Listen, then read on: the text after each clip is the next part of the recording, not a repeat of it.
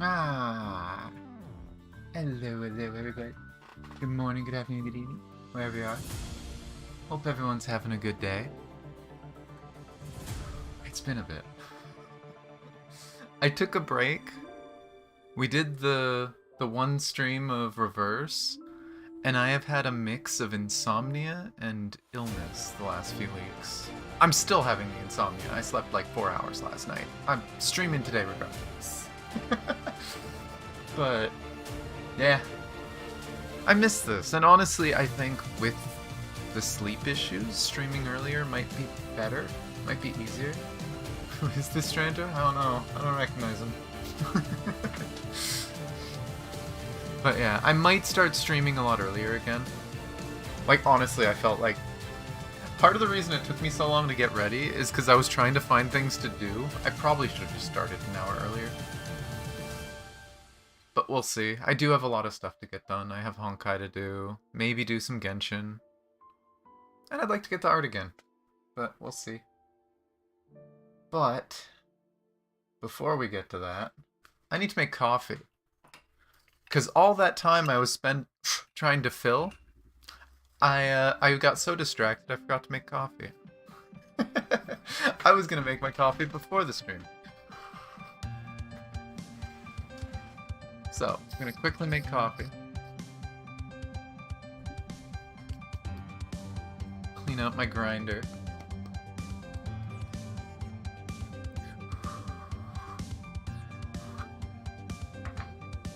And then we can get into the story. I'm probably not going to mess around too much. I'm probably just going to jump almost right into the story.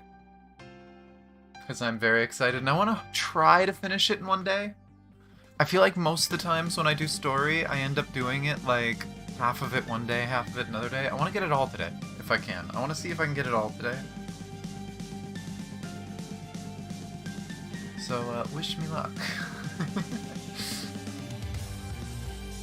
But...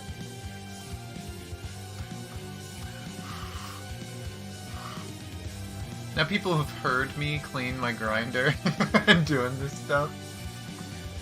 On Discord, yeah, you can see me do it.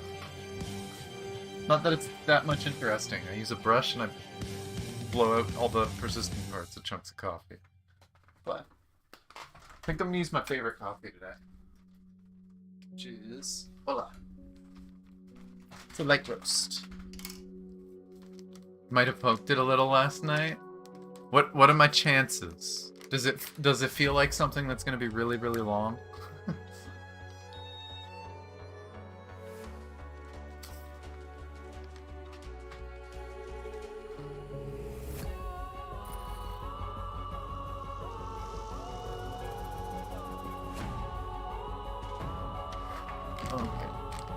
Don't know? Okay. Didn't get that far. Yeah, I am very curious. Again, I don't know what it is with Hoyoverse. I feel like whoever's in charge of marketing at Hoyoverse, they just want, it's like, what's the most shocking thing you could put on there? And they don't realize not to put fucking spoilers. So I don't know what the fuck is on the thumbnail. I don't know what that thing is, but we're probably gonna fight it. I kind of wish the image for the patch was just, you know, the Trailblazers and maybe something else, but like, I really didn't need... oh, here's the boss. May have found where you're gonna do Firefly wishes later. Hey. Yeah, that's something that's happened since the last stream. Firefly was confirmed. I am excited. I think a lot of people are excited. I am not doing polls this patch. If I do polls this patch, it will be standard stuff. I am saving all my currency, saving all my tickets for Firefly. I want to try it, at least to get her in her light cone, but I might go for Eidolons. I am excited. Let's see, is the coffee ready? Let me get my filter. Ah, I'm beheaded. Let's not behead myself. Stupid camera.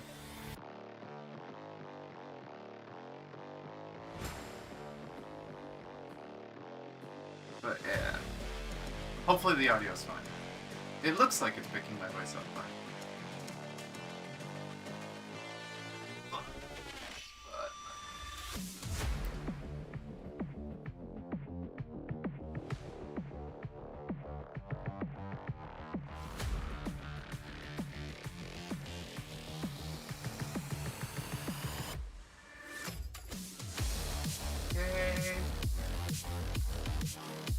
I'm so prepared for today. Again, when I make coffee on stream, this is not usually something you guys see. I don't usually have to prep the coffee. But... oh.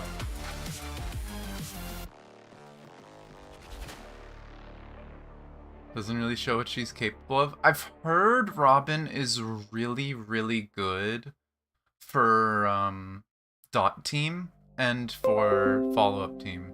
What?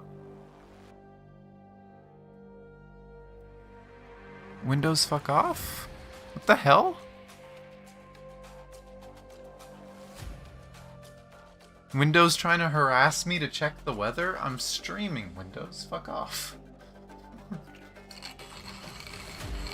Ooh, my hand doesn't hurt anymore. I pulled a muscle in my left hand the other day. I don't know how. It was probably grinding coffee, honestly. I was probably trying to grind the coffee too quickly or whatever, but really badly hurt. But it's fine now, yay. Sorry if this is loud.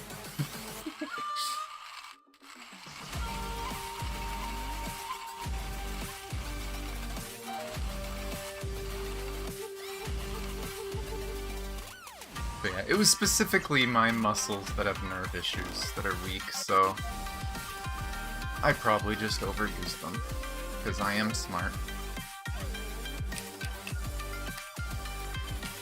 Let's see, can I first try knock all the staticky coffee off? My house is very, very dry and staticky. Did I do it? Most of it, not all of it.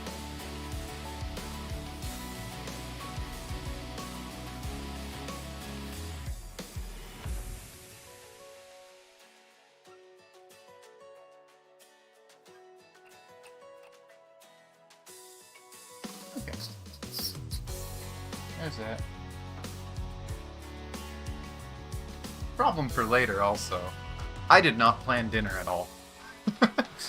So, if this takes long enough to go past dinner and I'm starving, I might need a 5-10 minute break, but we'll see.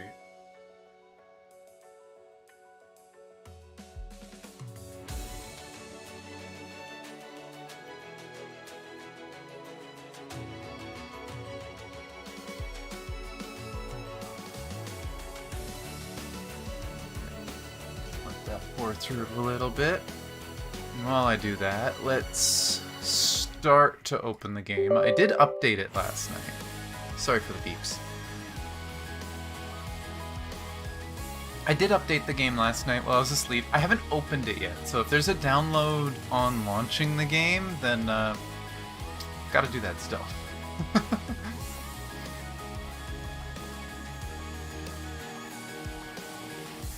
You know, I really need to make a mini version. It might have a launch download? Okay.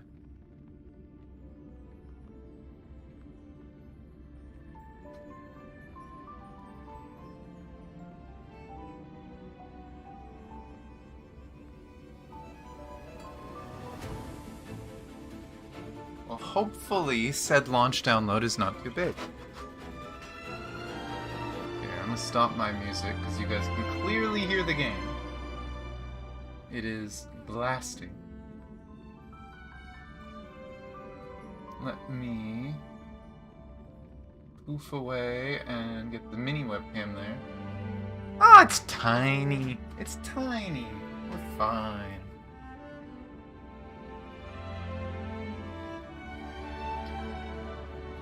But yeah, I'll finish the coffee first. Or make it at least. I'm not drinking it all, Jesus.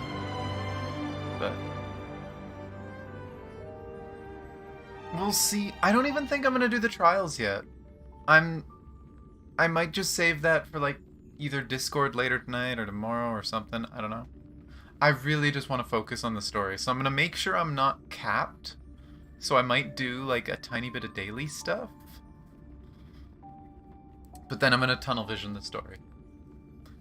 I did not do that many of the side quests from 2.1 yet. So hopefully there's not too much missing lore.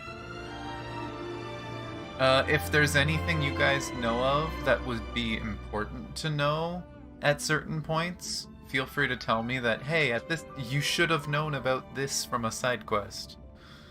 If it's important. Otherwise, I'll figure it out later.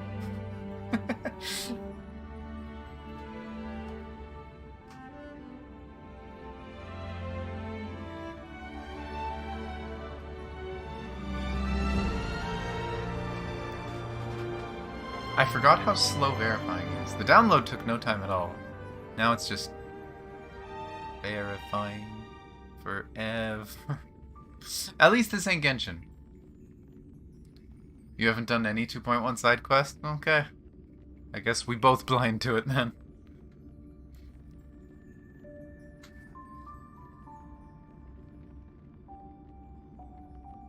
Yeah, there's just been so much stuff. Plus, just being tired and occasionally sick, it's like, There's honestly been so many days that I've just watched other people playing games and hung out and chatted. Didn't do much myself. But also Grand Blue. Anyone who hasn't been hanging out in the Discord server, yeah, I may have started playing Grand Blue, the gacha game. Maybe slightly addicted. Tiny bit. It's a really good game.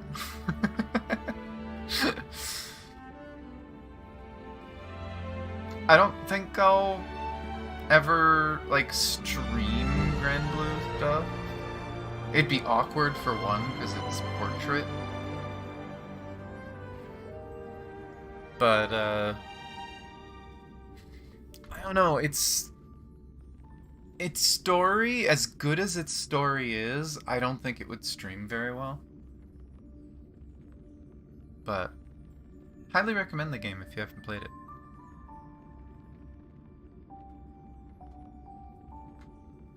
Okay, hold on.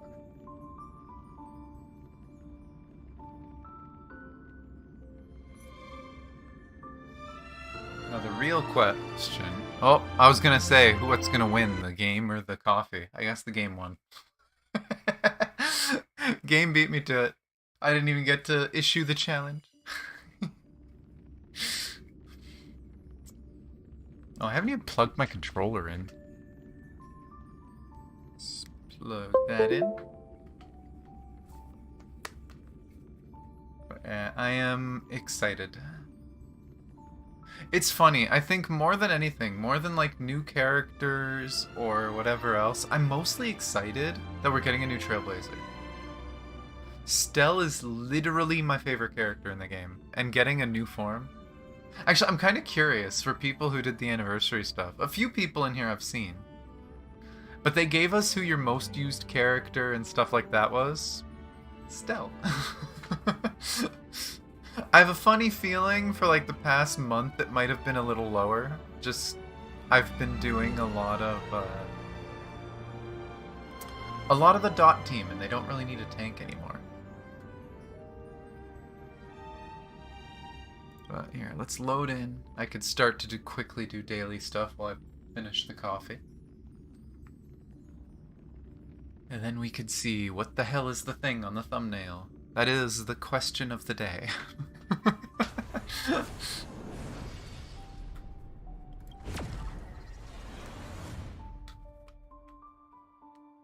I miss streaming.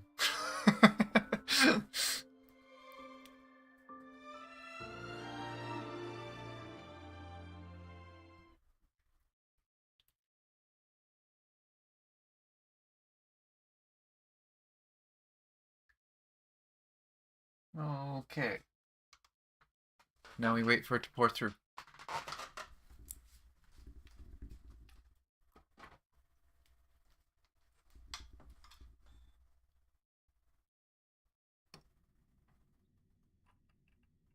Move all this stuff out of the way.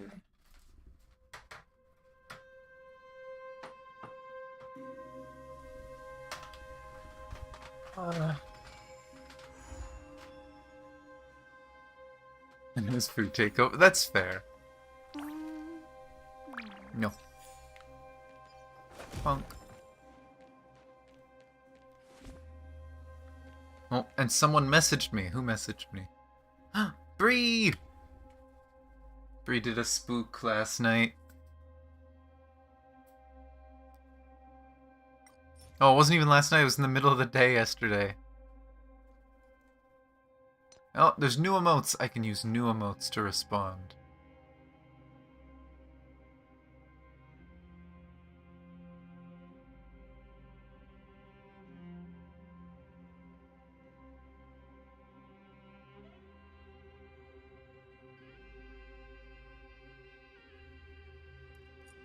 Puzzled.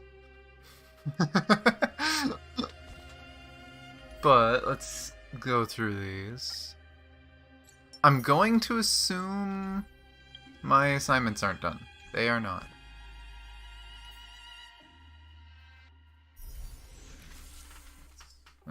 Coffee still needs time.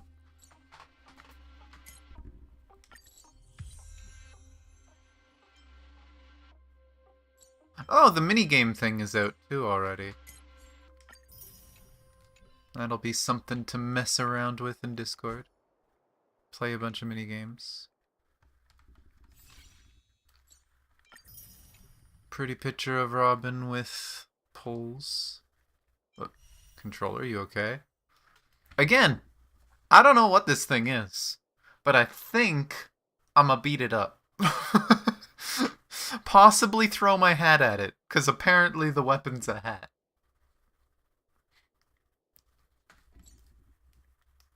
But, oh my god, this is oh, these are fully animated backgrounds. That's why it's taking so long to load.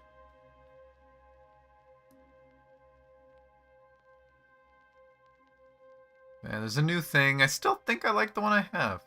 Oh, what's this? What this? Increase wearer's attack by 16%. After the wearer used their ultimate, increase their damage dealt by 18. Okay. I'm pretty sure this is supposed to be for the Trailblazer. But again, I'm not going to do this right now. Who's on the banner anyway? Not missing much. Still got to do that. But okay, hear me out. I have gear ready. Right? Did the order of my characters change? Huh? Why did the order of my characters change? These two used to be beside each other. Misha and Shuyi used to be beside each other. What did they do? I'm confused. Anyway, I have most of the gear. I haven't gotten an orb yet. But hear me out. Break effect support with an expensive ult. Break effect. Extra energy when they attack.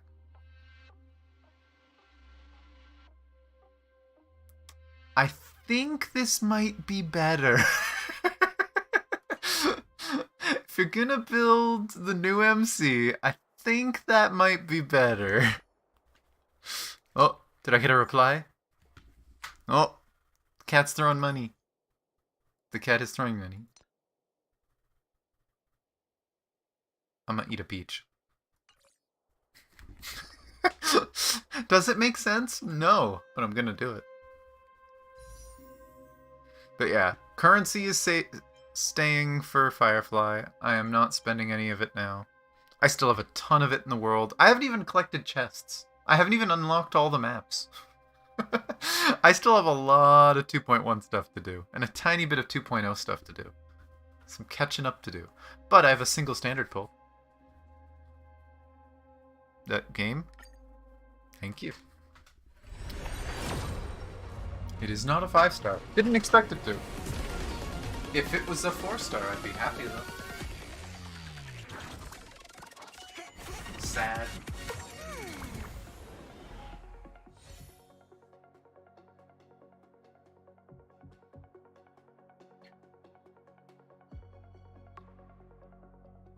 Okay, coffee is ready. Got half a liter of coffee to hopefully keep me going for the day. I have a small bag of chips for snacks. I don't know what else I'm doing for food if I get hungry. We will see.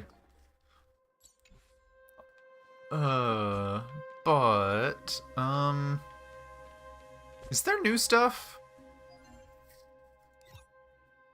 Is there, like, new things to find? Well, there's probably new for the new characters came out, yeah. Physical, but I'm not getting Robin, so that doesn't matter. The Harmony stuff I already farmed the hell out of. Like, how many do I have? I have 21 purples, 151 blue, and 195 green. I mean, I could probably use more. Is there new gear? No. Oh, there is a new Echo of War. I'm not clicking on that tab because it's probably gonna show the boss. Wait, there's a new tutorial? Oh, there's a new weakness break tutorial because there's a weakness break Trailblazer probably.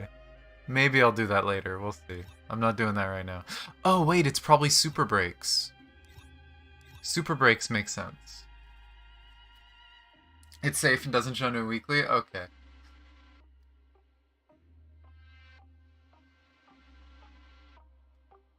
And Nummy is gone? Oh no. Nummy went and found stuff. But yeah, why not? I will spend a little bit of stamina just so I don't cap. I am expecting that this is going to take more than 6 hours. We will see. Like, it's one of those things where sometimes they make really long story chapters, and it's just tons and tons of stuff, and then other times they make shorter ones, but with big payoff and cool stuff happening. I have a funny feeling this might be a big payoff one. But we'll see.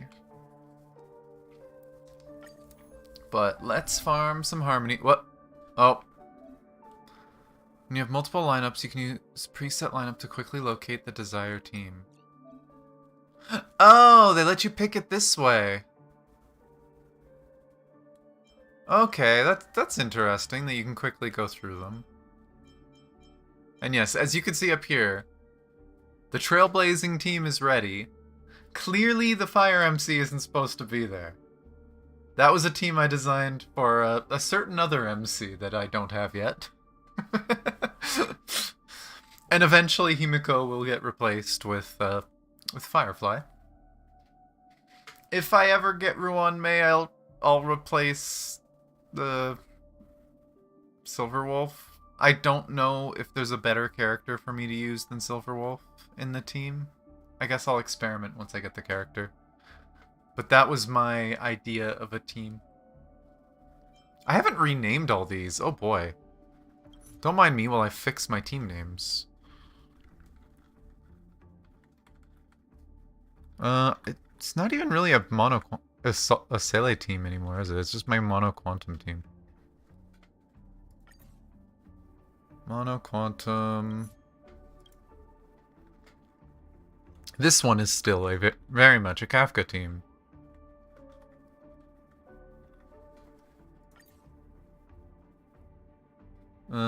This is the follow-up. We'll call this the Kuru Kuru team.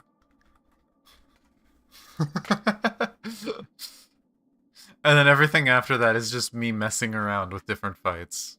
There we go. But I am possibly, if we're doing story today, I'm running around as the Trailblazer, even if it's not optimal. So, this is going to be convenient. I'm going to have to set up this team for actual play. But for now, I'll stick with this one. Support. I will grab Breeze. Jingliu. Hey, she's 74 now. Slowly getting there.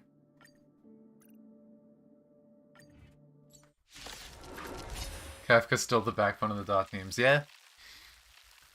I mean, the funny thing is she isn't even, like, the most damage of dot teams. You don't need her. Technically, Black Swan does most of the damage. It's just Kafka multiplies the damage because she triggers those dots so many damn times. And you know what? Auto go bird. Stand See how still. the coffee turned out. Ill tidings manifest. Ooh. Pretty good. I didn't Time screw to it up say this bye. time. Boom. Sometimes the temperature's too high or whatever and it gets bitter. If you've never had a good light roast, highly recommend. It tastes like a fruit tea. Right? Because remember, coffee's a fruit, right? Beneath the waters lies an So when it's light endless roast, abyss. you haven't cooked all the fruitiness out of it yet. It tastes like fruit with a tiny bit of coffee taste to it. So good. Time to say bye. Boom. I love the music here. Oh, there's new boss. We get to hear new Stand boss still. theme. I really hope they went crazy on it. Ill fate They've gone descends. crazy on like all of them. Beneath I will the say waters so lies far, an endless abyss. the Cocolia theme is still my favorite. Well, quote unquote Cocolia theme. It's our theme while we're fighting Cocolia. I'll crush them all! Time to say The bye. Vantilia one was good, especially phase 2. Because, I mean, it was like phase 1, you're fighting a boss. Phase 2, oh god, she's terrifying. Phase 3, oh, we're winning. And then it's like a triumphant song. That one was good. I mostly like the Stand second still. one because holy crap did they go hard on it. I kind of hope we have some fun phase stuff with this one too. I want lyrics too. Especially in this area, give me some lyrics. Give me some real cool jazzy music that gets spooky and gets lyrics in the Time final to say phase. bye. That's what I want. Boom. We're probably hours away from this, but I want that. Stand still.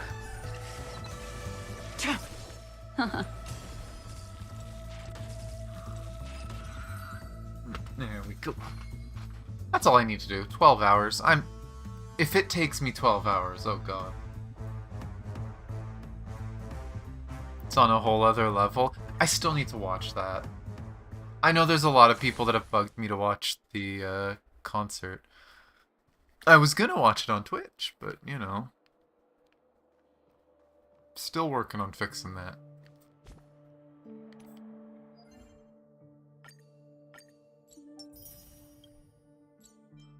Oh, I'd have to do it a second time in order to get the Trailblaze power.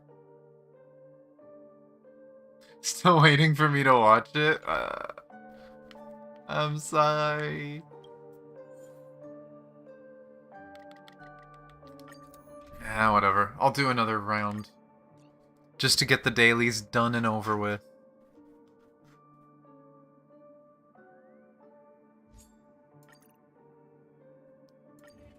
Oh, did they make it add more? Thank God. If you didn't use a filter on your friends list, borrow characters, sometimes it just didn't show them all before. At least it felt like it. Relax. I have to watch Time to all say the bye. Honkai ones. Boom. I just haven't watched them because I wanted to watch them on stream and I never found the time to Beneath do the it. waters lies I an never endless scheduled it. abyss. Is that what I'm gonna have to do? I'm gonna have to Stand set still. aside a day and it's just like, this is Ill fate concert day. descends. We're gonna watch all the Genshin concerts, all the Honkai concerts, the Star Rail concert. Jesus, that's gonna be like a 12-hour stream if I do that. Time to say bye. Boom. I'll think about it. I would not mind a day of just sitting chilling out the music. But I'd really have to be in the mood for that, for me to do that.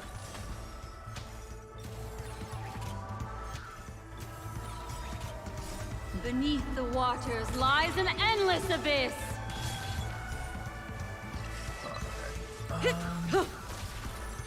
Protect me! Protect me! Yeah, I don't think there's anything else after this. After this, dailies will be done, and I can go find where Time the to say story bye. is. Which Boom. it should be... Do I really have to Stand go still. there? I know where that is, but if I... Ill tidings manifest. And I mean, I put it in the description. I said it 6 weeks ago when we did the story. I swear to God, there better be like a flying hug. That's what I want this Relax. part of the story to start with. I want there to be a big hug. Time to say bye.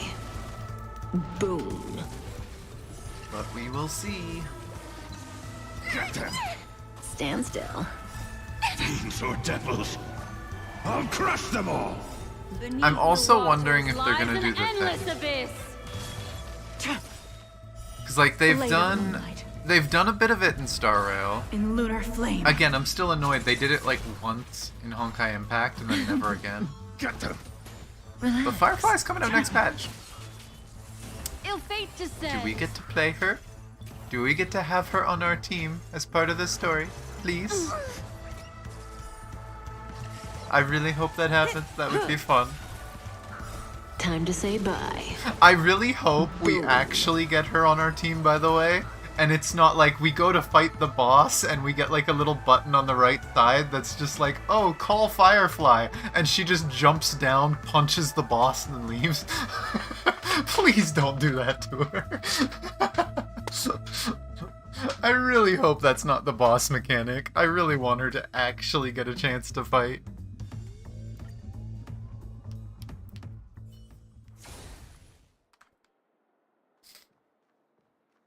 Please do not repeat the first boss's mechanic. Oh, did I get another reply? I can't remember what that one was called. Was that just like, hmm? Yeah, hmm?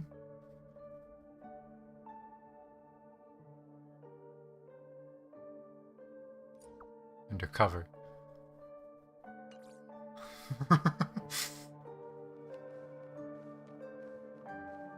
Wait, go from the friggin' Astral Express? Okay, for people who don't know, this is where we left off, was down here. I know how to get there. Like I'm actually kind of curious. If I just went there, what would happen? Oh, that's down below. I kind of want to try running there, but I'm assuming that it's just the story is gonna be you have to go to the frickin' train. Though, actually, wait. Before I do anything silly, I need to fix my team. 5 was random stuff? Yeah, 5 is literally the same as 3. Can I click and drag yet? No.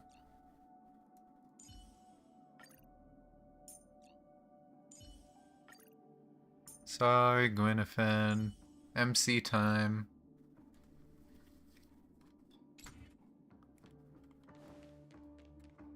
Oh, I didn't change to the party. There we go. Whoa, leg spike.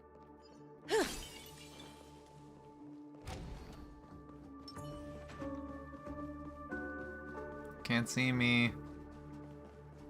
Oh god, you're right at the door.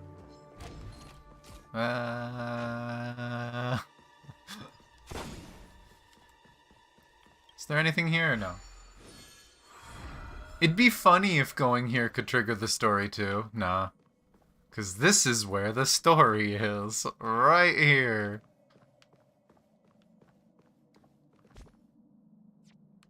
But whatever. Let me claim that, 'cause I forgot to claim daily. What? Oh, right. Daily. I'm not thinking very good right now. Oh. Compensation, so... Is this a web event?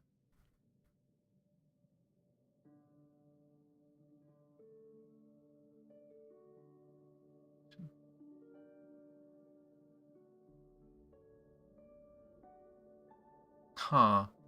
I'll have to look at this another time. I'm not gonna claim it so that it stays there.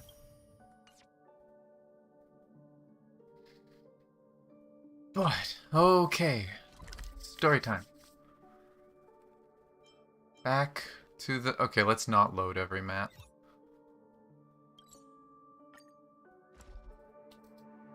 Does it just auto-start?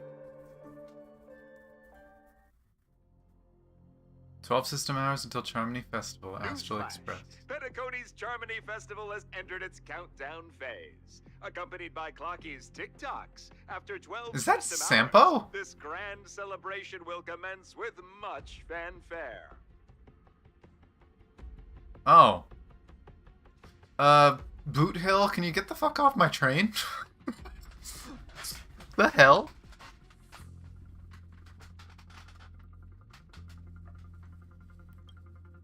I already told you. We can talk things out. This is not where I wanted to go back to. I wanted the hug. Give me hug. I'm sorry, Fluffy.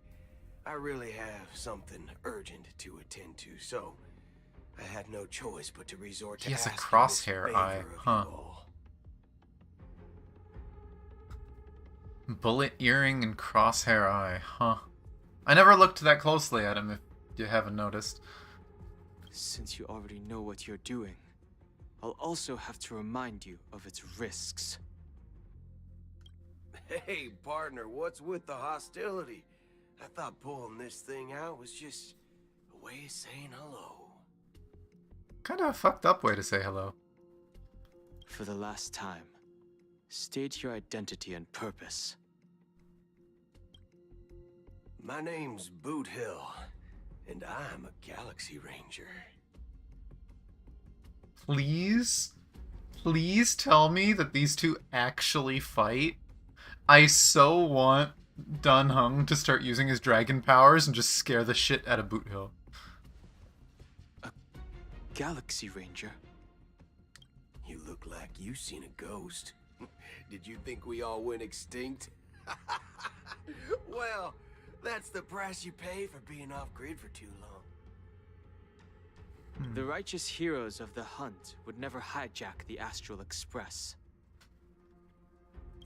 I ain't hijacked anything. What, chatting with someone while holding the gun is considered a hijacking? Yes. Yes, generally. That is kind of how that works. Probably is. I'm fairly certain it is, Pardon yeah. my frankness, but there are plenty of rumors in the cosmos regarding the Galaxy Ranger's current status, and none of them are pretty stories. I have a hard time believing you. Oh, this is hilarious. The tale that this bunch of fools spin is getting out of hand. There's even a bit about the Galaxy Rangers being turned into gibbons by Dr. Primitive, and they're in some valley screwing around on swings.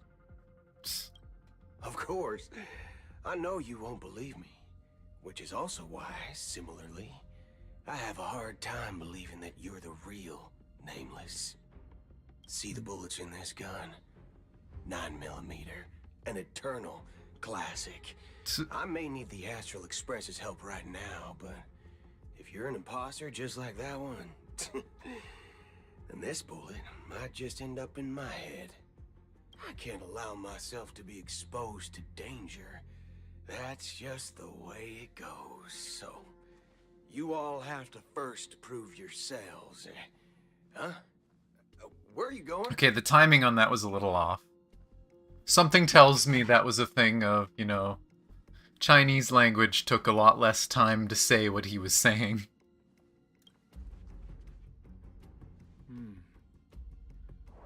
Recognize this? It's a model fudger. The Jade Abacus of Ally and Oath. The CN Joe really gave this to you guys? Model fudger? This is the Jade Abacus gifted to the Express by the Shenzhou Luofu's general, Jing Yuan. Its presence on board serves as the Shenzhou Alliance's official recognition of the Express. It's like, hey, we'll bring an army. Is that enough? Not bad, kiddo.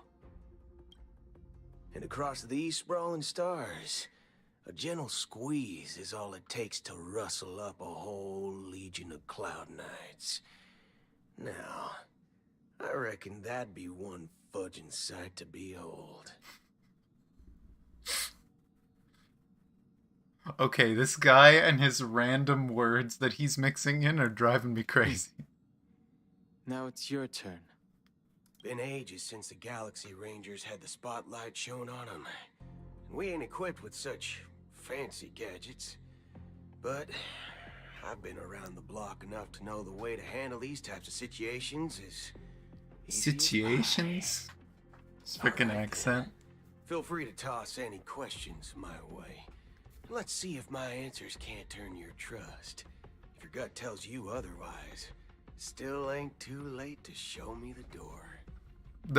We tried that. You pulled out a gun. Huh. His hand is a revolver. I just noticed that. There's a revolver barrel here. Interesting. And why would I play along? If I truly am a real Galaxy Ranger, you stand to lose nothing. Alright then. Tell me, what kind of organization are the Galaxy Rangers? My friend, this question is a hard one. I don't think I can even consider us an organization to begin with. His weird teeth makes the mouth movements a little weird. Everyone's on their own fated path along the hunt, with their own resolute sense of righteousness and not so welcome among such so-called universal values. This reply does not instill trust, and only makes your predicament more precarious. I'm guessing you're gonna ask about some form of shared faith, right? But us Galaxy Rangers don't need that sort of thing. What brings us together is a shared bottom line. Never bully the weak. Never kill the innocent. These oaths aren't some lofty beliefs, but the fundamental bottom line that one must never cross as a person. I mean, it kind of makes sense why Acheron would consider herself a ranger, if so. As Galaxy Rangers, we strictly adhere to the bottom line. When someone crosses them, the hunt's vengeance will surely come knocking. And also considering what Acheron's done in the past, it makes sense why the others wouldn't like her. And in this moment, the other crucial meaning of bottom line comes into play.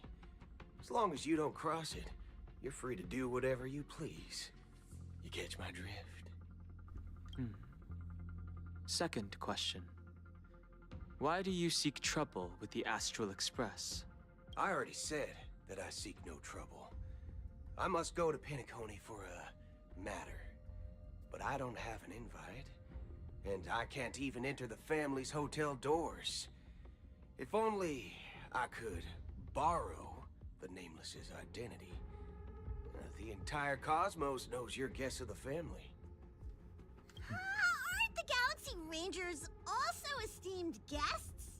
Oh, you've hit the nail on the head. This is why I'm here. It's fine if I tell you. The Rangers are pursuing an imposter. A son of a nice lady posing as one of us. She's on Penacony right now. Oh yeah, I'm sure a lot of it's prejudice. But because of what the Rangers stand for, if they even have an inkling of what she's done in the past, they would probably despise her. No matter how good of a person she is, no matter how much she's trying to do the right thing. The fact of the matter is, there's a world that's gone from the universe. And she's technically the one that did it. So... My informant is a memo keeper. She's the same as all mimetic organisms, appearing one moment and gone the next. She scares the fudge out of me. Still, she gave me some vital info. That Galaxy Ranger imposter. Who is it? Is that the third question? Is it a hard question? It isn't. Just that you might not believe me. That person calls herself Acheron. And according to our informant, she could be an emanator of nihility. That's impossible. Nah.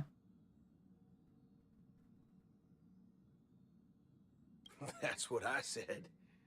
Don't worry. When I first received the news, I had the exact same reaction as you. IX never gives anyone so much as a first glance, and that's perfectly normal.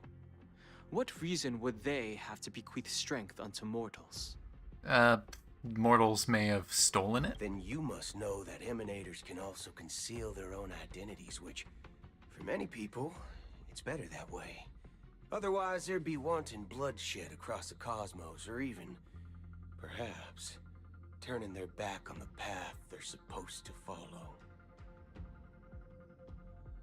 I had the good fortune of running into an elation emanator. Its appearance was no different than that of those clowns. If it weren't through sheer luck that I got it drunk, I would have never known of its eminent status. Who?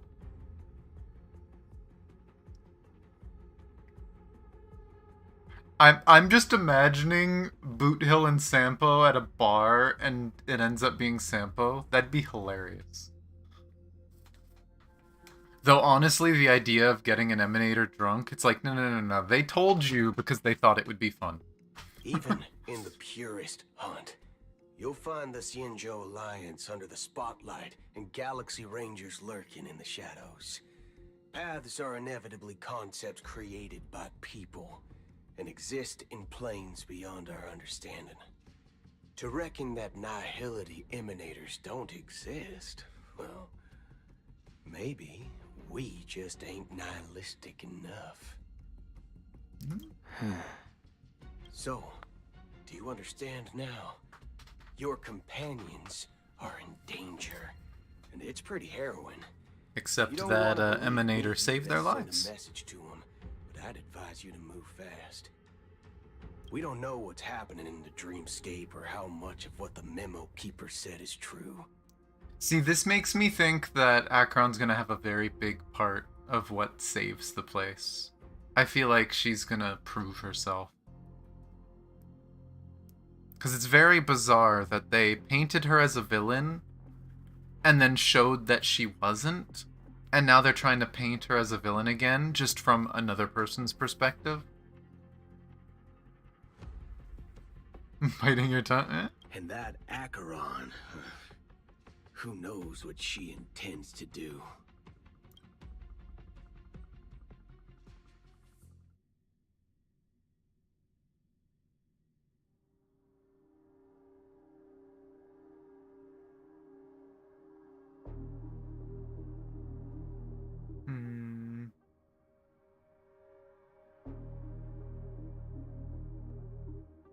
So, hug? Please? Hug.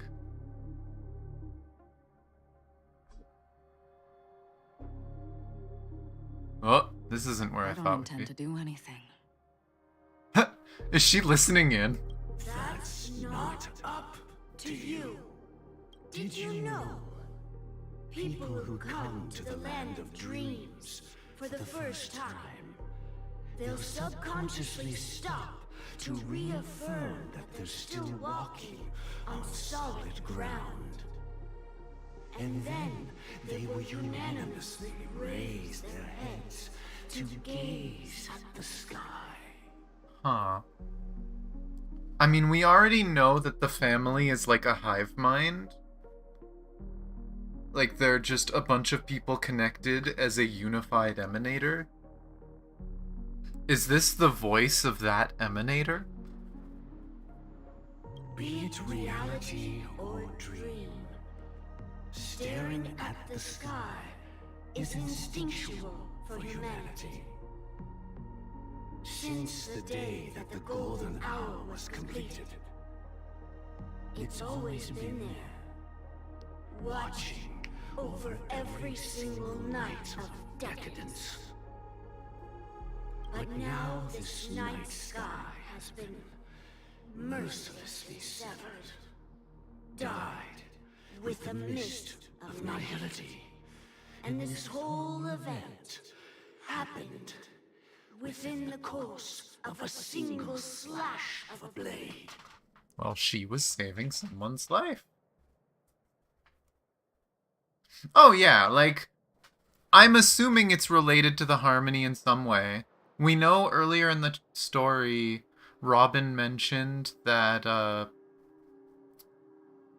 what was the exact wording she used? That, the Harmony was tainted? That there was something wrong with the Harmony in Penacony? So I don't know if some greedy person got involved, maybe another emanator, but something is corrupting the family. So most likely we're going to be fighting some sort of emanator, or whatever's in power here, but we'll see. A single slash of a blade isn't really accurate. It was actually 2 blades, just that the second one was faster. That's not the point. Many guests who weren't supposed to be invited have gathered at this banquet. There's still that bird. That bird has been everywhere that something suspicious is happening. No choice but to show some of them the door. For the sake of Penacony and the peace. The planet of festivities has no place for you, a puppet of nihility. Those who live in the shadows do not bear the right to dread the illuminated stage. Okay, just a personal opinion. If this is really an emanator talking to an emanator, do you really want to piss off an emanator of nihility? I'm wondering if they don't realize she's an emanator. I wonder if they just think she has, like, the gift of nihility. This seems like a bad person to pick a fight with. Speaking of living in the shadows, there's probably not much difference between us. It's only polite to reveal your true self, at least when speaking to others. Penacony's Dream Master.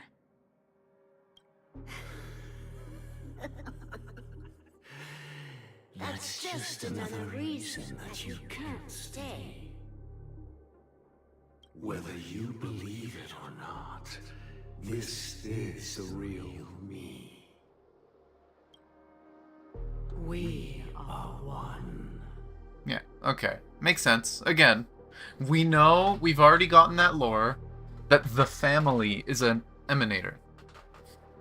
That everyone in the family that is actually a member of the family is like a hive mind. They're all connected as one, as like a community emanator.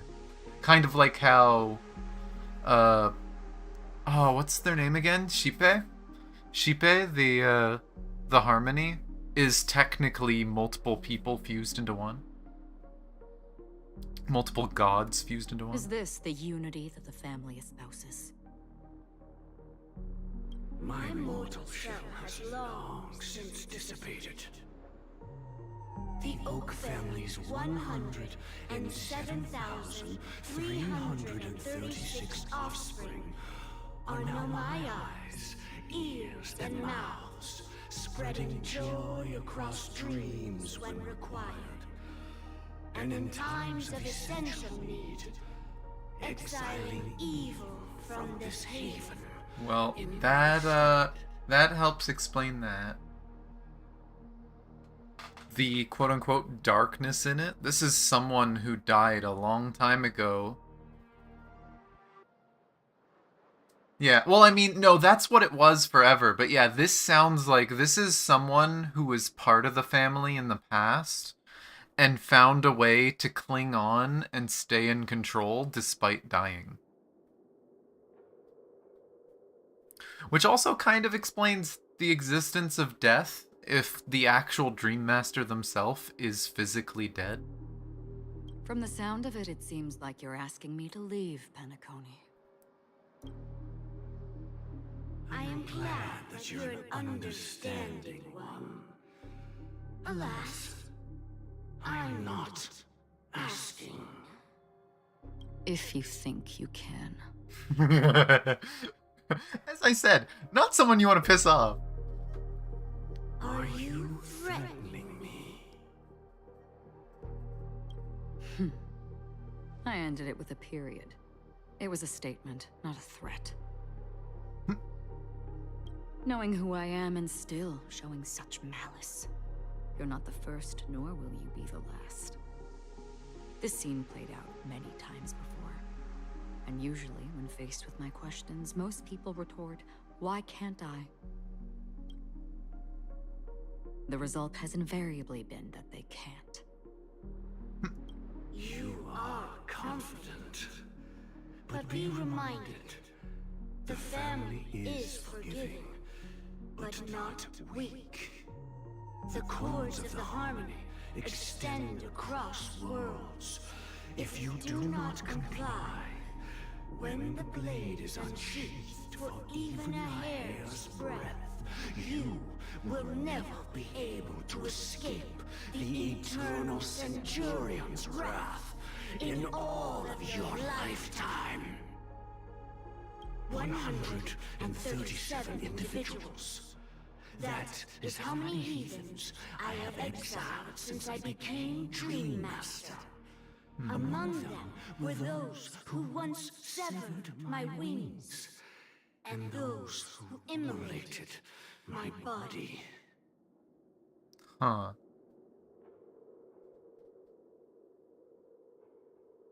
And here I stand again, about to add another mark to the tally. And you will die. I mean, all of you will.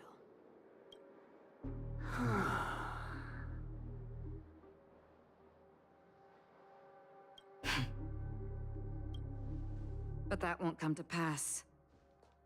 I'll do as you ask. I'll leave. A wise choice. I wasn't aware there was a choice. To you, that surely is the only option. Please bear in mind, you and Penacony are of different worlds. Those born on the far bank cannot seek solace across the river. Leave and never return. The radiance of the planet of festivities is overwhelmingly bright, luring in tricksters, wrongdoers, and criminals.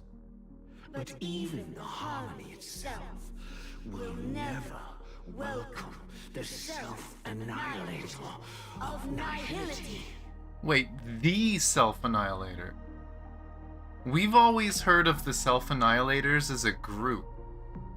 I wonder if she's the only one. And even more so, when this self-annihilator heralds the destruction of everything.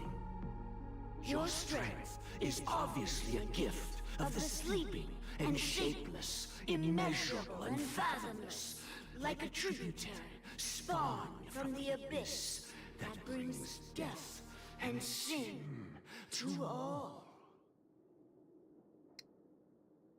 So this is someone that's just very, very biased against Nihility and knows nothing about her. Acheron. A befitting name. For people who don't know, Acheron's the name of a river in Hell. Take it from someone on the other side of your so-called river. You know better than I do that Penacony has already deviated from the harmony. Whatever your intentions may be. I foresee only one outcome.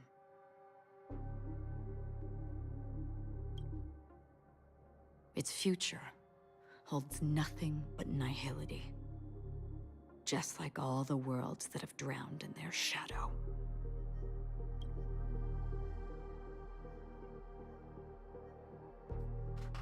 Yeah. Wait, Robin's POV? Excuse me? Not what I expected. Okay. I'll take that.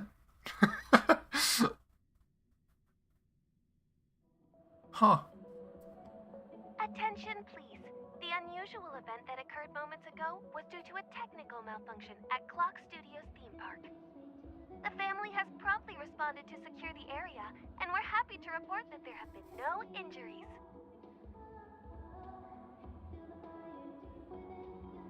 I hear her music. Oh, I swear that was no movie shoot. So many chips fell from the sky, and I even caught one of them. But it vanished in an instant before my very eyes. Excuse me. Are you talking about the Clock Studios theme park incident? Hmm? Yeah, what about it? Oh, Miss Robin! Am I seeing things right? So is this actually Robin and she got out too? Or is this Sparkle fucking around? No need to worry. I apologize for any inconvenience caused to your delightful dream journey. What you just mentioned about the chips really piqued my interest. Would you mind providing more details about the incident? And yeah, no, she knew exactly where the main voice was coming from. It's interesting. I'm curious to see what else happens. Oh, it was just those chips you normally I see do- everywhere. The green ones? They fell from the sky as if it were raining. The one thing I do wonder with the whole Acheron thing, and her saying that it looked like Penacony was already headed towards nihility, I wonder if she can see that. If she can tell the world is getting close to its demise. And I wonder if the reason she came here and interfered was to protect the Trailblazer, protect the crew, so that they could do what they needed to do. Makes you wonder, because we know the IPC came to take the place back. I wonder if they would take the place back and just keep it as Penacony. Just keep it as this beautiful dream world and not use it as a prison again. Like, they make it look like the IPC are the bad guys, but they're actually trying to help. At least in this instance.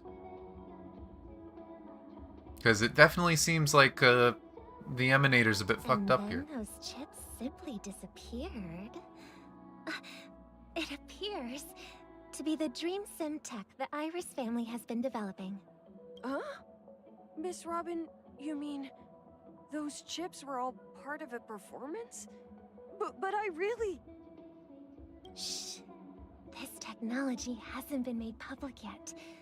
It was originally planned to debut at the Charmony Festival, but it seems it's been leaked. Can you help me keep this secret? The raining chips were supposed to be part of my act. Oh, I see. Then it all makes sense now. I'll do anything to help make the Charmony Festival a success. Thank you. As appreciation, I'd like to give you a token. I wonder who this could be. Oh, press it at just the right moment in the celebration, and there could be an unexpected treat in store for you. All right. It looks like there are other guests who are also confused. I'll have to So this is excuse them. exactly who we thought it was. Please, enjoy the dreamscape. So many people talking about it. This commotion at the theme park definitely made waves. They don't even try to hide it at that point. Frickin' Robin with a question mark. And then the name of it, the fool always rings twice. Do tell anyone. I can't wait for your performance, Miss Robin. Where's it coming from? It's somewhere this way. Maybe where we're going for the quest. But yeah, that's clearly her song. She shoots birds.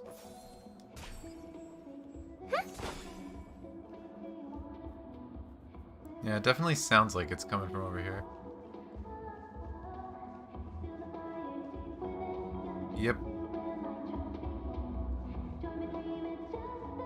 I haven't actually watched that video yet, but the song is very pretty. The family promised they would protect the guests within the Dreamscape, but I witnessed a group of organic life forms making their way to the theme park. And soon after, a rip tore through the sky, and black rain started leaking out of the void. The family needs to provide a reasonable explanation, or I'll take my loved ones and return to reality. I thought the Dreamscape was supposed to be a paradise. If it's not, then there's no point staying here. It appears the good sir has seen many great events. And it's true that an uninvited guest has unexpectedly entered the Dreamscape.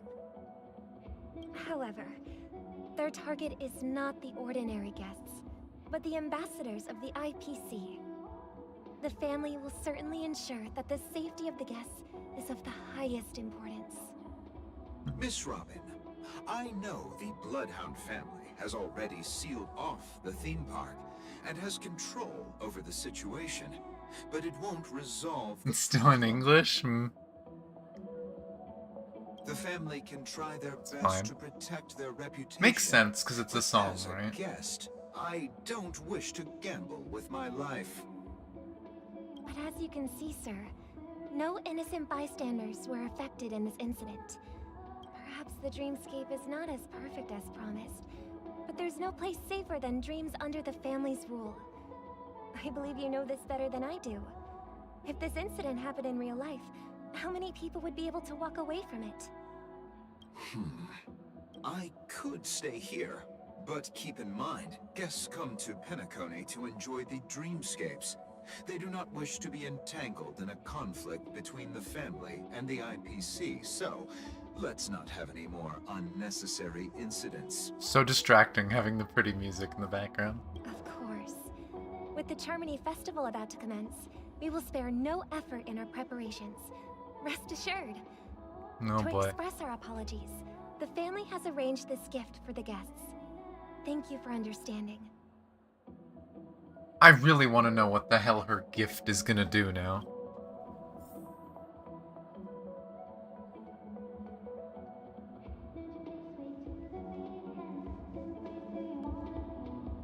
Like, they're trying to make it seem so menacing, I wouldn't even be surprised if it was just like, oh, here's some fireworks. Sure you're okay? But, oh. Oh, hey, it's these two idiots again. May I ask what happened here? Nothing to be worried about. There's been a small rehearsal mishap at Clock Studios theme park. Please stay calm.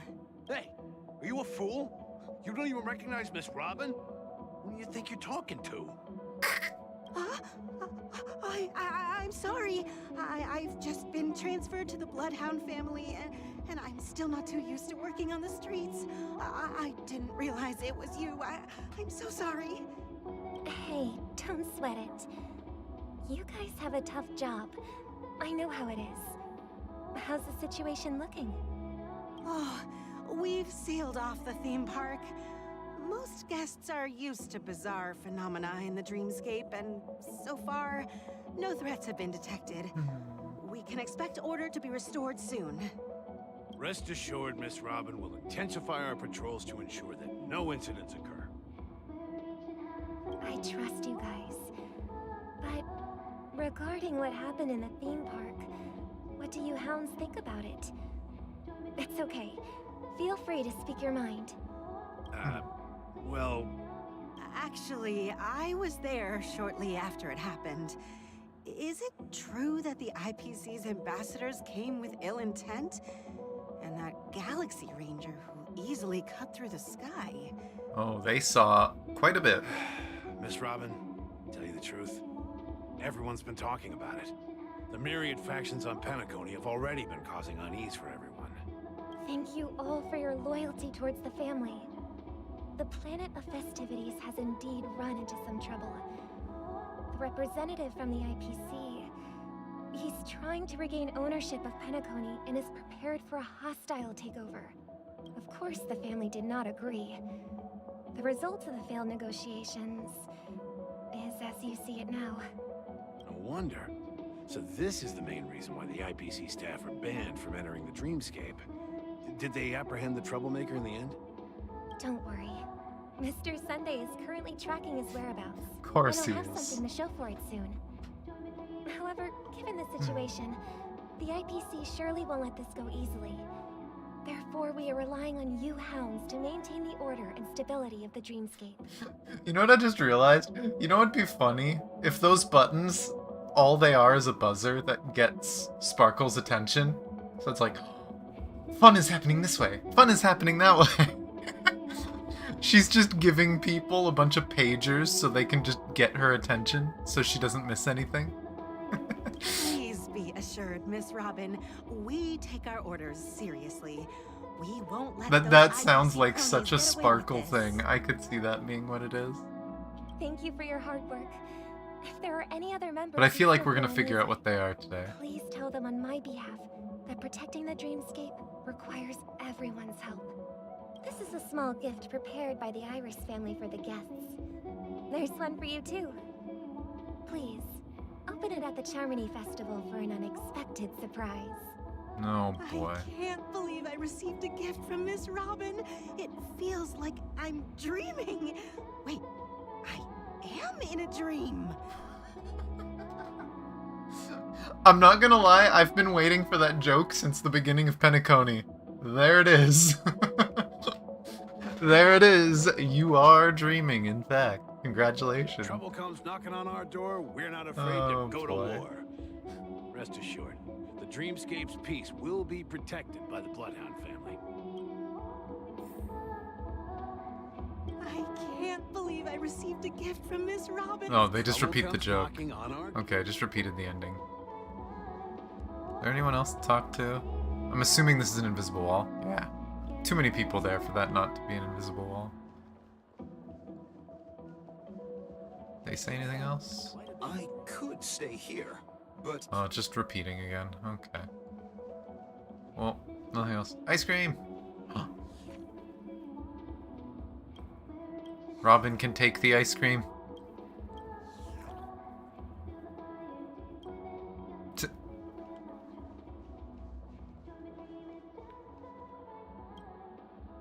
Miss Robin?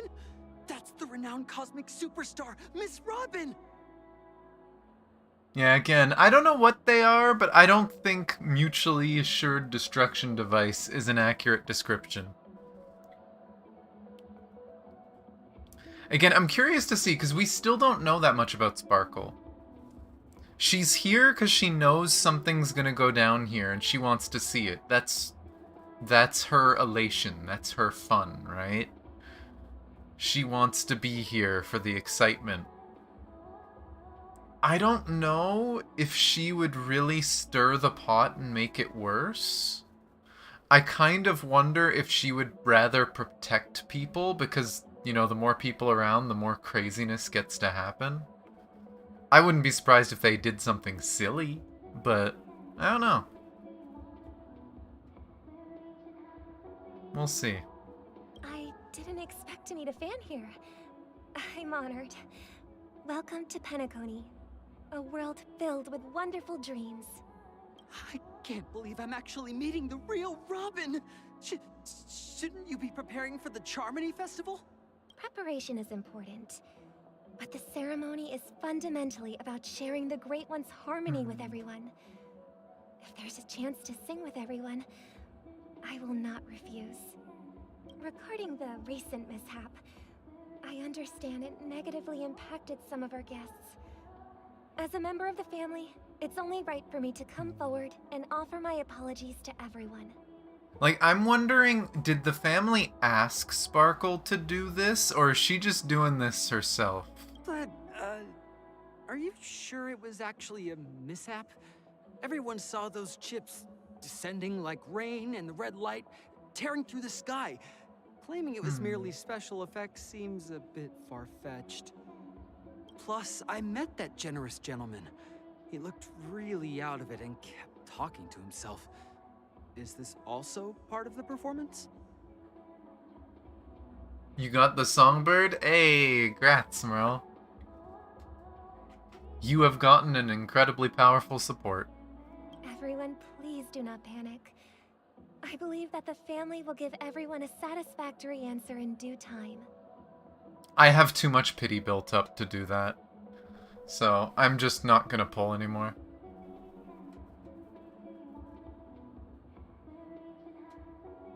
Oh my gosh. You have no self-control. None. Zero.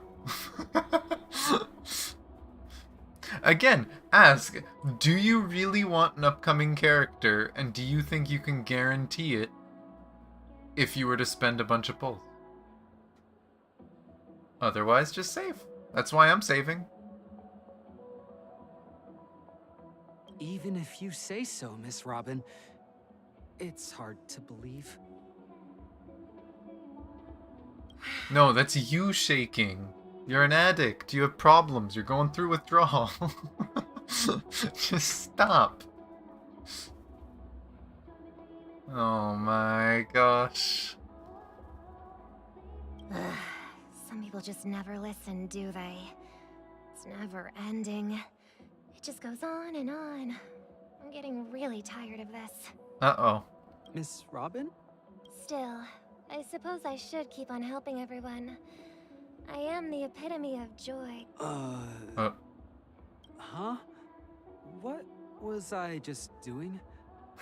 And Wait, can she fuck with people's memories?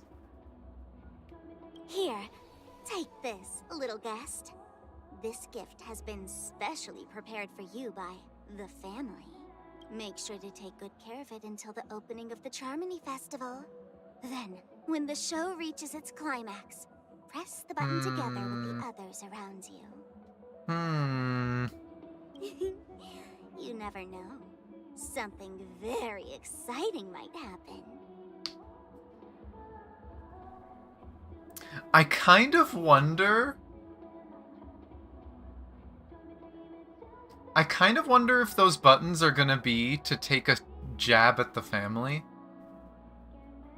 Like, if that's gonna attack the dream itself. Maybe it's an eject button. Just everyone visiting. It's like, oh, something big is happening. Push the button, and then everyone just wakes up. I don't know. We still don't know enough about Sparkle. I'm really curious to see what the hell's going on with her. We're back to where it all began. You entered Hug. the golden hour from this place. Please. And it is also from here where you will enter the true Penacony. Hug. Please, for the love of God. Pleasure to journey alongside you once more. But it's time I laid bare the entire truth before you. As you might have heard, I also go by another name. Stellaron Hunter Sam.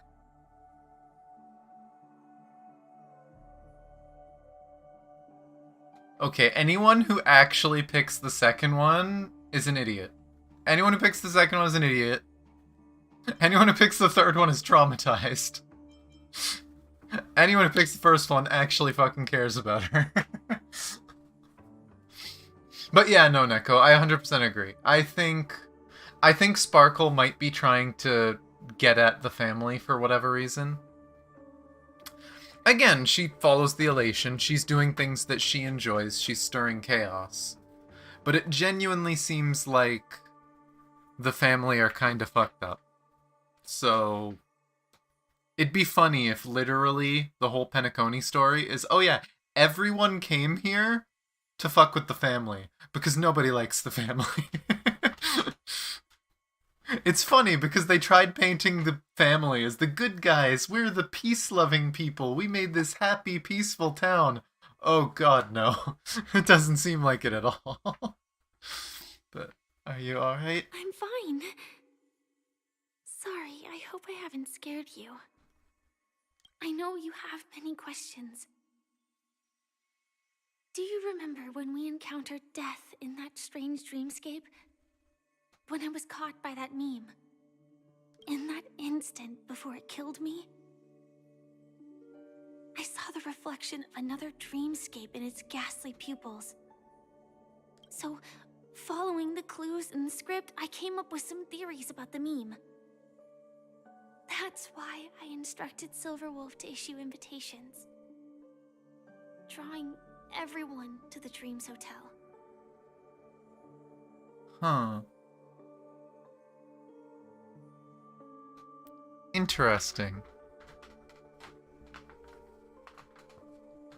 So Firefly's the one that invited everybody, using Silverwolf's hacker skills to make it easier. I intended to call upon death before you arrived, to solve the riddle using more direct means, and then invite you to join. However, contrary to my wishes, I couldn't defy the script. And I didn't get a chance to explain it to you.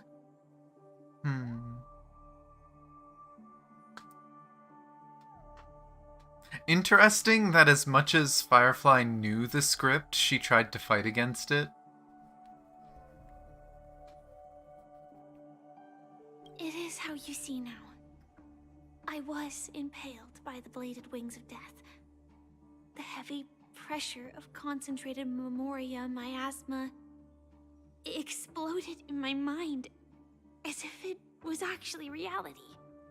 But after the momentary numbness subsided, I found that my body was absolutely unscathed. I was still alive. And it was just as I thought. I had arrived at a place starkly different from this beautiful dream. Beneath the dreamscape of Penacony lies another, more chaotic, more primal memory zone. I'm excited to see that. Land of the Exiles. Chaotic dream world? Hell yes. Hell yes. I want more trippy shit.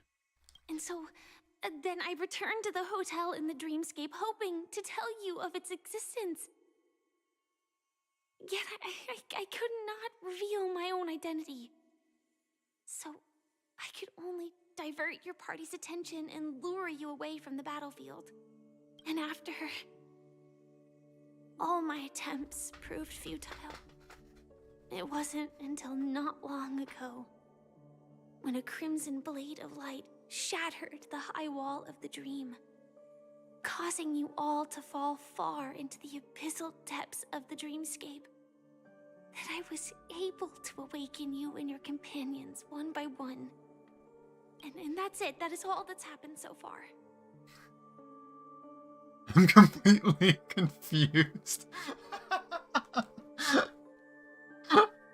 Okay, the second one's funny, but I completely understand. I know it's tough to believe all this without reservations. I just want to say, you are very close to the final answer. Just one more thing needs to be done. And then I can prove it to you. Now, let's leave this place. Please close your eyes. Hug. Take a deep breath and visualize the dreamscape's outline in your heart. And remember, you must not open your eyes at all times. 3, 2, 1. Don't be afraid. The one who has come to greet us has arrived.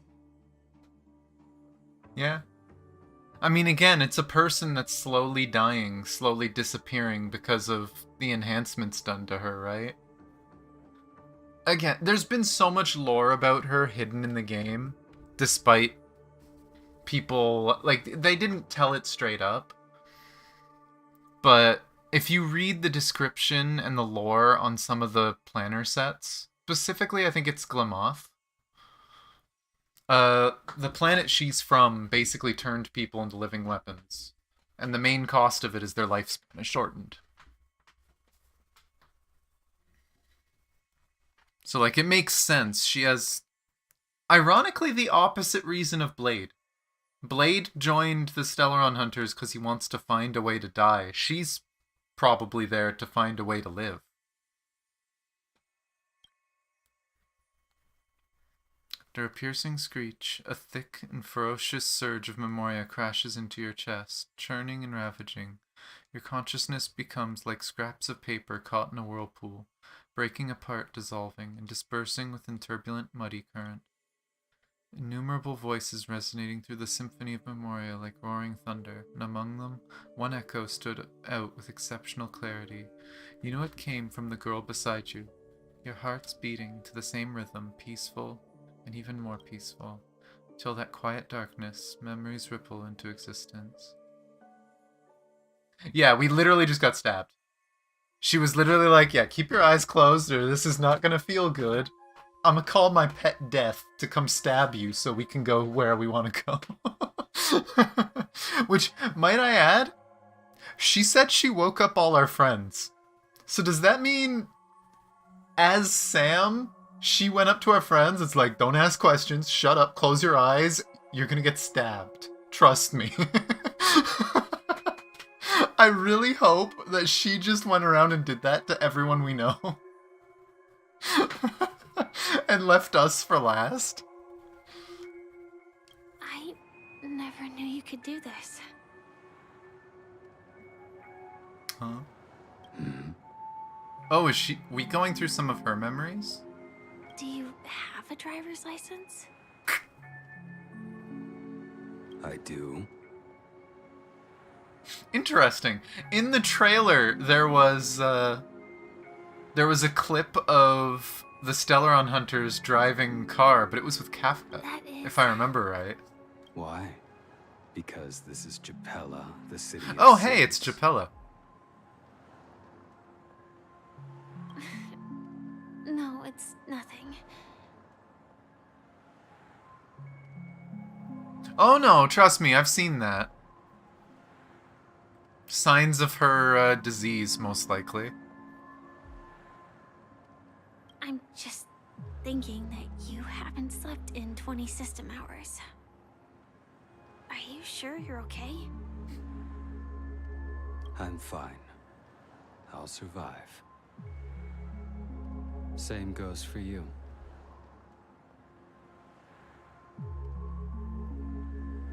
Coming from someone like Blade, that is an emotional statement. We were just talking about the duality of these two.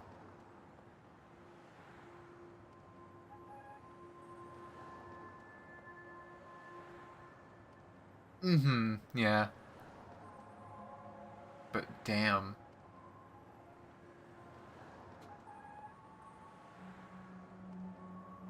I can just imagine that Firefly is like the baby of the group.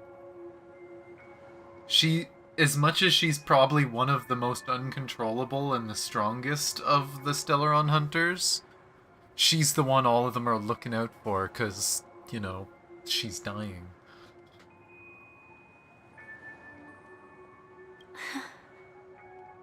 I'm not so sure about that. Slow down a bit. Infiltration is over. Feel free to activate Sam anytime you like. There's still some time before the next part of the script unfolds. Let me stay a little longer in this body. Aww.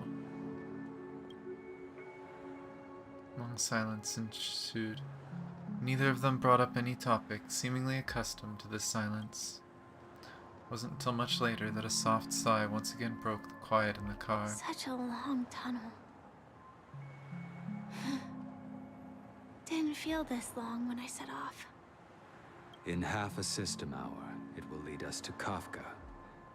And then comes the downfall of the Japella Brotherhood.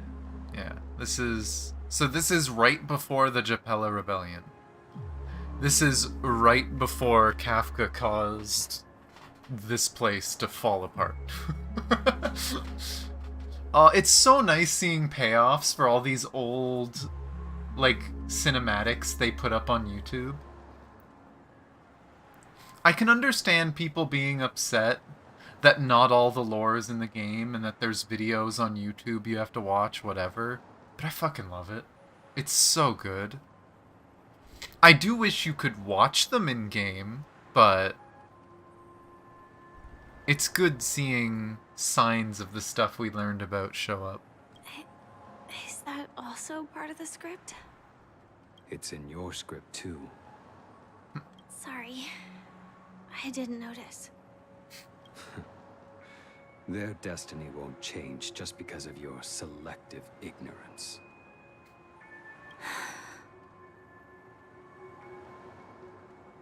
Imagine being a living weapon and you feel bad about the people you have to fight.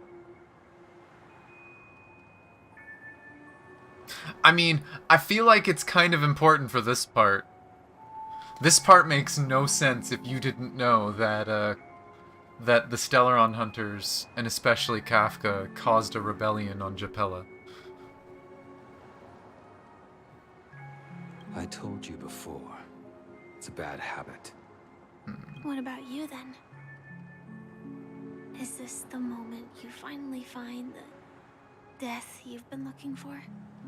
As always, it's a blank slate. It's not on this planet. Why the sudden inquiry? Because I'm currently in a car with a sleep-deprived driver. I just want to get there in one piece. Firefly, if that man crashed and got ripped to pieces, he still wouldn't be dead. That's the problem. That's why he wants to die.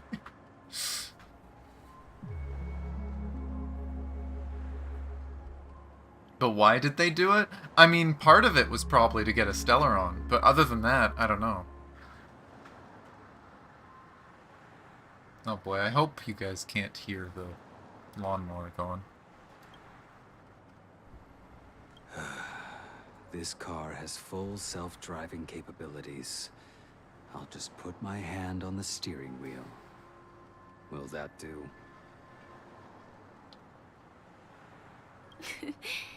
Hey, don't take everything so seriously. Could you imagine if that's what he was doing the whole time? The whole time the car was driving himself, he's just like, I'm gonna pretend I'm driving. Elio would always say there's only one type of destiny. The inescapable type.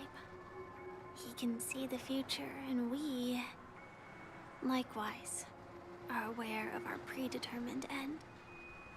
But before that moment arrives, we can still choose what we do. We all have this right, don't we? After today, Japella's name will disappear from cosmic history, and the Everflame Mansion will take its place. In the not-too-distant future, you'll receive an invitation. Oh. Huh. Interesting. So Japella is where the Everflame Mansion was. Interesting. That's your next stop. Land of the Dreams. Penacony. So this wasn't too long ago then. Like, they never told us when that happened, but that was not long ago. I hope you find whatever you seek there. Be it answers or salvation. I swear to God, I have a funny feeling Elio was a troll. If Elio put down that it's like, oh yeah, you're gonna die there, technically she died. But who knows? We'll see.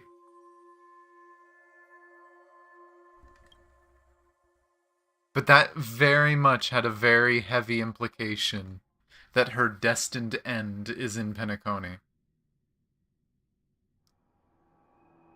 Yeah. Glad to see you're safe and sound. Oh, this is cool.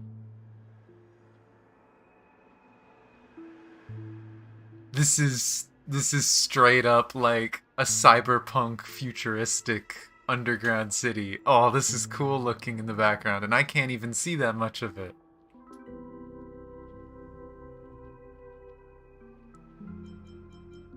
Close your eyes. This is the answer. Isn't it incredible? The monster that we have always known as Death is actually the guardian of the land of the exiles. It abides by a certain rule: abducting people from their dreams and bringing them here. Is it saving people?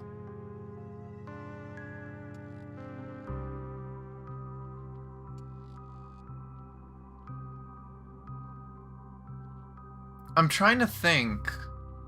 Because we don't know why it went after Firefly. If anything, Firefly could have figured out how it worked and triggered it herself. I mean, she just did.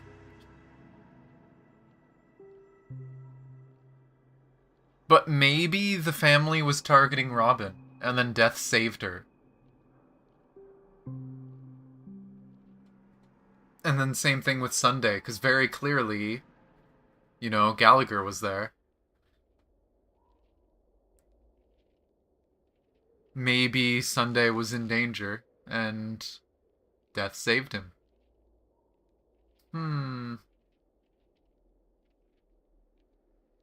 Firefly choosing to stay in Penacony could be.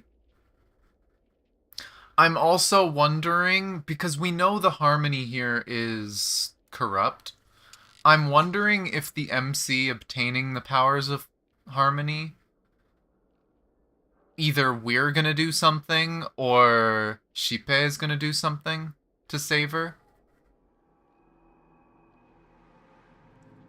Because, like, I'm sorry, they're both...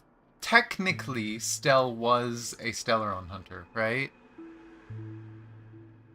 We don't know if they met in the past. It kind of seems like they might not have. But if they pulled something where, like, they're somehow connected, and so long as Stell doesn't die, Firefly can live, that'd be cool. Wouldn't be the first time I've seen it. I've seen it in a few franchises, but, like, again, I just want excuses for Firefly to stay around, because I love her character. But we'll see.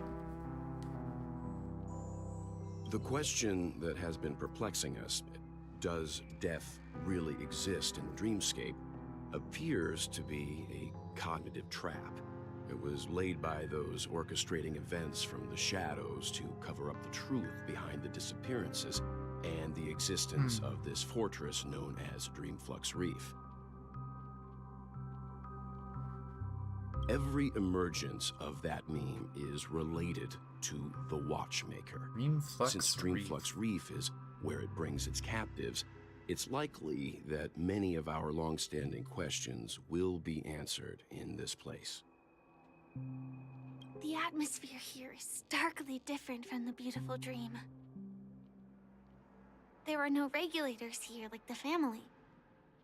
And they all look like they're mildly dazed.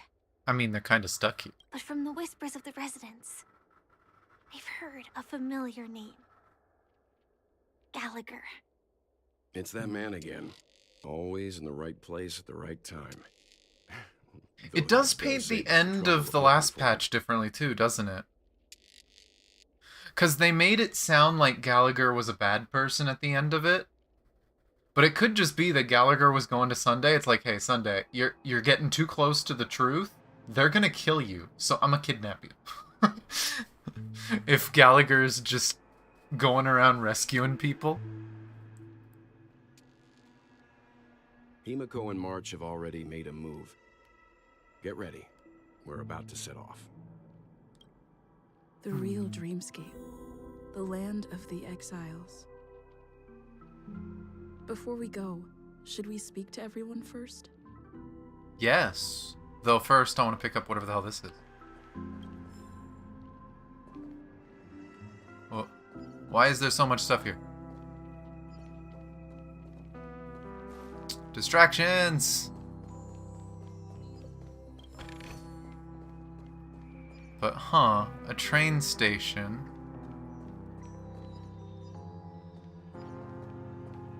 I wonder if they'll make this a way to travel between the two later. Oh, I can look at the abandoned clocky.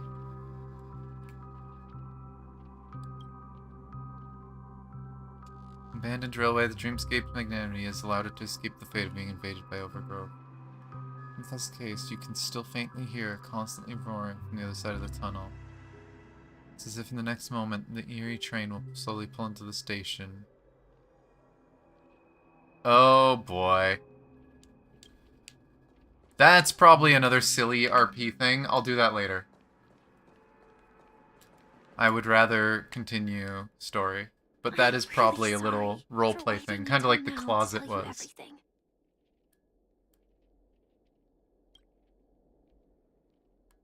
Why couldn't you reveal your true identity? 2 reasons. Firstly, the script. In the future that Elio saw, Sam and the Astral Express's confrontation was inevitable. I tried to break the shackles of the prophecy, but this is as far as I could go. That aside, there were also my personal motives. I wished to travel with you as Firefly, and not Sam. It's alright. Thank you. The Stellaron Hunters also want a piece of the Elio legacy. only gave me one instruction. Allow the Astral Express to pursue the Grand Legacy. It means that the Watchmaker's legacy holds great significance to trailblazing. And to you.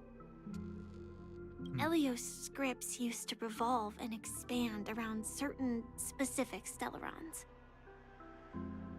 But with your appearance, this condition has apparently ceased to be appropriate. Perhaps he also saw the impossible in the future. I mean, technically, it just means that everything has to do with this Stellaron.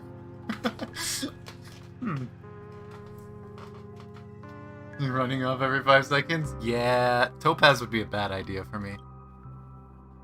So who exactly is Sam? Do you still remember that medical cabin I told you about? Well, that's Sam. It belongs to the Iron Cavalry of Glamoth's Firmament Frontline. As I was saying earlier, from Glamoth Firefly set. Type 4 Tactical Heavy Assault Mech.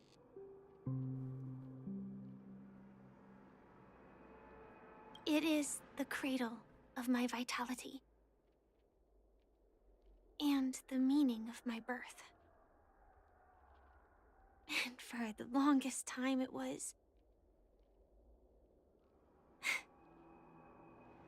how I should have looked to the rest of the world.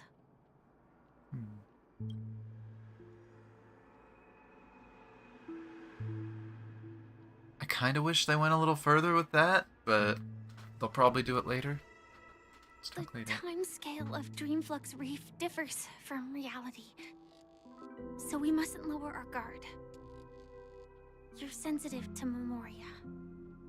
A slight misstep, and you could get lost in this memory zone. Okay, and something tells me talking to Welt is gonna tell us about what I was joking about. That, oh, did she go around waking them all up? And it's like, close your eyes, you're gonna get stabbed. Please. Something on your mind? Let's talk about it. Yeah, the last one is the one I'm looking forward to the most, but Acheron's blade slash. No wonder Miss Acheron is so averse to drawing her blade. It's hard to imagine such terrifying power could reside in an ordinary sheath. If it weren't for the fact that Aventurine's power originated from the preservation, the entire dreamscape would have been affected. Don't feel burdened by this. Even without that Stellaron inside you, Aventurine would still have found other methods to accomplish his goal. Let's just believe in Miss Acheron. And given her prowess, I don't think we've got anything to worry about. What are your thoughts on Gallagher? During your investigation, he shared a vital piece of information. Mikhail, the former watchmaker who collaborated with the family to construct the Penacony we're familiar with today, had a falling out with the family for specific reasons.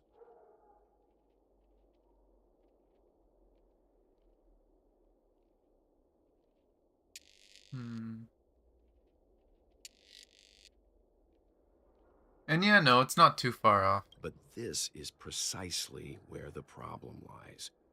You were clearly investigating a murder, so then why, as a security officer, is he changing the subject to talk about his past with the Watchmaker? Because it wasn't a murder. And now, with Firefly mentioning his name again, it's hard not to be suspicious. Okay, regarding Firefly and the crew. Before we found you, she'd already revealed her Stellaron hunter identity and shared a lot of information. Who would have thought that the Molten Knight's true identity was actually a young girl? For her, this is a secret that she cannot allow others to know. That being the case, I think we can believe she's willing to cooperate. But she didn't reveal all her secrets. I just can't shake the feeling that her situation is different from that of the typical dreamer. And I hope that doesn't lead to any dangerous predicaments. I mean, considering she most likely didn't get a proper invite, I wouldn't be surprised if she hacked her way in. I hope you've regained a little composure. We'll move out when you're ready. Okay. Anything here? Oh! Burb! Oh boy, a whole bunch more of these. Trash bag is mine!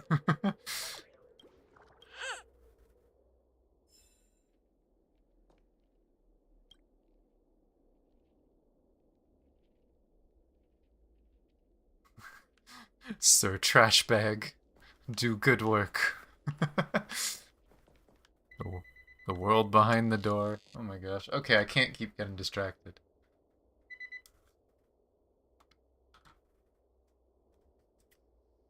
Yeah, I kind of wonder about that. But we'll see, right? And again, that's something I'm wondering with the whole power of harmony and whatnot. And we have a Stellaron. Again, one thing, I've said this so many times. One thing I want to happen in the story eventually is we know Stellarons can grant wishes, but usually there's a severe cost to it. I really want the MC to care about something so much that they make a wish to their Stellaron. And honestly, if the MC made a wish to save Firefly, I think that would be really, really interesting.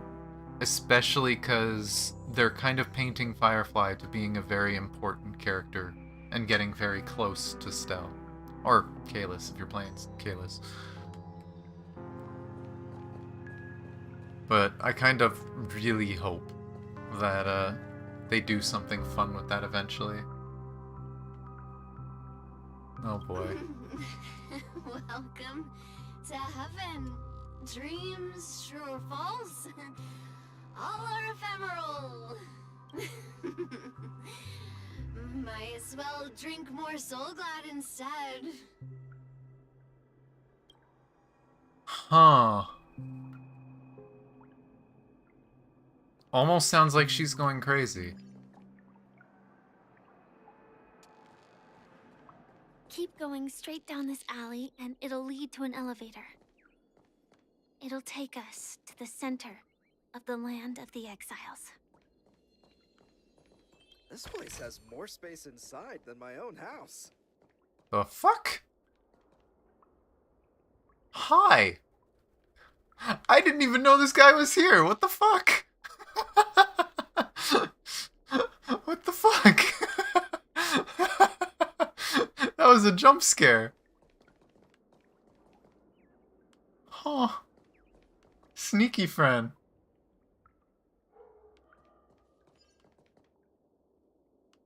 Yeah.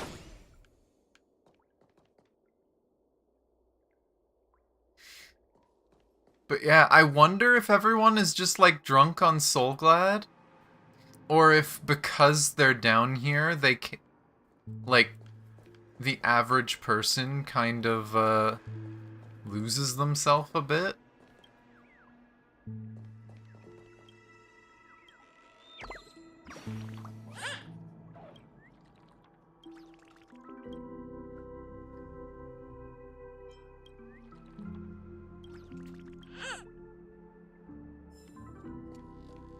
Also, I didn't really look up much. Okay, it is just a city. And then this elevator that goes into who knows what. Oh, actually, wait, that might be a platform there. So it might be going up to a platform. Did you also get kicked out of the beautiful dream? I want to go back. But then I don't want to go back. Tell me what I should do. I don't know what to do. So it sounds like they might know. What you looking at? Is there anyone else to talk to that I ran by? I don't want to look at like the random people standing around because those might be interaction. Oh, happy babe. Hi there, friend from a distant land. I hear the Watchmaker's legacy is right here. Let's say we go treasure hunting.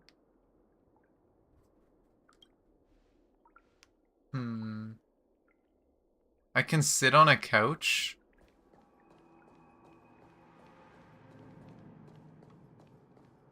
Where's couch? Oh, huh. Just a couch. Again, I don't want to get too distracted, but now I know. I will remember that later. Oh.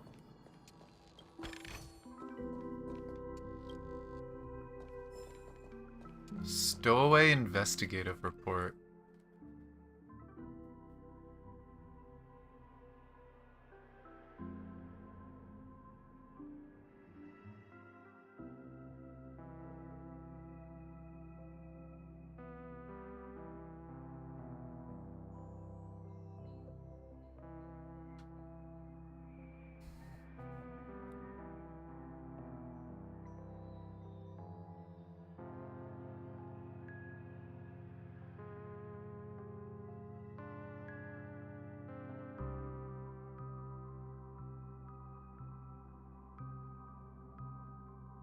Huh. Apparently there's fake dream pools people are using to get into Penacony, but it's causing them to go crazy. Oh, what's this say? If I quit drinking, will she come back? Oh, oh no. I don't want sad stuff, game. What a Don't get huge clocky. Looks like the Watchmaker also left his mark on Dreamflux Reef. It's always funny to hit these.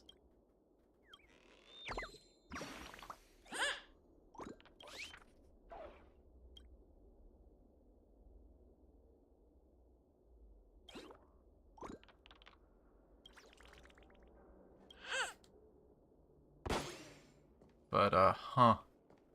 Just a giant fucking clocky sitting there. That is creepy as hell. that is like nightmare fuel looking things. That looked like a little mini story.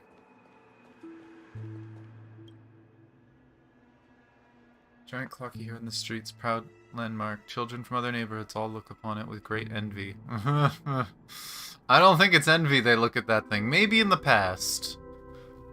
But with the, like, dripping rust, like, that is horror material right there. Consistency, cleaning and maintaining the statue is part of their lives. The giant clocky must see this as part of its life, too. Beautiful dreams are always sure to fade away under the corrosion of nightmares, but Clocky's smile is eternal. You say so. You say so. You ask me, that's nightmare fuel. Up we go.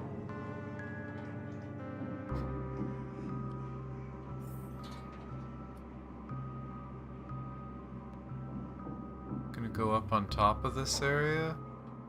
Whoa. Shoot, I missed it. No. I saw that. Now I want to go back down. Damn it. Unbelievable. To think there's a settlement of this size within the Dreamscape.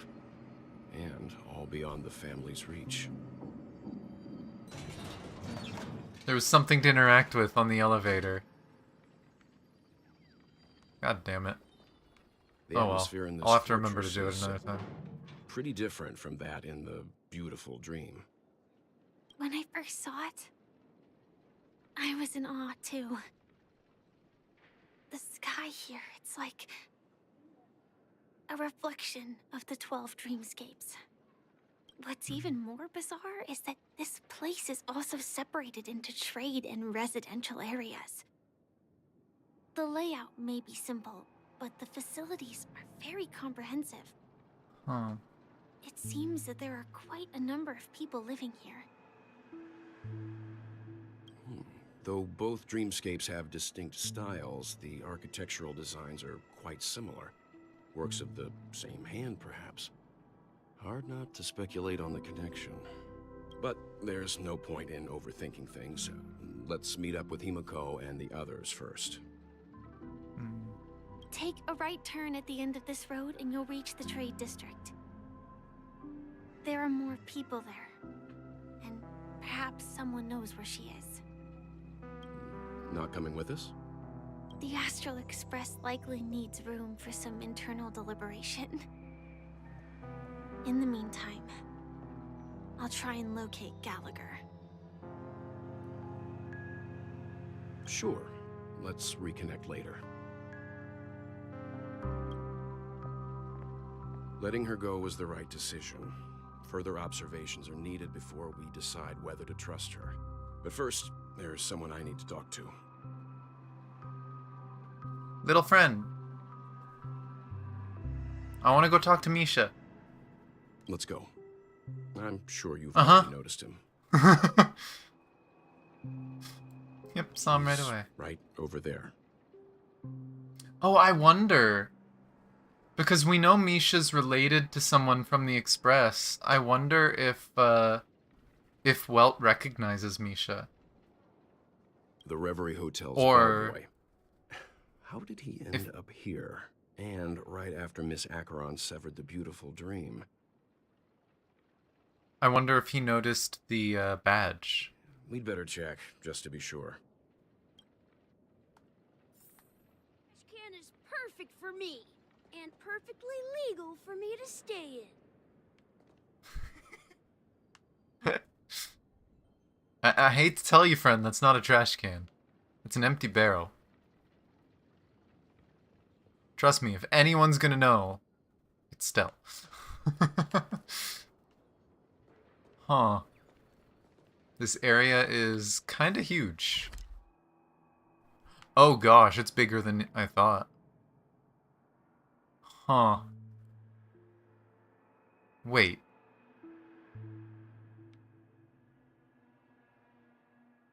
Okay, it's not exactly the same, but interesting.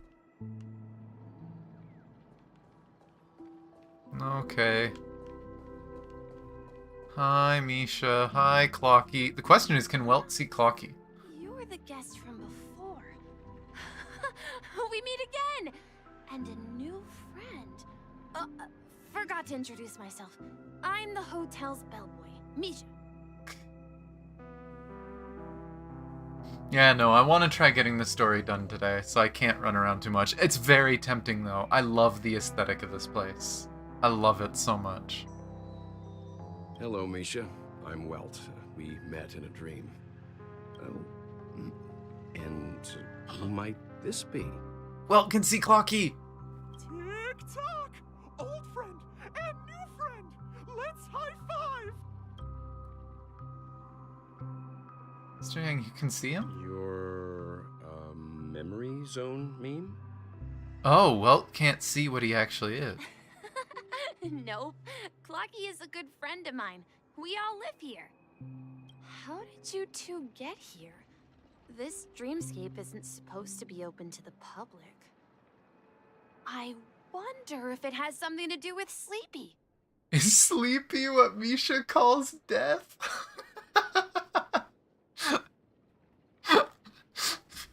Man, oh, that playful Sleepy been stabbing people when we're not looking.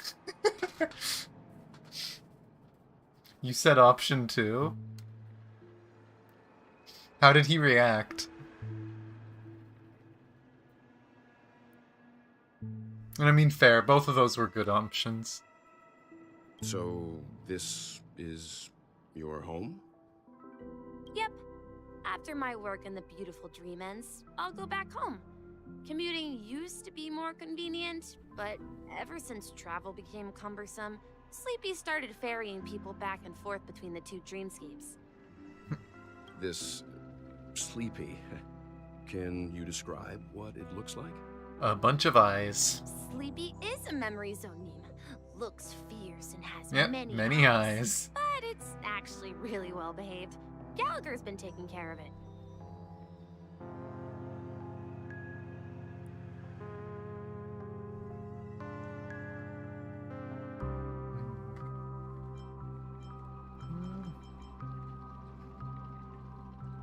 Gallagher again? Based on the description, that meme is indisputably death. A nightmare for the family, but for the people who live here, well, that couldn't be further from the truth. Death? Not in a dream, surely. Sleepy's just a little aggressive, and sometimes messes up by fetching the wrong guess. But it would never hurt anyone. Huh.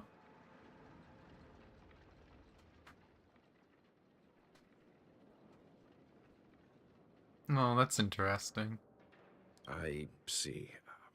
Has it brought back any guests recently, say, in the last day or two? We're currently investigating a missing person case that occurred within the beautiful dream.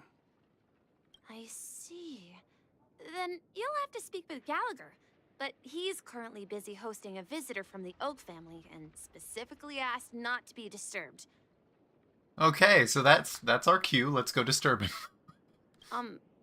Mr. Yang, the person you're looking for, is it Miss Robin? Mm-hmm.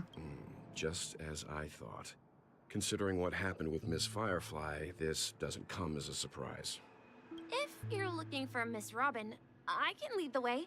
She told me that she'd be willing to meet with outside guests.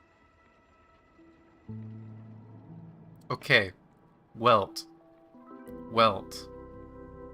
I get it. A lot of shit's going on. Please look at the kids, Ty. Please. If it's not too much trouble. Also, we're looking for our missing companions. A woman with red hair accompanied by a girl with pink hair. Have you seen them? Oh, I haven't. But please, rest assured. Dreamflux Reef is a small place, and it's not as bustling as the beautiful dream, but its safety is unmatched. How about this? Since it's your first time here in Dreamflux Reef, I'll be your guide and help you find your companions.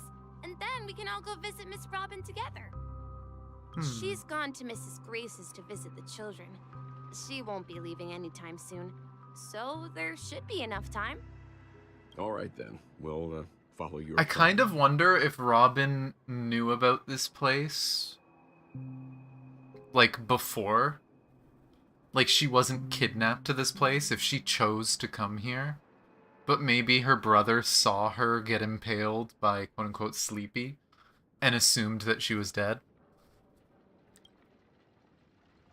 Well, we now know the answer to both murder cases that have caused such commotion in Penacony. As for the intentions of the mastermind behind it all, we're still none the wiser.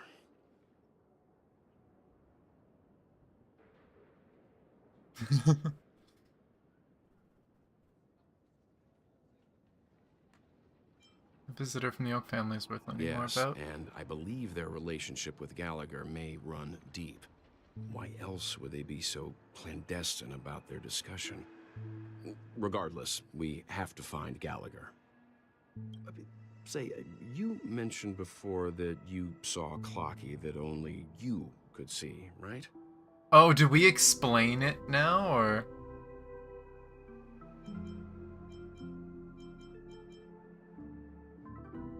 Yep, he's right here. I can't shake off this strange feeling. No, he still says it. Am I really still so young at heart?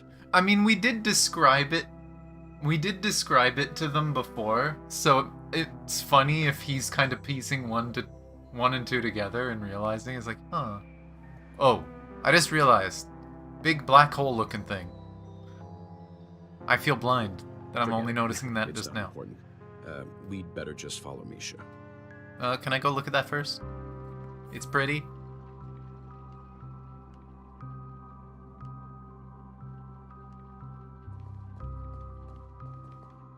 It is so hard to not just run around exploring. Oh, that's so cool. Huh. It half looks like a circuit board, half looks like there's another city up there. But it's clearly broken. Oh, there's another one of those hard to hit ones. I wonder if we finally have the Genshin one. Or is it gonna be... You know what? It would make more sense if that one was a reference to Zenless Zone Zero. Just kind of suits the place. It's cool seeing this spiral thing, though, because it reminds me if we go to the Dream's Edge, the stars flying overhead constantly, it's the same idea. It's just all squeezed into one spot, because the rest of it's broken. Is the game gonna stop me from getting this chest? Oh. Everyone, look! From here, you can see the most spectacular view of Dreamflux Reef. Yeah? No kidding. A black hole? No. An accretion disk formed from consolidated memoria? Was Dreamflux Reef built on such unstable memoria? Oh, so Mr. Yang is also versed in memoria dynamics. I was just trying to figure out how to explain this huge hole to everyone. I bet you guys have a lot in common with Miss Kami. Kami? Who is that? That is not a name I think I've ever heard.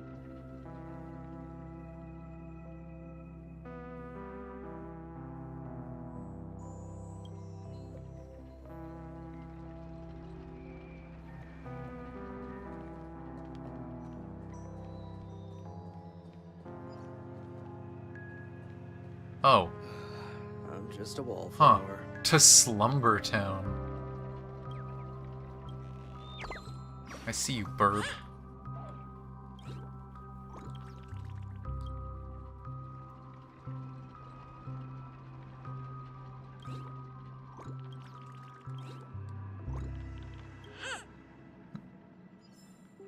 But okay, different area. And we found where the birds are hanging out. What? Oh!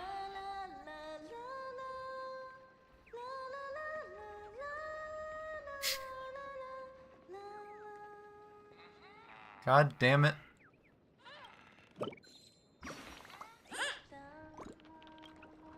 We gotta listen to this song every time we come here.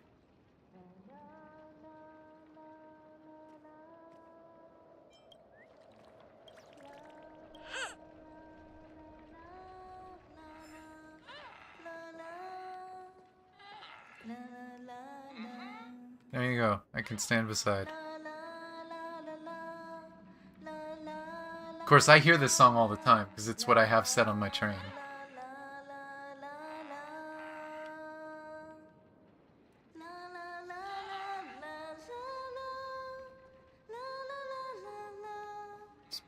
Wait, did I actually get an option to say something? Oh no, it's probably just to sit. Look, there she is. That's fair. If she's still singing next patch, 100% that's probably the best. Either there or up on the roof. One of those two places will probably be the best place. I'm more tempted to do the roof, but we'll see. Kaime, huh? Don't mind me while I grab this. My calculations are finally done. In another 10 system hours, the above dream will swallow the dream below. My hypothesis was correct. This place will cease to exist as the dream devours everything. Oh. Hmm? Who are you all, and why haven't you left yet? This place is about to disappear. Why aren't you leaving? I'm Kami, a Dreamscape surveyor specializing in Memoria dynamics, and this is my life's work that I'm researching. See that huge gaping hole? It was just a narrow rift many years ago, but now it's grown into a giant hole. The surrounding Memoria has been flowing towards the other end of the hole at a constant velocity, slowly but surely. But the scary part is, according to my calculations, the flow rate of Memoria has recently changed, and it's faster than ever before. It's almost as if something is sucking it in from the other side.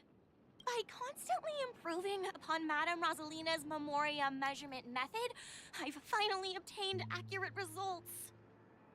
After 10 system hours, the Dreamflux Reef will cease to exist. Just like the melting of glaciers, everything will crumble and disintegrate. I don't Dreams know. on that side of the void will fuse into one. Please don't worry. This sort of thing has happened many times before. Miss Kami isn't a bad person. She's just a bit lost in her own world. She'll probably realize she's wrong soon enough. You don't say. There was something else that piqued my interest. Who is Madame Rosalina? Oh, do you know her too? Or are you also a fan of Memoria dynamics? We're very interested in Madame Rosalina's achievements. Could you tell us a little more about them? Why, of course! She's an excellent scholar of Memoria dynamics, and the first person to apply Memoria rate measurement methodology on interstellar travelers. Regrettably, due to the presence of the Garden of Recollection, ordinary people don't pay much attention to the nature of Memoria. She departed this world without much fame, leaving only a few thin journals behind. I came to Penacony to learn more about my idol, and went to great lengths to seek out Dreamflux Reef, all because this is her final resting place. Prodigies always meet their demise prematurely. If only Madame Rosalina had more time, she would have discovered a way to reverse the flow of Memoria.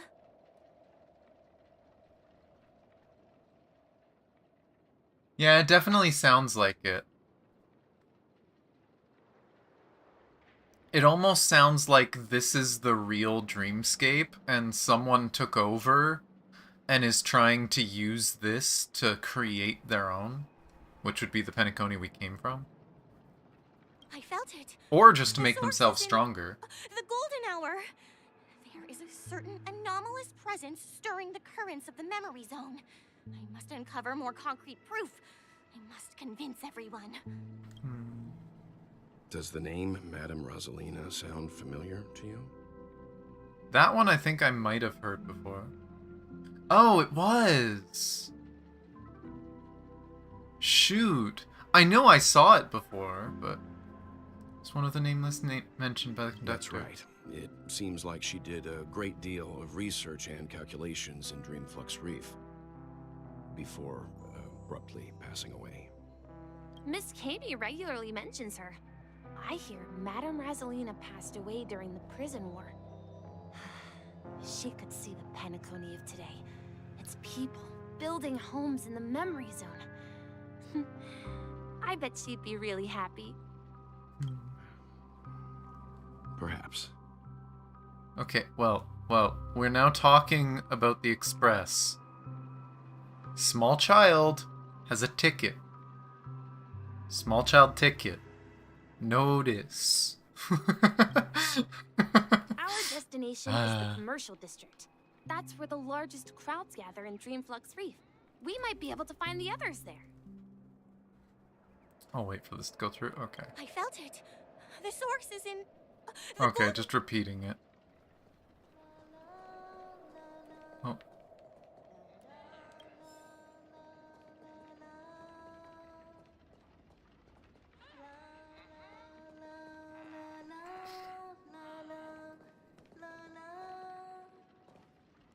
Poor little bird is just staring this way as if he has friends sitting on the box. There's no one there. Oh, maybe that one will be one of his friends. Sneaky chest. And sneaky person. Let me go! Huh? Please, come to your senses. I'm begging you. Oh. Trying to help people. Yank. If I don't get these birds the moment I see them, I'm gonna miss them later on.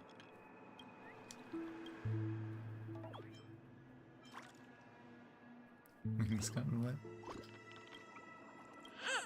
Yeah, I'm trying to get through these quick. But we found March. There's a ghost! Don't come near me! Oh my. I'm human and so are you. Can you get a grip?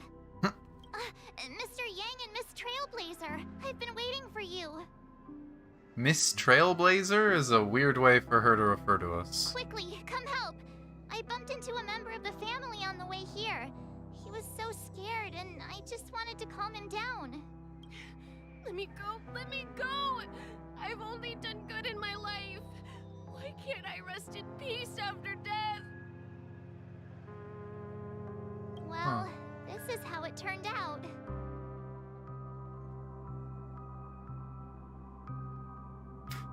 Scared him this badly? Haha, you're a regular comedian.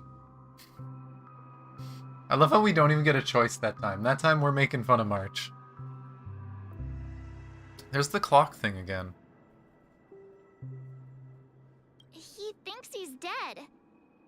Although, when I first fell in, I also thought the same. That looks like it could be the same one that was talking to Acheron. Dear guest, this is not the afterlife. This is Dreamflux Reef.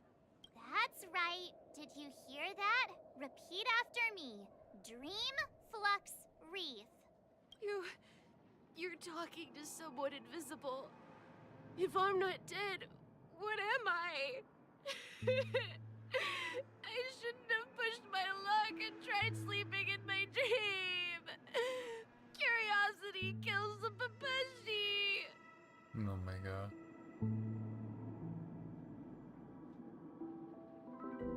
Fuck, I want to know both. I'm gonna mute because I want to go through it myself. Are you having fun? I am enjoying it. It has been really good. But yes, enjoy the story when you get to it yourself. Thank you for the lurk. But it sounds like he can't see Misha? Stop asking! You'll alert the monsters! All the dead are right here. All of them! You're not talking about the memory zone meme, are you? Don't say that name! It's all your fault. They're coming! What?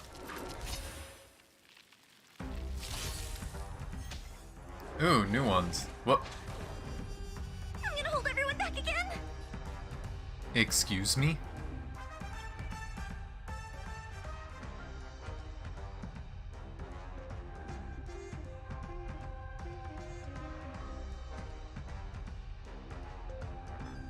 Huh. Interesting.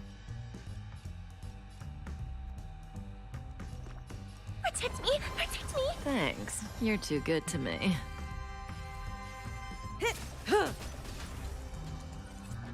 Oh, well, it just went down.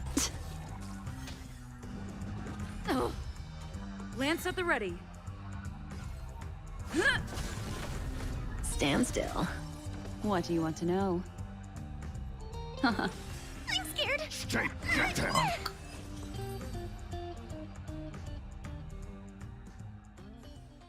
Yeah, they were not very tanky. His intense negative emotions attracted the nearby memory zone memes.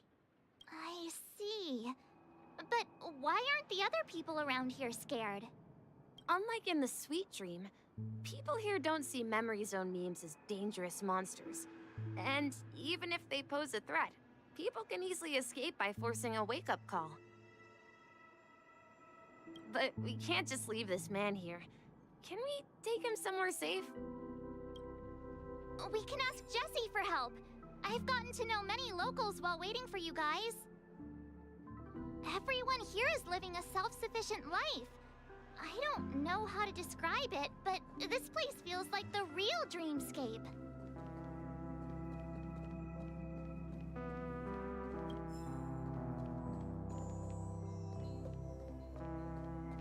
Okay, I think that was the music. I heard a weird no-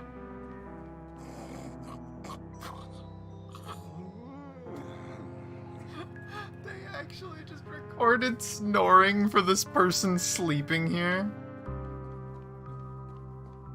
10 out of 10. Okay, this looks like a place they'd hide a chest. Aha! I see you, bird. Oh, I can't hit this one. Ha! I did it.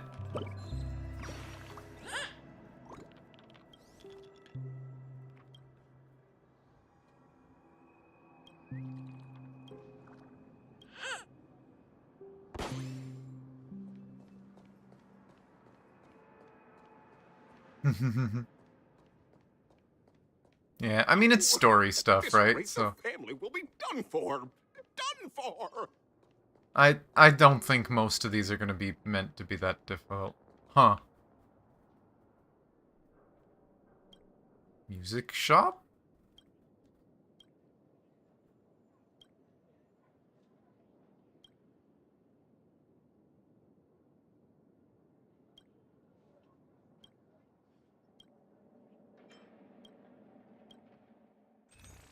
Oh, literally music. Okay. For some reason... Oh, I guess they have these as well. What are these? Just buffs?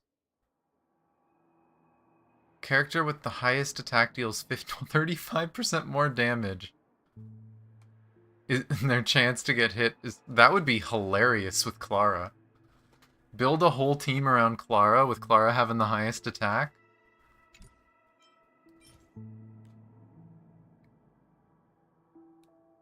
Huh. And a basic attack buff. Those are interesting. I'll grab the music.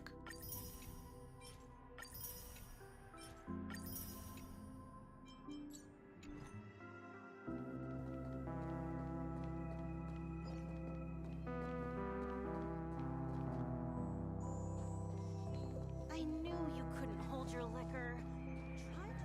Don't mind me while I grab a chest.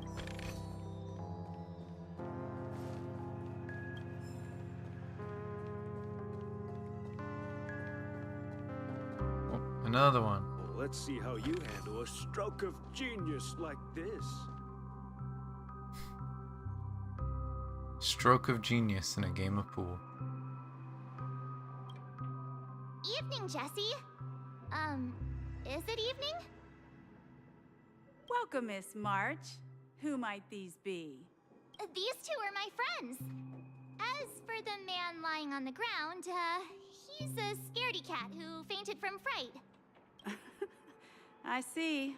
Another poor guy who accidentally ended up here. I'll take care of him. There have been a lot of new faces lately. Things must be tough in the beautiful dream. The few remaining havens of freedom in Asdana will soon face trouble. Remaining havens of freedom in Asdana.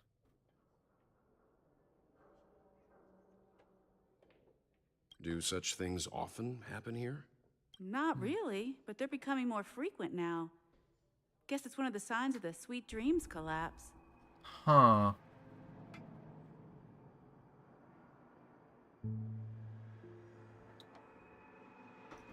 It's interesting because the other person made it sound like the Sweet Dream was devouring this one. But she's saying that this Sweet Dream is collapsing. This man has had quite the shock. Could you help me find a Halovian lady, March? Her songs can heal mental wounds. A Halovian lady? The singing one? That must be Robin. She's Oh. also here in Dreamflux Reef. Huh? Robin? But I thought she... Oh, right. If Firefly is here safe and sound, then it means Robin March. must be okay too. I see when Firefly told them to close their eyes, March didn't piece together what was happening. Misha is about to take us to her to find out what happened. But before that, let's meet up with Himiko. You were with her earlier, right? We met some stowaways in the residential area. Most of them came from neighboring star systems. I heard that places like Dreamflux Reef are scattered throughout the memory zone of Asdana, like islands in the ocean. They existed before the family arrived. Huh. I also heard that when Dreamflux Reef took shape, it was the center of all dreamscapes in Penacony. If that's true, it's no wonder there are so many similarities between this place and the Sweet Dream. So yeah, this was the original place, which makes sense. Because as far as we know, the prisoners fought back against the prison and took over the place and created Penacony. But it's possible the Harmony either came in after or someone twisted what was used here to try and take it over for themselves. And so all these other ones are kind of just drifting.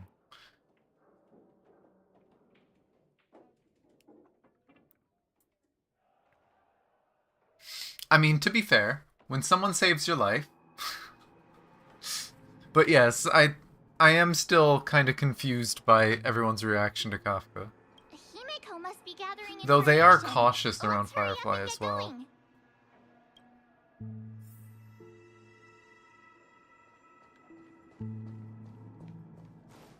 Back this way. Oh, and there's Himiko. Shop. A toy merchant. What kind of toys you sell?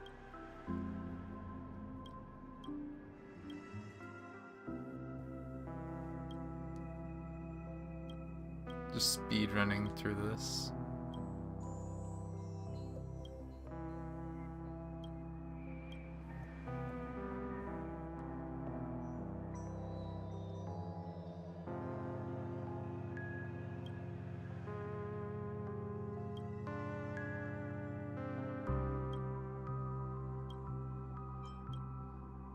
Are they just buff items?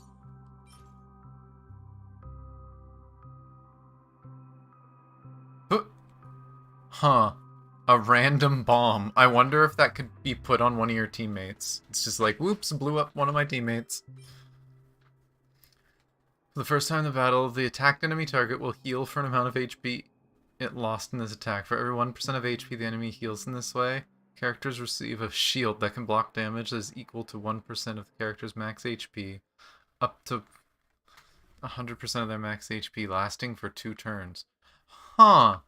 So if you can one-shot an enemy when you use this, you get a shield that's the size of your full health? That's actually kind of crazy. If you, like, really badly need survivability, that might actually be worth using. More crit, less speed.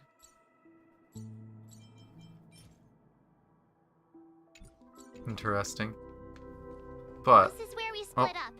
She can't be too far away. Arch, open your eyes. She's right there. But I'm gonna take a really quick break. Oh, hey, these are done. Let me grab this first then, I guess. There we go. But, oh, thinking of grabbing something. I don't think I've grabbed my monthlies yet.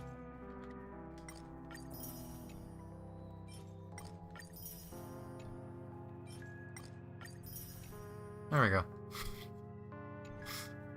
Wait. Oh, that's the bundles and whatnot. I don't remember it being called a contract shop, but okay. But, yeah, I'm gonna be right back really quick. I'm gonna go to the washroom. And then we can see what's going on with the rest of this. It's kind of chill for now. Something tells me we're gonna learn about this place before anything crazy happens. But we know there's at least one other area. I'm gonna guess there's 2 extra areas, but we'll see. But enjoy the music, I'll be back in a minute. Bye.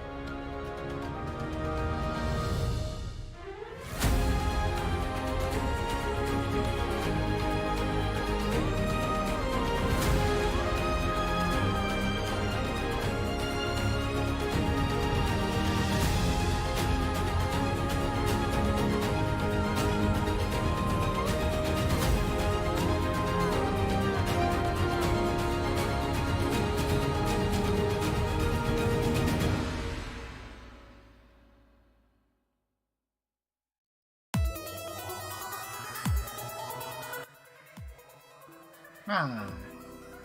Okay, I'm back. I'll stop my music. Let me fix up my windows a little bit. Okay. Let's see. What's going on with Himiko? Then we gotta figure out what's going on with Robin. I never imagined we'd gather the remaining details here. Wait. Who this dude? That's a unique model. So this guy's important.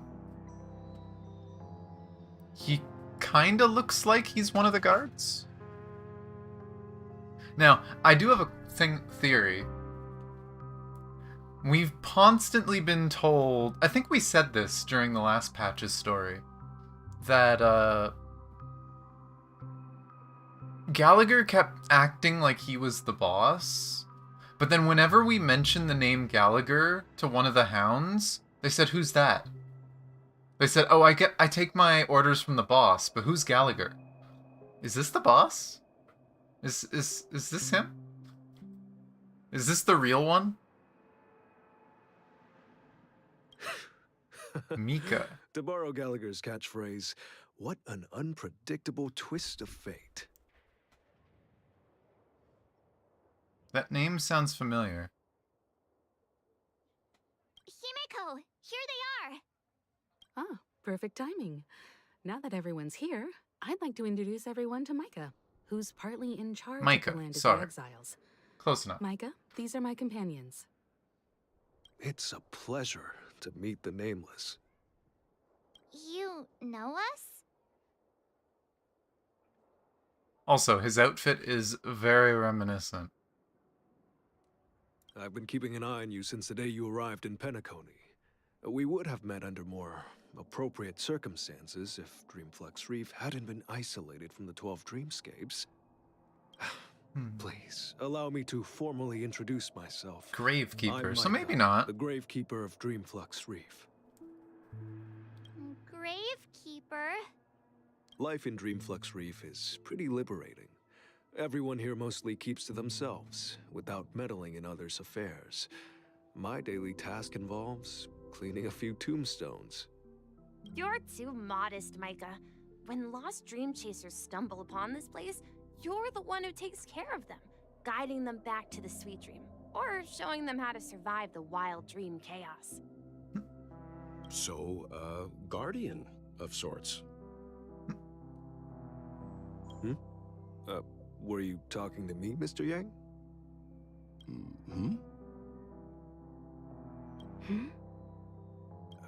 On that note, Mr. Mika, which tombstones are you referring to? We didn't come across any graveyard. Interesting that he acted like he knew.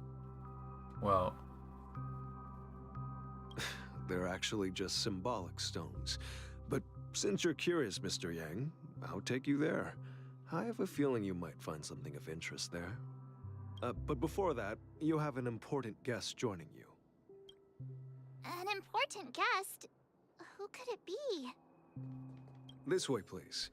The roads here in Dreamflux Reef are a bit run down, so watch your step.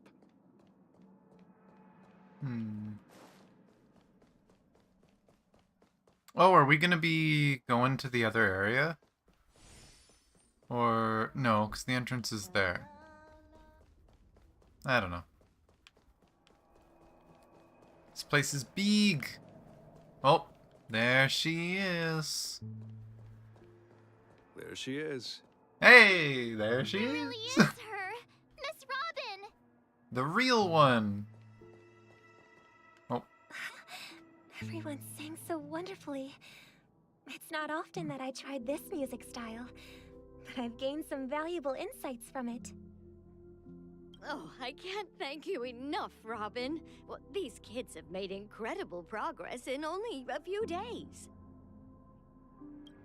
It was nothing, Grace. I merely taught them how to sing. It was you who brought hope into their lives. Life must be quite difficult for them in reality, I imagine. That's right. Whenever it's time to say goodbye to these kids, they're reluctant to leave. But I've explored every corner of Dreamflux Reef, talked to everyone I met, and they all told me the same thing. This shattered dream is not worth clinging to. It seems you truly are a child of the Harmony. Emma and Andy are orphans I took under my wing. Carol there, with her blind eyes, used to work at a nutrition center in the outer ring of Penacony. And as for Gary, he's been living with autism since he was a child. They're not old enough to enter the sweet dream managed by the family. If we compare people to birds, these kids are like fledglings with impaired wings. But in this dream, well, they can fly freely. Even if they stumble along the way, well, they're still relying on their own strength. And me, an old lady with no legs. Well, without this dream, I couldn't even walk toward them. Aww. It's crazy to think how much this dream place could change. Because it's similar to things like VR, right?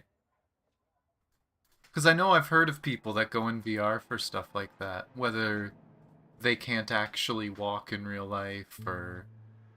You know, one content creator that I got to know through watching their VR chat stuff was mute. And could communicate with people better through it. It's so interesting.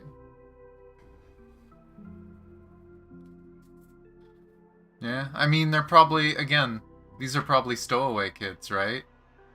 These are kids that maybe their families ran to Penacony trying to sneak in for a perfect life. And there was no perfect life for them.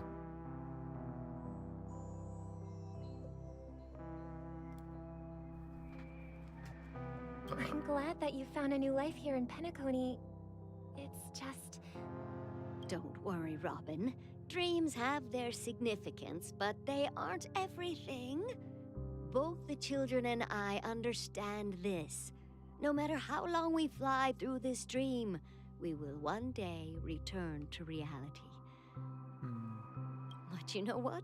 Emma and Gary aren't plagued by their insecurities anymore. No, and Carol is learning how to cope with her blindness. And Andy is livelier than ever. Well, even I've become more optimistic. You see, in dreams, we learn how to live. Once we return to reality, we learn how to survive. And should our feathers be damaged, then we share our wings with one another. There's no need to covet an illusory sky in dreams, because we have the right and the ability to fly towards a broader horizon. Please don't have Firefly nearby to hear that. Please don't have her hear that, because I feel like that's gonna hit a chord. It's a relief to see you safe and sound, Miss Robin. It's nice to see you all again, Astral Express crew. I heard my disappearance caused quite the commotion out there. I'm really sorry about that. Since you're here, can we assume that you're fully aware of the situation in Penacony? Ever since I returned to Penacony, my voice started to change, until it gradually faded away. At first, I thought it was a temporary ailment, perhaps due to having been away too long. I thought maybe it just takes some time for my body to acclimate to the high concentration of Memoria and Asdana. You didn't see the line where the lady said she couldn't walk? She didn't even say that she couldn't walk. She said she didn't have legs. She could have just gotten a very severe injury. But now it seems the root of the problem goes way beyond me. There are elements around me that don't align with the harmony. And losing my voice is just one of the signs of the Sweet Dreams collapse. The Sweet Dreams collapse. That memo keeper mentioned the same thing. So it's real.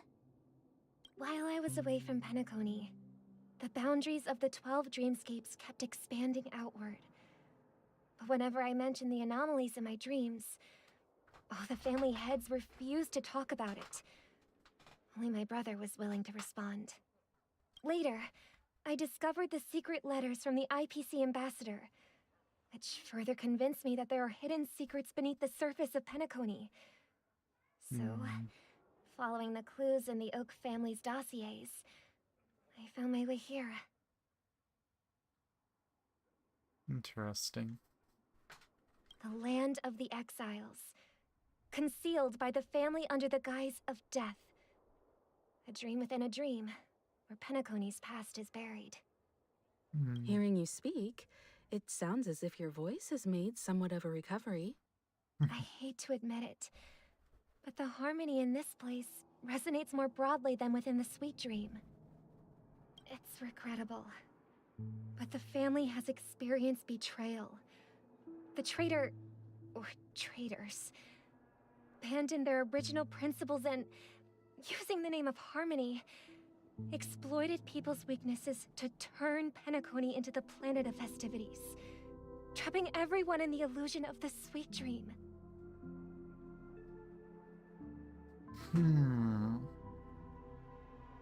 So it's kind of what I said earlier.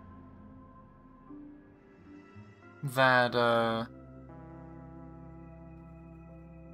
Also, I just saw your last message. Yes, this is true. But, it sounds like Penacony was just a dream world that people could go to, but someone wanted to exploit it to make money. To profit from it and push forward, and so they turned it to the planet of festivities and trying to brainwash people to wanting to spend forever here. This is not the strong defending the weak, but rather the strong exploiting the weak. Yeah. A world without equality won't ever be favored by the harmony.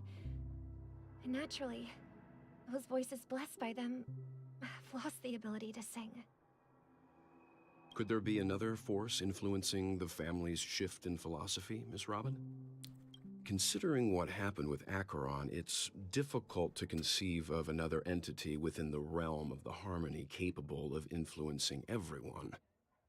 Unless a power surpassing that of an emanator is involved. I'd heard about what happened to the Cienjo Alliance. But as far as I'm aware, the family hasn't faced any such external interventions. Who knows? Perhaps I've just been away too long and missed something. Regardless, I cannot accept my home is moving towards the very opposite of what the harmony represents, while still claiming to uphold it. I must uncover the reason why Mikhail cut ties with the family, and who exactly it was who betrayed us all. Do you remember our arrangement, Mr. Micah? Well, here's my answer. I decided to forgo my role, and never step foot on the Charmony Festival stage again. Huh. 11 system hours until the festival.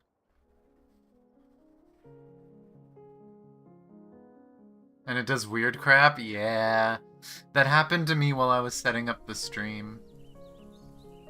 When I was trying to set up the stream, it was really hard to type in the title and description. Just the usual YouTube being laggy stuff. Look here, brother.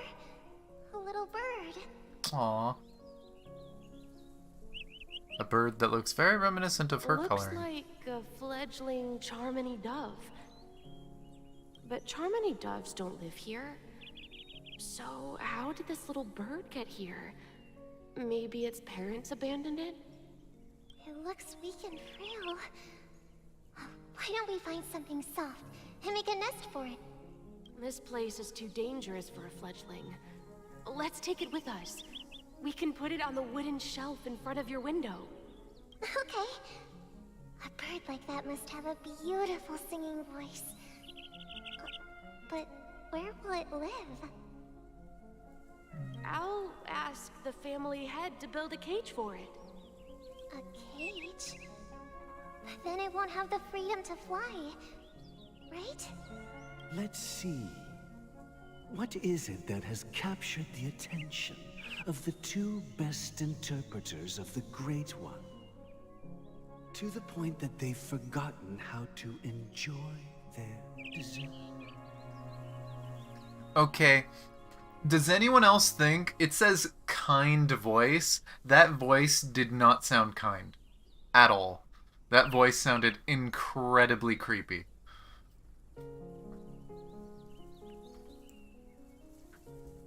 Oh, poor little thing. Doesn't look like it's doing well. Do you want to rescue it?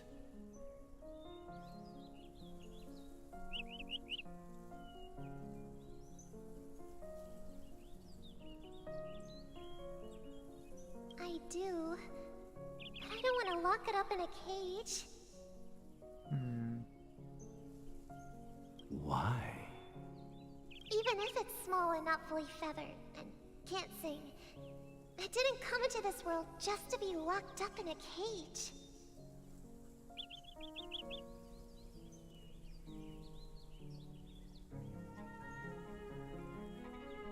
The kind of sad thing about that is a lot of the imagery surrounding Robin is a bird in a cage. So it's kind of messed up that she was so against that. And that ends up being almost like her image at some points.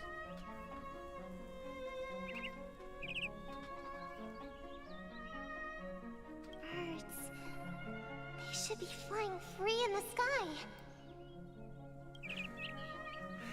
That's quite the romantic idea. And what about you, a young scholar? Do you agree with your sister? I think she's right. But if we leave it out in the wild, it won't survive for more than a few days at best. Ah, I see. It seems our little scholar is still a bit unsure. Well, let me tell you youngsters a story. I really don't like this voice. As you probably know, Charmony doves can fly through the air. When they fly really high, the friction caused by the flapping of their feathers against the atmosphere creates amazing lights, so that they look like shooting stars. We've seen this spectacle so many times that we think it's just something they can naturally do. But that's not the truth. Their radiant display is the result of countless struggles against nature over generations. The way this voice is describing this is so menacing. It's so creepy. Their ancestors were too weak to survive on the ground. So, to escape predators, they started seeking new opportunities in the air. After countless attempts by many generations, one of them finally figured out how to fly. It soared into the sky and never looked back at the ground again. So, you mean birds aren't born to fly? They find a way to do it through their determination, right? Well, that's an idealistic way of putting it. So, what are your thoughts, Sunday? So this voice is really creepy and seemingly very negative. She is the idealistic sibling, which, I mean, we've seen Sunday. Sunday's gonna be the more realistic sibling. I think people believe birds are meant to fly because they've never seen those birds crashing to their death. That's an interesting perspective. So, have you decided what to do with the bird now? For now, I'll keep it in a cage until it can take care of itself because I want it to live, no matter what. Well said, kids. It seems each of you has found your own answer. Your insights are truly remarkable. And I hope they come true in their own way.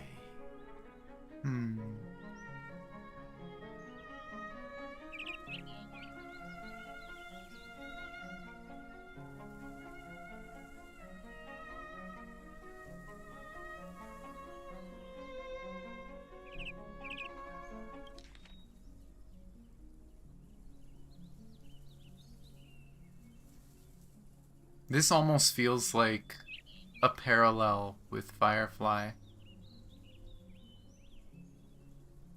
Wanting something to live no matter what, And so you keep it in a cage until it can survive. I mean, you don't know that, right? Like, think of it, if you took in a bird that doesn't know how to fly and you try to keep it in your home, who's to say it doesn't try to fly and just fall and get injured more? Right? The idea is you protect something until it can take care of itself. Like, I can understand the idea. It's the same idea with, like, kids and stuff. People have done experiments, right? Where... I still remember there was one study where someone took a house and they put a bunch of kids in the house. No parents, no adults, just a bunch of kids that were living there for like a few weeks or something. And it ended up just like, what was that book? Oh, crap, I can't remember the name of the book. Where there's a bunch of kids stranded on an island. But it ended up just like that. They broke up into cliques, they were very violent. It was a very fucked up atmosphere in the house.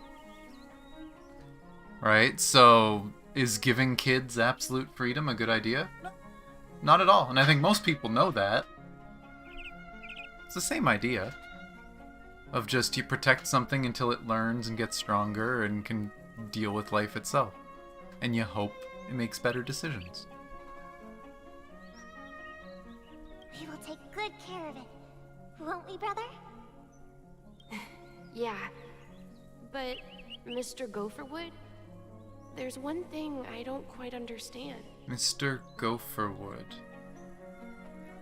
We've heard of them before. I don't remember where. Maybe in one of the random readings from around Penacony. And what might that be, my son? What if this little Charmony dove never learns to fly in the end? I mean, if there are fledglings in this world that can never fly throughout their lives, should we let them go back to the sky? Only to see them crash to the ground and die?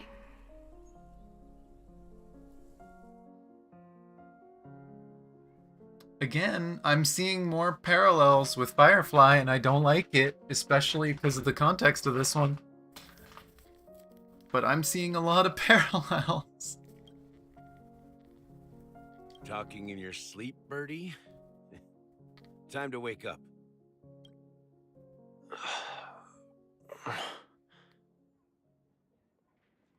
Huh? Oh, I accidentally skipped a line. Still alive? He just said need a hand. Yeah. Happy about that. So this is probably a bit of a flashback to the end of the other part. Where is Robin? Tell me. Now. I knew that was going to be the first thing you'd ask. Don't worry, your sister is here, safe and sound.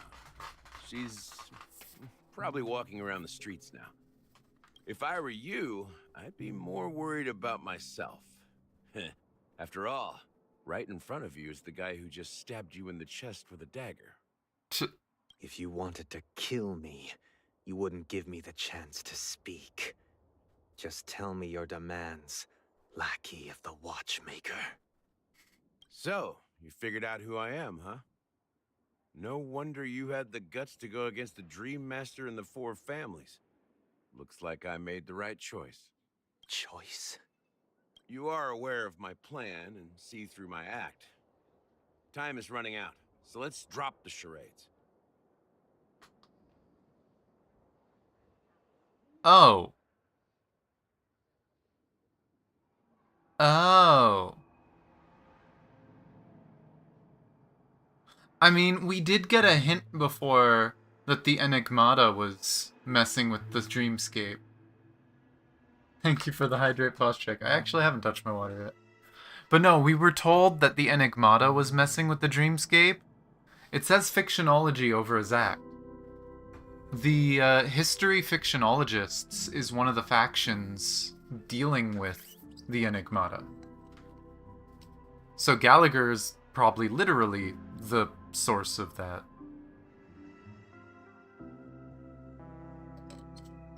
Interesting that not exactly messing with it in a bad way.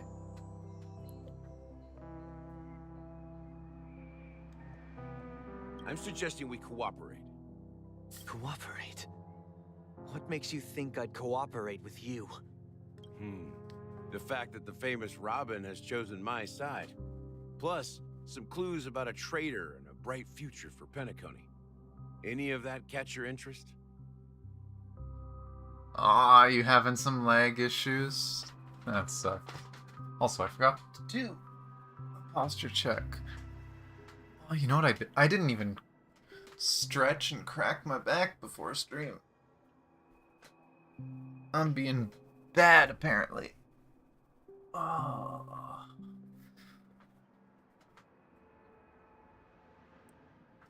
Oy. Okay. I find it hard to believe a man who's full of deception. Fine. You don't have to trust me. What you should trust is the sense of justice inside of you. Show me Robin first. All right, as you wish. Here she is. I kind of love that. It's like, oh yeah, as you wish. It just so happens that they're all coming here now. Huh? Oh, nope. Not her. What's your trick this time? Just kidding. Nope. I mean, this lady will lead us to Robin, right? Huh? And the crew, too. There are too many people who you owe an explanation. Fair. That'd be great. Please follow me, Honorable Oak family head. Now, all the actors are on the stage. The video's just struggling. Yeah, again, it's probably part of their, like, whole anti-ad block stuff. I'm sorry, that's screwing with your ability to watch. I have that happen to me sometimes, too. I don't know the best way to deal with it. Sometimes restarting my browser fixes it, but sometimes it doesn't.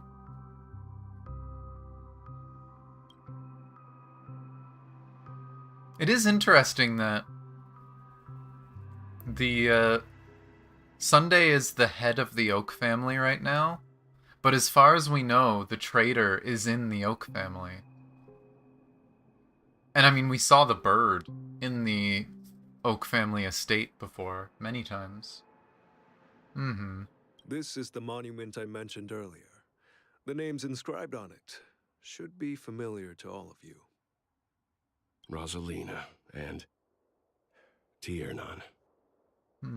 When Penacony was known as a frontier prison, it was the Trailblazers who connected it with the stars. They were the heroes who saved Astana, and their names deserve to be immortalized, not just on this small stone tablet, but in the annals of history for all of time. However, today, the planet of festivities is nothing but sweet dreams.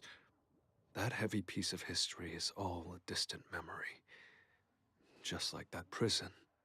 If their names are inscribed here, then that means... According to Micah, they died long ago. Rosalina was killed during the War of Independence. She ventured alone into the heart of the star system to investigate the flow of Memoria, but she never returned. Tiernan was a skilled gunslinger, strong and reliable. He led the people through countless battles, but he didn't live long enough to witness the arrival of true peace. In the decade following the war, Penacony faced challenges internal and external. To protect Astana, Tiernan took up the way of the Trailblaze and led the Lampmoth family to explore beyond the system, only to be surrounded and wiped out by the Swarm.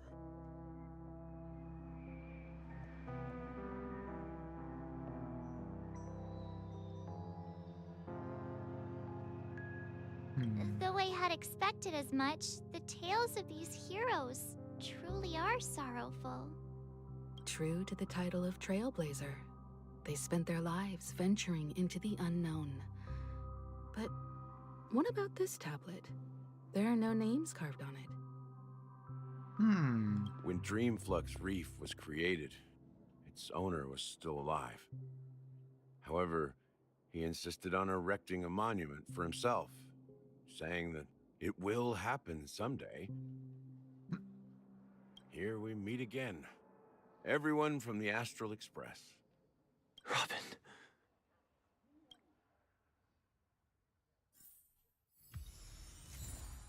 Speedy Hams. I don't think that's the most appropriate music for me to get right now, but okay. Well, sorry, Gallagher. I want to talk to everybody. Also, I thought about it for a second. I think I recognize this guy.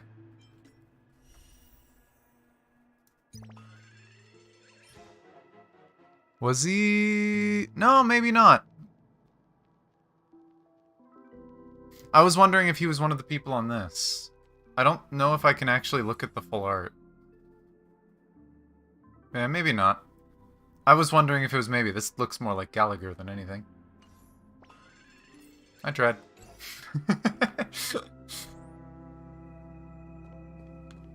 This is where you stopped last night? Well, now it is all unknowns.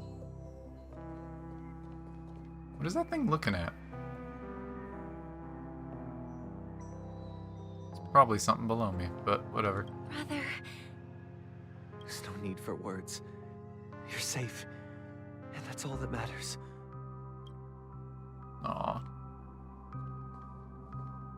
It's funny, because I suspected Sunday so much, but he was literally just so obsessed with trying to find his sister or get vengeance for his sister that he came off a little crazy. Well, I did my job. I gathered everyone here. Gallagher will explain the rest to you. Take care. Do we get to ask him anything? Apparently not. One sec. Said it before. If I don't grab these now, I will forget. She's probably thinking of someone.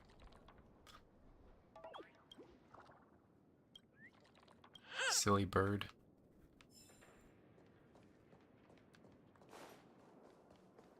Okay, Misha. Huh. The atmosphere sure is livened up with all these people in here. I brought Gallagher here. It's time to face the truth. The one on the sign? Apparently not. Unless you're I remember seeing one that was on a sign.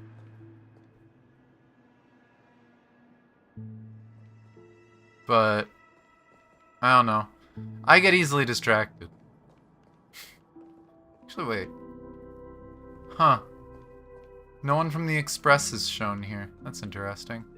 Well, truth. I promised to give the siblings some privacy, so let's talk about our business first. What do you say? That sounds sensible enough. Since you went through the trouble of gathering the family head, the crew, and the Stellaron hunters, I'm guessing you have something important to say, Mr. Gallagher? Oh, is it that obvious? The look on your face is practically screaming, I'm the one behind all this. Not entirely. You're right, Mr. Yang. It is indeed time to come clean on everything. Weird order. The siblings already know what they need to, and they've made their choice. But you, Nameless, arrived a bit late. So it's only fair that I answer your questions. Before we begin, let me reintroduce myself. I'm the founder of Dreamflux Reef, the deputy of the Watchmaker, and the one who sent out that invitation.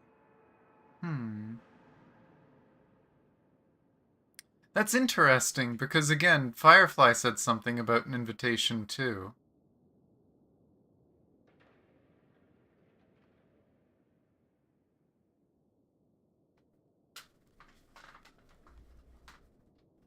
So now I'm kind of curious. As Gallagher, the history fictionologist, I humbly extend my greetings to you all. History fictionologist? So what? Everything you told us was made up? Well, don't worry. Almost everything I shared was true. Well, except for the part about the family accepting me back. I double-checked with Micah, and everything he said about the family, the Watchmaker, and Mikhail is true. Thank you for your understanding. Now let's get down to business. I'm sure you're all wondering why I went through the trouble of setting up this battle for the legacy, inviting different factions, and stirring up a ruckus all over Penacony. Well, it all boils down to something very familiar to all of you. The Stellaron. The Stellaron? But how is that possible? Penacony is a free-flowing interstellar hub. There are no signs of contamination whatsoever. You're totally correct. So, care to take a guess at what that means?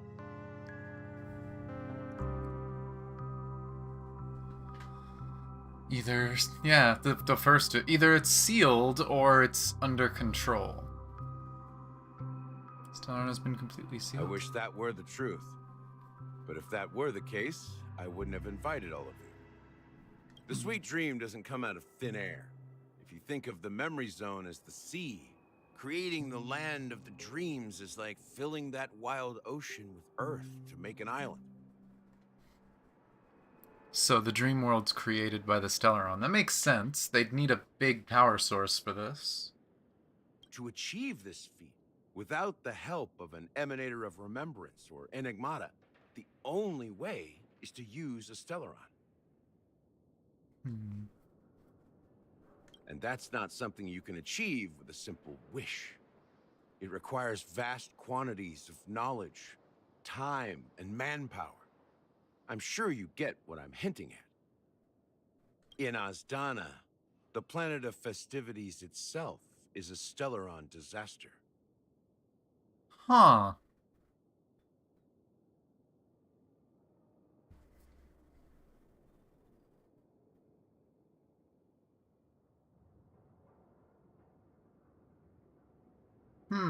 That's interesting. The dream world was created using a Stellaron, and every time you use a Stellaron, there's always a cost. So the cost is betrayal. Which makes sense. We know Stellarons can talk to people and brainwash them. Technically, everyone in the dream is connected to it, so it can try to brainwash people. Huh. The planet of festivities itself is a Stellaron disaster? It all Beautiful started dream. a long time ago, back when the Watchmaker and his crew liberated the frontier prison. They faced countless challenges as they began building Penacony from the ground up. That's when the idea of using the Stellaron came into play. The Stellaron first entered the Azdana system during the war. The Nameless warned everyone against the folly of attempting to tamper with such a power, and most heeded their words. But there are always people in the shadows with ulterior motives. The turning point came after Tiernan's death. With two of the Nameless gone, the Watchmaker had to go to the front lines. It was at that moment his rivals saw an opportunity. By the time a representative from the Montour System's family arrived at the Watchmaker's call, the Stellaron had already been activated and was seeping into the primordial synesthesia dreamscape. And I suppose the family happened to possess the knowledge to seal the Stellaron? Not just that. They knew far more about the Stellaron than the average person. They helped Mikhail swiftly quell the civil unrest and played a part in building Penacony under the disguise of the Harmony.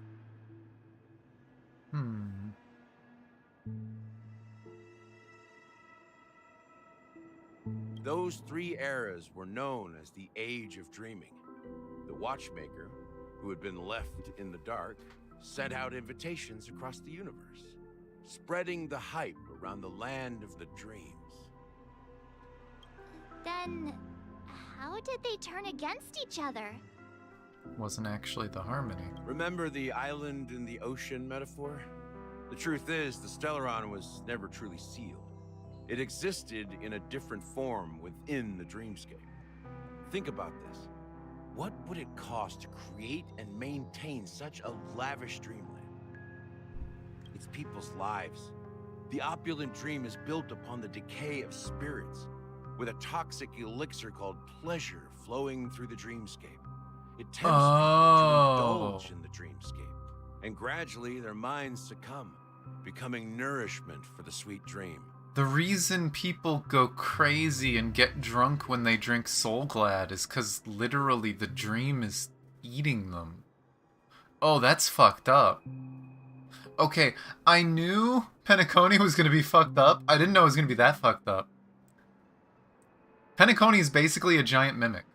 It is a giant Stellaron-powered mimic that's eating people that choose to come here. That's, So how do we leave? We are in a stomach. Confusion, laziness, and cowardice. Weaknesses that plague humanity were magnified and nourished by the family. Penacony became a new kind of prison, even more impenetrable than the previous one. Because it's a mental prison. Sadly, we realized this far too late. By then, the family had a firm grip on Penacony, swiftly quelling any opposition that arose. At my wit's end, I had to use the power of the Enigmata, and sought refuge in this chaotic realm. Over the years, I created a meme within this dream for our use. Dormancy. That's its real name. We exploited a loophole. You see, regular people can't fall asleep again while they are inside the Dreamscape. Huh, that's interesting. I don't think we've heard that before, that they can't sleep in the dream. So this is the true meaning of the impossible. You sent out invitations in the Watchmaker's name to find forces capable of resolving the Stellaron disaster and draw them into Penacony to uncover the truth. It's not just that. Above all, I wanted to see what happens when the major factions engage in a struggle for the legacy. Since this is the Watchmaker's first announcement in decades, the traitor within the family is bound to reveal themselves. So, the legacy is just a facade. The legacy is a Stellaron. Surprise! No one could have guessed that. If you want to consider the Stellaron as the legacy, I'm totally fine with that. Yeah, I was gonna say, it's the Stellaron. If that's the case, where is the Stellaron now? That's a question for Mr. Wings. The Stellaron is still under the family's control. Mr. As the head of the Wings. Oak family, I'm sure he holds all the answers.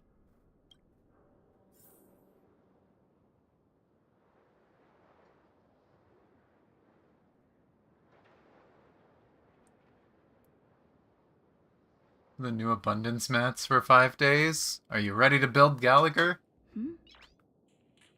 Go ahead. I'm sure Mr. Wings holds all the answers.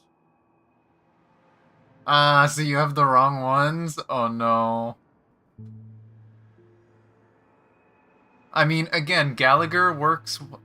Yeah, Gallagher can use it. Gallagher is the healer you want to use in a weakness break team.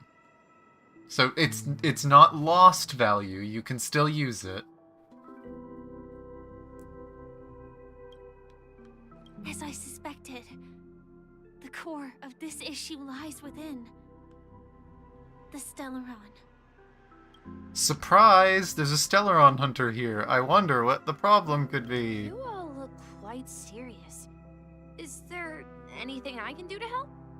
I really hope we eventually get an answer from Misha. Hydrate and posture check. I'm so sad we can't do the throwing and whatnot. I'll have to look to see if there's been any way to make that work on YouTube. The problem is, the only way I could see it working would be like super chats and stuff. And it feels bad. That and I don't have enough Like, I don't have that enabled yet. Throws banana. Ah!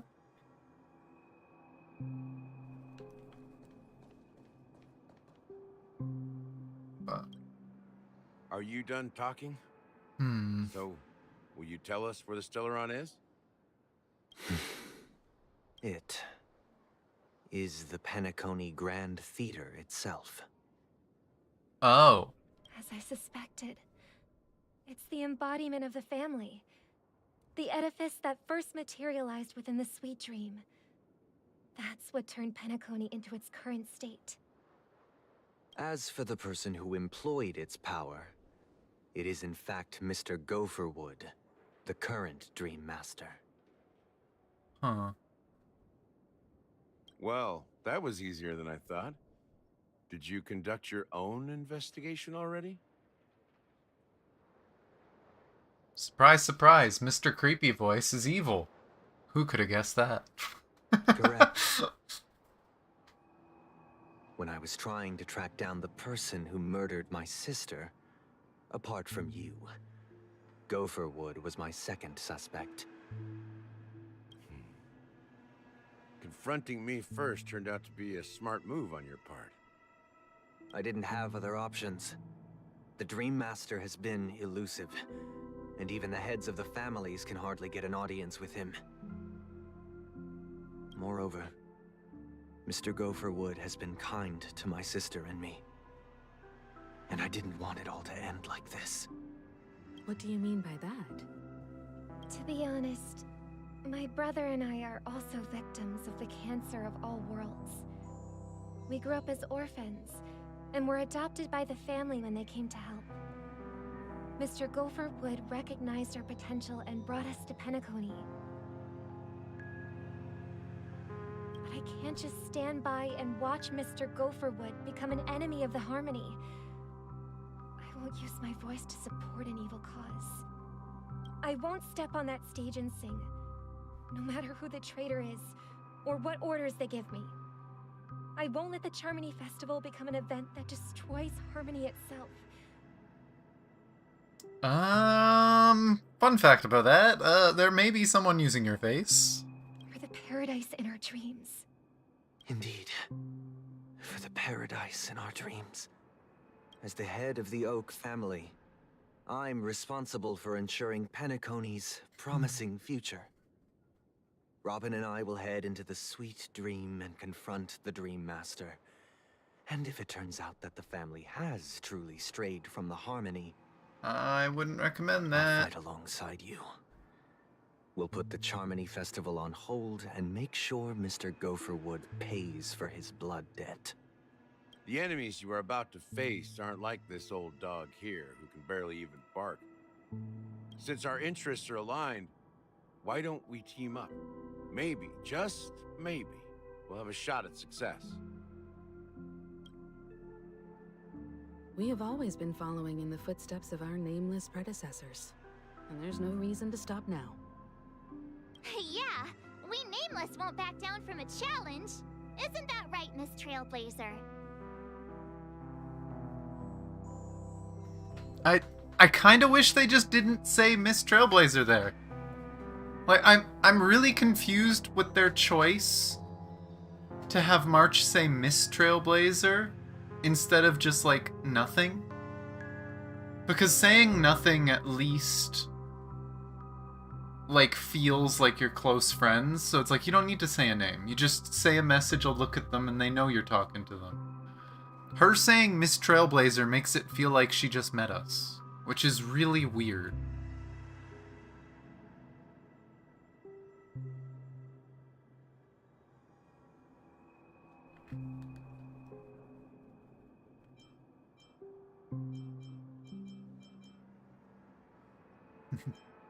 Heroes never back down. Our big shtick has always been that we want to be a hero. Exactly! It's time for the crew to save the world once more! Rest assured, sitting on the sidelines isn't in our nature. Mr. Sunday, Miss Robin, I'm willing to accompany you on behalf of the Astral Express. Having a third party present should help with negotiations. and could make all the difference if things get ugly. Thank you, Mr. Yang. Thank you all very much. The Charmony Festival is about to start, and time is against us. We must hasten. Everyone, let's gather over here. We still need to make some preparations. Why specifically over there? Also, are you talking about... No. I'm trying to keep an eye out for birds. But I am blind. I'll find them eventually. I may have been quick to step up to the plate, but confronting the Dream Master could be a very dangerous affair. Huh? Even you're saying that, Mr. Yang? How powerful is that Dream Master? March, we are in the stomach of a monster that he controls. He's the leader of the families of Penacony, and he has the entire power of the Harmony behind him. Not to mention the Stellaron in his possession. We must proceed with great caution. Maybe you can just stay behind this time, Mr. Yang? No, that won't do. Even if we count Robin as an ally, something felt off about Mr. Sunday just now. Although, I can't quite put my finger on it. I have to make sure he won't turn against us when things start to get dicey. I mean, he is a head of a family. He should be connected to the family, which technically means he should be part of the hive mind. You're still carrying the keepsake the IPC envoy gave you, right? May I borrow it for a moment? Ah, the coin. Oh, that's true. He was trying to come down here, wasn't he? I knew it. What do you need it As for? I suspected, this chip Aventurine gave to you is actually a miniature transmitter. If I'm right, he intends to use it to track your location or contact you when needed. So that's how the fucker keeps finding us. This may actually be of some use in the current situation. Aventurine? Is he still alive? And what does he have to do with our mission to confront the Dream Master? Remember what I said earlier? Working with the IPC is a way to keep the family in check. If negotiations go south and the family show their true colors by going after the Stellaron, I'll use this transmitter to send a message to the IPC. It'll be just the opportunity the IPC ambassador was hoping for. The only question mark in all of this is Aventurine's current status. But the IPC is always listening, especially senior strategic investment department heads like him. Getting the message across shouldn't be a problem. Good luck to you, Welt.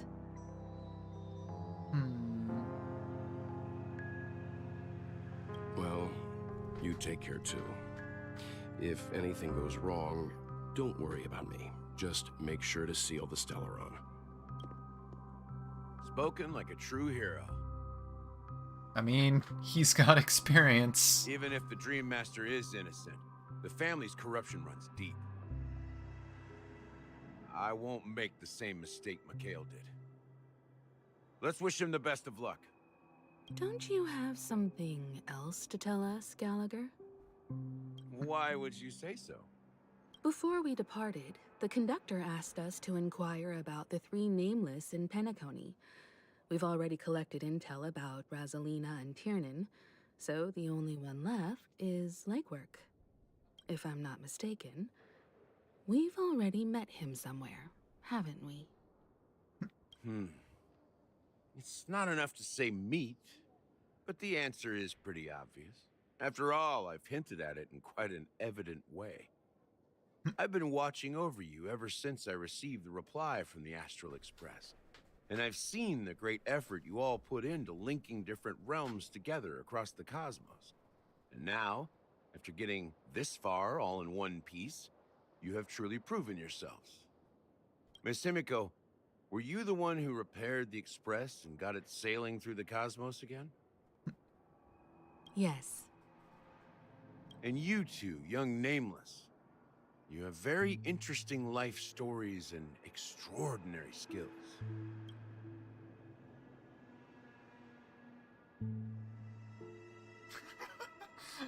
God damn it, I'm not memeing about Galactic Basebot.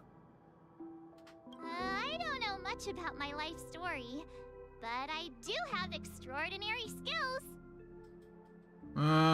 I feel like we're getting close to your stuff, March. You're full of energy. Give us a few Please patches, send my maybe. regards to the conductor, Pom Pom.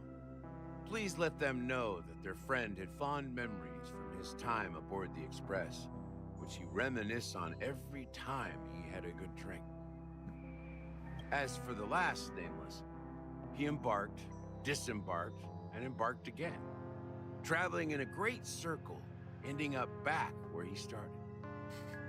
On his deathbed, he told me to find the Astral Express and deliver an invitation to the future nameless. He left behind a special gift, a true legacy. Something that belongs only to the successors of the Trailblaze. Come with me. Now is the time to reveal it. I swear to God, if it's just the hat. If it's just the hat, that is hilarious. If we get it before the fight, I'm gonna be so happy. Sometimes I feel like you're still alive, old friend. Like you've still got so much to say and do. I've kept my promise and brought the future Trailblazers you've waited so long for. I don't know why you were so obsessed with that train, but I remember your last words. I was so confused because you weren't live on Twitch. I can't right now.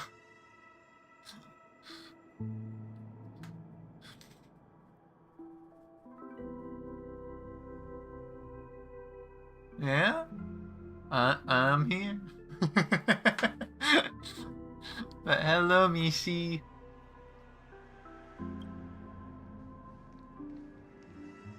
Don't let us down, old man.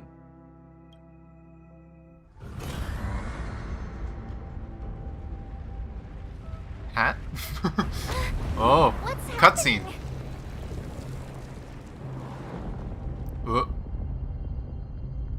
The city's moving.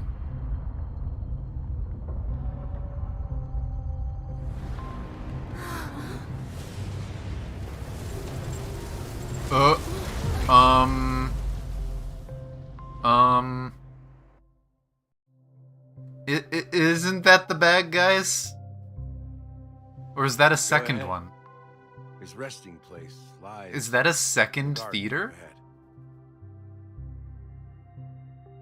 Or maybe the real theater? Having fun with story? Yes. Enjoying it. Until we get to the boss, maybe. I think it'd be a really cool touch. Like, don't get me wrong. It was cool in the previous boss fight back in Belobog when we did the Kokolia fight that we got the power as part of the fight.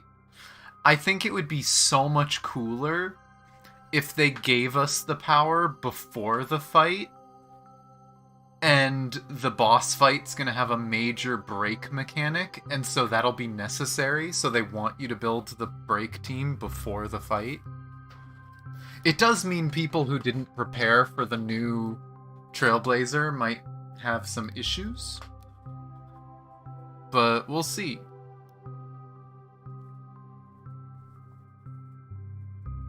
Because, I mean, the other option, obviously, is they just give us a trial, but...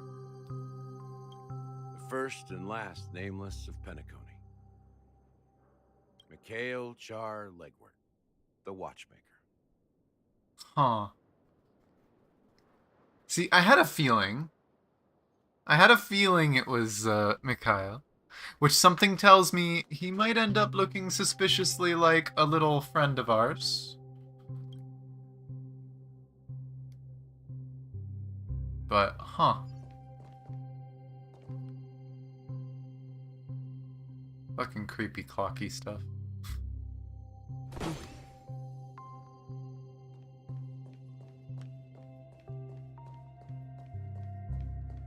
but that was interesting. What you looking at?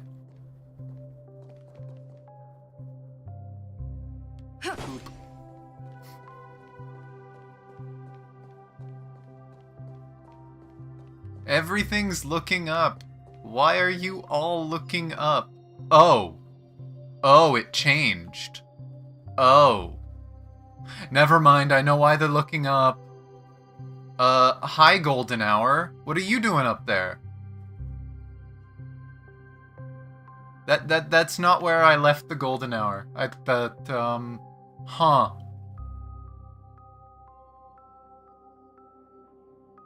Huh.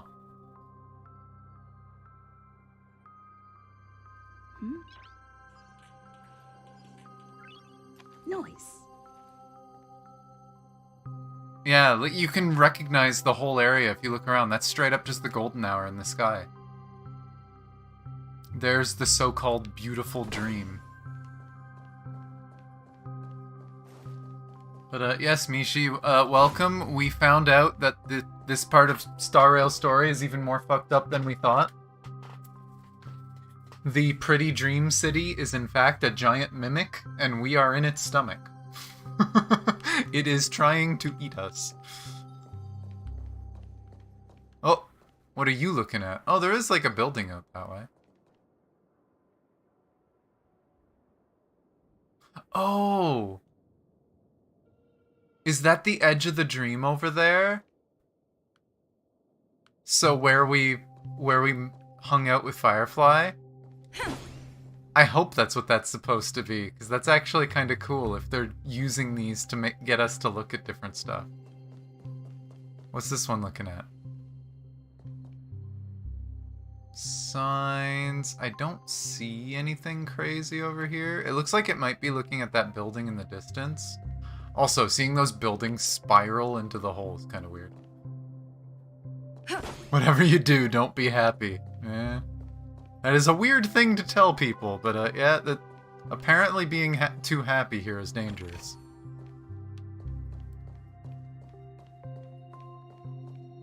Okay.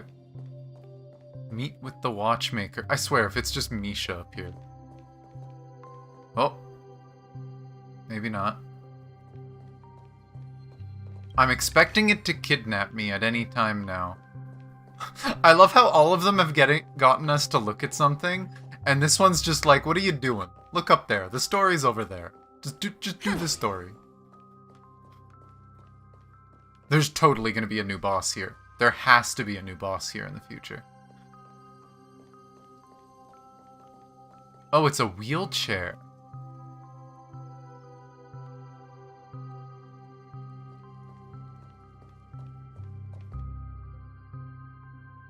He has the hat. He has the hat. Beneath the sea surface, the memory zone, in a garden closest to the full moon in the water, an elderly man rests on a recliner and felt enveloped in utter silence. So yeah, I was thinking that was a different theater. I think that's the real one. So we're just getting closer. So there's the theater, and then we got the Golden Hour above us. That makes me wonder if the Golden Hour, you look up and it's like, oh my god, what the hell is that? There's a city in the sky. The Watchmaker, Mikhail Charlegwork, has passed into that endless, timeless dream where no sound could ever awaken him. Sure enough, the Watchmaker is the third nameless. Even I could guess that one. Hat! The legacy he left behind was a dream bubble. I believe inside that bubble, there's something that holds meaning only for the nameless. After all, when I checked its contents, I found nothing inside. Maybe some trailblaze runes? Even more mysterious than me.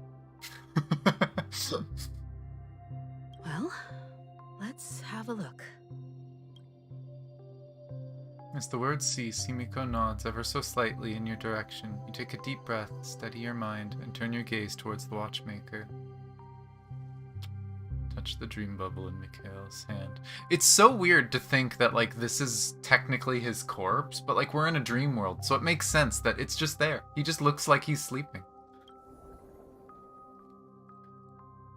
Press your hands against the dream bubble, and thick viscous memoria converges under strain, then stretches outward from your fingertips, as if weaving a delicate web.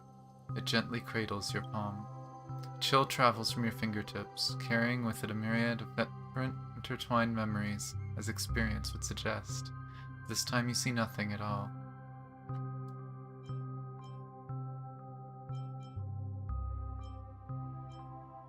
Try and focus. The dream bubble is clearly extraordinary. Perhaps this approach was wrong, you think. Holding your breath and closing your eyes, with one knee on the ground, you press your forehead against a thin film of coated memoria. Yet before you do, there remains an abyss of darkness. No crimson sun descending upon snow-capped mountains, no gentle laughter, no twinkling stars, no echoes of swords clashing, most of all, no traces of trailblaze.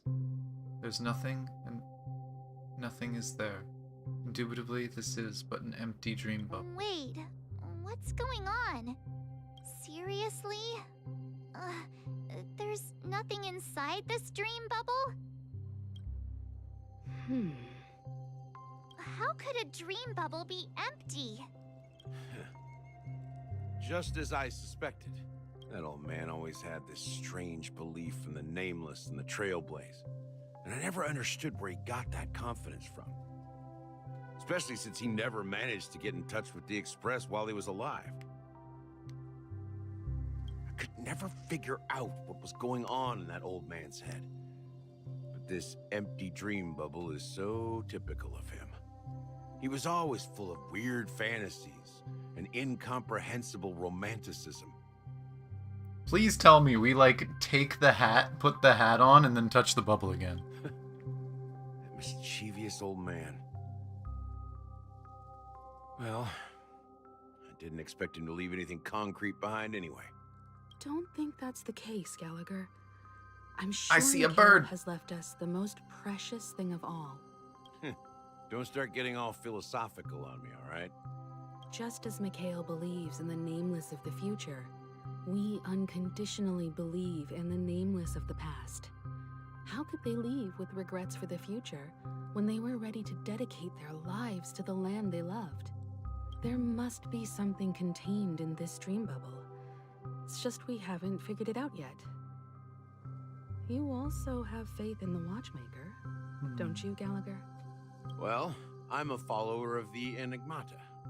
My philosophy forbids me to have faith in anything. That's why I understand what faith means in the path of Trailblaze. And I also want to know what he left behind. I'll leave it to you guys then. Can I borrow your pet?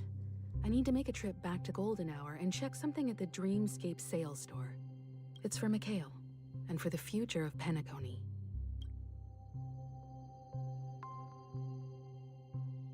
Switching to Boot Hill's point of view? No, I want more of this. Welcome to the Reverie Hotel. How may I help you?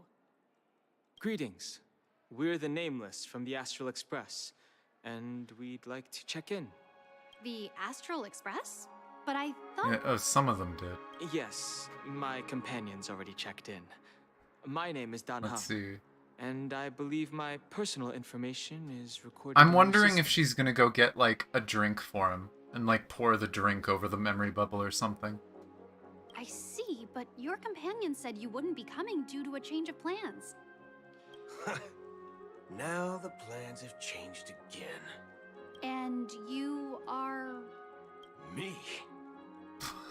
I'm Pom Pom, a new Nameless who's also with the Astral Express. Why? Of all the lies they could come up with. Never, ever let these two cook again. God damn it. He's my fellow trailblazer. We... Oh my god. Ah, God damn it. Fucking Another twitchy one of finger. the Nameless had a similar situation. Seems like a lot of people are joining the Trailblaze these days. Since there's a precedent, it shouldn't be a problem.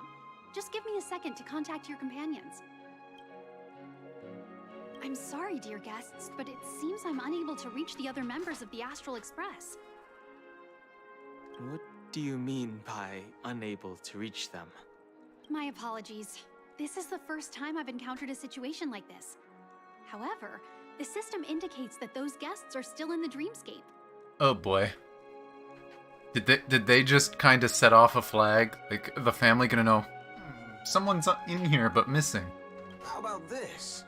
Give me their room number, and we'll go check on them ourselves. I'm afraid that's not possible.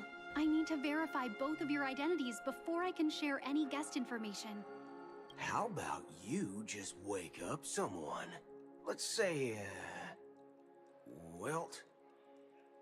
I'm sorry, but there are strict rules regarding forced awakening. It cannot be done without the proper clearance. So nothing works, huh? What's your solution then? Are you saying we sleep here? At the reception? Please be patient. We need to contact your companions in order to confirm your identities.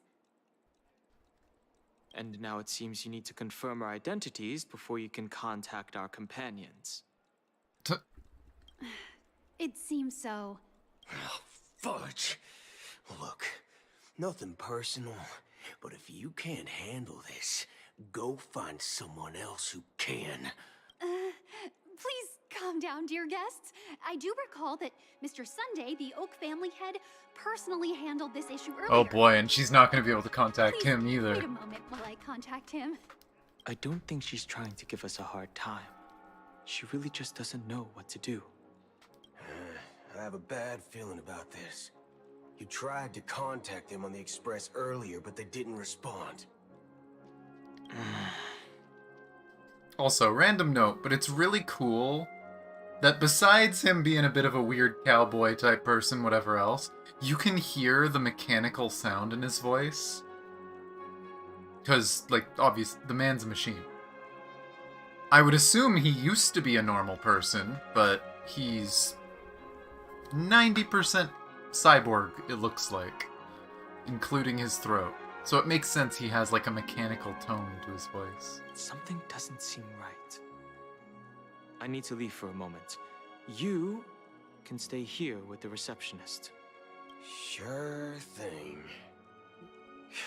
Just don't keep me waiting forever. Don Hung seems pretty worried about his companions. I should give him some space. Stressing out about it won't help anything.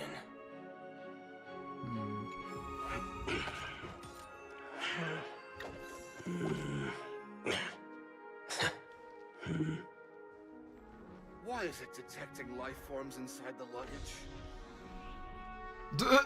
Stowaways! It's most likely Pepeshi people again. They actually said it. Most likely a Pepeshi. Huh. Is there an invisible wall there? Oh no, that's just max range. Fun fact, I heard in the beta server, this thing used to have infinite range, basically. So, like, I'd be able to hit the wall over there by shooting here. Which sounds funny. They nerfed it so that you couldn't just fucking... He wasn't the only guy that could shoot that far. Everything here is so tall. The Charmony Festival is about to start. I'm so excited! Hey! Are you guys here for the Charmony Festival too? Well, I didn't come all the way here specially for the festival. Honestly, I don't really even know what it's about. But I heard it's a lot of fun! Well, back in my homeworld, Anaria, we have festivals like that all the time. My dad threw me a birthday party one time that was just as extravagant as the Charmony Festival. Yeah, it'd be a little silly if, like, you could shoot an enemy across the map. It's like start combat with something that's on the other side of the map. It's like... It'd be funny, don't get me wrong. I could imagine videos of stand at this place, turn to face this thing, and hit the shoot button, and you'll start fight. And you just fight something in some faraway area. Oh, come on! The Charmony Festival is a once-in-an-Amber-era event. How can a birthday party compare? Well, you never know, right? Maybe on her world, birthdays only happen once in Amber Era. Anyway, let's forget about that. Have you heard about the unsettling things happening in the Dreamscape? Boot Hill, don't stir the pot. Unsettling things? What could possibly go wrong? It better not ruin the Charmony Festival! I've been looking forward to it! Are they using this? Getting everyone excited for the Charmony Festival? Relax. With a big event like this, there's bound to be lots of gossip and rumors. Don't worry. If anything does happen, the family will be on top of it. Oh, that's a relief. I didn't come all this way to see the festival go down the drain. Well, looks like I won't get any fudging clues out of these two. They're clueless. At least the guy has a little bit of tact, and he's a little sneaky. Not as dumb as he comes off as mean as that sounds. I don't think there's anyone else. Why is there a record of your stay from last month? Oh, it's Cody. Failed, lousy Greetings. I'm Cody of the Bloodhound family, head of security for the hotel. How may I assist you? Hello. So, there's something I wanted to ask about. I've been hearing some unsettling rumors about certain incidents that might affect the Charmony Festival. Do you think there's anything to be worried about? I've traveled all the way from the Hayai Federation, and I don't want my trip to be ruined. What do you mean? Wait. You haven't heard? I'm not sure where you heard those rumors, but they're completely baseless. I can assure you, as a representative of the Bloodhound family, that everything is going smoothly for the Charmony Festival. At present, all of the families are focused on making sure the festival starts on time. Even the Dream Master himself has arrived. So don't worry, your trip won't be in vain.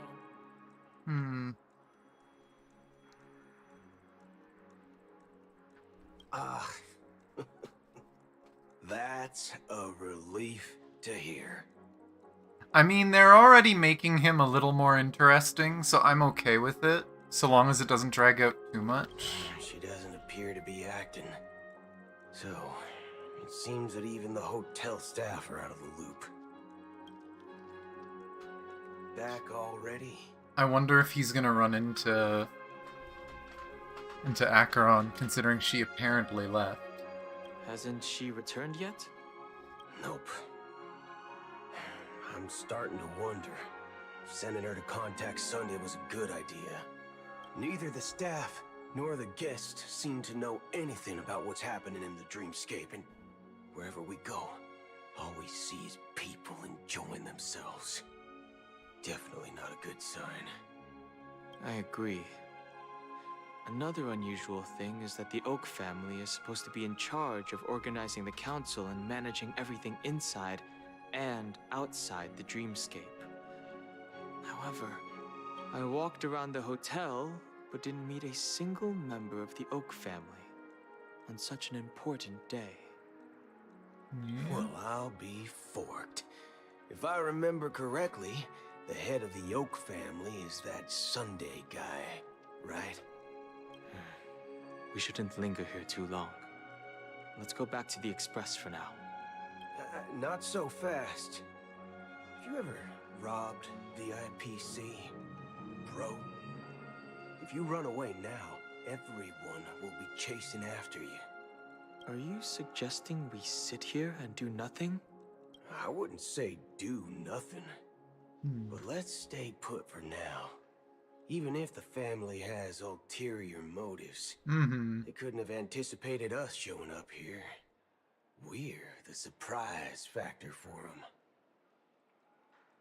It's interesting, because he came off kind of negatively, but it seems like he's a bit of an airhead and he's just not very trusting. But, like, he's genuinely smart. Like, doing a good job of introducing him. They don't want to attract unwanted attention from certain outsiders, so they won't do anything reckless. See, the IPC lackeys are keeping a close eye on this hotel.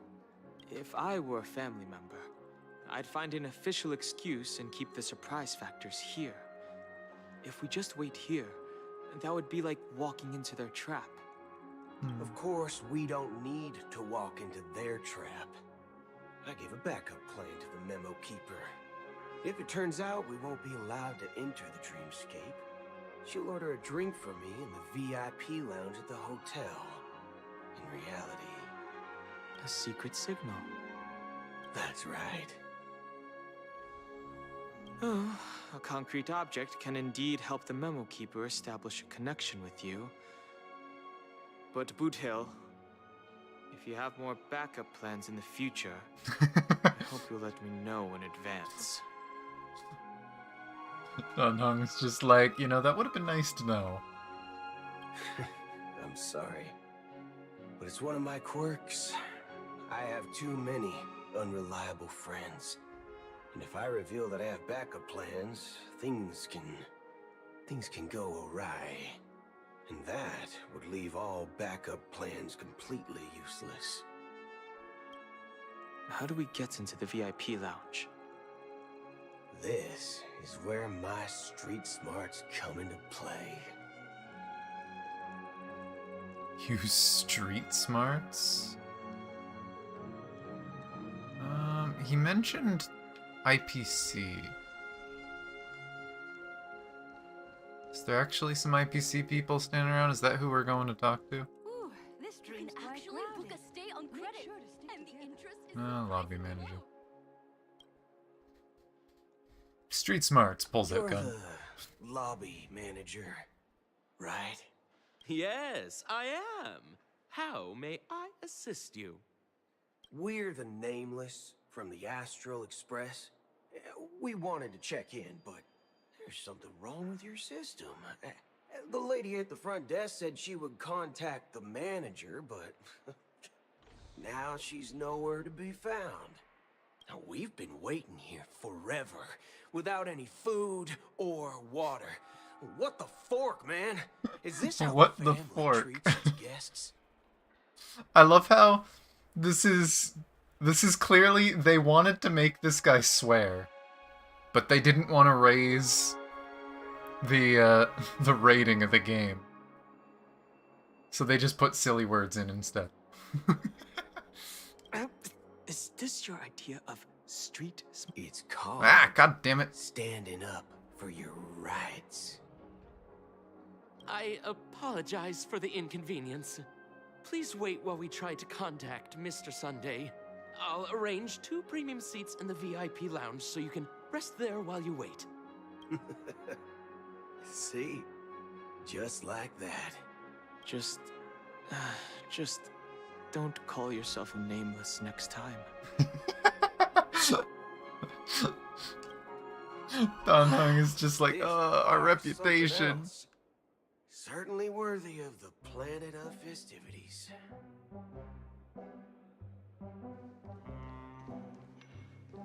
One peach soul glad, shaken, not stirred.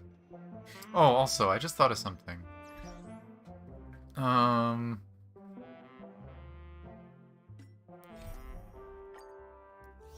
Does this show how long it is? No, it just shows to be continued.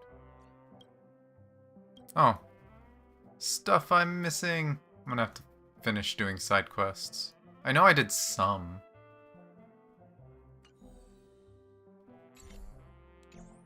But, okay. Good evening, gentlemen. Hey, I have an order for a bottle of Hasdana's White Oak. Can you help us find it? Hasdana's White Oak. I think there might be a misunderstanding. We don't serve that here. Oh, no way. Are you sure you're not mistaken? And yes, no, this guy is definitely not the type of person Dunhung would want to hang out with. If someone had reserved such a beverage, I would definitely remember it. It sells for hundreds of thousands of credits per bottle, after all. I couldn't afford to cover for such an item if it were broken or lost. That's strange. Well, could it be that the memo keeper couldn't afford it? Then what should we do now? Oh, no need to rush. Well, let's grab some drinks first. Maybe I arrived too early and she hasn't come yet.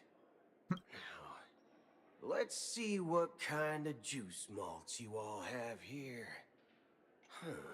Well, give me a glass of Hingham Valley, 40 years. I'll have it neat. No ice. Well, that's the most expensive one on the list. You have a taste for the finer things. Oh my gosh. It's on the house, anyway. What can I get for you? Well, anything you recommend is fine. Then I would recommend today's special, Glass Village. It's classic Soul Glad mixed with Laboom juice. It's refreshing and suits your cool demeanor. Just 1 minute. Soul Glad, huh? I'm more suspicious about that stuff now. Dynamite barbecue with rocket fuel. Ooh, really hits the spot.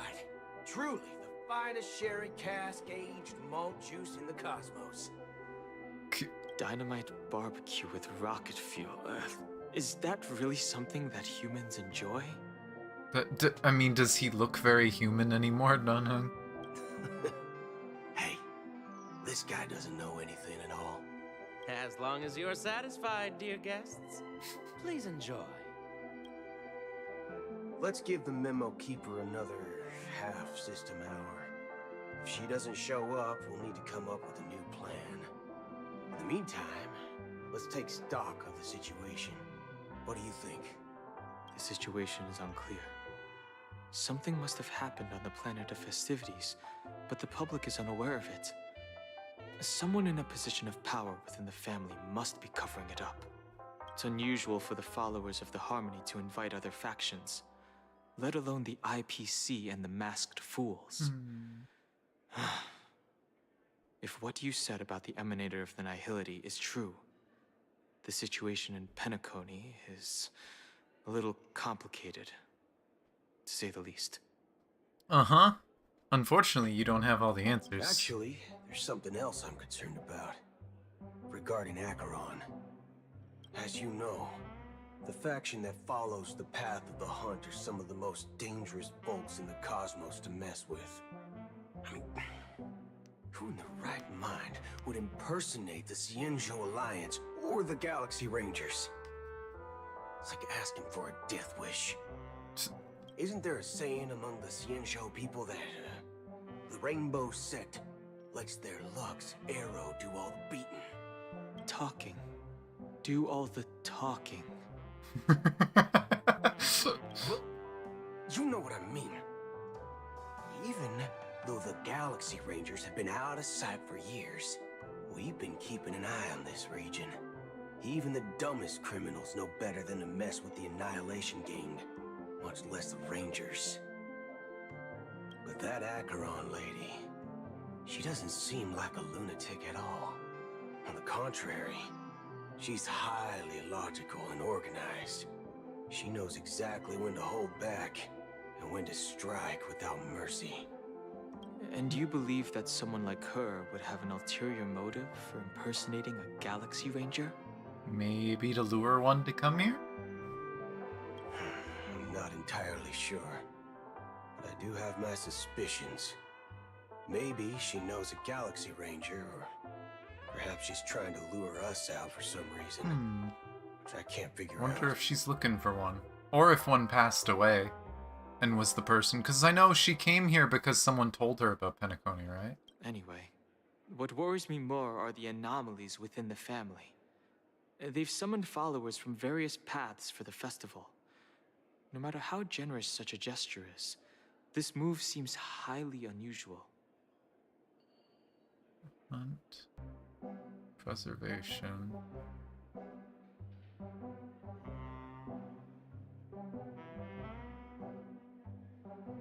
There is a lot of paths here. Like, there's a lot of very big people from the various paths here. I didn't put 1 and 2 together, but that... Huh. That's interesting. Like, most of the major paths are accounted for. Unless the invitations weren't sent by them.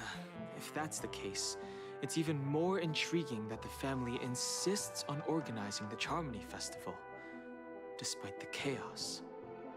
Maybe it's Shipei the Harmony pulling the strings. You find it beyond human understanding because it wasn't arranged by humans at all. People do stupid things out of irrational impulses. They abandon their principles when self-interest is involved. They believe in things they know they shouldn't, and fudge, they even break their own rules. But eons don't. They stick to their determined path and never turn back, even if they reach a dead end. You think Shipei's will is behind all this? I mean, harmony between all the paths? It may not necessarily be Shipei, but there's definitely some higher entity involved. I know it may sound pessimistic, but if human free will were reliable, why would we even need Galaxy Rangers? It's much simpler when you boil it down to the eons and paths. Like how Lon always follows the path of the hunt, or how the Express stays true to the Trailblaze despite Akavili's disappearance. But in my opinion, Akavili's fall holds significance for the Nameless. Oh, so you're saying the Nameless now have to take responsibility for their own choices because their absolutely right leader is gone?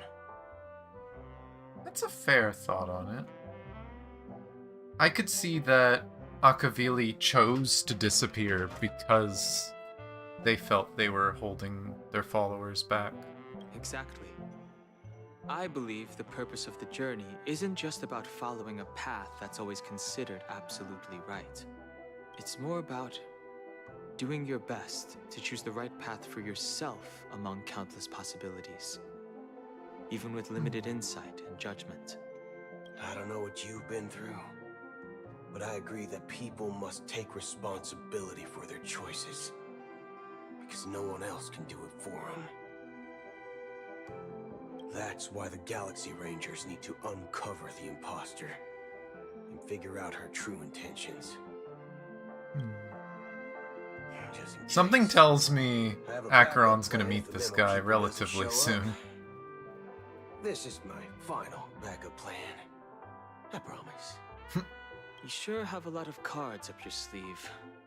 Man doesn't even have sleeves, or at least not very far down one. Well, going back to my old career would make things a lot easier.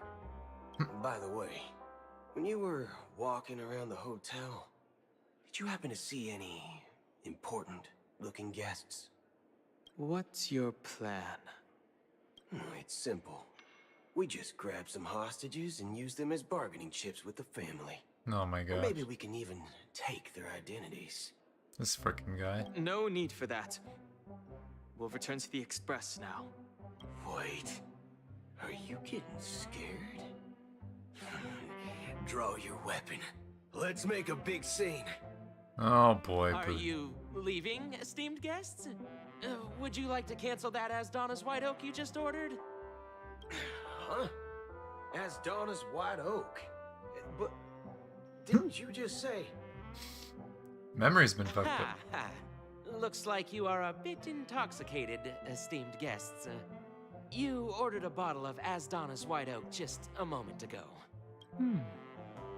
Looks like your memo keeper friend has finally arrived. I love how something weird happens. Like, someone's messed with his memories. Oh, right. Sorry, my memory's not the best. You know, Too many modifications and all. Anyway, let me check. Well, fork me. It says Donna's White Oak, all right. And there's a note.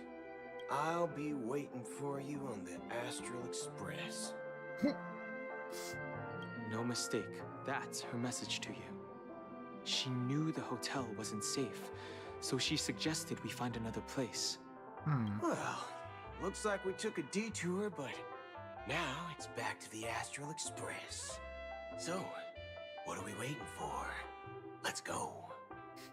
I can't wait till someone walks up to them and it's like, oh, hello, Mr. Pom Pom. Is it just gonna go straight to it, or...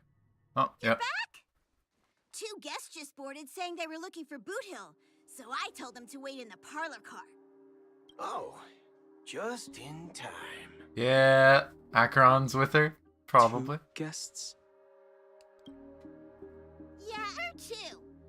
Look, we welcome all passengers on the Astral Express, but sneaking in like that, you have no regard for etiquette. My apologies, conductor.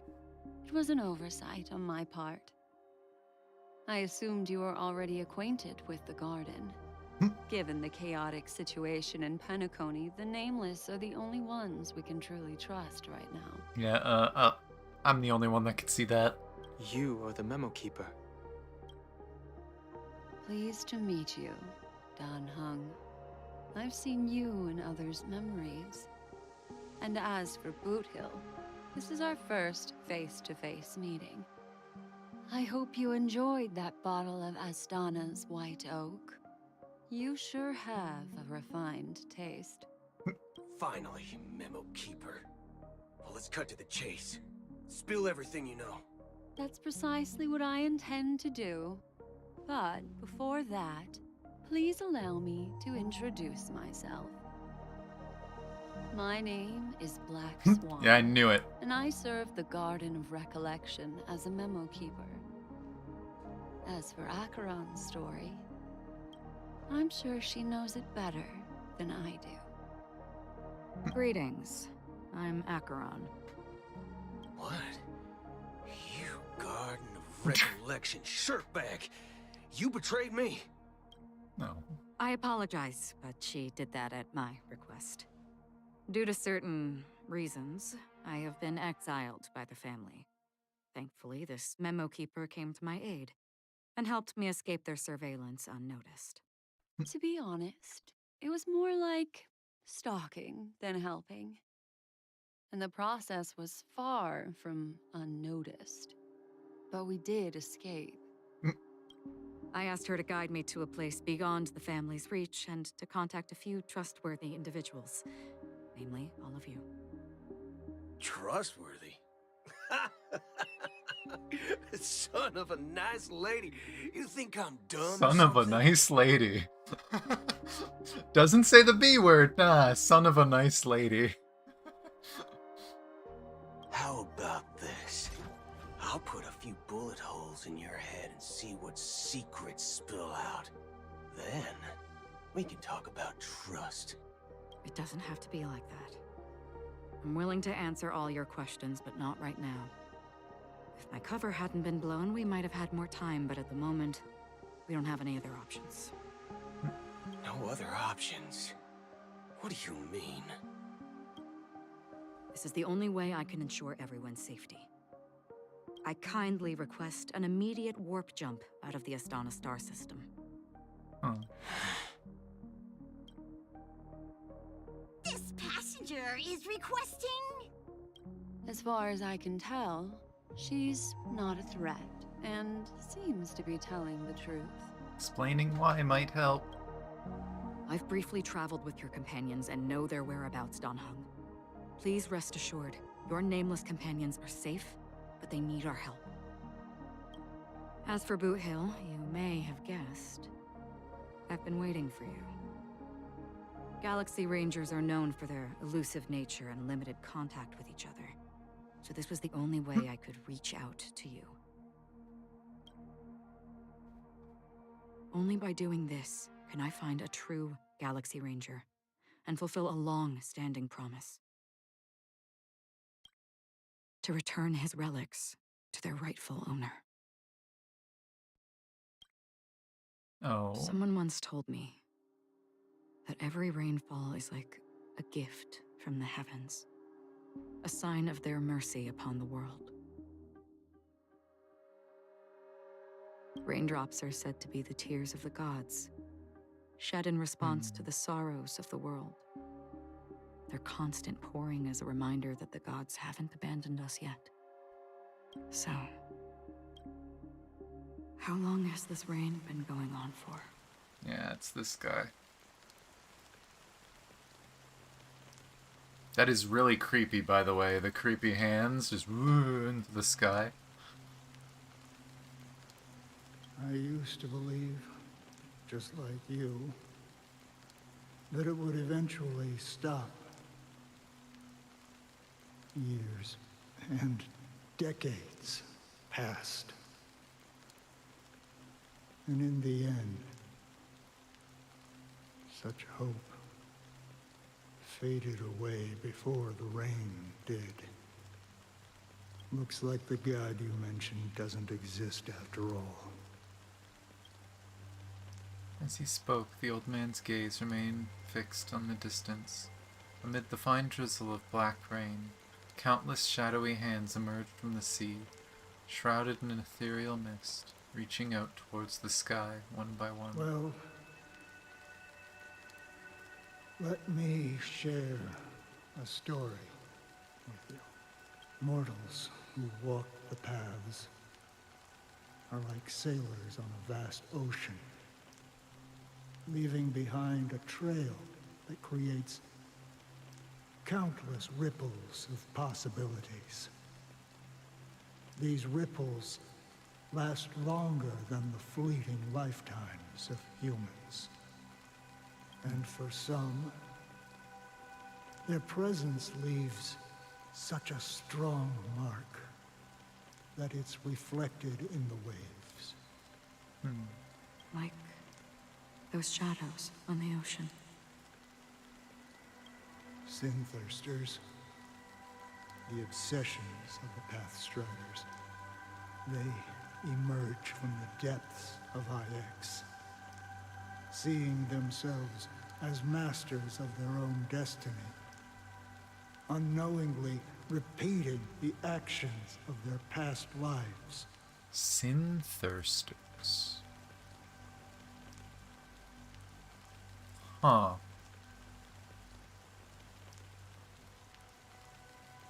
So there's a lot more lore to IX than we knew before. We're slowly learning more about it. I wonder if this is going to be all we learn about it, or if this is hinting that we're going to find out more about Nihility soon. They emerge from the Nihility and head toward it, leading purposeless lives. However, these hollow phantoms, they were once my dear companions. A group of Galaxy Rangers. Are you watching over them? Watching over them? No. I'm guiding them toward transcendence. It was a brutal war. A crusade that shook the universe. The universe witnessed the fall of Zulo, the Lord Ravager, but it came at a price. They took out a Lord Ravager. Price so hefty that only those who were there still remember. The unwavering determination of the Hunt followers persists even in death. So someone must guide these lost souls to their life beyond. They were heroes in their time. And they shouldn't be reduced to mere puppets of the Nihility. Something tells me we're going to find some of these as enemies eventually. As for me, I've suffered too many losses on that battlefield to advance any further. And that makes me the most fitting person to carry out this task. But you know, these sin thirsters, they're not who they used to be. Does this seem pointless to you? Well, some tasks have to be done, even if they are pointless. Make yourself feel better. I can help you. For what? For the meaning of the nihility. That's what I've been seeking. I see. After all, this realm is off limits to ordinary souls, right? Thank you, stranger. I wish that you find what you seek. Before we part ways, I have one more question. It is true that their actions and even their entire lives may seem pointless from our perspective. But if, and it's just an if this is what the departed ones expected, should we try to change it? A good question.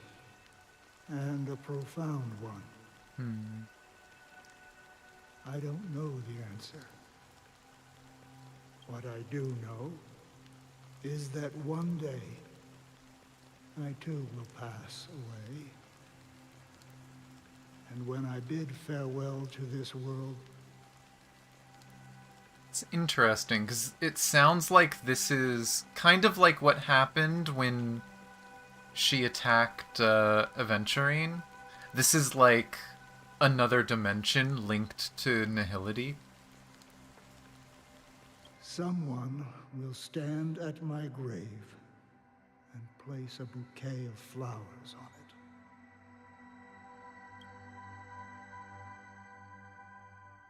Oh.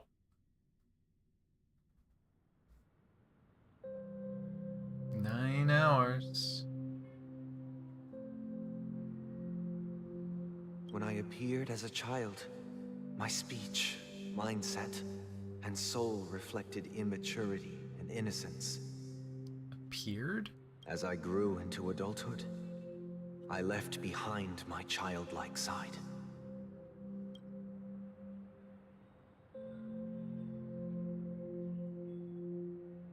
It'd be funny if we got a Sparkle thing, but it looks like we're getting Sunday backstory. Well, probably Sunday and Robin. Esteemed advocate of Shipe. Come to me, my kinship. I have sought their presence with us. As you wish. I have faithfully served the Alfalfa family for nearly a decade, promoting the path of the harmony to the best of my ability. However, I made a mistake yesterday. While I was preparing dinner for the family head, I accidentally dropped a prepared dish on the floor. Out of laziness, I lied and claimed that everything was ready. Although the head has dismissed me as punishment, it has been tough to sleep with the guilt still gnawing at me, as I worried that the seeds of evilness may have taken root in my soul. So, I confess to you now, to seek atonement for my sins. Everyone makes mistakes. Do you sincerely repent and vow to change your ways? Yes. Have you examined your soul and confessed all your sins? Oh, yes. Are you willing to accept the process of atonement? It's interesting that they're kind of painting Harmony and the followers of Harmony to be almost like a Christian Catholic thing. Yes. Makes sense with the whole Halo thing, right? The idea of them being like angels. Very well. Show your dedication and goodwill to the family, and you shall be reinstated among them. Now, please, leave in peace. Oh, Praise Sheepe. And thank you, esteemed advocate. Next. Please, step forward. I wholeheartedly confess to you. Please, pardon my sins. Rest assured, I have implored their presence to be with us. As long as you are sincere, absolution will be granted. Oh, great. You know, I arrived in Penacony as a stowaway. I sold that's fucked everything up. to get a ticket. My house, my land, and my 2 children. I see. Please, go on. My children were starving, and I hoped they'd have a chance at survival if they became slaves here. If I can strike it rich here, I'll lift them out of that situation and give them the life they deserve. It's a weird, fucked up way to do it, but I get it.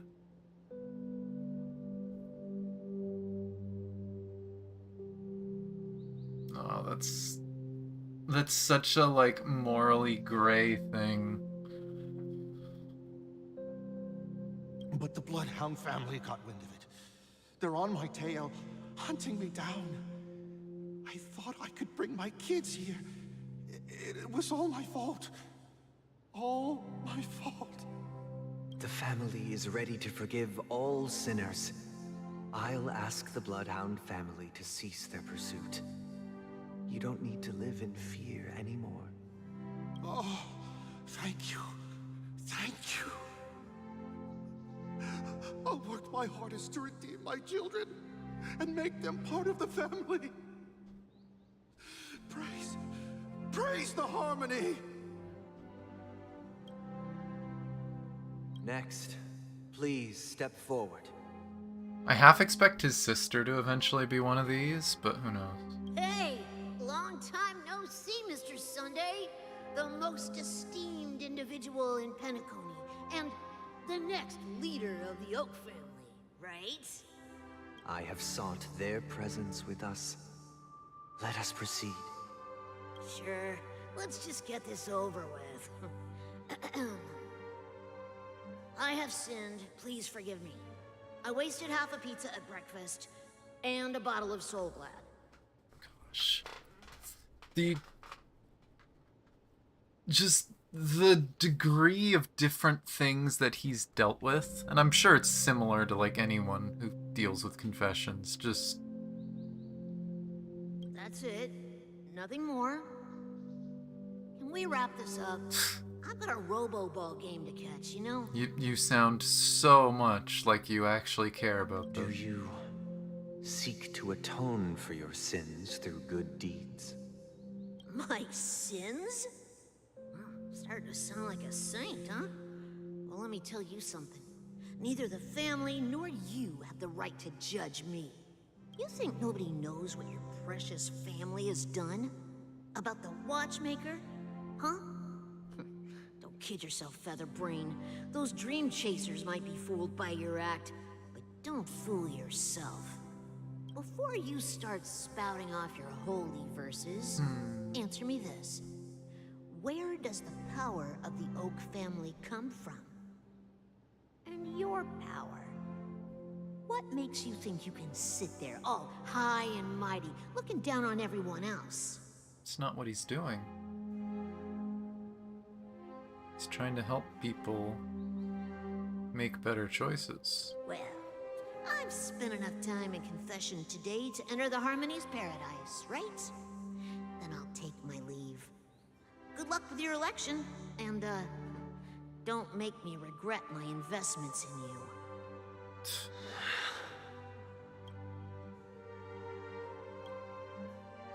Oh, revered triple-faced soul, hear my doubts.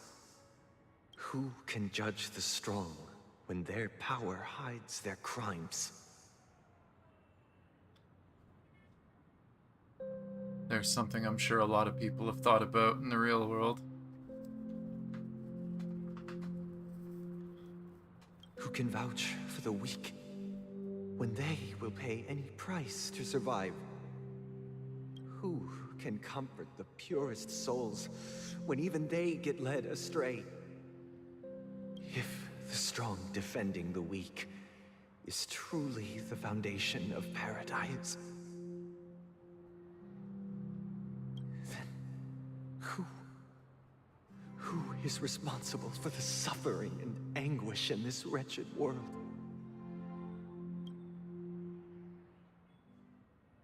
Brother? Brother?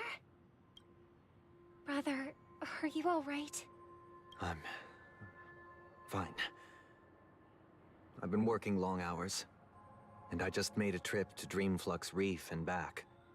So, I'm a bit out of sorts. But it'll all be over before we know it. You've been working non-stop on the Charmony Festival, Mr. Sunday, and no one could have predicted this incident.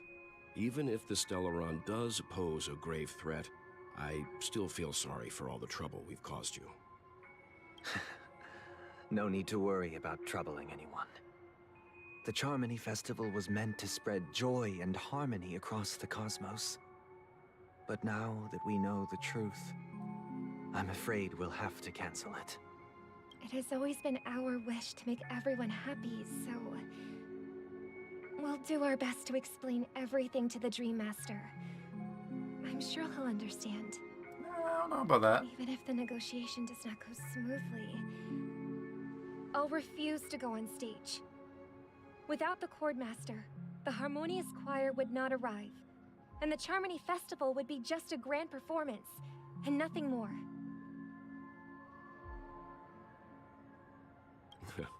I'm relieved to see your determination. You know, since arriving in Penacony, we haven't had any contact with this Dream Master himself. I'd heard of the heads of the 5 major lineages, but the Dream Master is a mystery to me. The Dream Master rarely grants an audience, even for us. But, given the urgency of the situation, he's agreed to meet us in person. Perhaps you'll be the first guest to meet the Dream Master in years, Mr. Yang. Let's hope we can reach a consensus that satisfies everyone. Indeed. Let us hope so. It's about time. We'll have to get ready for the meeting. I apologize for any inconvenience caused by the urgency. Don't worry. I'll be waiting here. I thought the whole point was that everyone was supposed to go together. I... It's Mr. Sunday! Hey, come over here! Looks like someone needs help. Let's go check it out. Is that the stupid merchant? Thank you for everything you've done. I'll be waiting here.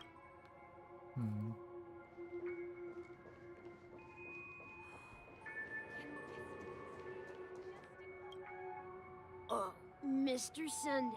Hey there! Okay, see the moon in the sky?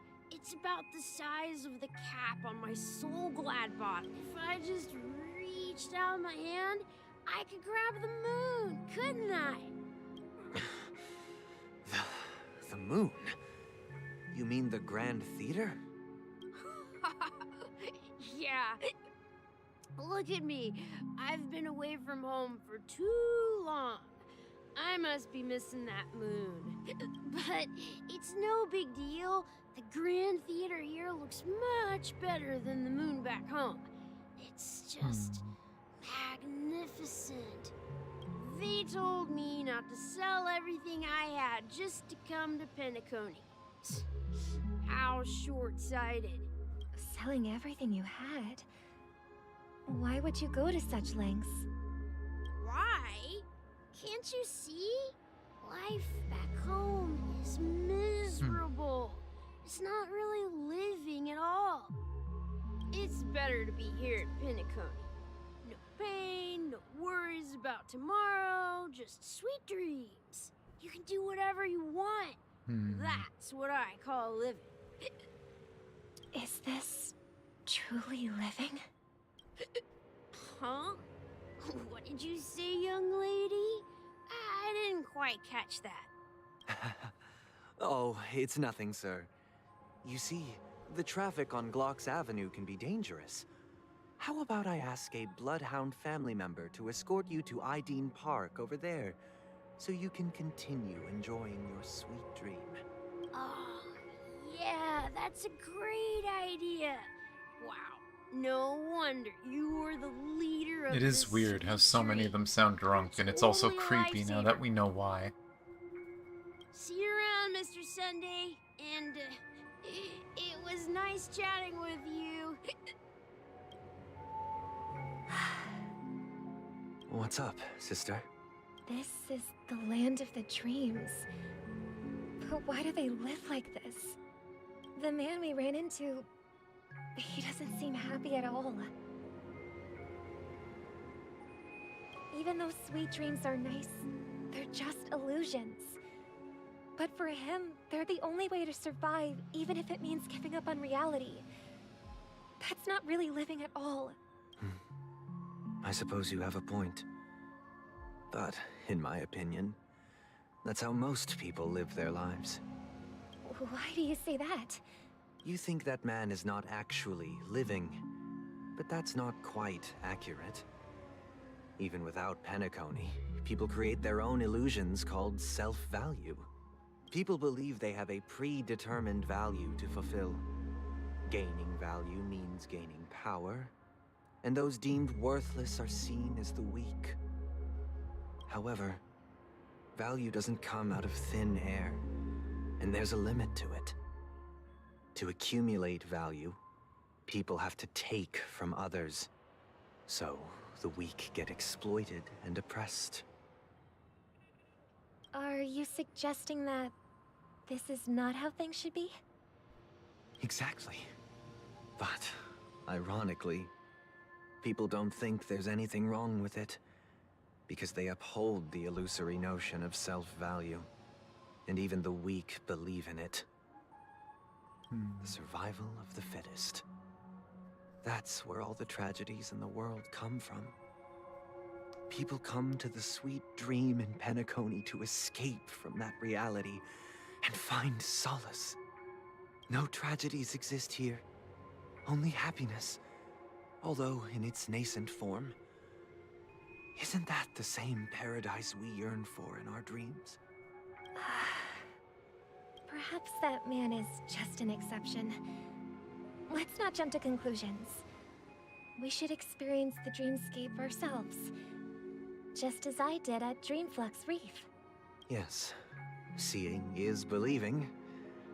I'll accompany you. The Dream Master hasn't shown up yet, so we have some time for a stroll.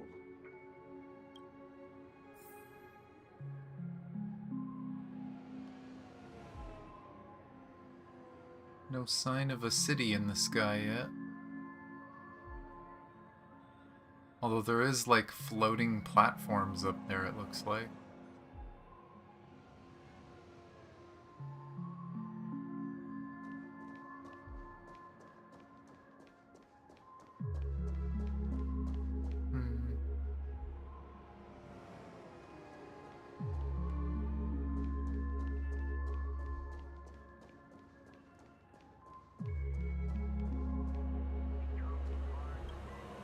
Glad to meet you again, Robin. How are the preparations for the Charmony Festival coming along? We're all Again. so excited about it. It's going smoothly. Thanks for making the trip to join the festival. You're too kind, Robin. It's a pleasure to have guests from all over the universe celebrating day and night. I can't stand being lonely or bored, so this jubilant dreamscape is perfect for me. But if this went on forever, would it get boring too? Nah, not at all. Who would get tired of having so much fun? Every day, you get to wear fancy clothes, explore all sorts of dream bubbles, indulge in delicious food without gaining weight, and you never get old or sick.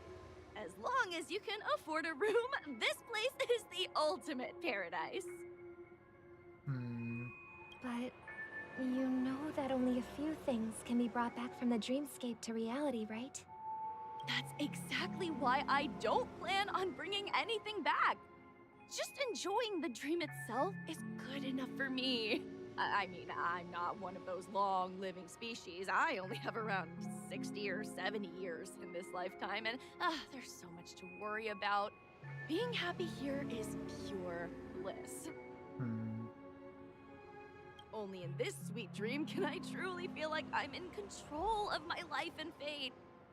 Who would want to go back to reality after experiencing this bliss? I see. I genuinely wish you all the happiness in the world. And I wish you a fantastic performance, Robin! I'm off to the Blue Hour for the ball. See you later. Seems like that guest's perspective didn't resonate with you either. She had a valid point. I could sense her genuine happiness. It's just that... She's starting to see things that her brother saw, dealing with confessions. What you're trying to say is, she thinks she's in control of her life. But in reality, she's just escaping from reality and seeking solace in this sweet dream. Once she steps out of this sanctuary, everything will be lost. Well, she did make mention of being able to afford a room. Didn't she? However, the paradise in our dreams, it doesn't have to end. No. And the paradise we yearn for shouldn't be just a fleeting dream either.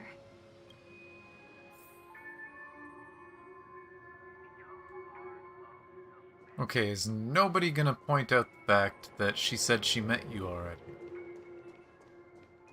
Do you actually remember meeting them?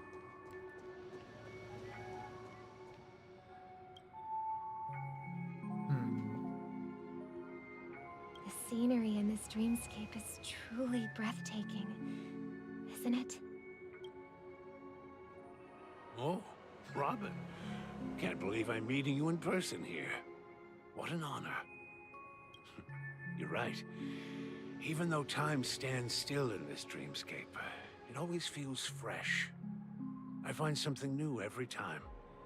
A philosophical mind. I hope I'm not intruding. Oh, not at all. No. With little time left, I yearn for meaningful conversations, especially with someone as esteemed as you. Do you mind if we chat?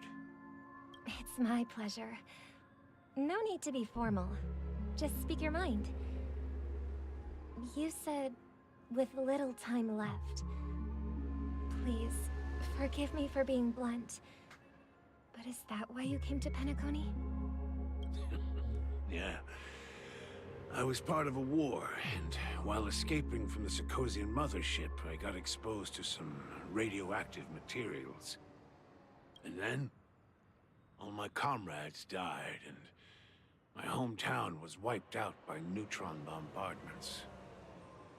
I couldn't bear to live with everything I knew gone. That's when I heard about a possible solution here, so I came. How heart-wrenching. I hope the family has been able to help you. They have, and I'm truly grateful for that. They provided me with a comfortable room, the most advanced life support devices in the cosmos, and a stellar team of caregivers. My physical body is now in the dream pool, sustained by life support. The me you see here is whole, rational, and no different from any other person.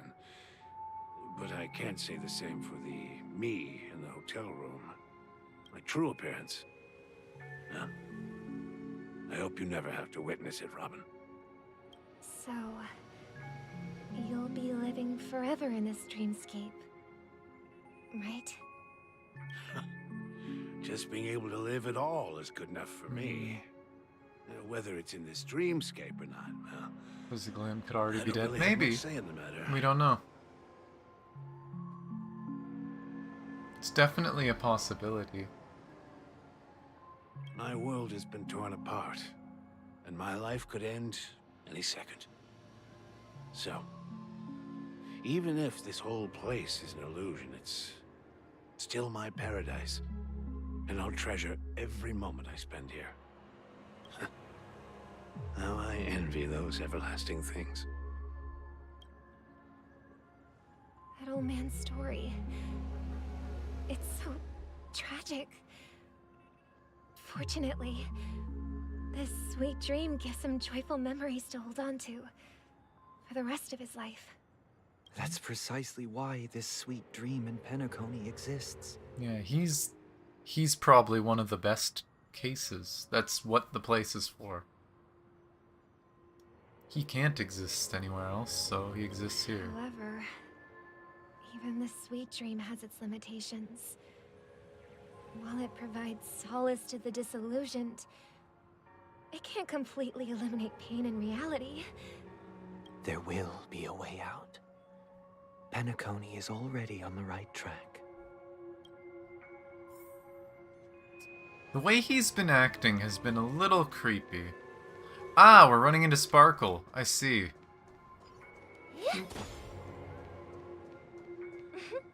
Look what we have here.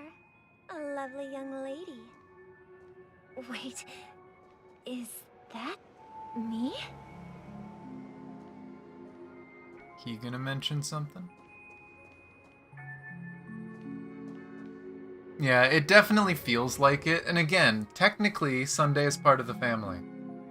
And because we know the emanator that is in charge of this place is like a hive mind of multiple people. Oh, that's a pretty idle post.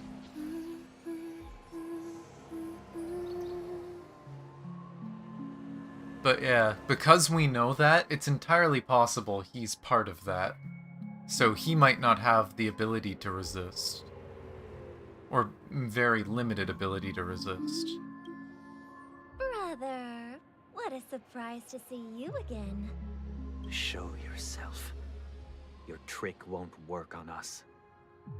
I've heard that a skilled mass fool received an invitation too. That must be you, right? Did you enjoy yourself? It's interesting that she's not that upset about it. Barely. The people here are way too gullible. A little bait is all it takes for them to bite. And they run away at the slightest hint of danger. In other words, they're naive and cowardly. Sounds about right. Now that you've had your fill, it'd be wise to leave before it's too late. The music of the harmony doesn't tolerate discord. What? Now that you have the real Robin, I'm useless? Oh, how disheartening. I've done so much for the family.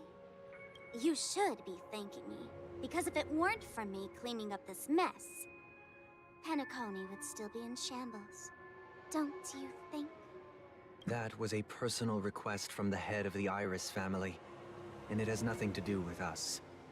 Step aside and stop causing trouble for the Charmony Festival. Okay, why does he suddenly seem upset about trouble for the Charmony Festival? The Charmony Festival? You think you can scare me? You think I have no idea what you're planning? I don't care what you're thinking, chicken wing boy. But I'm pretty sure our lovely Robin won't be appearing on stage. After all, you're well aware of what a sorry state this dreamscape is in under the banner of harmony. Penacony, the land of the dreams. Is this truly the paradise you desire? I kind of see what she's doing here. Sparkle's trying to get the siblings against each other. Because, yeah, it does seem like Sunday's being controlled. And talking about sensitive stuff is probably going to out him. Stop it. What's the rush, chicken wing boy? Did I get to you? Our paradise is none of your concern, masked fool. Leave now, or the family won't tolerate you anymore. What? Was that lag, or was that intentional? Her voice kind of like died a little bit there. All right. I'll go. But Robin, I suggest you seriously consider this. Do you really believe those living in dreams can escape pain and find true happiness? Well, I've done my part, and now I'm simply waiting for the fireworks to begin. Here, the last 2 gifts for both of you. And don't lose them. If by some unfortunate chance the Charmony Festival starts against all odds, remember to use them during the show. And it'll be thrilling. Bang! It is weird. It definitely feels like, as much as Sparkle's being a little shit, because that's just who she is, she's trying to help. I heard a raven cawing in the distance. It seems the Dream Master will arrive soon.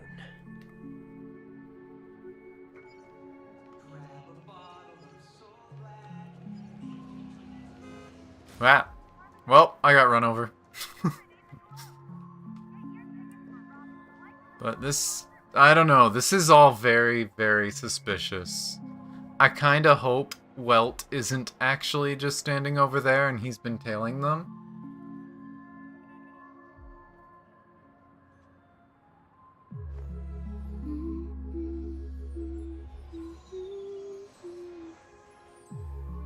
But we'll see.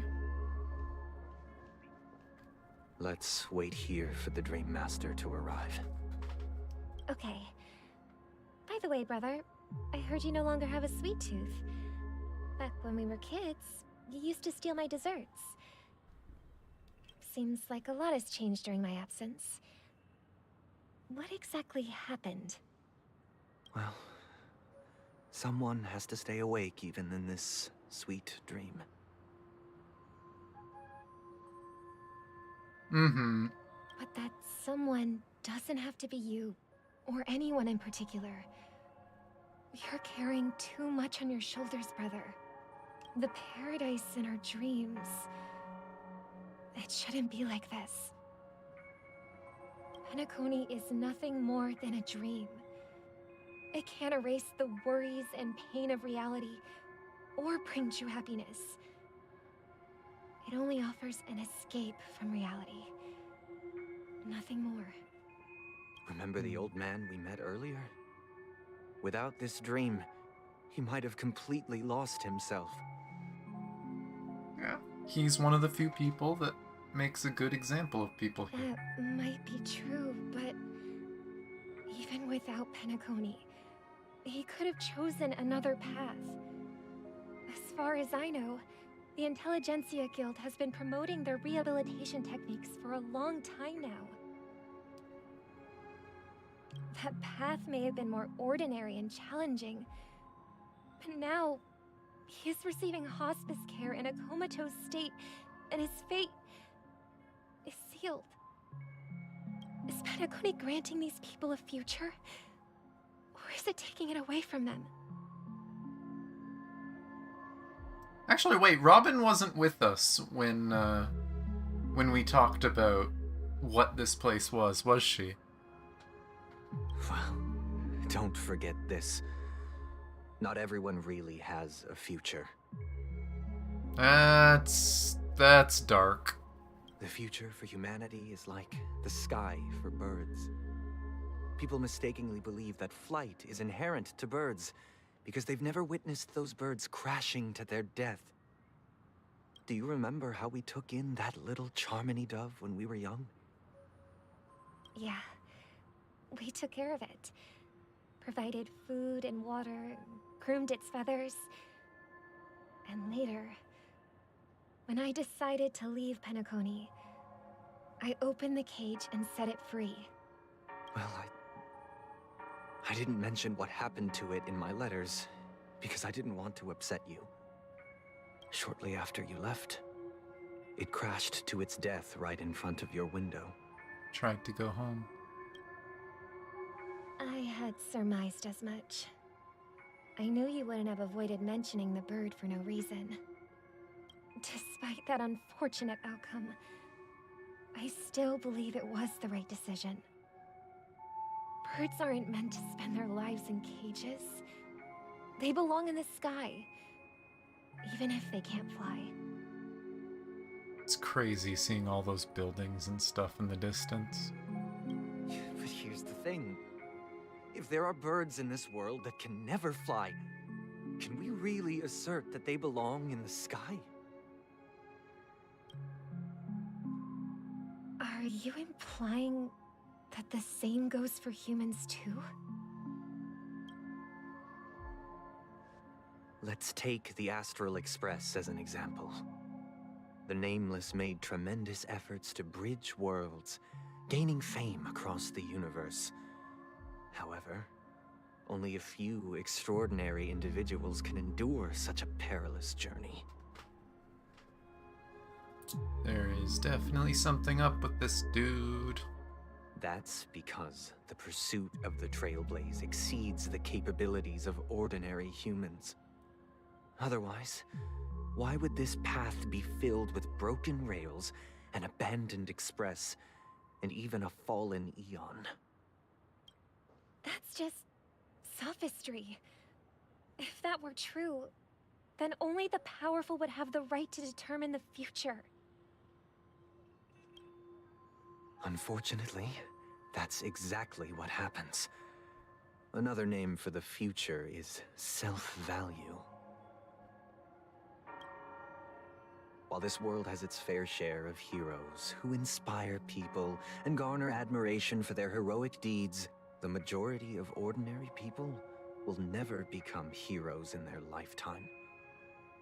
Not everyone has to be a hero. But yeah, it sounds like him dealing with everyone and their confessions broke him. Or at least gave him a vulnerability that the family took advantage of. Some are born weak and vulnerable. Some find themselves trapped in unfortunate circumstances. Some fall victim to malice and cowardice. When it comes to survival, everyone is equal. And the weak can only watch as their value gets constantly diminished by external forces. That's why we should care for the weak and support them as if their suffering were our own. That's what the Odes of Harmony have always taught us. Yeah, I'd say it's pretty likely Weltaz. While the Harmony holds noble aspirations, the strong will always be strong, and the weak will always be weak. That's not true. Even in this carefree dream. People can change. Human nature contains greatness, but it also harbors inherent weaknesses that can't be eradicated. In the end, if people can't even secure their own survival, they won't care about the illusory future of equality. As long as the law of survival of the fittest prevails, there will always be fledglings crashing to their death. But if people don't live for the future, do they merely exist for survival? If even you, my brother, don't believe that the Harmony will save the weak, then which Eon can make our dreams come true?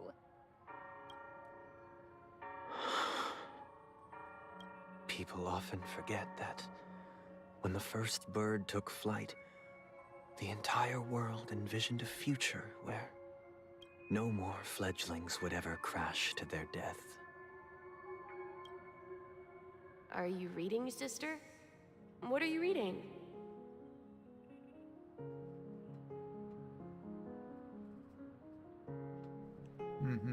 Mr. Gopherwood gave me a picture book. It's about the story of the harmonic strings. If I could become a chord master, I'd like to summon Dominicus, the harmonious choir. I want to sing with everyone and spread our wishes so that all can feel happiness and joy. I see. Then, I would summon the harmonious choir too. That they keep bringing this up. Something tells me that's what the thing is. That's what we're fighting. Don't you have a wish of your own, brother? Of course I do. It's just that it includes your wish and everyone else's. I long for a true paradise where everyone can find peace. Then, let's build a stage there and invite everyone to our performance so that both our wishes come true through the power of the harmonious choir. It's a deal then. Yeah, it's a deal. But how can I become a chord master? Maybe you'll have to become a star first. Oh, back to us. It does feel like we are heading towards something big. Yes. And now, it's up to us to forge ahead.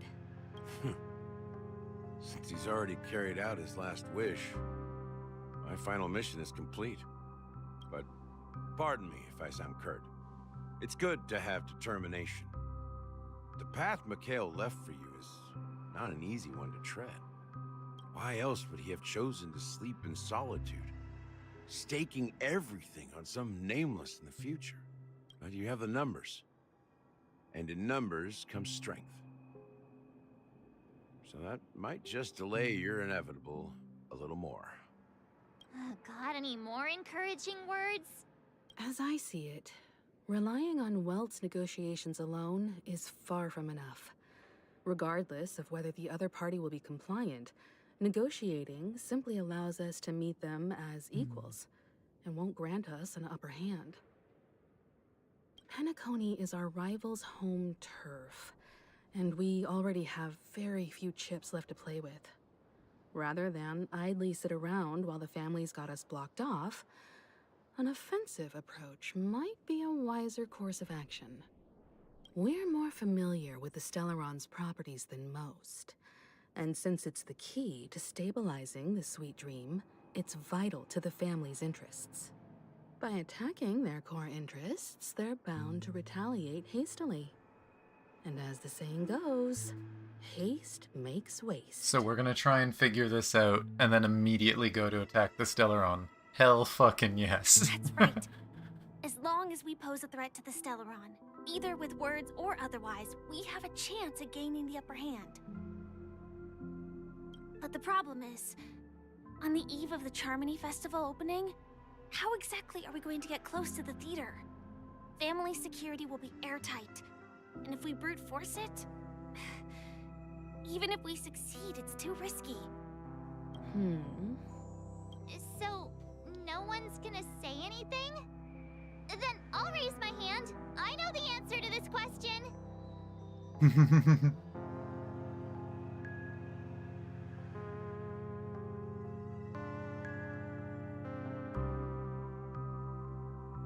Time for the master stroke. Oh my god.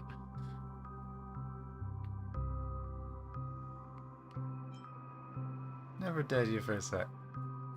The express crew would have been disbanded long ago if it weren't for me. So, I heard that before the Charmony Festival begins, there'll be a pageant to kick off the festival. It's called the Soul Glad TM Festivity. She actually says TM. And it's going to be held in the moment of scorched sand. As long as we clinch the top spot, Oh my god, we have to audition? This is not what I was hoping for. personally bask in the graces of Miss Robin. Not that that's important. What's crucial is that we can enter the Grand Theater before the audience arrives. Sounds like March was planning to do this regardless. So, how do we go about participating in these festivity auditions? I've already procured special invite tickets from Miss Robin's fan club. To tell you the truth, I had been preparing to join the auditions all along. Not surprised. But now it looks like even if I scrape through, I probably still won't have the chance to shake Miss Robin's hand. You could have asked her earlier. So they're still running this thing, huh? It was originally just a publicity stunt, set up by Mikhail to drum up attention. But it looks like it might be worth a shot. We'll follow March's plan. Mr. Gallagher, will you be joining us? I'm afraid I won't have the time. As a virtual character, I've already completed my final mission. Whether Penacony can awaken from this dream is all down to you. Should we ever cross paths again? I'd love for you to visit the Express. All right. I'll have to add to that data bank of yours you've got on the Express. And Miss Firefly, we thank you for all your support. We're faced with a formidable enemy. As long as the Astral Express and Stellaron Hunter's objectives are aligned, we're willing to cooperate with you. We've already come this far together. I'd like to join you for the rest of your journey on Penacony. I'm pleased that we can finally fight shoulder to shoulder. I couldn't ask for a better ending. That's a flag. I'm still pretty much guaranteed she thinks she's gonna die here. This is also the spirit of the Trailblaze. Now, everyone, let's prepare to move out.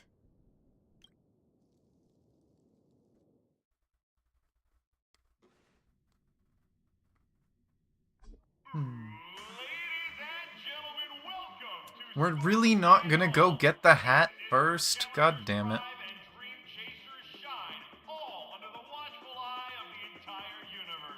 This is not what I wanted to happen next. Huh.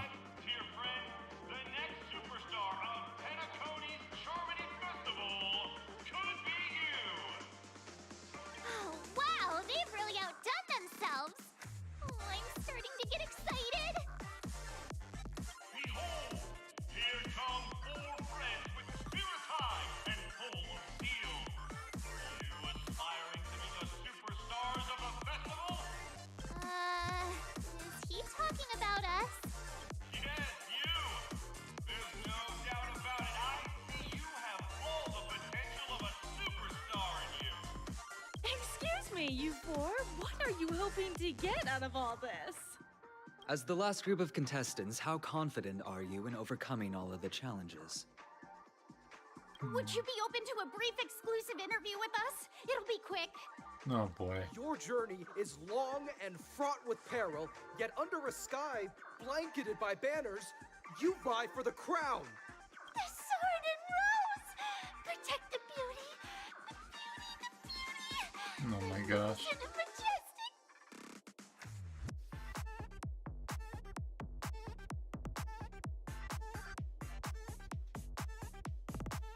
Maybe? I don't know. Knight's head is hard as steel. Brother Lance's focus is stubborn as a heel. We don't all have to be winners, but if we don't have fun, we'd all be sinners. People are pouring in. Kinda feels like all sorts of baddies are showing up. Let's get in there quickly and enter the competition. Wait. I'm realizing now, in the original trailer for Penacony, a big focus point was the Trailblazer and Aventurine dancing together. Is fucking Aventurine gonna be in this contest too? Ladies and gentlemen, please make way. Make way. No.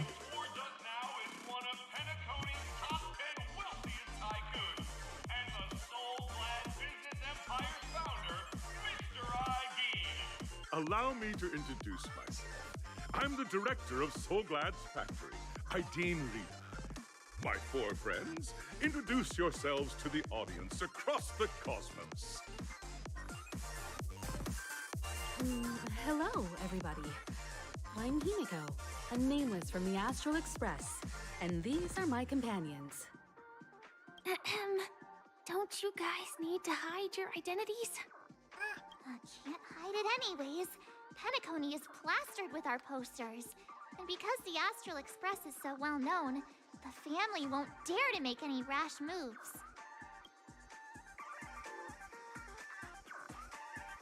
And she's say cheese. Hello everyone, I'm Hello Everyone.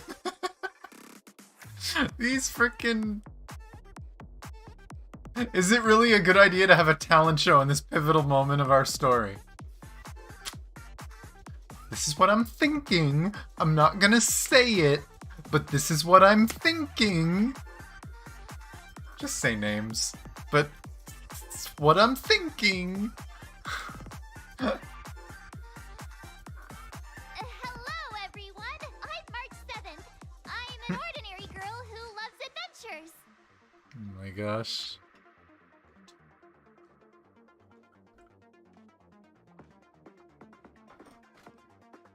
Hello, everyone. I'm Firefly. I am also an ordinary girl who enjoys adventures. So it's a bunch of nameless guests. This final face-off is bound to be spectacular. Time is precious. My four friends, come with me.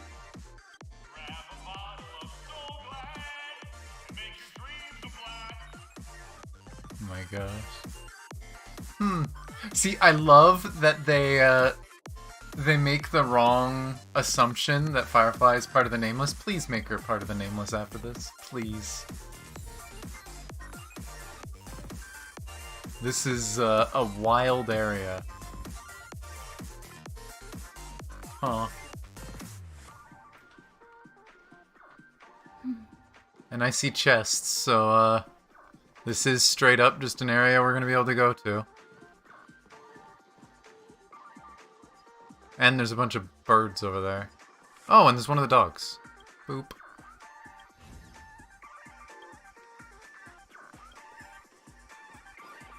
Festival's starting point. Let's grab these things before I forget.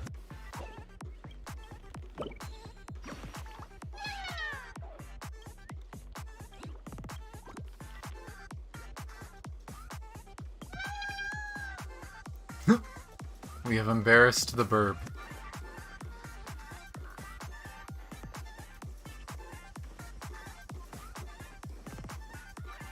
How big is this area? Bigger than I expected. This looks like a gauntlet. That looks like a gauntlet leading up to some sort of fight or something happening at the end. Interesting.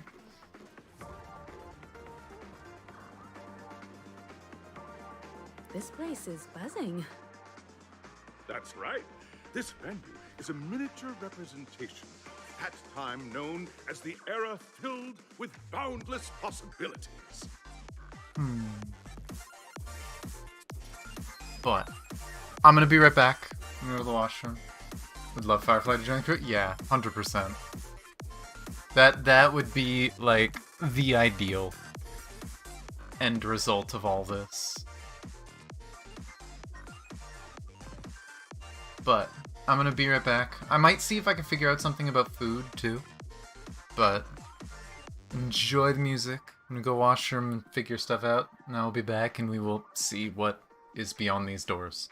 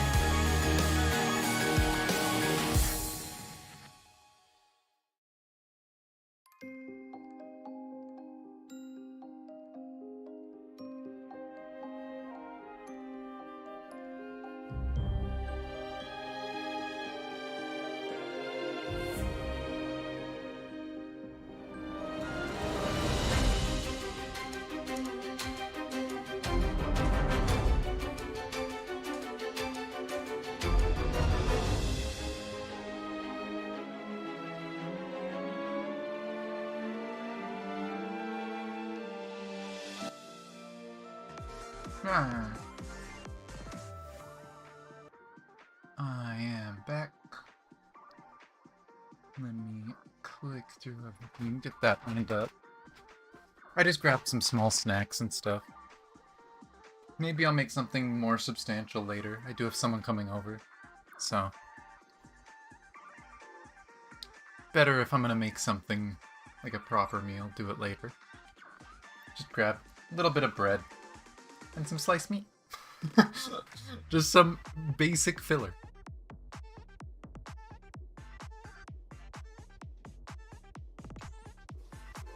But we'll see.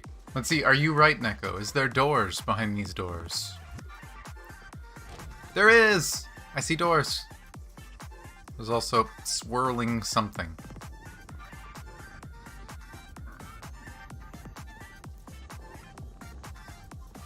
Oh. I see you.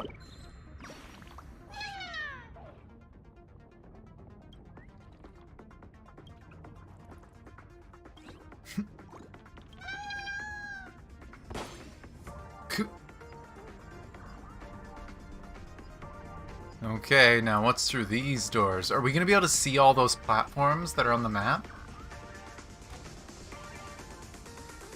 Huh. We can indeed. I'm assuming those are the platforms we're going to be on. Huh.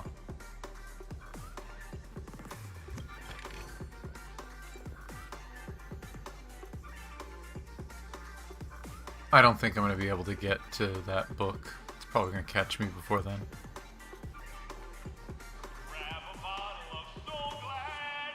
Oh my gosh. Nameless, your arrival reminds me of the grand occasion when Penacony was first established. I was still a young, bright-eyed lad back then, lured here by the Watchmaker's ads, full of zeal and ready to make my first fortune in life. This person's been here that long? Once, during a particularly grueling day, I passed out and was resuscitated by a drink from Mr. Sousa. That sweet taste has since been etched in my mind, and that was what drove me to create the Soul Glad that we all know and love today. The dream-chasing era was truly a wondrous time. Oh, I miss those days, and the Watchmaker. Scorched Sand Hall is my homage to that time of boundless possibilities. I recognize this VA, by the way. I don't remember who, but like, I know this voice. I wholeheartedly hope you make it to the finish and emerge as the next superstars of Penacony. Now then, is there anything you'd like to say before the competition officially begins? Oh, it really bothers me that I can't tell who it is, but I recognize this voice. I know I've heard this VA before.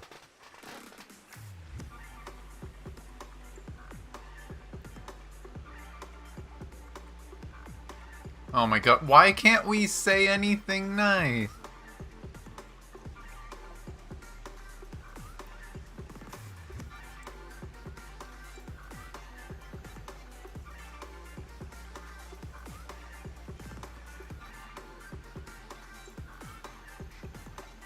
Oh my gosh. Be cocky, why not? Have fun. Confidence. That's the trailblazing spirit. How about you, Miss March? Hello, everyone! Next up, get ready for the Mega March 7th Adventure, where I'm going to break the Oh my speedrun gosh. world record. Trailblazing into the uncharted and challenging the limits. That's Miss March 7th for you. How about Miss Firefly? I hope that by the end of this journey, everyone will have achieved the outcome that they hoped for. Flags. There's just... I swear, I need to buy, like, little red flags. Like, every time I hear a red flag, just wave it. Ah, a wonderful wish. Miss Himiko, what are you expecting from your team? Safety first, everyone. Simple words, but full of warmth. Waiting for you are 3 stages, each connected to that era. The first 2 stages offer 2 distinct paths to choose from, with unique challenges on each route. Might be just waving those flags all day, probably. Who knows, maybe if I could, like, somehow get them to stick to my headband, I could, like, attach one every time I see one. At the end of the day, it's like, let's count how many red flags there was. And in the last stage, you will face off against a champion who has defended the title to this very day. A beloved contender whose noble virtues are unrivaled. Those are the rules. Simple. Everyone clear? Now, I hereby announce that the 33rd Scorch Sand Festival of the 20th season, sponsored by Soul Glad Enterprises, has started.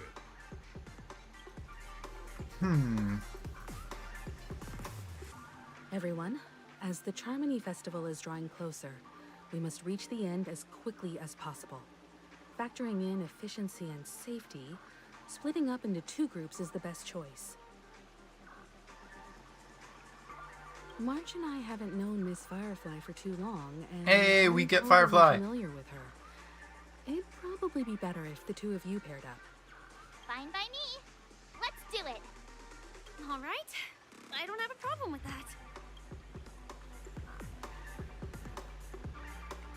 Say what now? I get to pair up with Firefly and there's no catch?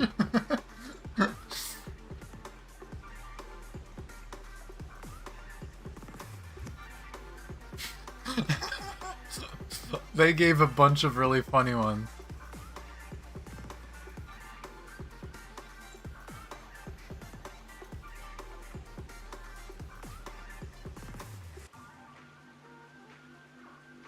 I'm gonna say it. I get to pair with Firefly and there's no catch. We'll split into the assigned groups then. Let's not waste time. No, nothing funny happens.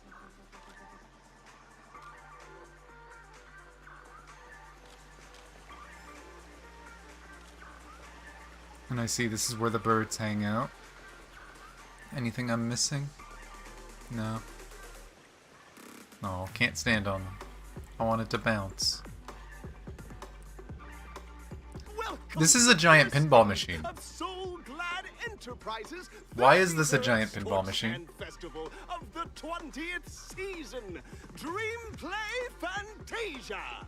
In this stage, you can choose between 2 challenges: the School of Acting or School of Action. It's Firefly and fuck Stell. We're totally going to the School of Action. There's no way we're going to acting. In the School of Acting challenge, you have to complete 3 performances from 3 scripts and move the panel judges. In the School of Action challenge, you have to defeat 3 groups of enemies convincingly and reach the end.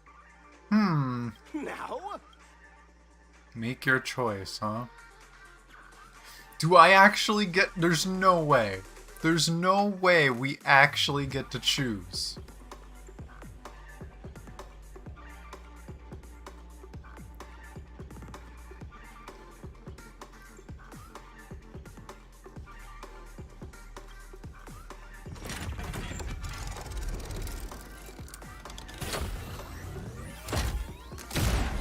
What?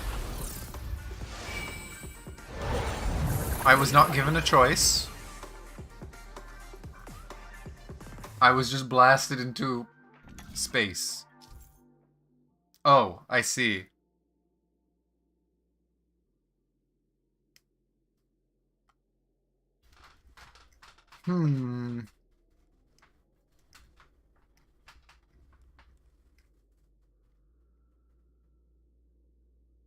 Now, because of what kind of place this is, I don't think they're gonna let us see Firefly combat here. I think it would be weird if they let us see Firefly combat here.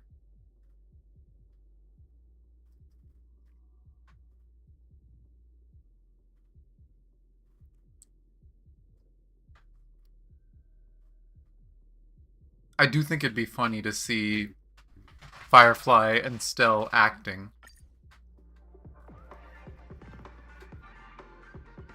Okay, but which is which? Which is which? It doesn't tell me which is which.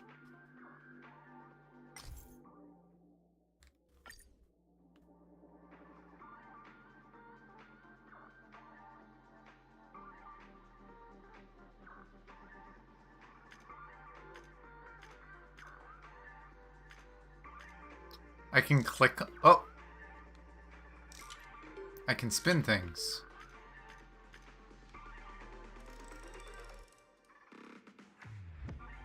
Huh.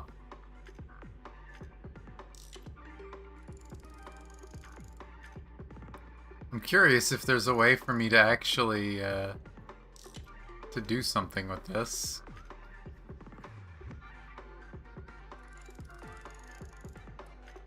Doesn't look like it, though. Because... Oh, okay, it's gonna change it for me. Acting challenge... or action challenge. I feel like the action one is the boring one, of just combat. I don't think they're gonna let us fight with Firefly here. I could be wrong, but I don't think they're going to let us, because she can't exactly show her cards here. Let's do the acting one. I think it would be cute.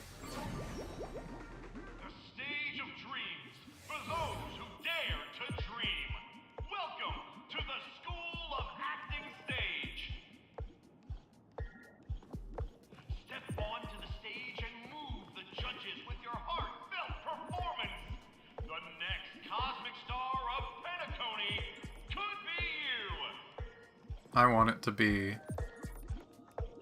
a funny, cute scene between them.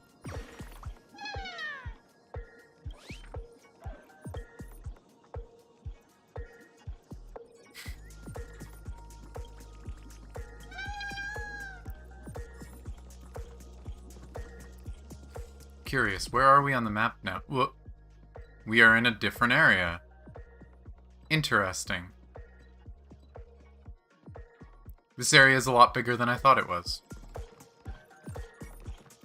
Competitors, allow me to This might end up taking a lot longer than I expected it to.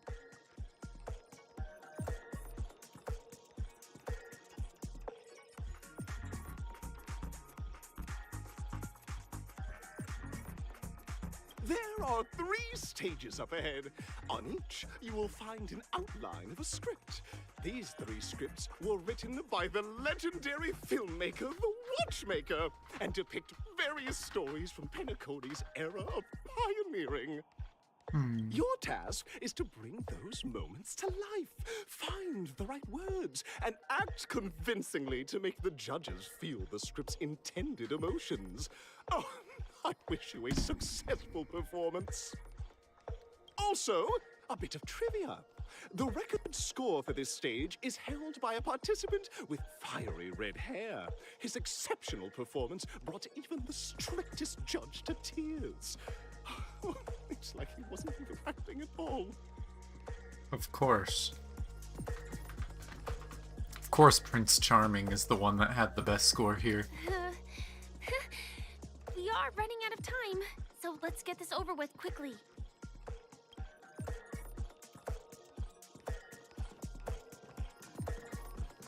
Oh. Yes, quickly. Distraction.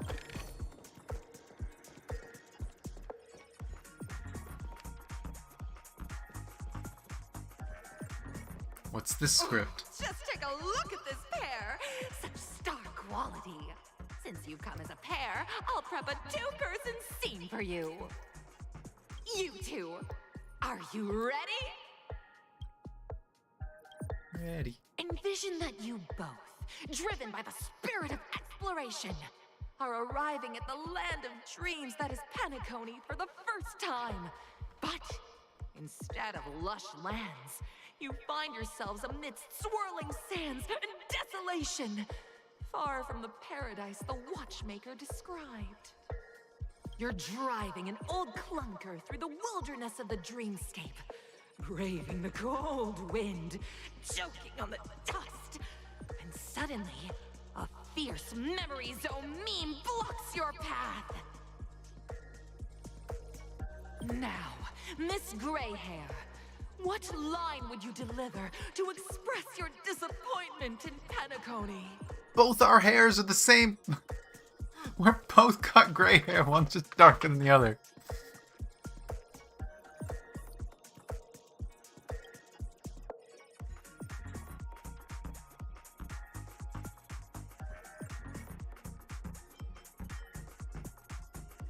Oh my gosh.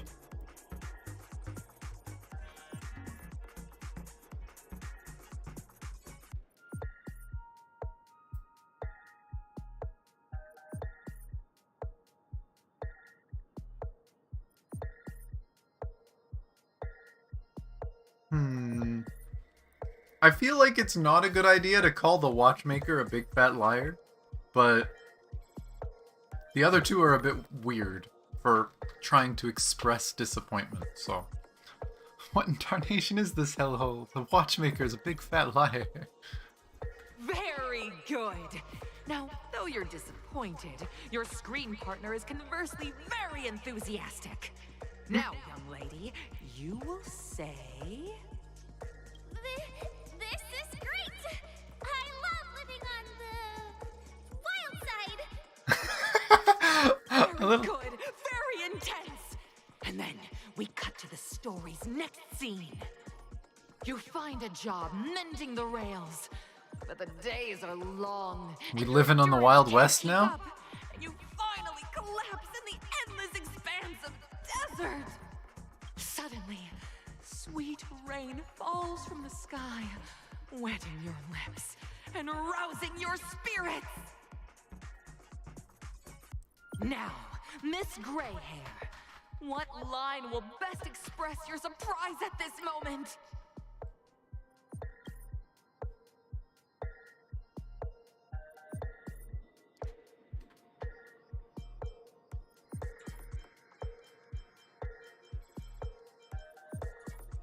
I love how it's like 2 negative ones and a positive one. Oh, yeah.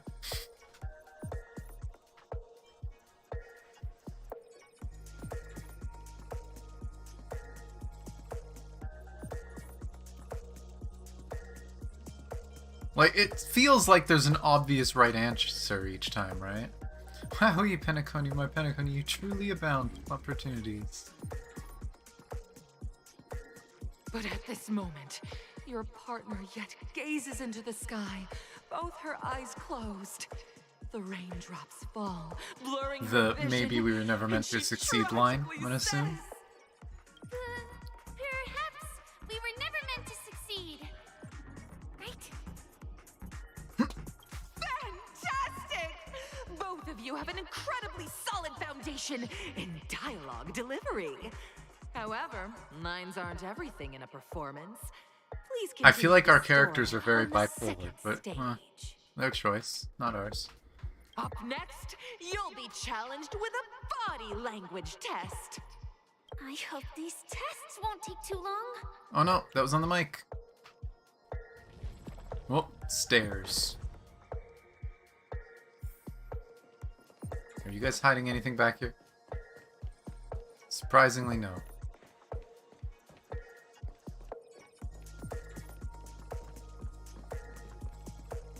Hiding something over here, though. Okay, what now? Here, you two are required to skillfully utilize body language to portray the story context I've laid out for you. Picking up from where we left off, a heavy downpour saves you both stranded in the desert. This rain quenches the anger in your heart. You look to your companion, now completely devoid of... This is what I was hoping for. Something wanting to cute. comfort her. Give us the hug. At this moment, what should you do to make her laugh? Tell a dad joke.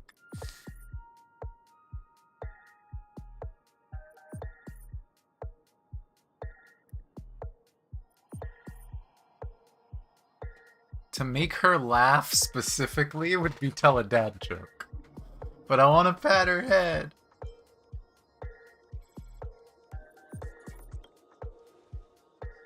The test now is about body language. I don't think... Pat her head, stand up and prepare to move out, or roll about in the sand. You seriously think that would make someone laugh? Okay, I kinda like making the wrong decisions now. That's kind of funny.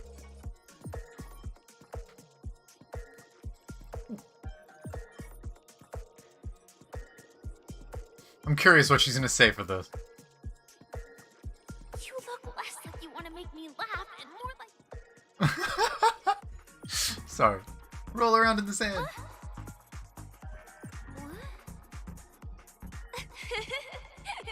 Right answer. Your companion sees you rolling about in the sand and thinks about the arduous obstacles along this journey. She can't help but let loose a laugh, rekindling hope in her heart. And so this girl... I'm... gonna get back on my feet and keep moving forward. Again, this is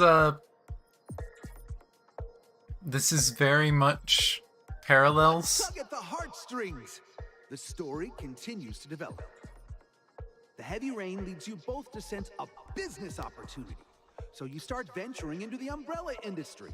But just as the business begins to pick up, competitors start flooding the market with low-priced goods, squeezing your market share. You have no choice. The goods you stockpiled at high prices have to be sold at a loss. This is a pretty self-destructive move, which drives your business to the brink of bankruptcy. At this moment, what would you, who refuses to admit defeat, decide to do? Oh no.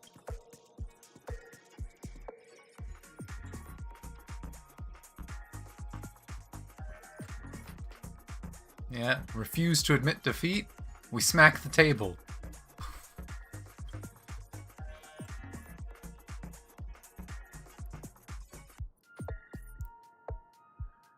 You think you'll back down? Impossible. Dream chasers can be knocked down, but never knocked out. Fantastic. I didn't think any of the responses to the other wrong answers would be Seeing funny. that you're up to your eyeballs in debt, she sees nothing but despair in her future. And then... I leave Penacony in utter disappointment. She keeps asking. Is that... Of course! Absolutely! I was this close to tears! Both of you possess exceptional acting talent! This is funny because it means you could miss this. You could literally go down the combat route and just beat up stuff, beat up stuff, beat up stuff, and then just go to the end. However, the true test is yet to come. You're about to... And instead I get the cute harshest silliness. judge this show has ever seen. You'll need to rely on perfect performances if you want to win them over.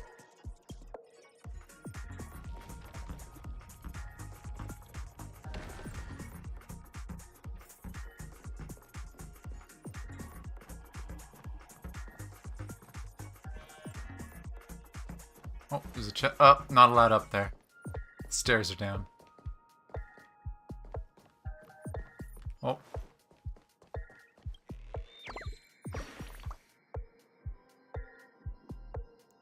What?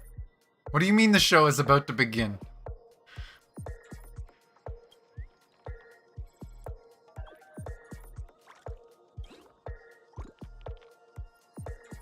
The bird is acting.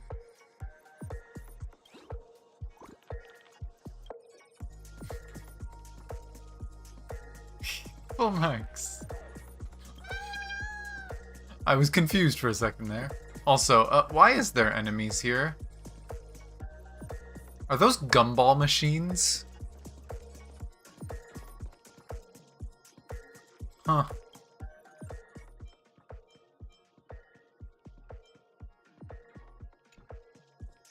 Interesting. Welcome to the final stage. Actually, all the scenarios that you previously encountered were all from the film Once Upon a Time in Dreams. Two companions arrive on Penacony with nothing but a dream. Their desire for achievement is met with continuous setbacks. Ultimately, one continues on, despite spiraling into debt, while the other concedes defeat and leaves. Many years later, their paths cross once more in the thriving Penacony. Yet, they refuse to acknowledge each other because...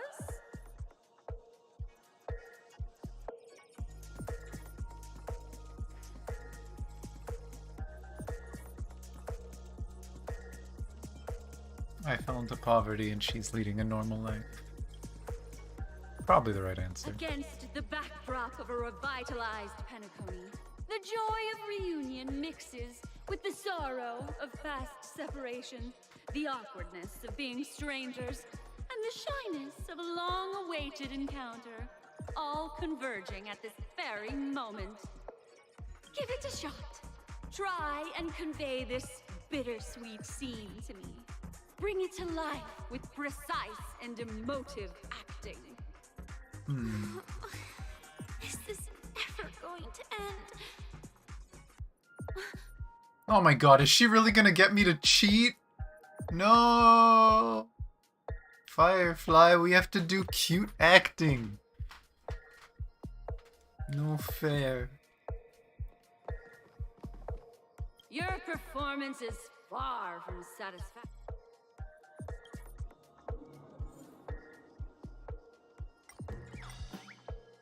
Ah, darn it, Firefly. God! I never imagined that such a sad scene could be portrayed by you two in such a joyful and heartwarming way.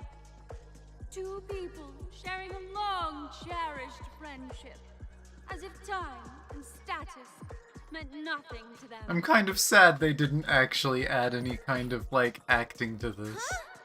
But we haven't even done anything! Is his imagination running wild again? Brilliant! Your portrayal outdoes the original. Beautiful! But... We have passed the test. We ought to hurry up. Stellaron is at stake. I'll grab the other stuff after. Especially if there's gonna start being... Oh, music. Especially if there's gonna be fights around here now.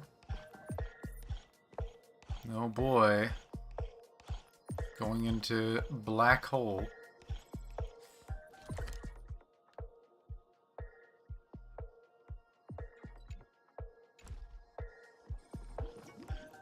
Congrats to both of you for clearing the stage, but more importantly, are you having fun? Fun is more important than success. Huh. Look at the time! You finished much faster than that red-haired contestant did. That red-haired contestant. Argenti, most Who is likely. that exactly? You'll find out eventually, but only if you... Oh my god, is Argenti gonna be at the end of this? Welcome to the second stage of the 33rd Scorched Sand Festival in the 20th We get to meet him again? Sponsored by Soul Glad Enterprises. Gunfire time! The gunfire? You What? have the option to choose gunfire and undergo Brother Hanu's trial, or time, where you'll face Clocking's Time! trial. I like the clock mini games. I'm assuming this is just mini games. Now, make your choice. 100% time. I like the time puzzles.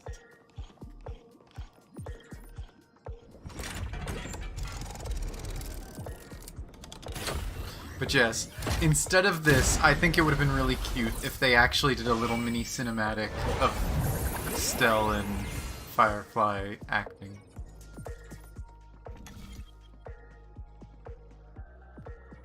Spin!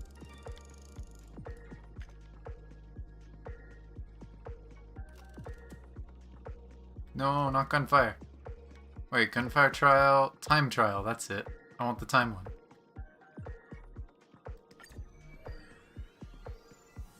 I'm assuming the time one is the clock puzzles. Dear friends. Welcome to the wonderful world created by the Watchmaker. Awaiting you up ahead is the titular character from the beloved Clocky animation, Clocky! It's said that the Watchmaker dreamed up the idea of Clocky when he was just a boy. Back then, he was merely an apprentice in a clock shop, and one night, he dreamt that all the broken clocks started sprouting arms and legs. Like a skilled pilot, he steered them towards the right path. As a classic figure who grew up with many, Clocky truly shaped a generation, solidifying the Watchmaker's pivotal role in popular culture. Contestants, may you have a wonderful time with Clocky. The trial of time. I hope it won't waste too much of our time.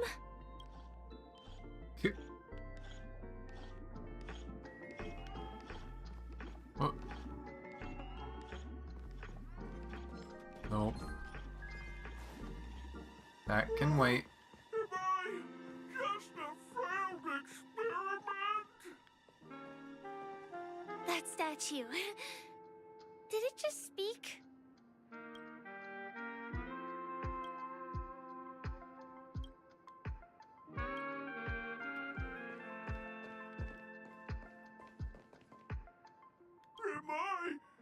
I'm just an expendable failure of a clock, aren't I?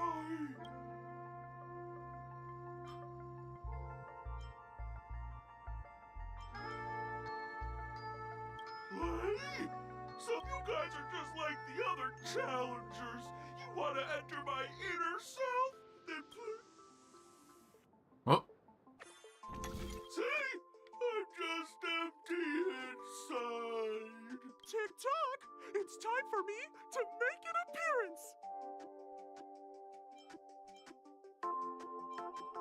Clocky? I can also see him. Is this character part of the show? In Dreamville, Clocky is everywhere and can do anything! Like, right now! I could solve this problem with your big ticker pal!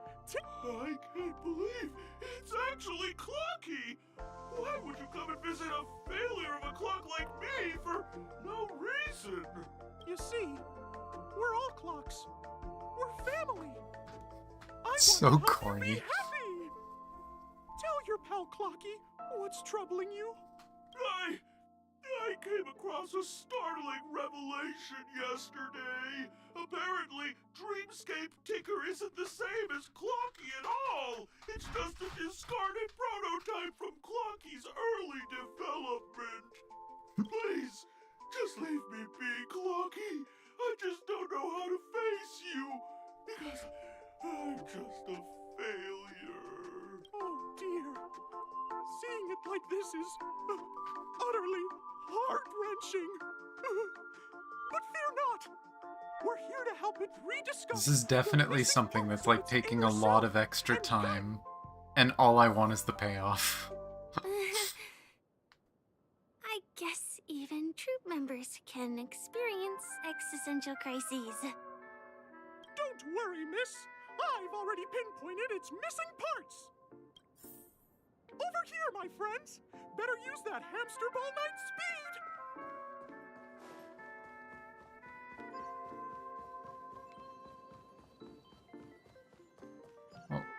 Part. This must be one of the missing parts that Big Tinker needs. That's great. Oh.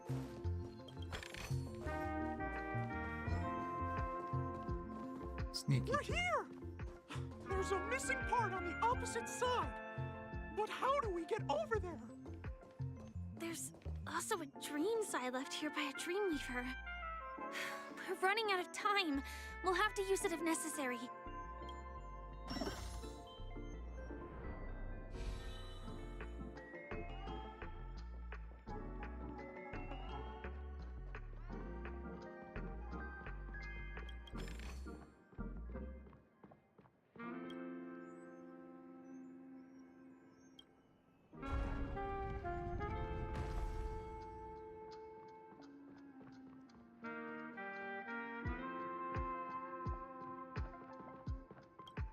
I think I'm gonna need this over there.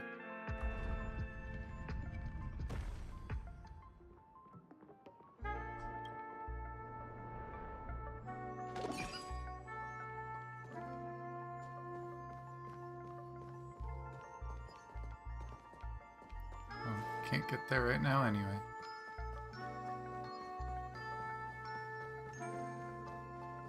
Huh.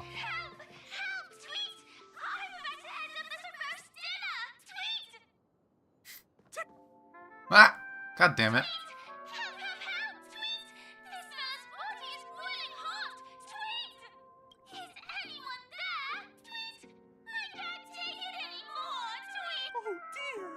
It's an origami bird!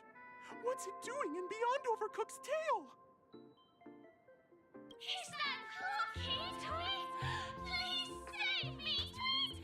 I'm being roasted alive, Tweet! Oh my gosh. Roasted bird? Oh, this is horrible! Let's save it, quickly! Oh my gosh.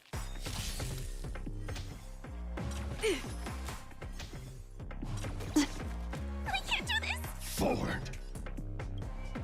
Do you do anything?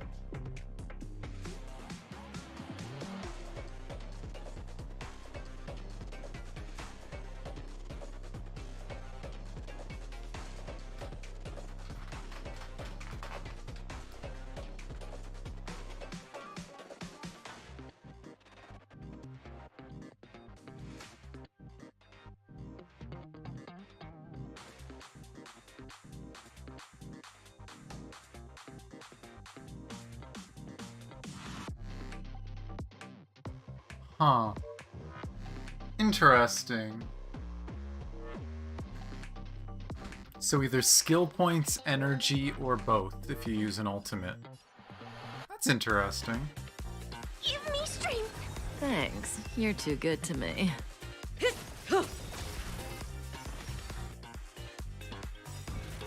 This is probably going to count as dots, Good but times. whatever. Time to say bye. Boom. Oh, nope. That did count as ult. That's nice. Ow. Guard. Relax. Destiny isn't chosen. Ill tidings manifest. Get them! Say bye to breathing.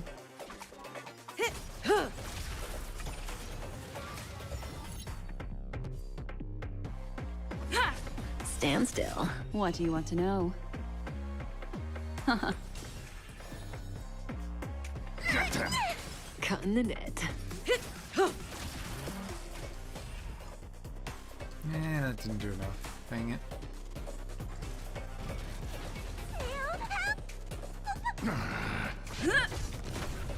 Relax. Destiny isn't chosen. Ill fate descends. I'm gonna hold everyone back again. Let's just heal. Protect to me! keep it. Protect me! Thanks. And You're then too probably good just to do that. me. And yeah, no, they know what they were doing with that naming.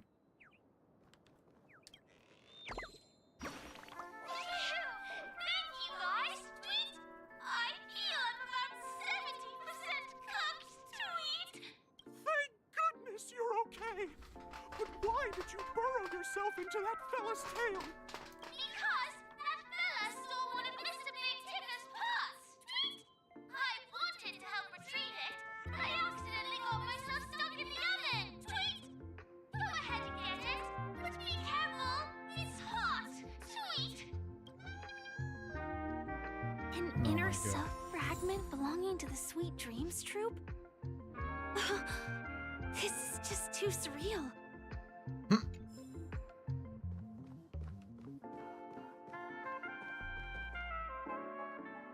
I see I may have done this in the wrong order.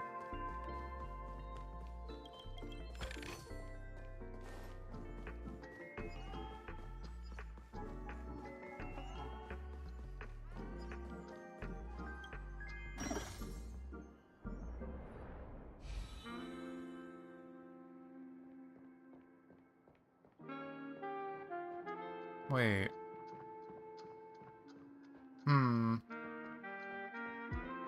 Is this a different thing to move? Oh, it is. Interesting. Grab the chest.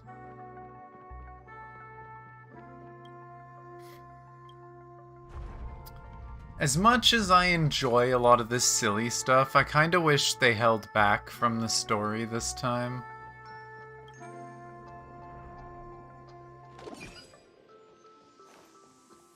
It would be nice if we could just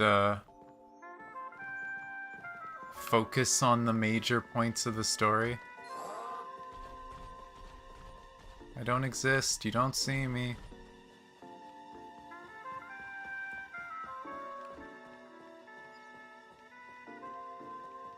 We've gathered all the missing parts.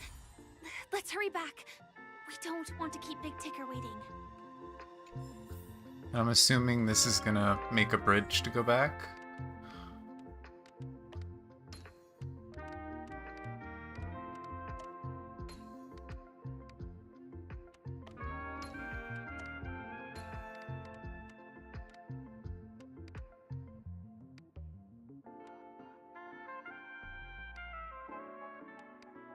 Where's the green stuff? Up here somewhere? Oh, wait, that goes there. And that goes there. Okay.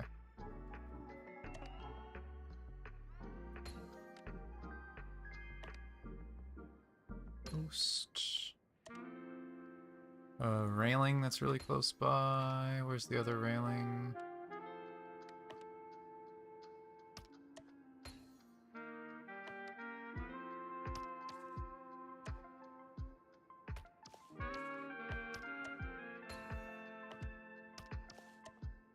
There. Oh, there's a chest on it too. Not what I was doing it for, but...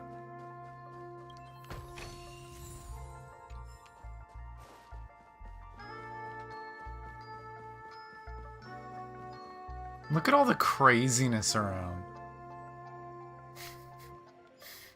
This area is so bizarre. It's like, I get it. This is probably like a really fun idea they had to make, but it's like...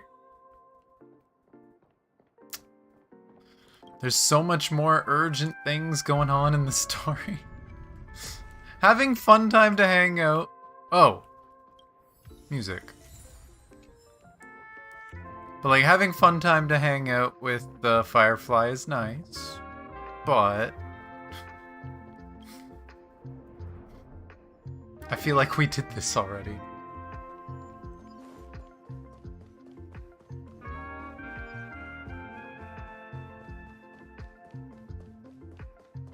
Oh, there's a chest over there. Here, I'll do this quick. I'm assuming this is just to get the bird out.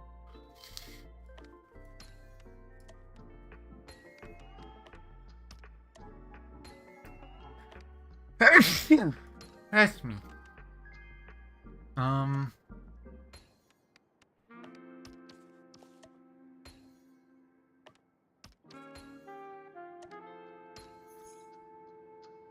Nope.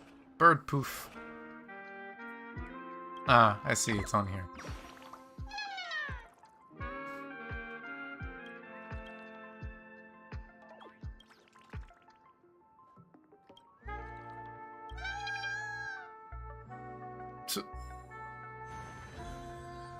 Okay. I honestly was expecting that to shrink the clock, and then that was how we were gonna fix it, but nope. We're back! As long as you have these, you'll be able to find closure. Oh, accidentally interrupted, I guess. Sudden surge of joy! It's working! Tick-tock! Next, we just need to enter its emoscape, help connect its pathways, and we're done! Freaking clocky stuff. That one's obvious. We gotta get down there, huh?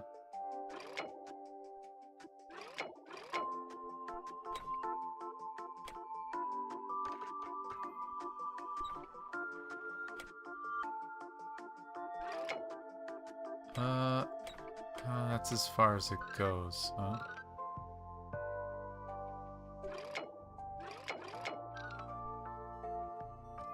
Can I do something silly with that?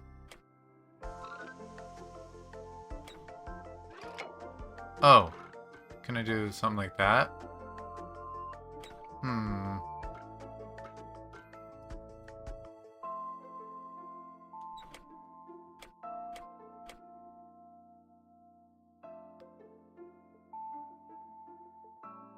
No.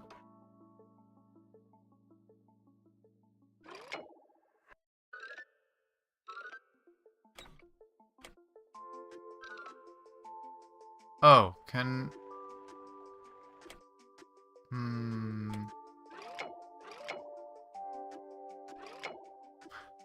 Oh!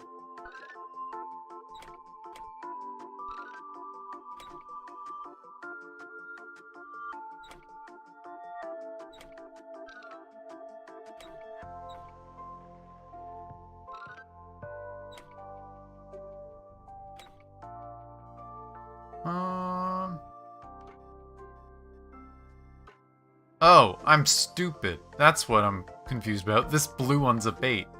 Oh, dear. What's going on in here? Your inner self is a mess. I'm not qualified to be the real Clocky. Just give up, Clocky. No! This is unacceptable. You have to face your fears. I'll have to use clock. Oh my gosh, gotta use clockwork to fix the clock. Success!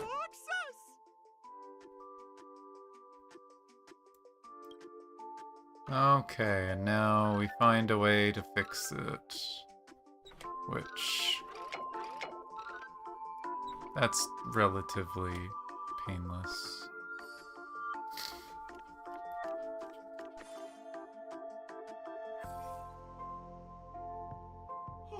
Thank you, Clocky. If not for you, I'd never be able to connect with people like this.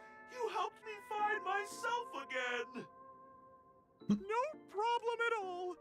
As the guardian of Dreamville, it's what I'm here for. Tick-tock! Oh, my friends! So how are people that don't have the weird clock powers able to deal with this? Come forth, my friends. When the moment comes, all the Dream Tickers and I will cheer for you. It's all done. Victory's in sight. Let's head to the final stage. 100 truths about Pepeshi.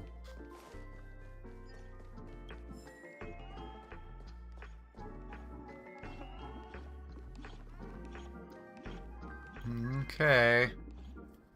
Congratulations to both of you! Oh, you've overcome all obstacles and proven yourselves. But, unfortunately, there is only one who can be Penacony's festive superstar.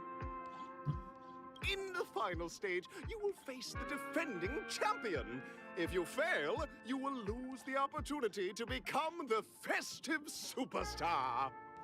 Welcome to the 33rd Scorched Sand Festival's third stage in the 20th season, sponsored by Soul Glad Enterprises' Superstar Showdown.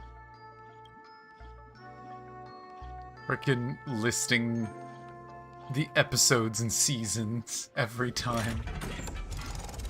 Okay.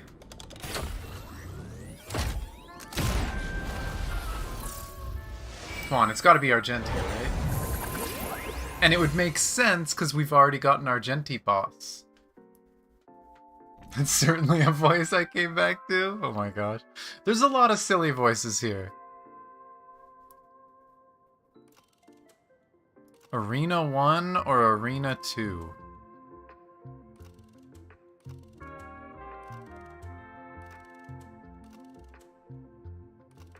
I guess I'll do Arena 1 because it's purple, and I like purple.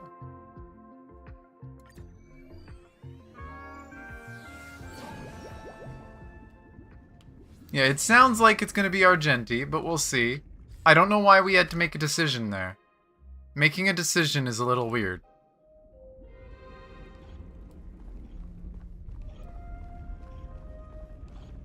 Oh, I see him. Why is the, like, tiles all broken? What did you do, Argenti? No way. I think I just saw someone. Someone extraordinary. Someone extraordinary? Yeah, we know who he is. Aw, we can't play the games here? I wanna play games. Hello, Argenti. What are you doing here? What? Are you really gonna tell me he's not voiced?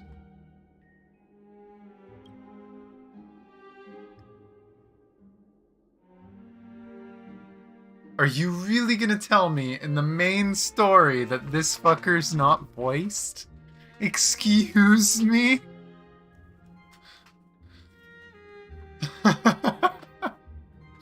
What the hell? This is main story!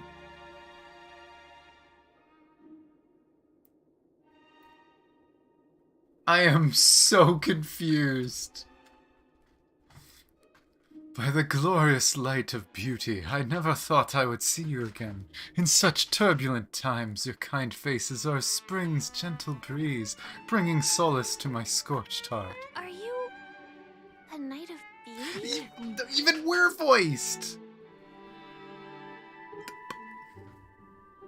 I'm a little upset about this too. I'm a little upset about this. The red-haired contestant was you all along. You've already heard of my humble title elsewhere. I am deeply honored. Okay, so it's not actually him. Upon hearing of the impending festivities, I commanded the one and only to bring me to Penacony with full haste. Alas, in the cosmos unguarded by the beauty, disorder prevails. Thus my passage was delayed by tending to the sick and injured. Fortunately, the mini-rabbit mech pilot, stray cat duelist, galactic ninja, and quad-drive Intellatron, along with 32 other souls in distress, all emerged with their predicament safe and sound, and then led them all here to revel in the harmony of the countless other splendid beings. Wait, who? Mini-rabbit mech pilot, stray cat duelist.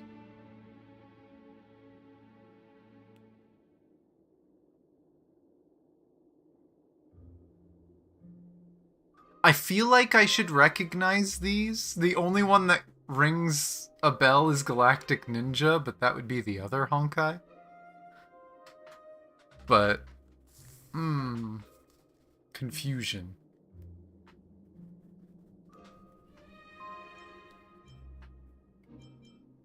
Quite the savior, aren't you? I do not deserve such praise. Unfortunately, that dashing IPC ambassador, whose radiance matches that of a beautiful peacock, remains in a woeful state. How I wish he too could partake of this splendid occasion. Okay, let's get back to business. Since fate has brought us together, it stands to reason that you both seek the accolade of the audition's victor, correct? He's so pretty. He is pretty. I am confused why he's not voiced. I'm wondering if they just couldn't get the VA in time or something. Though upon arrival I was once mistaken for a towering silver-armored fugitive with fiery red flames. Due to my lack of eloquence, it matters not, for all these trials stem from the land of dreams beauty. Lack of eloquence? I feel like that's the last thing to describe Argenti. What's freaking me out? Or freaking you out, sorry. What matters is that I now stand before you. Our paths have crossed, and I, Argenti of the Knights of Beauty, am humbly requesting for a battle in the name of Code of Chivalry with you both.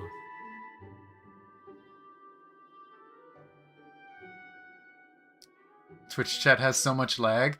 I have it set to have no lag, which also probably means if you don't have a really good connection, the video might have issues. I think the reason why you're having it so fast is because you live near me. So my connection is going right to the Toronto server and then right to you. Whereas people further away, it might be a little more laggy.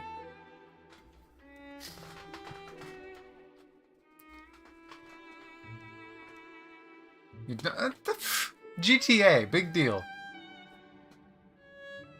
The Toronto server services like the whole east of frickin' Canada. There's not that many frickin' servers. I don't think, anyway.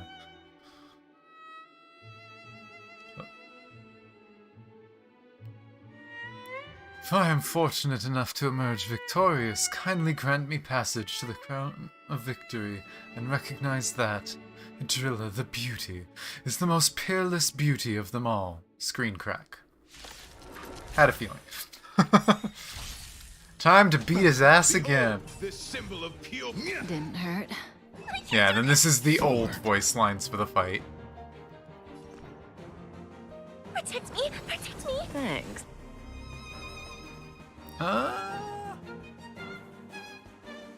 Yeah. You're too good to me. Have at it. Beneath the waters lies an endless abyss. Lance ablaze. Lance forward. Good times never last. Time to say bye. Boom.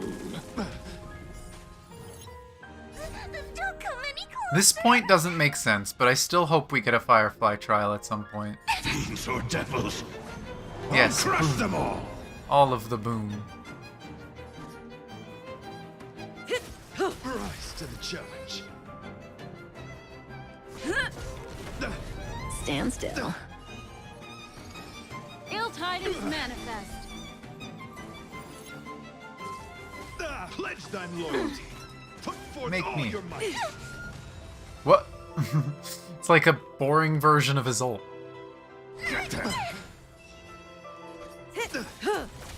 He's a little tanky. No, I wanted to do that earlier. Time to Gosh say darn it. bye. Boom. More boom. Relax. Bear witness to your fighting a gentleman. Destiny isn't chosen. Which one is this? Is this the buff one? Oh, that's the shield one. Oh, don't do that. I don't like that.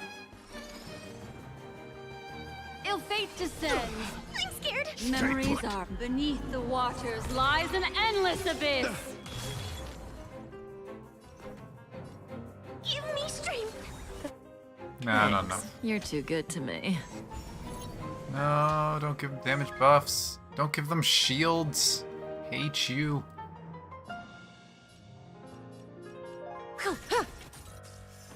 Pledge thine loyalty. Put forth all your might.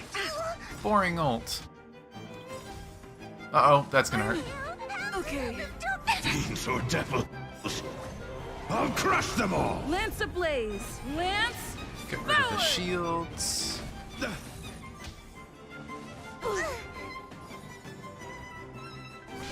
This might kill that. Stand still. Do we get the shield? Yeah, shields. What do you want to know? I should be fine Ill to just tidings manifest. AoE. Hold everyone back again! May as well kill them all. Oh, you're in Good trouble. times. Time to say bye. Stop hitting Fabulous Diluc, it's rude.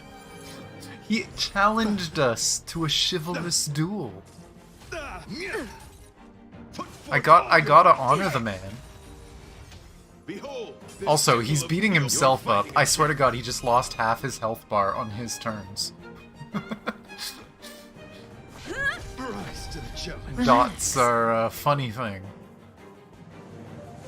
You know, let's see if I can squeeze some Protect me! Protect me! Thanks. You're too some good to energy me. out of this fight.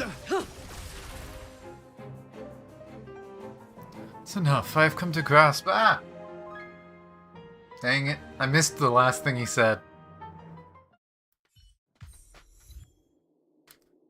I'm still sad he's not voiced. Beautiful, beautiful. Truly a captivating contest. It is through you that I realize to uphold the honor of Vidrilla, I must further hone my skills. What a beautiful lesson indeed. Go forth, my dear friend. Beautiful miss, the audition's crown is yours to claim. I shall remain here, gazing from afar as you bask in the limelight, joining the audience in offering you the most heartfelt cheers and applause. We don't have much time. May fate allow us to meet again, Knight of Beauty. Not sucrose. Haha is cute. In that case, let's make our way to the end. Penacony's really thronging with talent. I hope we make it in time.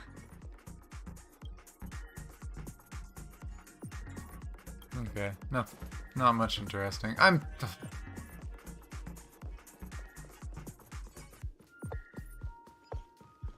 am just annoyed they didn't voice that. Okay, where does this go? I don't know some of their names. Feel free to ask.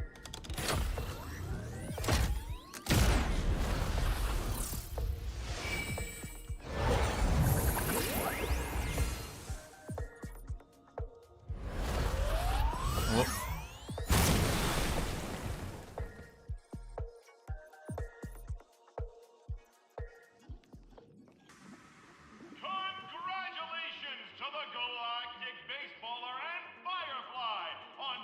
They actually called us the Galactic Baseballer?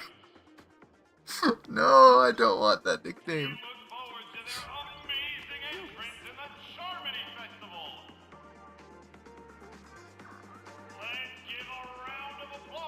Wait, are we at the big stage at the north end?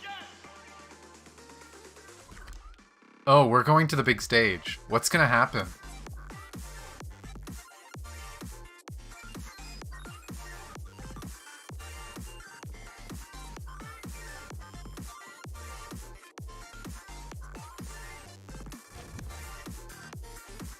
A big upside-down pyramid.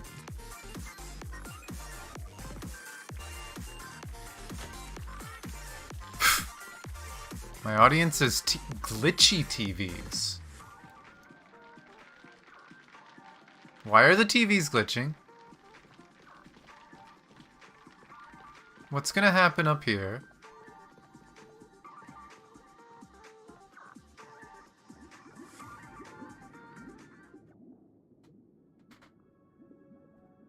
Don't know what's going on. Congratulations to the both of you on becoming the festive superstars of this year's Charmony Festival before entering the Grand Theater. Okay, so basically, Mishi, we found out that the like dream world is a giant mimic. And that anyone that comes in here, if they start to enjoy themselves and be happy, it slowly eats people. It slowly eats their soul, makes them not want to leave. So they live the rest of their life here. And that the big theater is like the heart of this weird giant mimic. And we want to get on that stage. And the easiest way to get on that stage, according to March anyway, on the left, that was her idea, was, hey, let's go do auditions to be, like, performers on the stage. So that's what we're doing. Considering how messed up and, like, how urgent everything is in the story, this is very bizarre. But,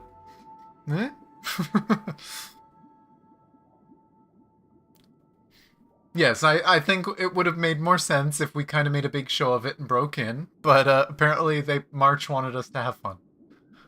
But yes, and then this character, beside the main character, is the one I'm waiting for. Firefly. She comes out in 6 weeks, as far as we know, so saving. I want to pull.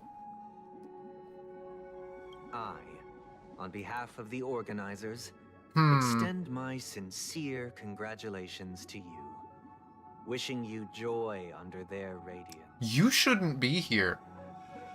Which makes me think that isn't you, or something happened.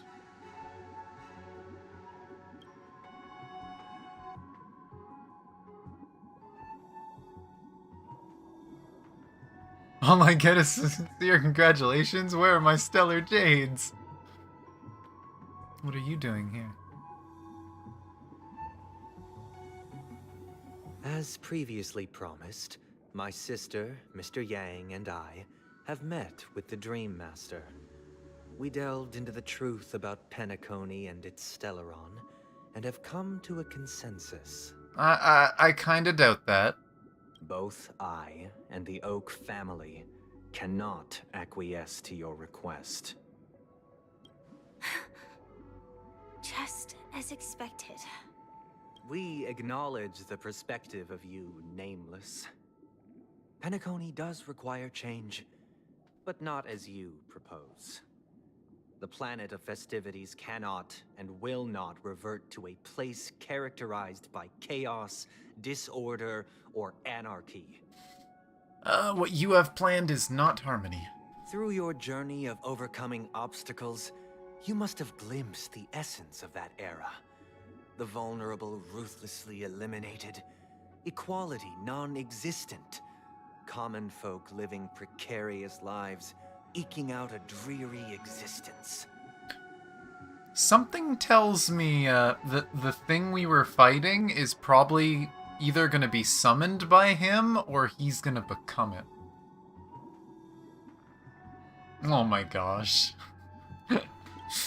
I see Mishi has found another character she likes. Like yourselves manage to achieve success.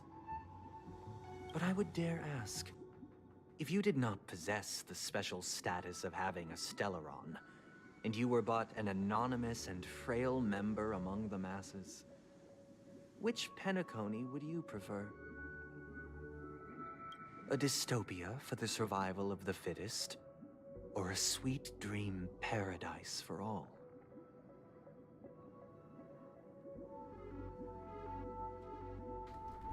I feel like both of those are the same.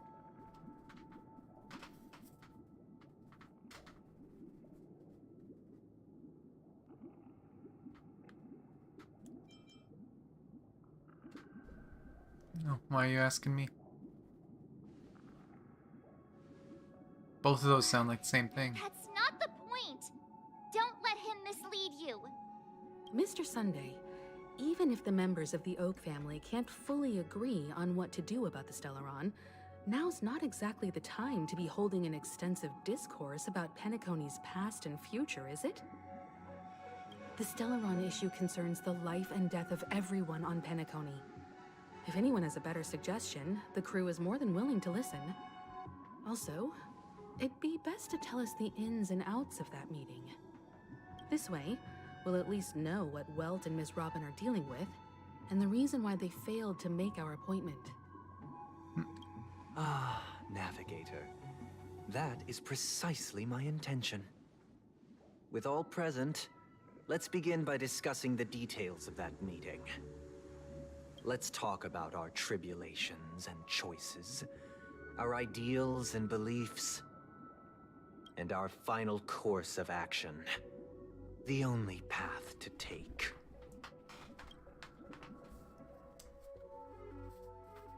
If this is where the big boss happens, this is not where I expected it.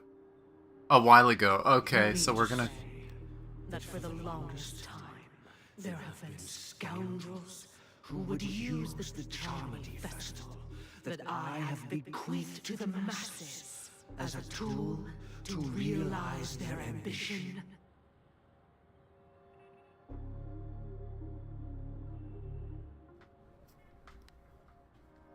Indeed, Dream Master. Once the Charmony Festival begins, the Stellaron's powers, along with the song, will be broadcast across the entire planet of Penacony. And then everyone in their dreams will be unable to awaken. This is indeed surprising to me. The Dreamscape is maintained by the collective effort of the 5 families.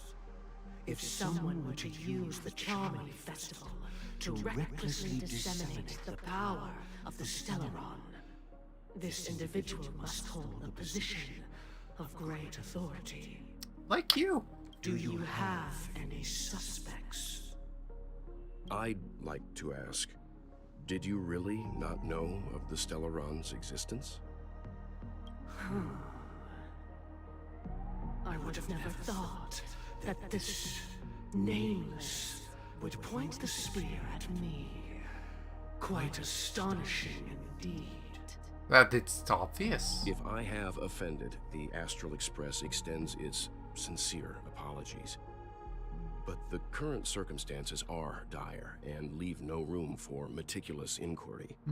We're doing this out of concern for the Dreamscape's safety. So, if you could, please alleviate our concerns. Dreammaster, it's just to prove that the Charmony Festival has nothing to do with the Stellaron. If we're being overly cautious, I will return to the stage to offer tribute in song, just per the arrangement.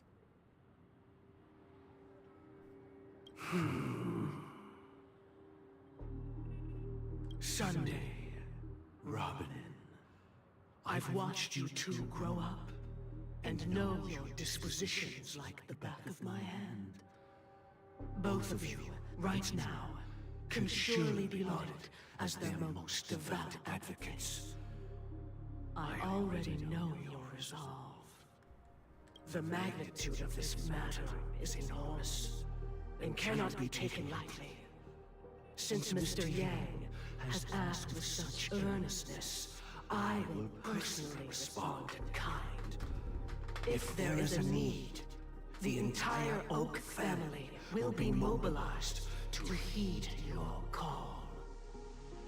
Someday, might I ask you to beseech them to cast their light unto me, and question me in their stead, so that no lies may be concealed? I will do as you command. Robin, could I entrust you to be present as a witness, to document the truth, and to proclaim my innocence, so that all slander may be utterly dispelled? I will do as you command. May thy will be carried out on earth, just as it is in the heavens. Oh, triple-faced soul, please sear his tongue and palms with a hot iron, so that he will not be able to fabricate lies and make false vows. Let us begin. There is nothing else to prepare. See, the thing is, does this actually work on someone that isn't speaking through their own body? Understood. Question. Have you devoted your life to your god, never worshipping other gods? Naturally. Do you love your god as you do yourself? Always heeding their admonishments? Naturally. Have you strayed from the path expected by your god, betraying their name? Never. Have you ever been inordinate with your asks of your god, coveting more than the foundation of the creation itself? Never. Then, a final question. Do you swear to fulfill all vows, past, present, and future? With the Eon as my witness, if I do not deliver on my words, or if I renege on my vows, may I be cursed in accordance with divine law. I feel like these questions have been very bad ones. Didn't ask about the Stellaron, didn't ask about anything important. They have seen your faith, and have endorsed your faith. With this, it can be evidenced... Just a moment. What is it, Mr. Yang? I have another question I hope to have answered. To my understanding, the family's harmony and prosperity have never relied on so-called divine laws. Yeah, pretty much. Especially since they don't have a body. The god you both mentioned, are they truly Shipe? Mr. Yang should know that those belonging to the family toil together as if they were kin, embracing solidarity and unity under their light. All duplicity is laid bare before the harmony. Such a delicate and complex symphony. Which other god could perfectly harmonize this if not for the Great One, Shipe. Yeah. Perfectly harmonize. Therein lies the problem. It isn't an outsider lurking in the shadows who changed the harmony, but a dissonance that has surreptitiously emerged from within this very symphony itself. In the distant past, there existed an Eon. With one flick of the wrist, they crafted the laws of the cosmos. Their followers formed the Beyond the Sky Choir, spreading solemn and reverent hymns throughout the universe. Later, they fell. The route traversed by this Eon clashed with the harmony, ultimately being absorbed and fused into it. The chorus that once reverberated across worlds fell silent, and when it echoed anew, it was transformed into the hymn of harmony.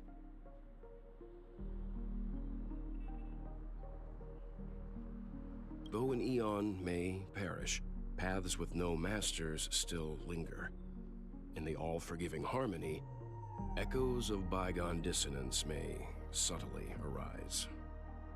Mr. Yang, being overly astute can be a detriment. Especially when you find yourself alone and without allies. So this is how it is. For the sake of our grand cause, Sunday, please afford these two an opportunity to rest. What?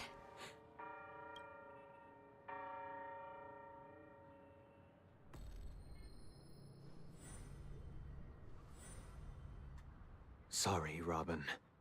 It's just you. I did not wish for you to know this. Okay, yeah, he is sketch. I had a feeling. It's a pity that things have turned out this way. So, this is the true reason I can't sing? The shadow that envelops Penacony is actually... We were never children of the harmony. Our ideal paradise could not have been crafted by Shipe. True bliss can only be guaranteed by the one who transcends the many. Within the foundation of law, humanity establishes civilization, and through harmony, we obtain order. Yeah, the order, which... Oh no, Merle! Oh no! Thank you for the hydrate posture check. Thank you for hanging out. Definitely hide. Don't spoil. Ugh.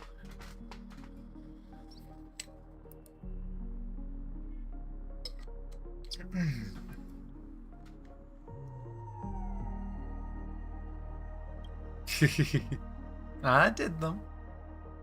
You need to as well, oh my god. Unbelievable. To think that there would be remnants of the Order on Penacony.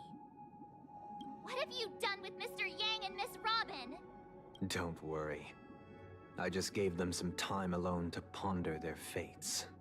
You should know that these actions make you an enemy of the Astral Express. Should we need to stand against the Nameless, it would only be myself and the Oak family involved. But we haven't reached that point yet, have we?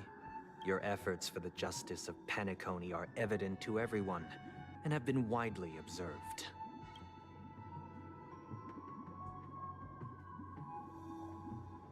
You want to talk terms with us? Smart kid. You're just as sharp as the other one. If it is the Order that drove you to imprison Welt and Robin, and you're using them to coerce our compliance, then there'll be no point in entertaining any type of discussion.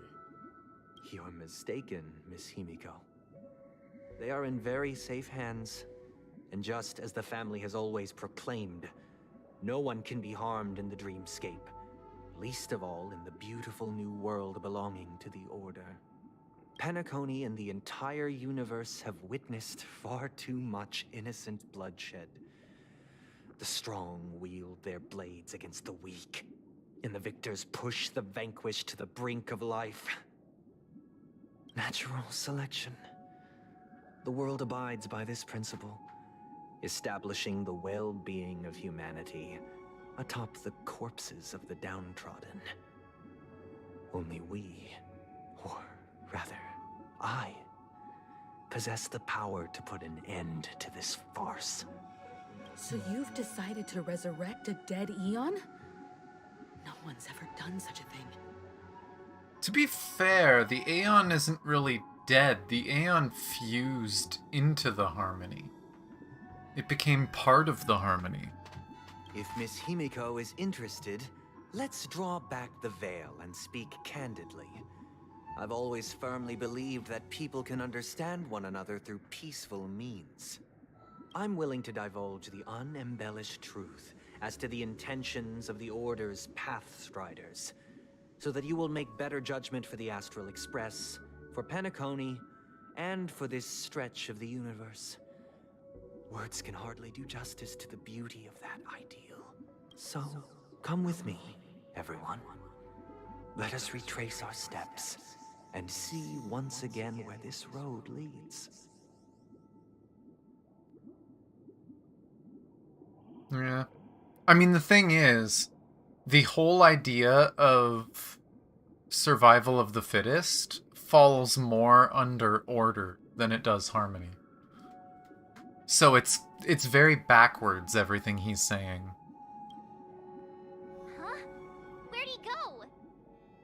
Welcome. This isn't any location in Penacony's Dreamscape. It's my inner world.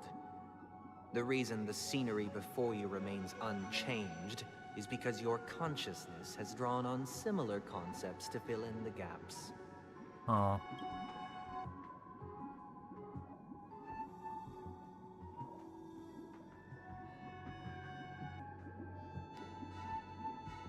The right mind would expose the inner self like this. That means... Did you do the same to Welt? It's a tuning process. Stronger in effect and more draining on the mind. The gray-haired guest has experienced it before, so she should understand what it entails. Tuning allows you to intuitively grasp my feelings, which also means that I cannot hide anything from you. Now, everyone, please look at the huge screen. The road we once took begins here. From this point on, you will witness the numerous decisions I've faced. I've selected a portion of these to share with you. I believe after going through similar predicaments, you'll be able to better understand my thoughts. I understand your thoughts. I don't agree with your decisions. Let's begin. The first decision. A story about a baby bird. This story happened when Robin and I were very young. We were victims of the Stellaron disaster, and the family's Mr. Gopher Wood, who would later become the Dream Master of Penacony, saw that we siblings had no one to turn to and took us in. Later on, Robin and I lived a time with nary a care in the world. One day, after dinner, while my younger sister and I were lounging about in Mr. Gopher Wood's yard, we spotted a fledgling Charmony dove all on its own. That baby bird was tiny. It didn't even have all of its feathers, and it couldn't sing. When we found it, it was already on its last breath, having fallen into a shrub, probably abandoned by its parents. We decided to build a nest for it right there and then. However, thinking back, that winter was unusually cold, with fierce winds at night in the yard, not to mention the many poisonous bugs and wild beasts in the vicinity. It was clear that if we left the fledgling in the yard, it stood no chance of surviving until spring. So, I suggested we take it inside, place it on the shelf by the window, and asked the adults to fashion a cage for it. We decided that when it regained its strength enough to spread its wings, we would release it back into the wild. The tragic part, something that we'd never considered, was that this bird's fate had already been determined long before this moment. Its destiny was determined by our momentary whim. Now, I pass the power of choice to you all. Faced with this situation, what choice would you make? Stick to the original plan, and build a nest with soft net where the Charmony dove fell. Or build a cage for it, and feed it, giving it the utmost care from within the warmth of a home. I eagerly await your answer.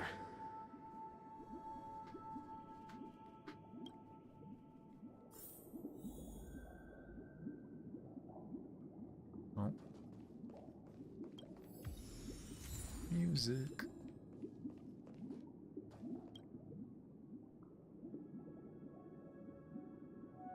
I can't decipher his intentions right now, but based solely on that question, I would probably choose to build that dove a cage.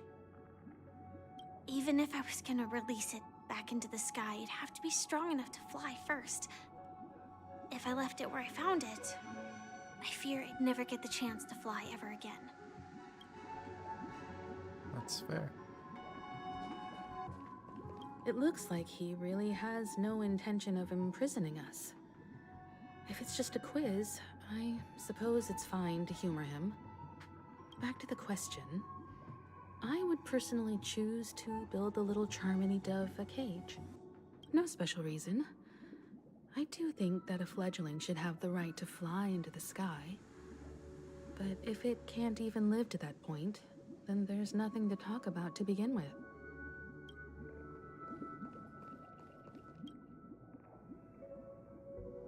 Is she gonna be the one that disagrees?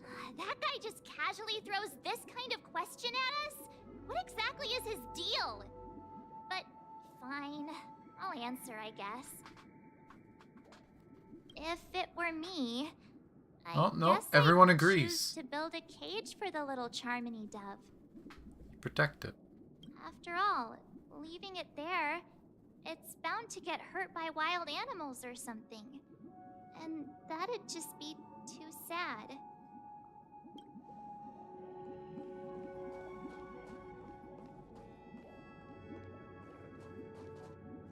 Why does it still say optional?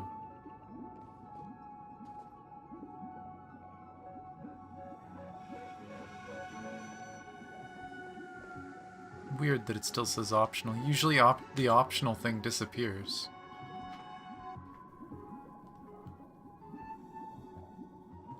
Be the only one that disagrees? I would rather take care of something and give it a chance.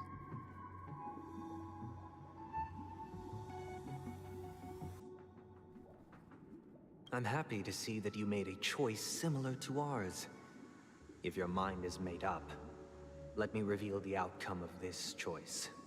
We passionately nursed it back to health, preparing only the best food for it every day. We even preened its feathers. Later, on the day that Robin left Penacony, we opened the cage door and let it fly back into the sky. Is that really the best chance? Yes. For a baby bird? Like, that's the thing, right? If we're talking about this being just a bird that's on the ground, no, most birds will take care of itself. But if this is a baby bird that can't even fly, can't even do anything, it's dead. It is dead if it's stuck on the ground. So giving it a chance, taking care of it, is the better option.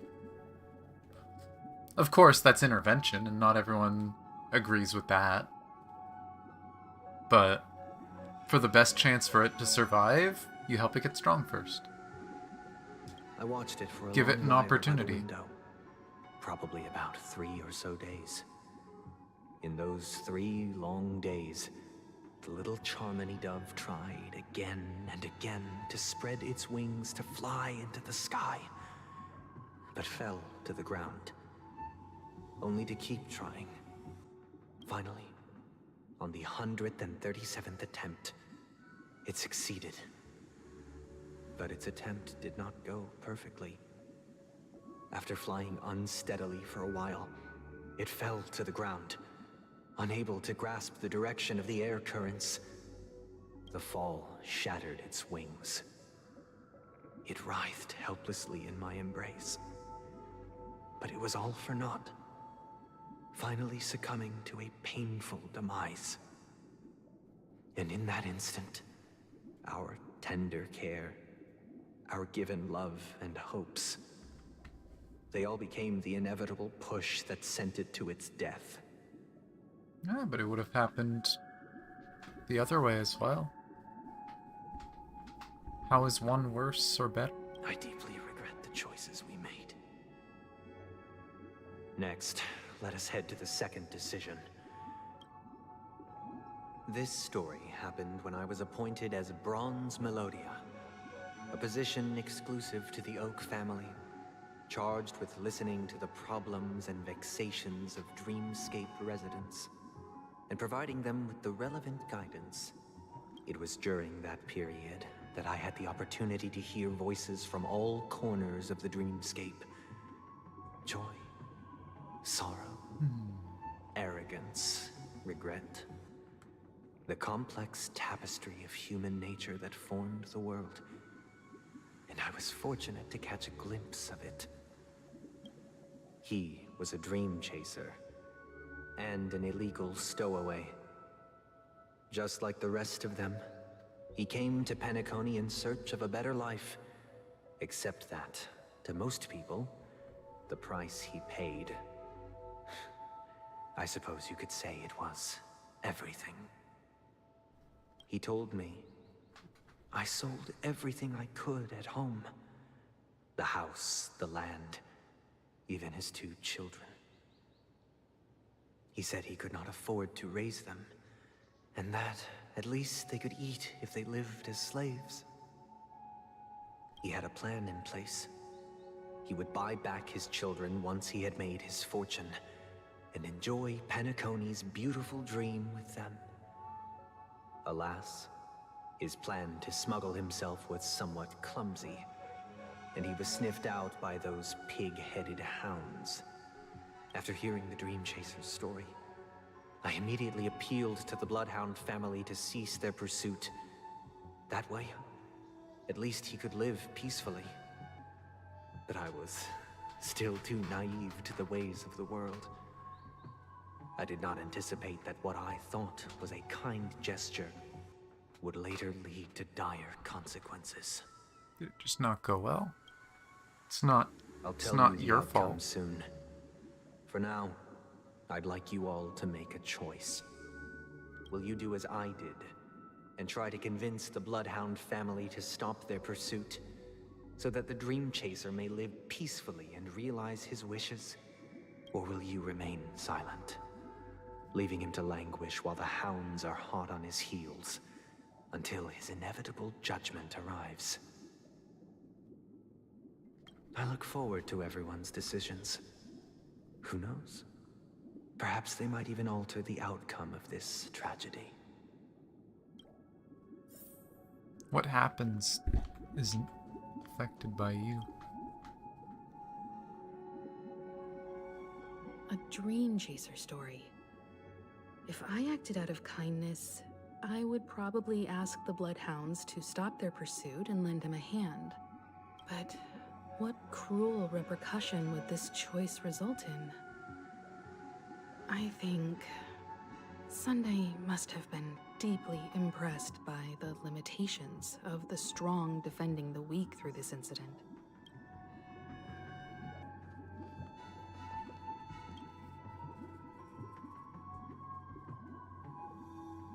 This question... Surely it has some connection to the baby bird story. And this connection is precisely the breakthrough Sunday aims to use to persuade us. I'd probably choose to ask the Bloodhounds to cease their pursuit. Yeah. You do what's kind, and give people opportunities. Give people the best chance they can.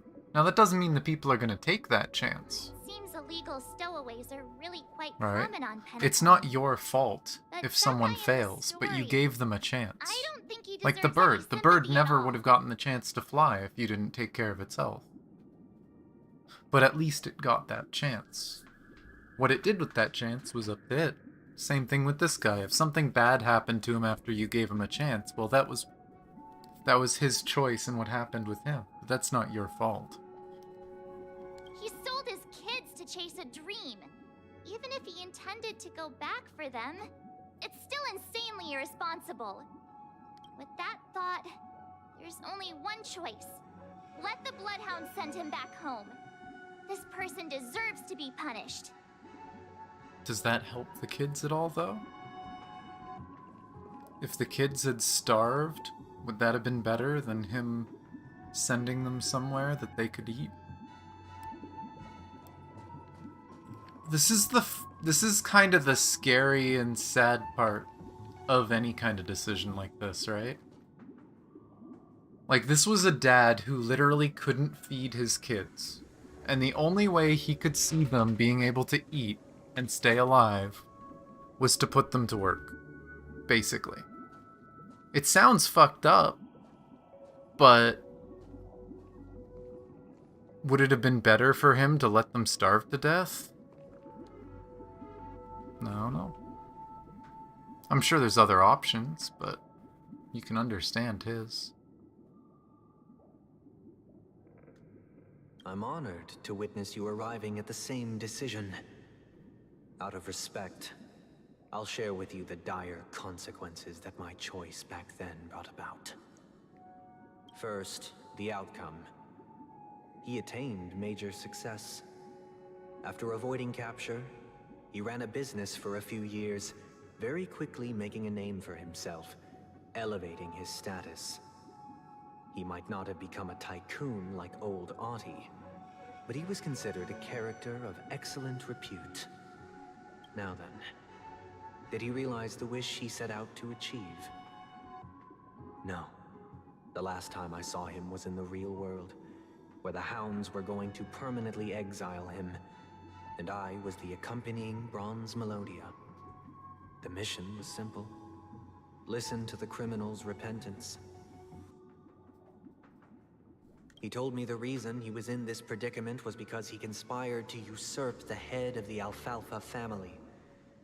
When I asked him about his 2 children, he instead responded with a question. What children? In the end, my heart aligned with the harmony, and the good deed I dared to undertake held no value, turning instead into a wrongdoing. It created a lamentable oppressor and countless oppressed individuals. Yeah, that happens.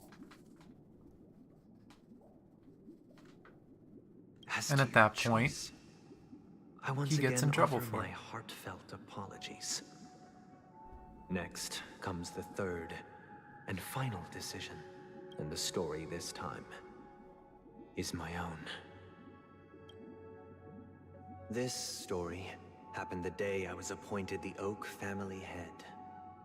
At that time, Mr. Gopherwood was the current Dream Master, and as per his wish, we had a private conversation.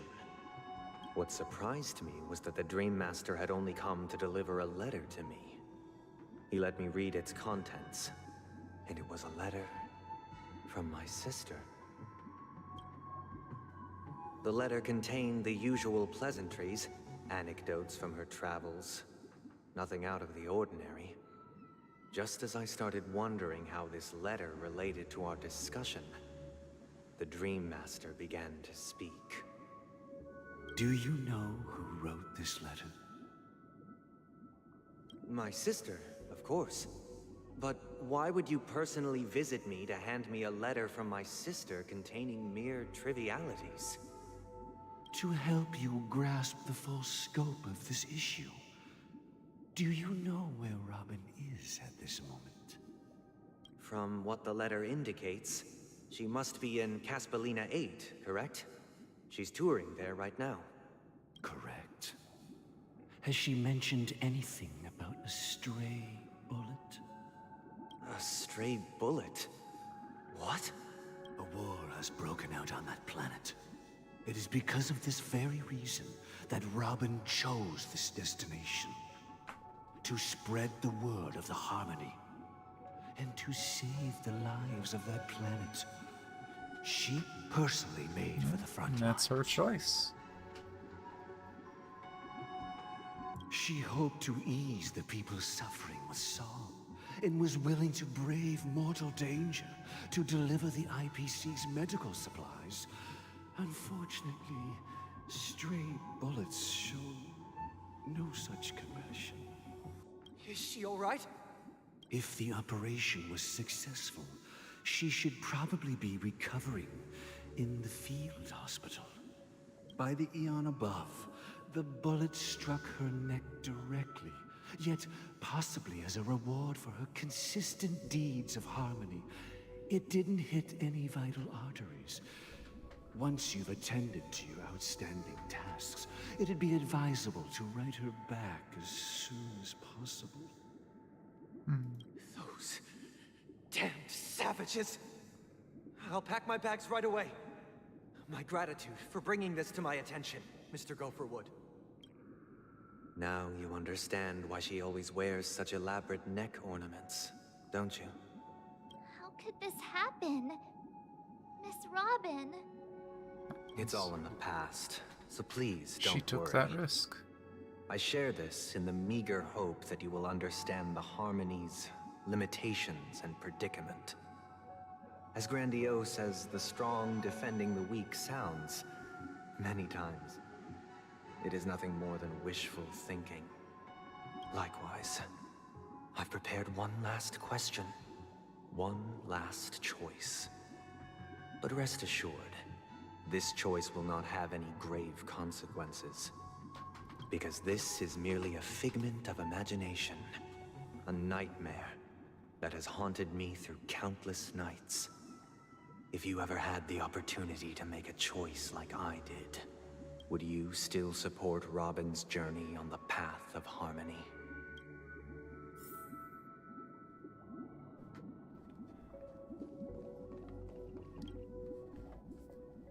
Miss Robin's courage is admirable. And here I was thinking she was just another superstar celebrity. But the fact that she is also Mr. Sunday's younger sister? No, I doubt he'd wish harm on his own flesh and blood, no matter how grand the ambition.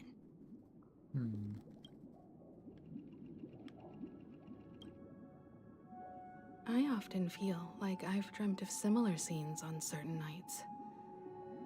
In the dream, I see blurry faces. I don't know who they are, but I sympathize with all of them, fighting for survival against some unfathomable force.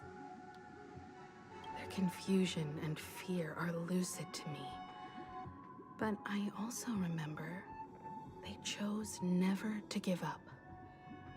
Just like Miss Robin. This is clearly a Impact 3rd reference.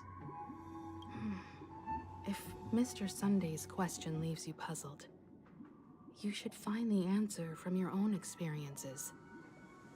With each trailblaze, dangers and tribulations will surely follow. But would you ever back away? Would you stop March and Don Hung from reaching their next destination? No way. I believe you have an answer of your own in your heart. This one's a really personal one. This one's a really personal one, and I can see why some people would want to stop someone. They don't want to see anything happen to someone they care about. It's a weird one.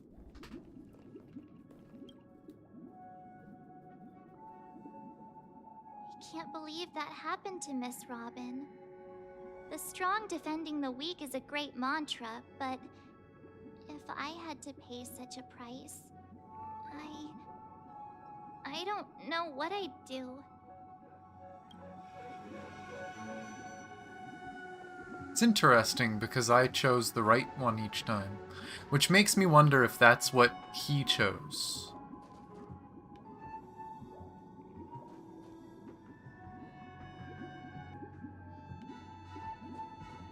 But no, I wouldn't stop. See, I think the thing here, it's not to stop or to support. It's to support their own decision. If they want to, they can. Like, I'd word my concerns. But let people decide for themselves.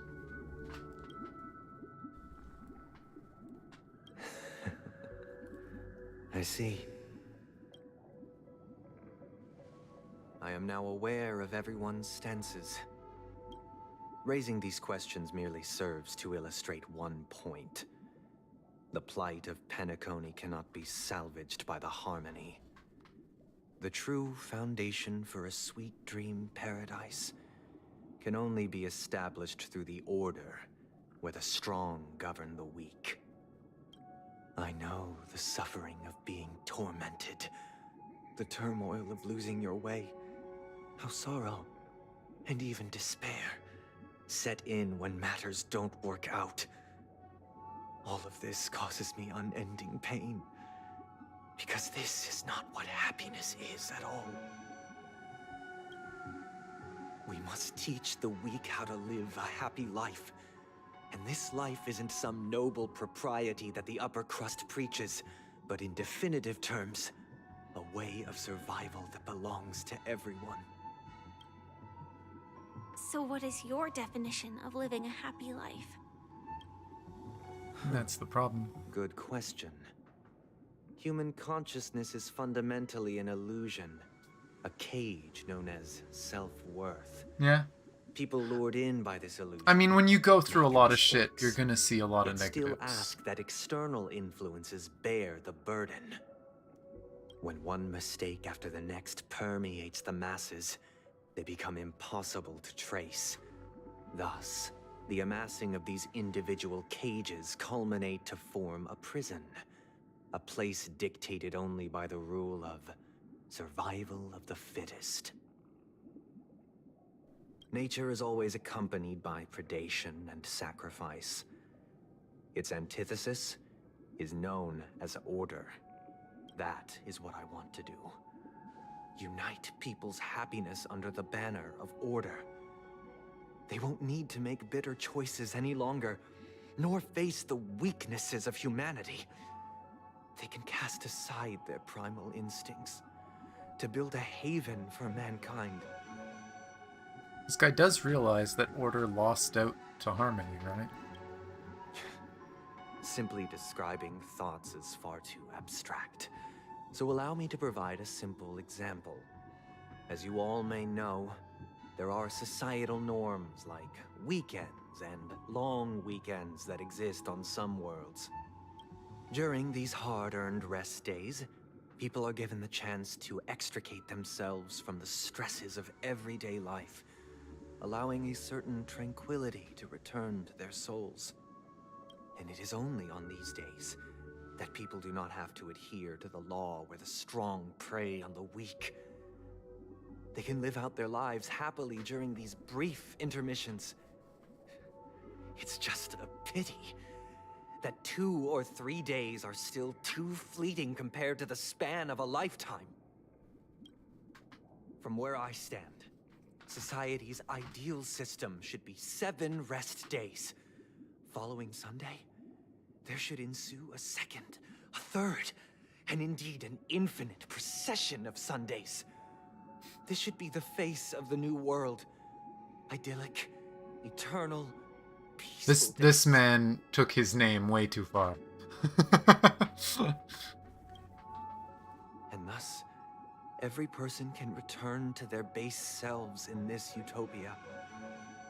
Some gaze in reverence at the stars, pouring their whole beings into calculating the distance between us and the isolated world of Pagana. Meanwhile, some seek refuge in quiet corners, holding one another, unencumbered by the chains of unwelcome obligations. There would be no need to bear the hardships of reality.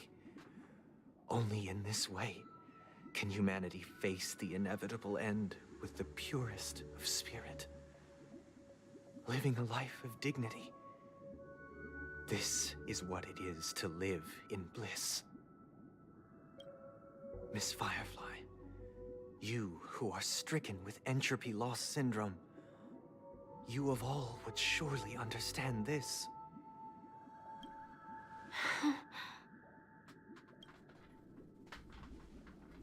It sounds like a flawless theory. Not exactly. But what is the price to attain all this? The cost is minute, merely a personal and eternal sacrifice. If this paradise is to be maintained for everyone, someone must remain trapped in solitary awakening until the end of the cosmos. Are they really trying to paint this guy like Kevin?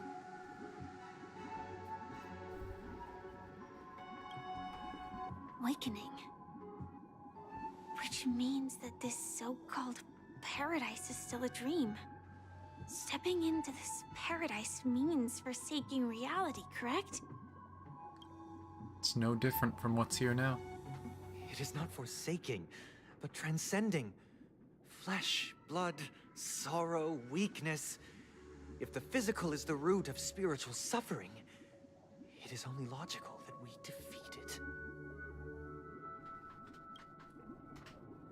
But in this supposed bliss, people won't have defeated their demons. The chance to overcome their tribulations would be forever lost to them. In other words, it is an escape. That's another way of understanding it. But there is no shame in escape. On the contrary, the seeds of escape exist in everyone's hearts. Don't you agree, Miss Firefly?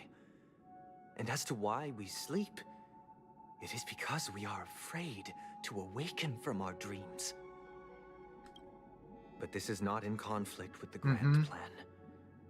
Only in acknowledging this can we truly understand the frailty of human nature, and from there, show compassion and protection.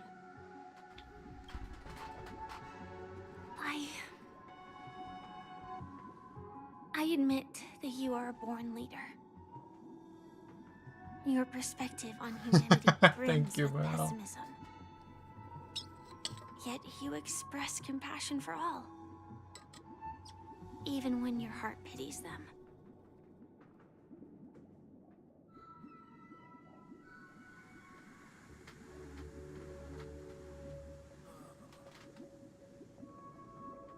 But yeah, it's like the whole reason Firefly joined the Stellaron Hunters and is doing what she's doing is to fight her destiny, to stay alive.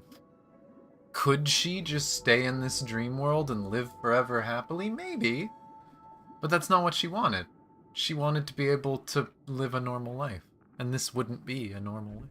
But unlike you, I live for the self. From my perspective, individuals making choices for themselves is their birthright. The want to escape may be innate in the weak. But whether they are weak or not, it is not up to another to decide. Perhaps in your mind, you also view me as weak?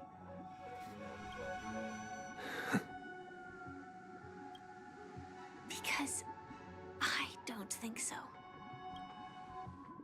Since Miss Firefly has said her piece, the Astral Express will also naturally give you our answer. We'll leave it to you. Just as Mr. McHale instructed before. Tell him our choice. Oh. Are we gonna get a flashback?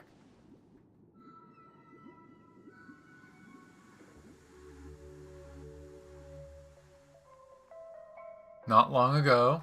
Flashback. Is this place? Does this place ring any bells, Misha? Rings bells for me. I don't know, but I feel a sense of deja vu. What is this place? It's the realm within a dream bubble. This was left to the Astral Express by a nameless, but weirdly, when we entered it, it was completely empty. Dr. Edward from the Dreamscape sales store told me that dreams are formed from memories, and a dream bubble can't take shape if its core is empty. So I thought you might be able to help us in unraveling this mystery, Misha. As a hotel doorman, you know Penacony best among us. I don't know much about dream bubbles, but if you want to figure out what this mansion is, I'll do my best. I'm counting on you then. Himeko, I still don't get it. Why were you so sure that Misha had a connection with this dream bubble?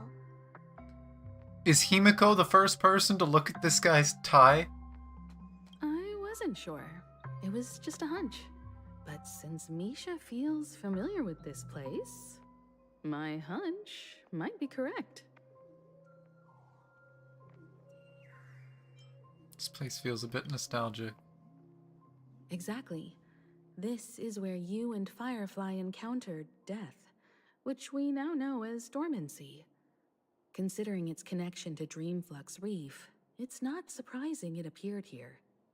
The question now is, who brought you here? Based on the clues we have so far, it's unlikely to be that masked fool. So identifying them is crucial to us. We're drawing closer to the truth once more. Let's give Misha some time, as I believe he'll unveil the secret of this dream bubble. All right, but there are doors all over the place. Which one should we choose? Do you have any idea, Misha? I guess... maybe this way? When we were here before, we couldn't find out where to go. Sure, but let's give it a try. Misha, slow the fuck down. Hey, you managed to choose the right door on your first try? Weird. This place is quite different from the hotel. But I feel like I've been here before, and even lived here for a while. If I remember correctly, there should be a fireplace down that hallway. Clocky and I used to sit by the fire, listening to the crackling of firewood. And the room on the other side was the toy room. I loved spreading out all the toys from the box on the floor and making up stories for each of them. This place was called the Child's Dream. Hold on. This doesn't make sense. Didn't I grow up in Dreamflux Reef? So, what is this place? This could be a case of amnesia. Don't worry, Misha. It's common for everyone to forget certain aspects of the past. Those memories haven't vanished. They're just lying in the depths of your mind. We can surely get them back. Since this place seems familiar to you, why don't we explore a few more rooms and see if you can recall anything more? I kind of wonder if the rest of the place still looks the same or if it looks different. Yeah, then let's check out the rooms I just mentioned. No. Just the rooms he... Because, yeah, no, the next room's a big, confusing room, but...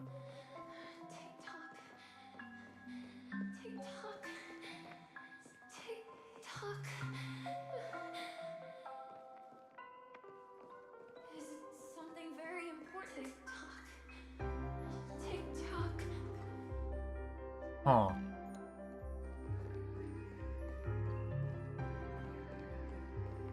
Lines everywhere. Fireplace. Mikhail, that's the name. Now we all know him as the Watchmaker. So, who is he talking to? Do you know anything about it, Misha? I'm sorry. I don't know much about the Watchmaker. But, Mikhail... Anything special about that name? Mikhail is Grandpa's name. We kinda guessed it. Grandpa? Do you mean you're the Watchmaker's grandson? But we haven't heard anything about the Watchmaker having descendants. And the name Mikhail is not rare. Perhaps it's merely a coincidence. Could you tell us more about your grandpa, Mikhail? Yeah, sure. He was a seafarer who fearlessly ventured into mysterious seas and storms. He was always on the sea and had lots of friends who accompanied him on his travels. He didn't want me to call him Grandpa because that would make him sound old. He believed he was still young. The name Mikhail was given to him by his parents, Mihaly and Elise, both renowned seafarers. I recognize those names. Every time he came back, he'd share his logbook with me and tell me about his adventures at sea. I want to become a great adventurer, just like him. It appears that the seafarer has nothing to do with the Watchmaker. So, perhaps it's just a coincidence? Unless that sea is full of stars. So, where is your grandpa now? He went off on a new journey, and it's been quite a while since I last saw him.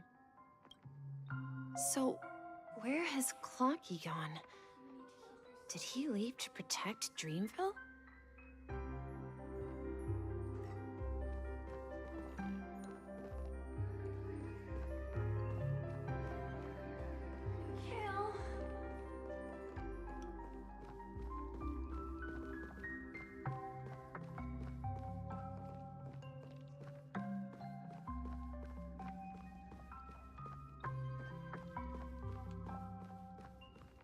I don't think I could do anything with that one.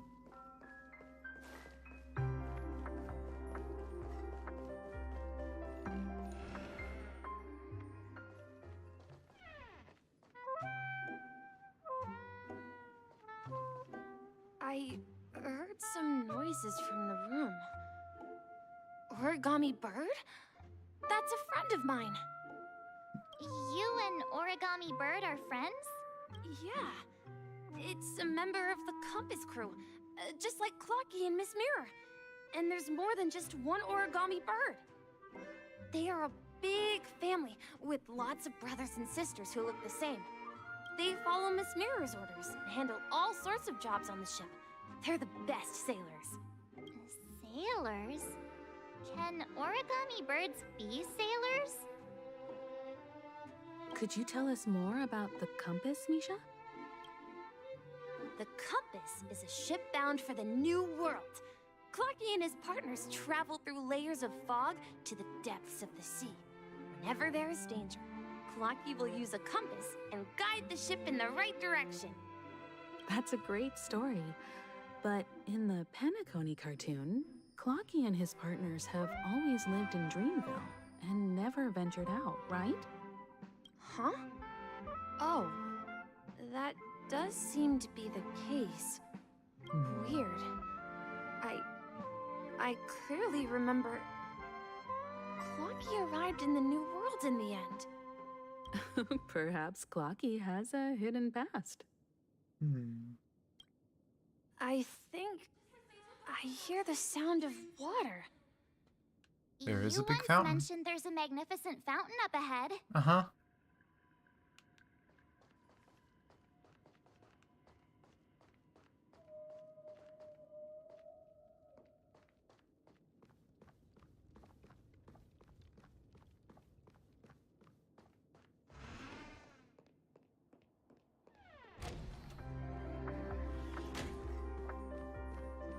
How much of this are we exploring?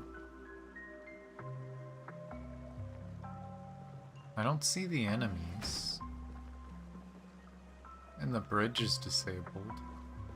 Maybe we'll end up going through that door. Oh, it's open. We're gonna go that way, probably. The water resembles a precious jewel, embedded in the dreams of all seafarers. Every time I gaze at the shimmering lights beneath the waves, it feels as though I'm back in this place, standing by your side. Have you recalled anything, Misha? Yeah, I saw these sentences in Grandpa's logbook. He used to say that despite the perils of the sea, whenever he stood on the deck in the afternoon, overlooking the sparkling waves, he would think of this fountain in front of his house. He often said that those moments felt like returning to his family's side, and the difficulties at sea didn't seem quite as challenging. You know, I quite understand such sentiments. Why do we have to tease March this time? Sorry, he's talking gray hair. Hey, don't tease! I was just being a bit sentimental. Silly March, supposed to tease me back and say my whole head is gray hair. Perhaps every adventurer far from home carries a fountain within their soul. Even though the other side of the sea remains shrouded in the unknown, the fountain in front of his house serves as a compass, leading him back to his cherished ones. Yeah, while Grandpa was at home, we would stand by the fountain and place the compass, a toy boat that I made, into the pool. Back then, I would ask him when I could go on adventures like him, and he would always laugh and say I was still too young. It seems this Mikhail is truly a seafarer and has nothing to do with the Watchmaker. I don't know. Yeah. Based on Misha's recollections, the scenes in the dream bubble appear to be his childhood memories. But this raises more questions. According to Misha, he was clearly born on an oceanic planet and led an ordinary life, with no connection to Penacony at all. Could this be some sort of metaphor? Perhaps the sea refers to the memory zone. I'm sorry. I don't know, but my memories keep pouring out uncontrollably, like water flowing from a fountain. Perhaps I'll remember more things if we go further.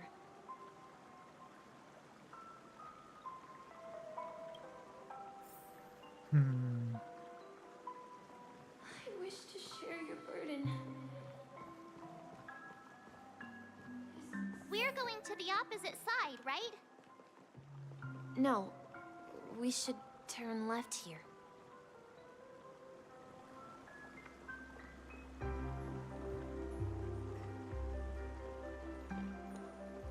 Huh? Something feels different about this place. This is it. I remember this corridor. I was right.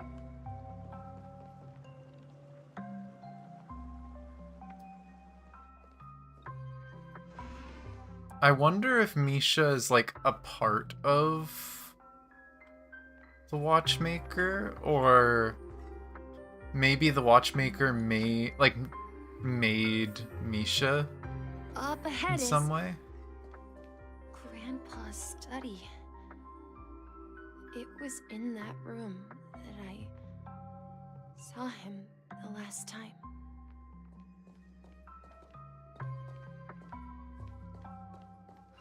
Will you come back? Dick, let's continue sailing so many times.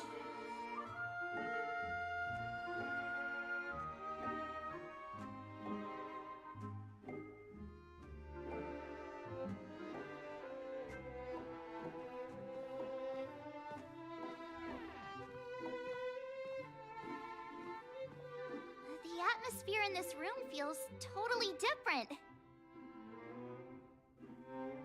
Misha! You finally come! Clocky, you're here!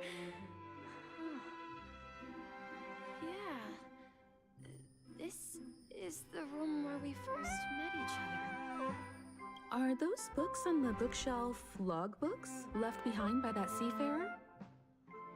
Yeah. Whenever he came back, he placed a logbook on the bookshelf in his room. They contain records of his expeditions to every corner of the world. It's still bugging me that there's very clearly an express badge right there, and no one mentions it. He described our world as a fountain. At some point, the sea started to gradually swallow up the land where people lived. To ensure that everyone had land to settle on, he had to continue exploring the sea in search for the source of the rising seawater. On that day, he called me to his study, telling me that he was embarking on another journey. However, I could sense the gravity in his expression. It was the same look I had seen on my father's face before his final voyage. I asked him if I could go with him, but he said that my adventure lay elsewhere and told me to stay home and patiently await a certain sound at the door. What sound? He told me about a vast ocean in the sky. An ocean of stars.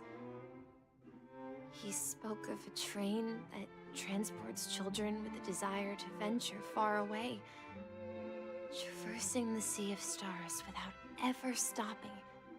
He said that he knew the crew on the train, and that he had asked them to take me along.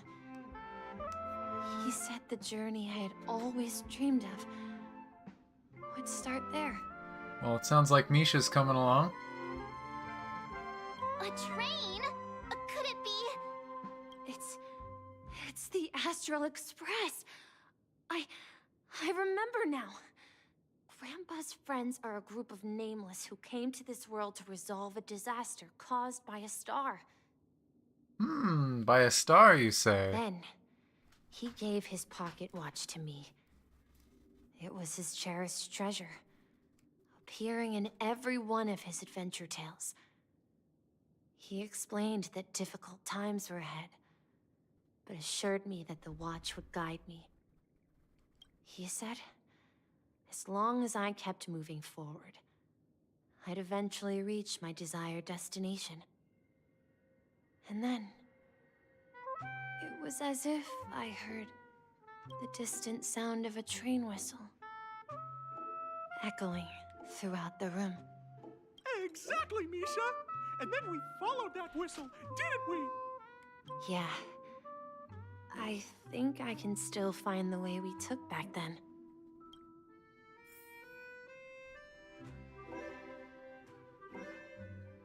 Fucking tick, tick, tick on the clock.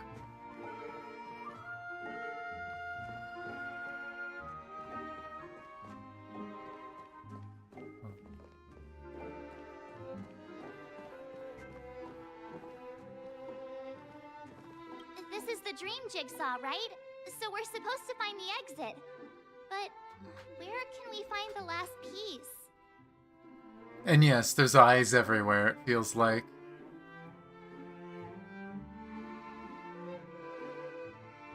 Do you remember? You said you obtained a mysterious shard when you stumbled into this place. Hey, the shape seems to match. So this shard is also connected to Misha? Posted a thing in Discord? Oh my gosh, I will check it quickly.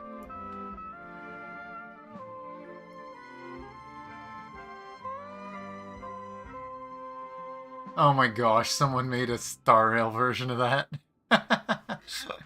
That's funny.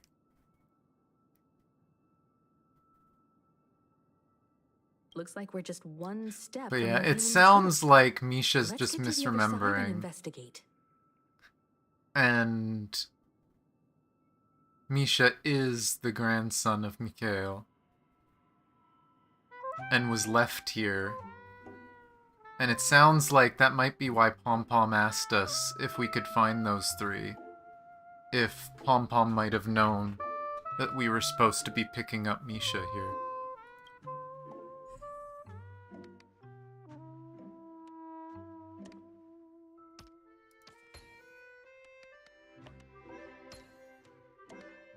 Then the piece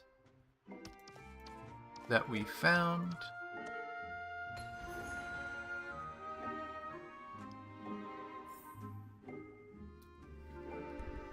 Wonder where this ends up.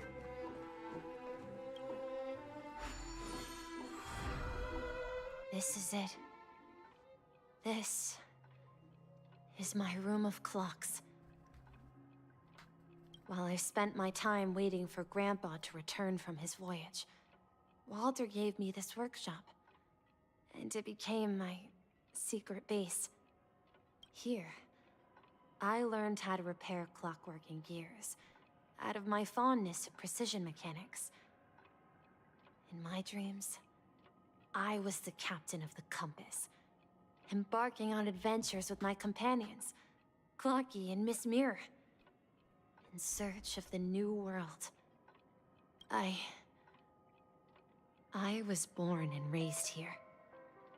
So, this building in the dream bubble is your childhood home? Yes, but not exactly. To be more precise, this dream bubble itself is my home. Looks like you've remembered everything now. Wait. Why does it feel like everyone else knows something I don't?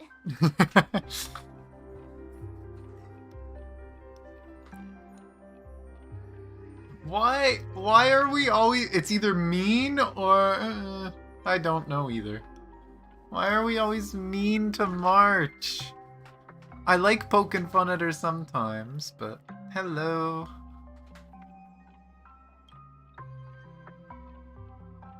March, do you remember when she mentioned a clocky that only she could see? Yeah, the little guy here, right? But we all saw him in Dreamflux Reef, right?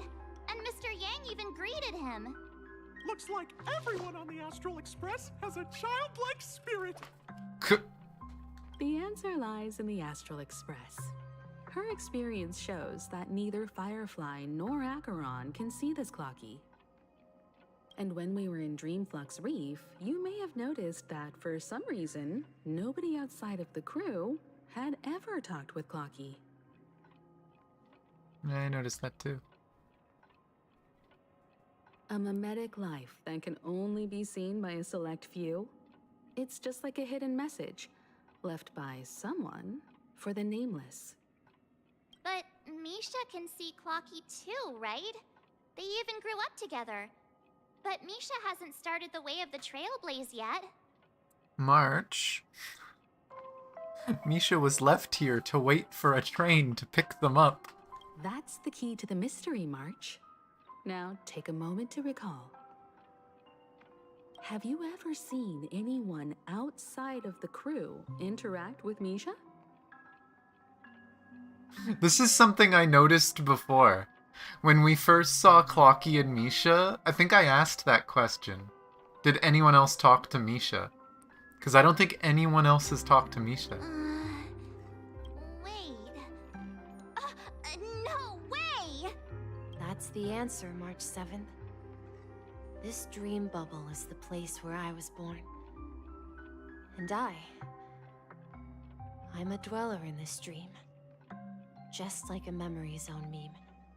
Except we've also seen Misha out in the real world, but that might just be because, you know, it's us, and it's still in the building. I should have stayed here and waited for you. But when reality and memories merged, I unconsciously pushed open that door and left the bubble with Clocky. So it's not that the Watchmaker's dream bubble is empty, but rather the stuff inside ran away? And the whistle you heard, was the sound of the express arriving at Penacony? That's one way to see it, but I believe there's a longer story behind all this.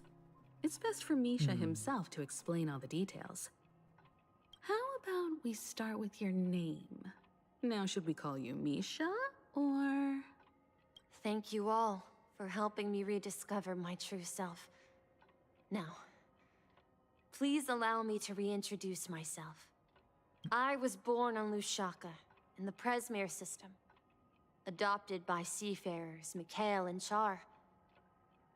They gave me a treasure. A name that carried their hopes. Mikhail Char Legwork. Or simply, Misha. It's a short form. If you prefer, you can call me by a more familiar name. The Watchmaker. So, you're the Watchmaker himself? Unfortunately, that legendary figure is no So more. basically he made a clone of himself. I'm Kind of. only a reflection. He made of like a his memory clone of himself. As for the child who has been with you, he's the innocent protagonist of Misha's childhood dream. Friend of Clocky, a young apprentice, and a future mechanic on the Express. And this also marks the beginning of his journey, devoted to the Trailblaze. At the end of the journey, Oh. I left this little flame, which I so cherished, in my deepest dreams, hoping to pass it on to the nameless of future generations. This is such a cool way to do this. However, he somehow left the dream bubble and forgot all about his task. I apologize for all the confusion this caused. Because he was born with a desire to trailblaze, wasn't he? I don't think Misha has forgotten his role as a guide. He remembered it, and that's why he mistakenly appeared as a hotel doorman in her dream from the very beginning. Our unconscious friend here must have been Misha. If that's the case, we encountered the Watchmaker's legacy from the beginning, didn't we? Well, I have a sarcastic friend who says I always take big detours and end up back where I started. Perhaps that's what every nameless has to go through. But in the end, you found me. I'm sure you're all wondering what my legacy is. I believe my hound has mentioned the Stellaron and my wealth. If I may apologize, the Stellaron part is real. As for my wealth, however, it's nothing more than a baseless rumor. I left my homeland as a child and embarked on the journey of Trailblaze. I traveled to various planets until finally reaching Asdana, where my friends and I built the original Penacony and fought for its future ever since. I've been moving forward all my life, doing what I could to overcome the obstacles in my path. But ultimately, my journey reached its end, and I left behind no possessions worth entrusting. So, if you ask what's left within this worn-out train engine that can be called a legacy, I suppose it's the things that are still burning in the engine's furnace. Now that you're well aware of the current situation of Penacony, I certainly hope that you'll help me get this world back on track. But I'll leave that decision to you, for the path of Trailblaze is never paved by others. Thing burning in its engine. All I have for you is a story and two gifts. Is one of the gifts a hat? Because the hat looked cool. I want to give you my pocket watch. It has accompanied me throughout my long journey, guiding that naive child forward and has been blessed with the presence of so many great people up to this day. And my hat, too. Yay, the hat. The one who navigated for me placed it on my head and planted a fanciful thought in my mind. The trailblazing expedition will never end. Now, it's time for you to make your choice. Once you've made up your mind, open that door and enter the long dream of an old man. The way he said the watch had been to many places almost sounds they're hinting at Harmony. That this guy went around almost following the Harmony. Trying to help as many people as possible. I'll be waiting for you at the end of this corridor of time. All right, everyone. Let's make a decision. Does that mean... is Misha gonna become, like, a ghost caretaker on the train? Like, anyone that visits isn't gonna be able to see Misha unless they become a trailblazer? We're just gonna have Misha helping take care of things and entertaining Pom Pom. Although Pom I Pom don't could think use the anyone help. will have any objections.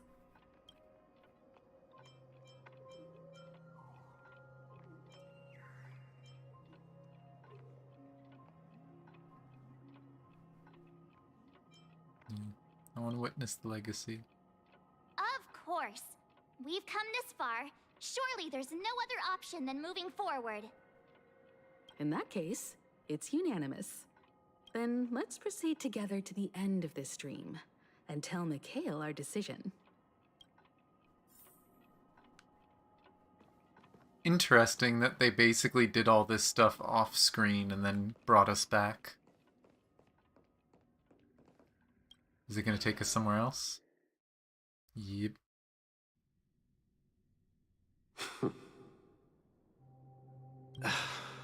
Probably a bit of a cutscene. Mikhail, where are you going? Someone has to step up and save Lushaka. So why can't it be me, Misha? Please don't go. And if you must, please take me with you. Don't leave me alone. Even without me, you know how to proceed forward, brave Captain Misha. The compass is waiting for you. Haven't you always wanted to be a better adventurer than me? Now go, board that train and start your journey. Where are you going, Mikhail? And there's the hat. I'm going to clean the floor in the parlor car. I've promised the conductor. Wait, first tell me, did you fix this watch? Yeah? I know what it looked like before. Its chain was broken, the back case torn, and the marks on the dial all worn out. How did you manage to fix it? Well, it's hard to explain, but I knew it could be fixed. It's the hands, Mr. Amundsen. Its hands were intact and pointing in the right direction, so I knew there would be a way to fix the rest. I see. You'll work with me from now on. Haven't you always wanted to tinker with this train? You're its mechanic now. As for the conductor, I'll do the talking. But I only know how to fix watches. Don't worry. You've got what it takes. I'll teach you what you need to know. Where are you going, legwork? It's time to head to our next stop.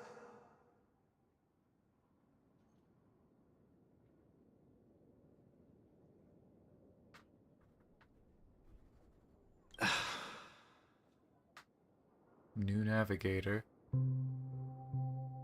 Might I point out? This looks suspiciously like the Trailblazer. Very, very suspiciously. Was our parents originally part of the Express? I'm staying in Astana with Rosalina and Tiernan. I see. This place reminds you of home. The people of Astana have only achieved a tiny victory, and still have a long way to go towards true freedom. Hanunu needs us. Don't worry, not all journeys lead to the stars. Even if I leave the Express, our path of Trailblaze will continue. Yeah. I knew you wouldn't stay on the Express forever. Leave in peace, my friend. And, take this with you. This is Mr. Amundsen's hat. But why? When he departed, he said he would leave it to his best student. Well, I suppose the time has come. Farewell, legwork. Take care of Tiernan and Rosalina. And don't forget to write to us. Where are you going, Watchmaker?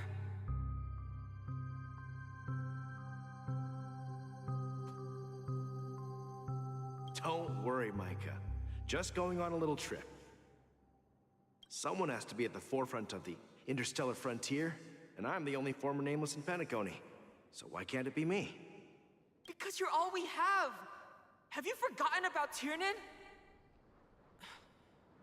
The cosmos is way more dangerous now. What will happen to Penacony if we lose you too? But what will happen to Penacony if we don't find a way out? Tiernan. How could I ever forget him? I've spent countless sleepless nights asking myself why I didn't go with him back then. Pom Pom V2? Maybe. Or just take up his grandfather's position. You know, he used to be the mechanic. Have a ghostly mechanic taking care of the train. We Nameless won't stop. Don't worry, Micah. It's just a matter of getting back to my old profession. Just wait for me to come back. But if, and it's a big if I don't come back in one piece, then you'll become the next Watchmaker. Where are you going, old man?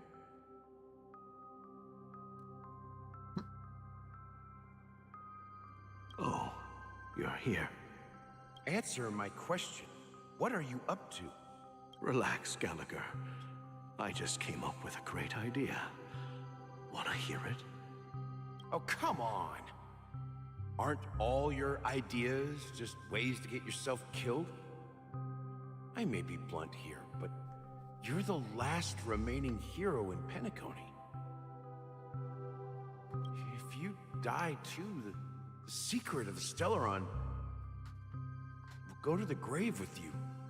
Yes, I'm afraid there's no way out in Penacony, so I'll have to consider alternatives beyond Astana. We'll organize a festival using the Watchmaker's legacy as a facade, and send invitations to the entire cosmos to gather people here. So, a desperate struggle against the family? Desperate? Don't we have you here, my friend? This task is challenging, but what hasn't been challenging for us along the way? Well, whatever you do, remember, make sure to send an invitation to the Astral Express. Misha! Where are you going? Oh, it's you, Clocky. Take me to Dreamflux Reef. Last night, I had a long dream about the day we met. I want to write down that dream. Write it down? Why? Oh, so I won't forget it. Do you remember how you got your name, Clocky? Of course! You told me that when you were a kid, You lived in a room full of clocks. Those wall clocks and pocket watches grew up with you and were your best friends. Yes, but what I didn't mention was there's a funny misunderstanding behind it. I was a kid, and there was always a special pocket watch in my memories. It was with my grandpa, guiding him on his sea voyages and leading the way in his every adventure story. I wanted to have a pocket watch like that too. And that's when you appeared in my dreams. Yeah. Every night, we boarded the compass and set sail together. So is that what the pocket watch is? Literally just clocky? But you know what? It wasn't until the day my grandpa gave it to me that I realized it wasn't a pocket watch at all. It was a compass. Okay, that's actually kind of cute. So, your name should have been Compassy. And the Watchmaker is just a nameless.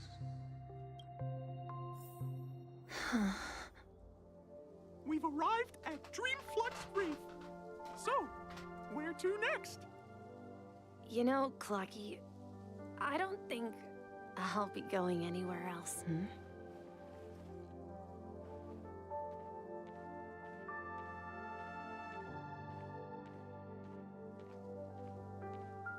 Knowing that that is, like, the final confrontation, seeing the theater there is kind of freaky.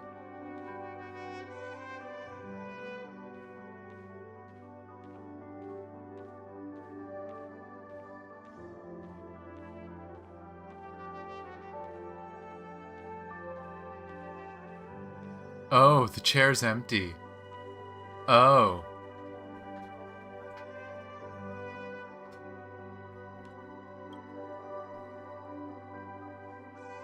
I've traveled far enough. It's time for a little break. Oh. So, we'll set out again. When you're rested? No, I'll stay here. And then, this is where it ends. This is where it ends? What do you mean, Misha? Is he gonna show the old guy at any point during this? That the trailblazing expedition would never end. Yeah, that's what I said. So now, it's up to you to decide your next destination. My next destination? What's that supposed to be? I've been following you. Misha? You're acting weird today. If you're feeling down, we can just do what we usually do. With the clockwork. No, I'm not feeling down. As for clockwork, yeah, it resolves all problems in this dream. Oh, there's the golden hour up above. So, do you know what clockwork actually is? I'm not quite sure. Well, everyone gets lost at times. They may hesitate and doubt which way to go. That happens in this dreamscape and beyond. But don't worry. Everyone goes through moments of uncertainty and hesitation. Eventually, they gather the courage to make bold decisions. Whether it's calming, joyful, angry, or sad. All they need is a little nudge to take Yeah, that I'm step thinking where it's they truly Harmony. belong. I'm thinking the whole time we've been using the power of harmony. I'm leaving that little nudge with you, and I hope you'll share it with others. Such is the essence of clockwork, the will of the Trailblaze.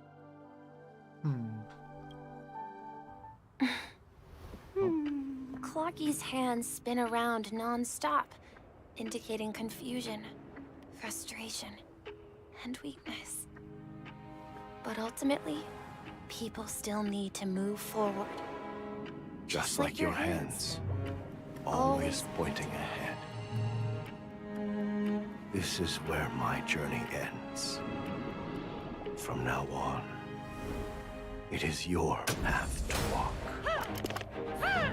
Trailblazing means taking paths your predecessors forswore and venturing even further. Wait, is this... Penacony and Mikhail's dreams does not belong to order. Please let this be the 4.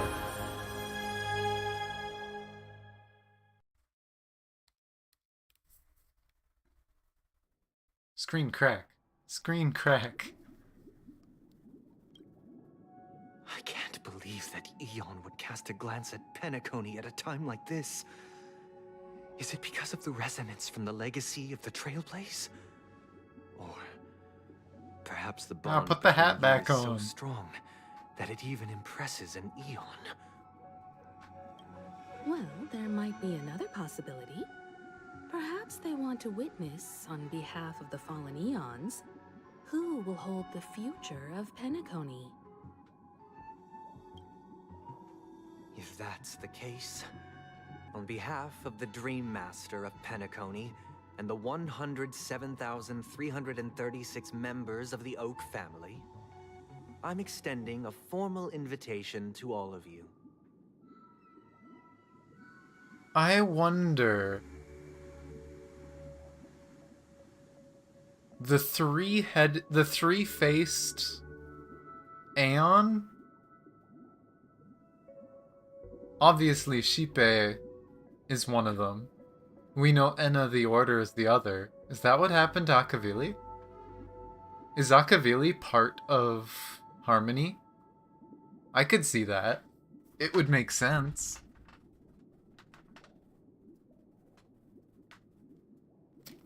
It seems to almost be hinting at that.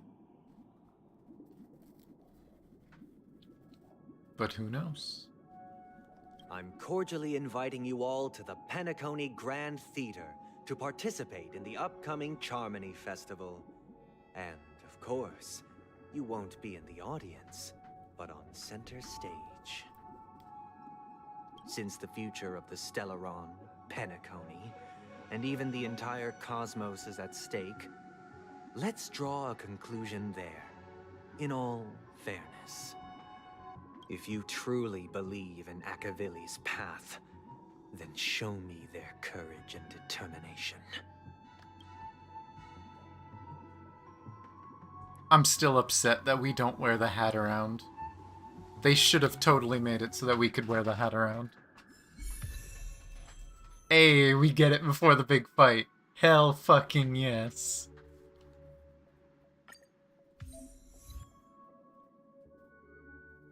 Oh, fine.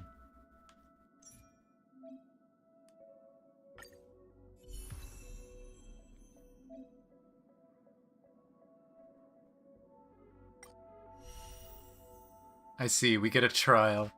Oh, it looks so good!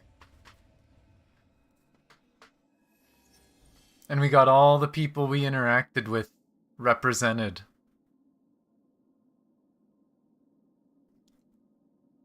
We've got Robin, and I would assume the Crow is supposed to represent Sunday. Obviously Clocky, Gallagher. We got Firefly. Nice. Actually, I think there's both of these are supposed to be Firefly. Aw, that's so cool. Okay, fuck it. We doing the trial. Okay, it was just lagging.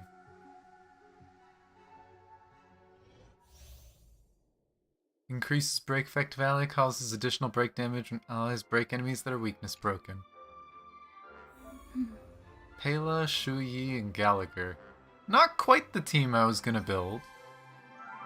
But makes sense. Shuyi probably makes a lot more sense than what I was gonna do. What build they give? Can I look? I can. Makes sense. This is exactly what I plan to put on her. That's what I'm gonna get. I didn't give this. Did they actually make her fast enough? She's not fast enough. Game. You can't trigger this. You're not fast enough. Oh my gosh. It's the whole reason I avoided this set, is because it needs 145 friggin' speed. It's stupid. Close enough though, I guess.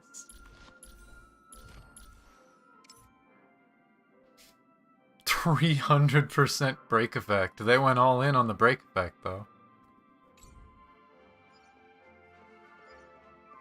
Please stay tuned.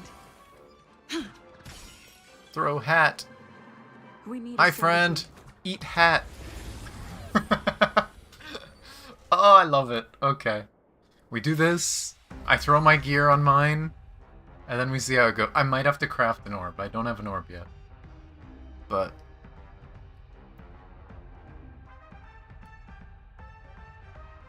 yeah, I basically understand. Time to test our rapport. Let's improvise. Enemy targets detected. Oh wait, it has a buff, not removable. Ready for another? Poke. Oh hey, they actually gave Pela the right light cone. They gave the defense down one.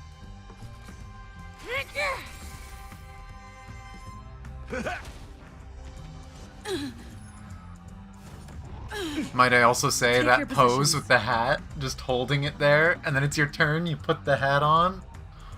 It's so good. And then you take the hat out if you're gonna throw it. Dreams do come true. Not yet. We gotta break it first, which it looks like is about to happen. I guess I could do this Mood right is away. set just right. What's it look like? Let the show begin. We do a dance. Hey. And time to break. That's all you got? Super break 17,000. Oh boy.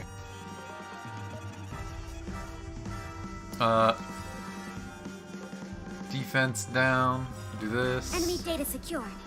Net markers activated. Time for a good old counterattack. Nice like a good brew. Full, my friend. And Shuyi's ult is supposed to break the enemy, right? So like the fact that it's broken already means it's probably not the best thing right now?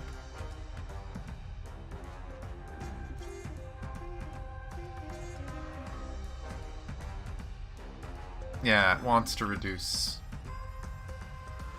Don't miss the. Let's improvise. Commencing support. Ready for another? Do you admit this crime? It might have solid effect. Fair. Order We'll of the see. 10. Execute the Marastruck! Oh, 124. Oh, you know what? That move has a really high...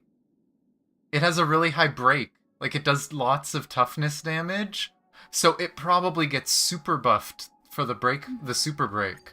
Even if its normal damage is low, the super break is going to be ridiculous. Huh. I might have to build Shuyi. Like, Firefly is probably going to replace her. But I might have to try building Shuyi. Also, that's cool. I wonder... It's not on anyone else. I wonder if they'll start making trials permanent like that, because that'd be cool. Okay. Speaking of Shuyi, that is who I put all the gear on.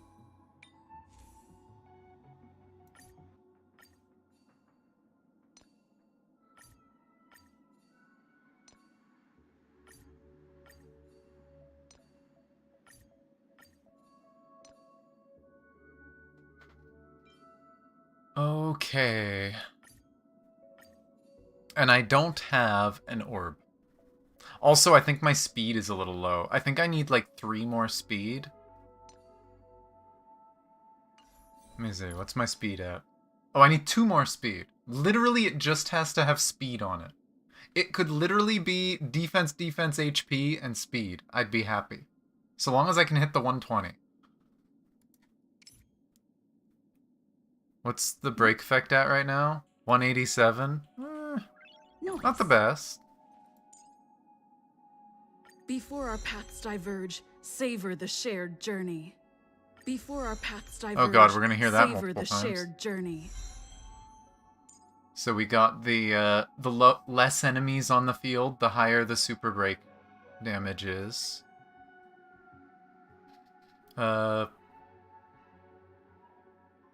first hit of the skill does more toughness reduction.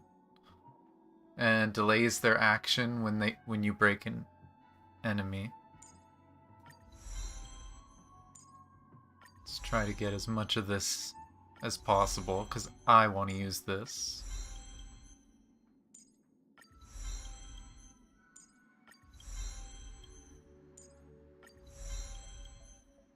I'm sad I didn't have time to build another character. I spent so much time pre-farming. I don't have Shuyi built, but Shuyi would have been a good choice. But I'm probably just going to use Himiko. Unless they happen to give me the chance to use a certain trial character, I would not be upset with that. If we got to throw Firefly in the team, I would be happy.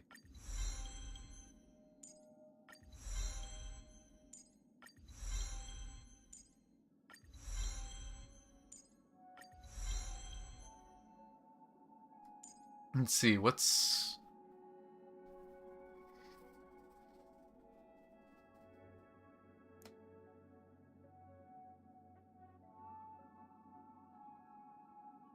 Yeah, I think it's just a multiplier of sorts, so it makes sense that Shuyi would do a shit ton of damage with this.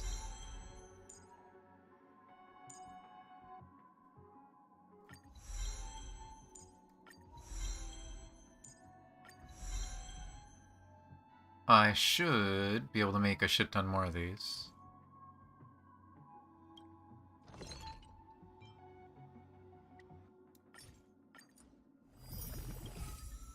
I may have slightly over-farmed. Although I know how expensive the later ones are, and I'm going to want to 100% this character, so not really. Oh, I need to craft more of these.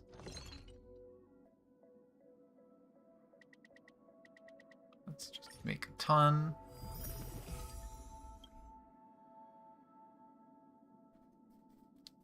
Trial Shuyi dropping Seele levels damage with that ult. Ah, so is that what happened in the trial? Because I haven't done the trial. I wasn't planning on doing it today. But, huh. That's fun. I'll do 40 for now. Let's see. Let's get these buffs up.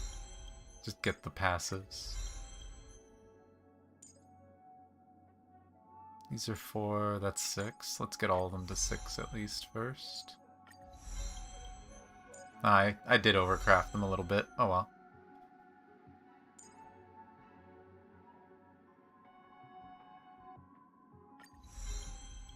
Finish the basic attack. Oh, just seeing the damage I just did? Yeah.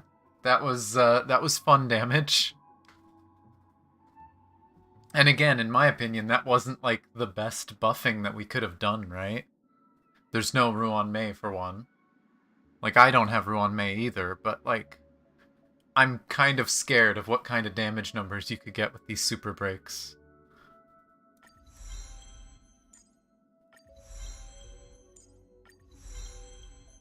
And I think that's as far as I can take it right now.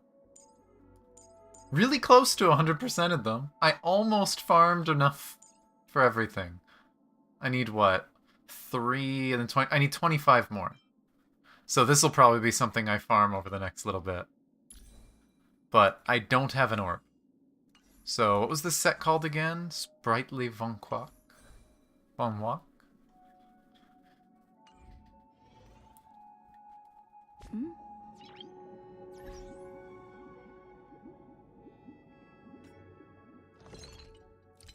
I should have a resin, because I did the event the other day. I don't know if this will be the set that I keep on them, but for now, this is what I'm using. So. Because there's no break effect for orb, right? If there was, that would 100% be the choice, but let's see. And yeah, Super Break might mean Ruan Mei actually gets to do DPS with the MC, because her break effect is so high.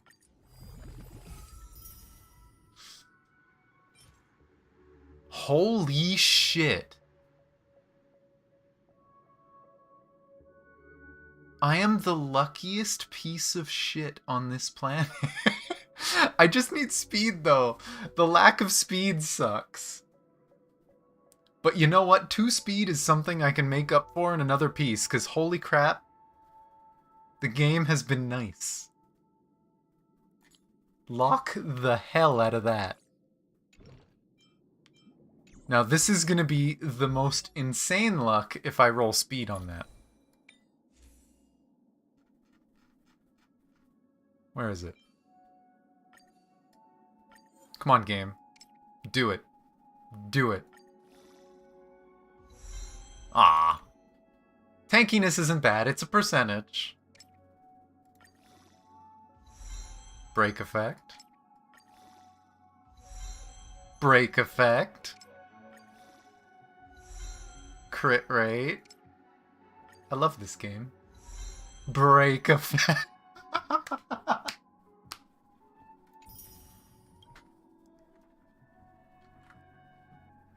You know what? Let me go to the inventory screen. That is insane. That is actually insane that I got a near perfect piece. That puts it at 247. It's not perfect. I need more speed. I need 2 more speed. Does the rope have any speed? No. So I'll probably have to look for a better rope. Holy shit. Don't mind me while I make a picture and brag about it on the server, because what the fuck.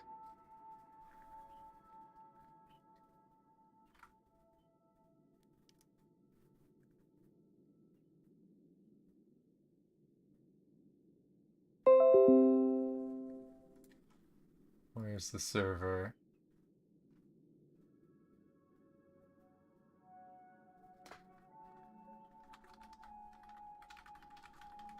Build the new Trailblazer, and the game said, hell yeah.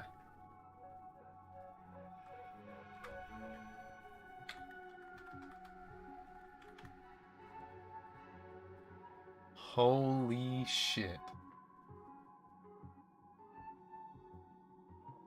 Of all characters for something like that to happen to, that I get like nearly perfect rolls, I have to see, do I have a rope with speed on it? Like, the stats are okay on this, but they're not amazing. I just wanted a break effect one. Do I have a better rope that has speed? That one has speed. And break effect, the fuck? I guess I wanted the crits. I doubt there's one with crit rate and speed, because I probably would have taken that.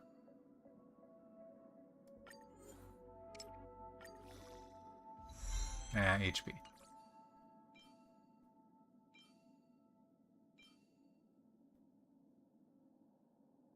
Let's see, what's the first one there is the best one so far. God. So many crazy, silly pieces. It's like, here's the set that not many people use. Get god rolls on it. Speed? Nah, that's not speed. Okay. First one. Switch to this, so I can get my speed roll. What else do we get on it? Attack. That is fine. Vectras. I'm okay with that. No CC in my MC. Speed. We have even more than I need. Defense, meh, whatever. I don't care. That puts me at the over 120 speed. I am happy. I am very, very, very happy. And we switch to the Trailblazing team. It's not going to be the best team, but it should work well enough.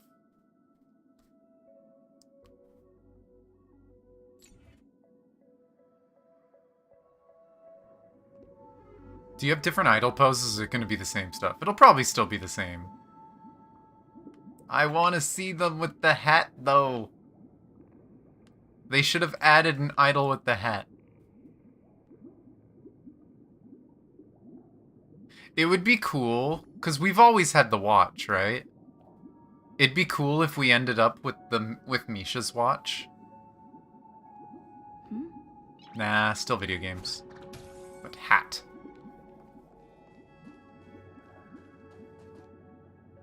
Does that mean he wants to fight us during the Charmony Festival? I'm afraid so. Probably because the Charmony Festival is when they plan to be their strongest. This is weird. Aren't Arc villains usually plotting some dirty conspiracy in the end? But he actually said something like, "In all fairness."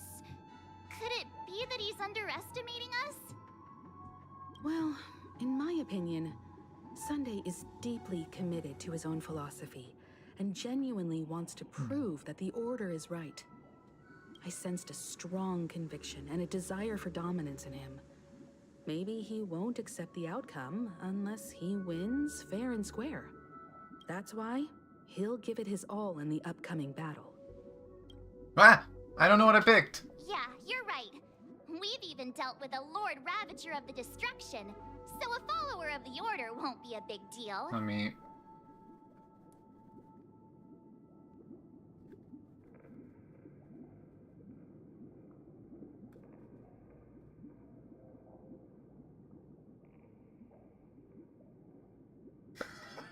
God damn it, of course. One of the options was, but he's such a gentleman. If evil, why so nice? And then the last one is something about I flexed on him too hard. But no, it was the one I would have picked. It's we won't back down either. Okay.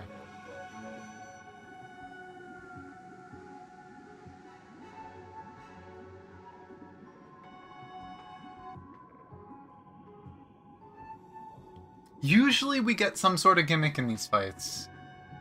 I'm really hoping the gimmick isn't Firefly. I'm hoping. I love Himiko, but I want them to give us a trial that I can replace the Himiko in my team with Firefly. Give us a story trial, please. Anyway, we can't leave But we'll the see. Stellaron unchecked. This is about trailblazing a bright future for Penacony and fulfilling Mikhail's and his predecessors' long-cherished wishes. Now that we've taken up the mantle, we can't afford to fail them. However, the same applies to the Order. Their plan didn't materialize overnight, and they have the profound collective consciousness of the planet of festivities behind them.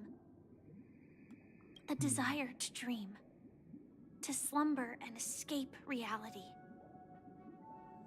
All those hidden emotions have given birth to the sweet dream of the Order. They've harnessed the will of an entire planet to create an Eon. This confrontation is far more complicated than a simple power struggle.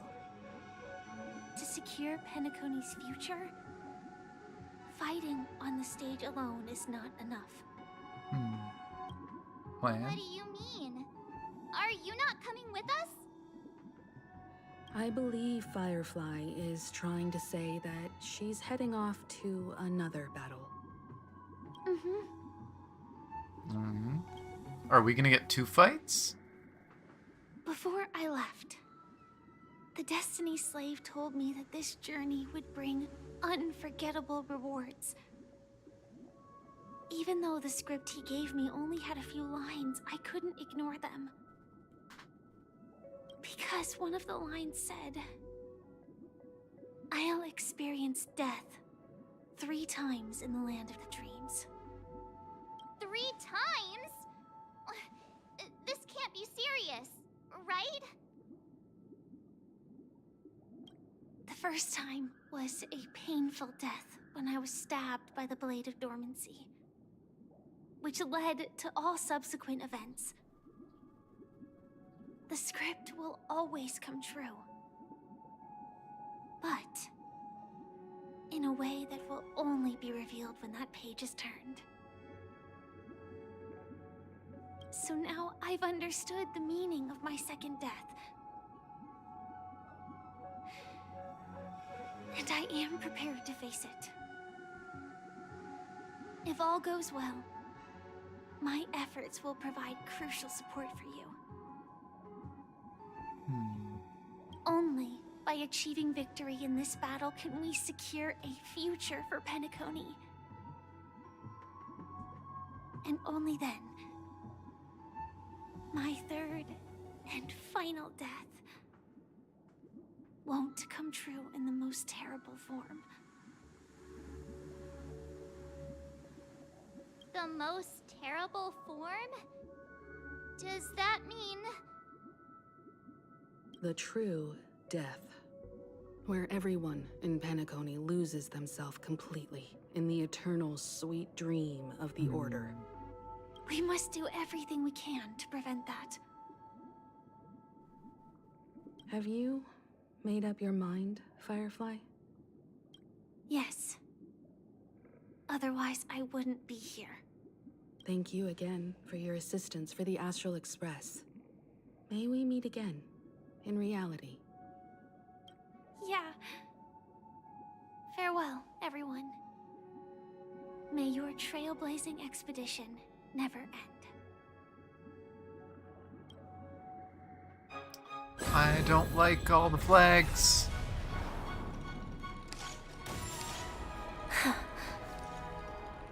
I dreamed of a scorched earth. Everyone, are you ready? A new shoot sprouted from the earth. It bloomed in the morning sun and whispered to me. Like fireflies to a flame, my biggest death. May we meet again in reality. And off she goes. Oh, back to this scene. After today, Japella's name will disappear from cosmic history. Oh, this is roughly where we left off, Mansion right? will take its place. In the not-too-distant future, you'll receive an invitation. That's your next stop. Land of the dreams. Penacony. I hope you find whatever you seek there. Be it answers or salvation. You mean my 3 deaths?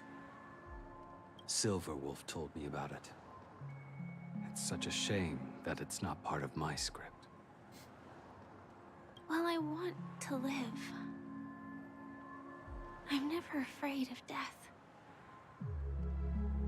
The opposite of death is eternal life, and that's something I'll never desire.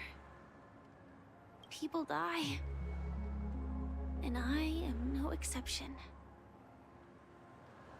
Death is like a script, a fate that cannot be defied.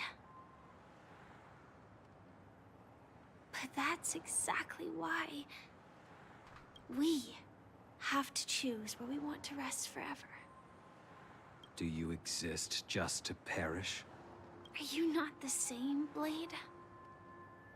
The end you desire is not one dictated by others. If I were to die now, I would only be a weapon. I believe I should die as a human. Though its definition escapes me, isn't this the answer that ordinary people look for their whole lives? A name that can be carved onto their tombstone. The tombstone that belongs to me once bore the inscription, Glamoth's Iron Cavalry. Then it changed to Stellaron Hunter. But one day, it will bear the name Firefly. And all the brilliance she showed at the end of her life.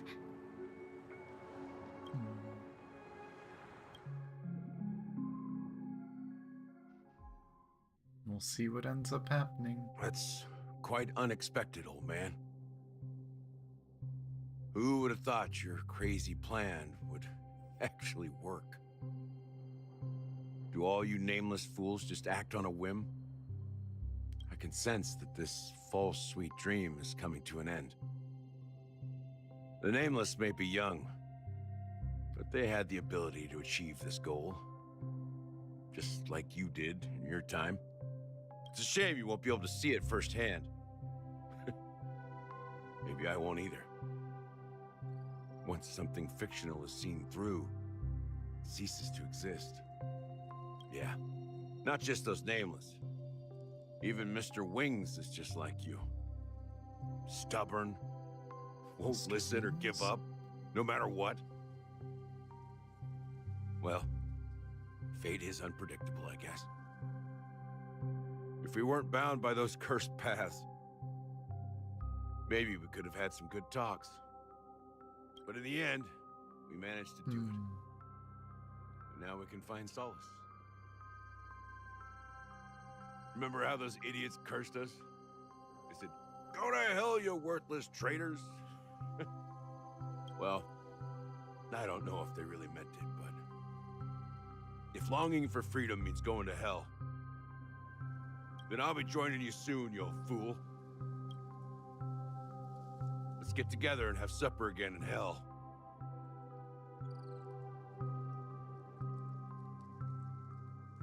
Yeah.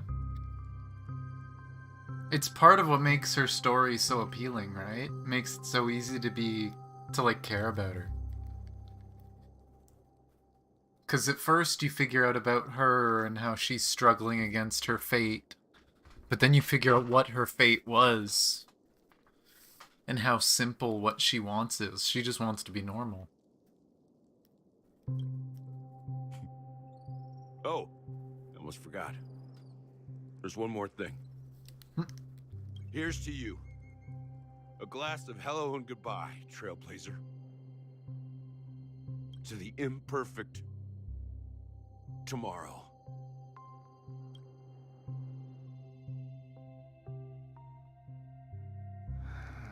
It's warm here, isn't it? You're lucky to have found shelter from the rain. Let alone fresh berries in this desolate place. I was just following the scent of life. It's particularly strong in a place like this. It's a shame these berries don't have much flavor. Seriously? In case you didn't know, this fruit is pretty juicy. The only downside is that when you chew it, it becomes extremely spicy. Have you lost your sense of taste? I can still taste certain things, like a faint sweetness. Before coming here, I stopped by a place called Orkron. It had barren cliffs and nights lit by bonfires. Burgundy snow would fall from the sky, and when it landed on my tongue, it tasted like raspberries.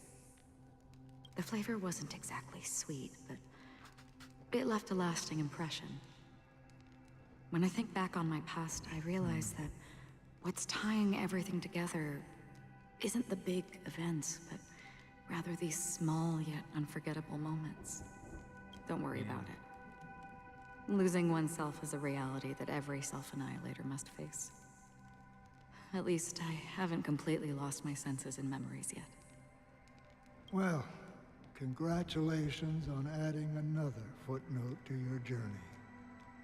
By the way, are you always alone? No, I had a companion in Orkron. She's a short, nameless girl who aspired to explore IX.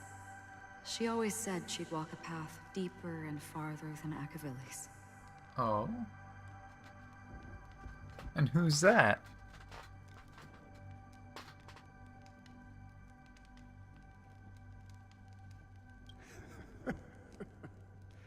Quite an ambition for such a small girl. So, what happened? She became stagnant water. Well, my condolences. Condolences. I don't need them. The girl left with a smile. She never regretted her choice and most definitely wanted me to say goodbye with a smile. So, that's what I did. That's proof that you're grieving for her. Or perhaps I'm just afraid. Afraid? I rarely sense that emotion from you. What do you fear? I'm afraid I'll forget the 30 days I spent with her. Just like all the other days in my life. Most of them have already washed away with the rain, disappearing into an unseen realm. I fear that those vivid red memories will fade away too. There isn't much color left. And besides this faint, warm red, there's almost nothing. Hard to imagine. A ranger accustomed to bloodshed, destruction, and chaos finding warmth in the red color. Because I have experienced this warmth many times. Long ago, I promised someone that I'd bring it to more people. And that for every remaining moment of my life, I'd strive for a better ending for all. As long as this red color still lingers, I have a chance to fulfill that promise. It represents a burning fire, a blooming flower, the berries in this cave, and life itself, fleeting yet still dazzling. In the end, it will lead me beyond the horizon of existence. And on the other side, I will cut off nihility. There's her whole thing again. The one blessed by the sleeping and shapeless is considering how to kill them. That's truly pure nihility. But you're right about one thing. After spending so much time near this stagnant water, only when I look at this vibrant red fire do I realize that I'm still alive. When will this rain ever stop? Perhaps when the sorrows of the departed have finally quieted down, the sky will clear up.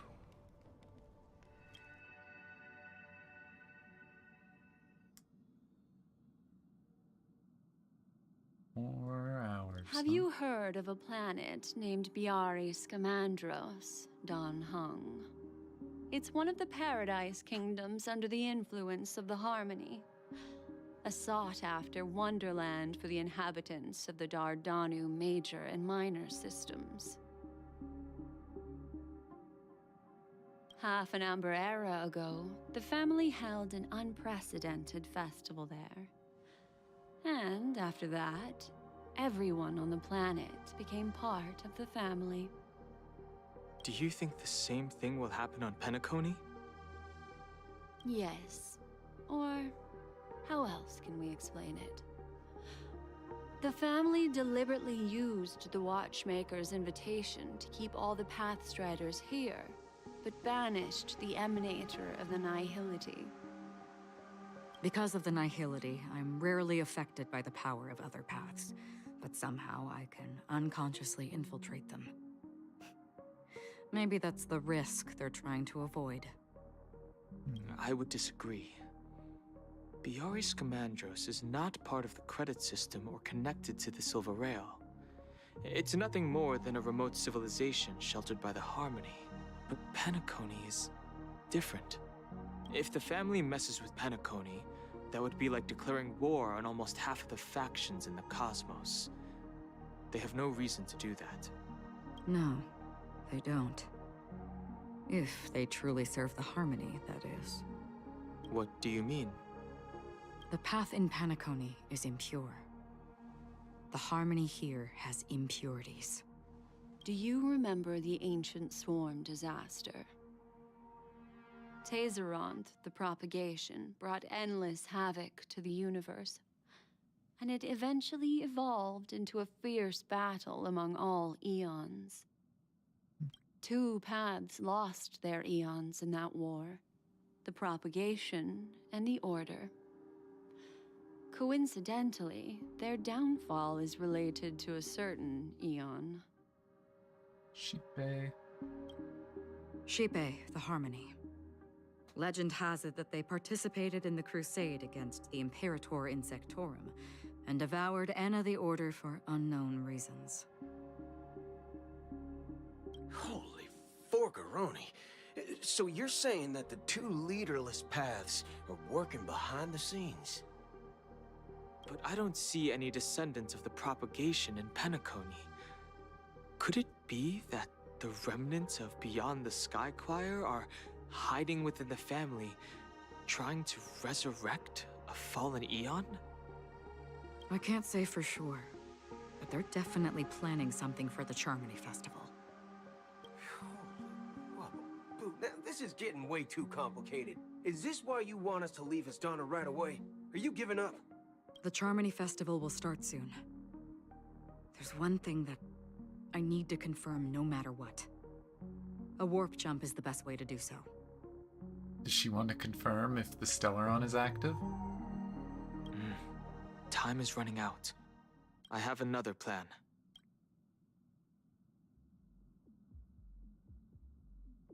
Hold on. Are you thinking of using the Jade Abacus of Allying Oath? Exactly. The assistance from the Lawful Cloud Knights would be enough. Think it over carefully. You can only use that once in your lifetime. I have considered it thoroughly. My companions are... they're also once-in-a-lifetime treasures. I don't think this is a good time to use that. I really hope they don't use that.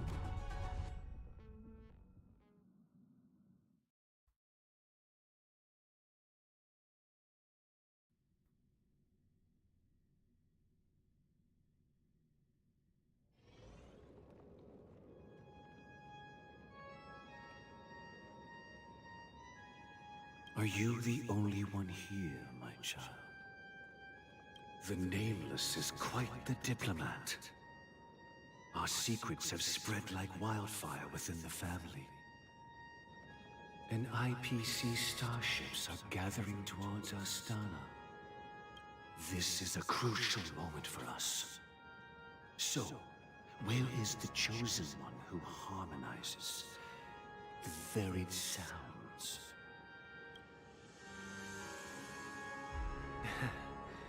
What do you mean, Master? I'm right here in front of you, aren't I? You know, she was supposed to be the star of the Charmony Festival.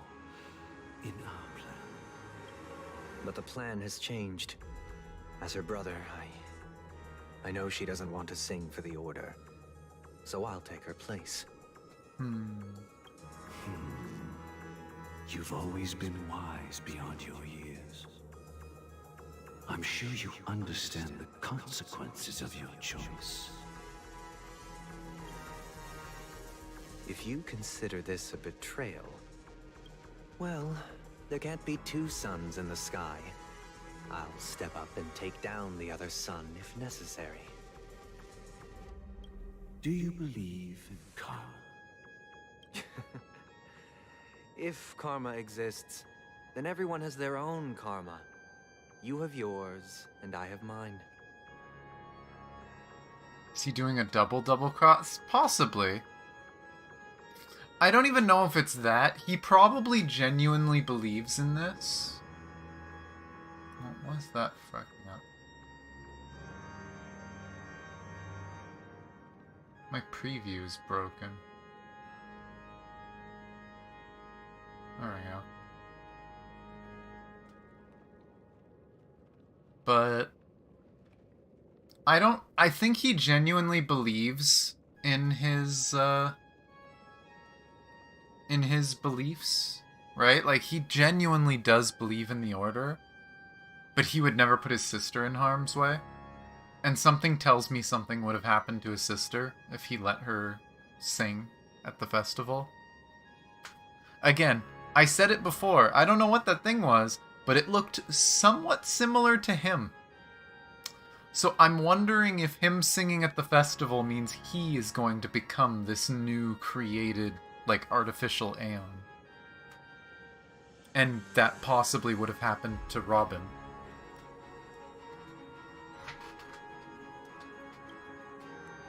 And my karma has nothing to do with you, Mr. Gopherwood.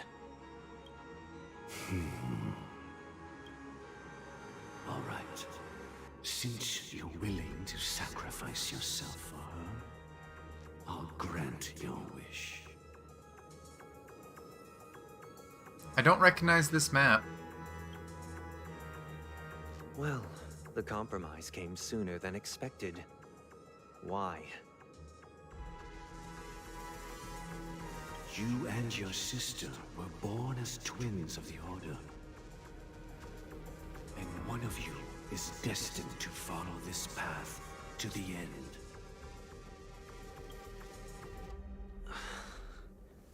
Is this part of your plan? Of course. You're still as clever as you were when you were a child. The opening is near. Go, my child. Seize the power of the harmony and reveal your karma. I have one final question, Master. Why did you choose to bring the Order to Penacony? Wouldn't it have been better to choose a desperate world instead of a city filled with hope and dreams? Why? It's for justice, my child. If we lose justice in our hearts, we'll make the same mistake as the Harmony did. So, it's not you who manipulates the Dreamscape with the Stellaron, but... Well, that's where our conversation ends. Go ahead. The 107,336 souls of the Oak family have dreamed of this moment too many times.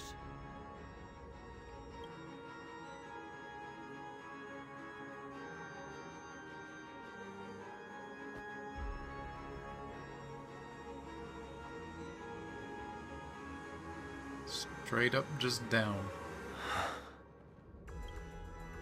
I shall ascend to the heavens, becoming the scorching sun, bathed in my light. Oh. My people shall flourish, while all evil shall be eradicated.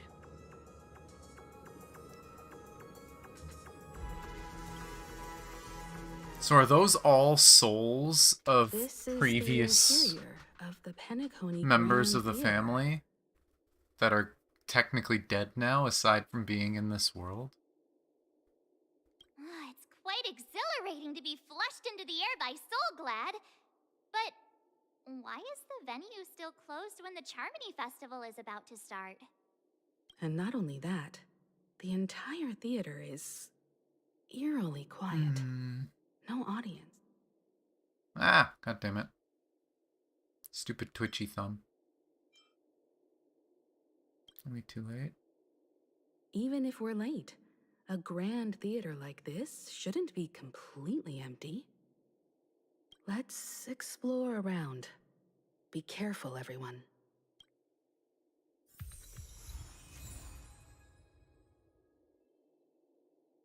Watchmaker's hat. Oh, hey, sneaky. Oh. You don't see me. Enjoy your posing.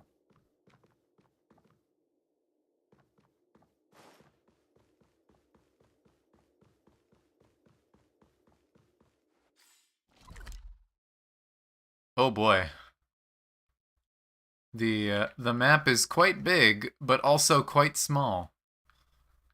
This is a very simple map.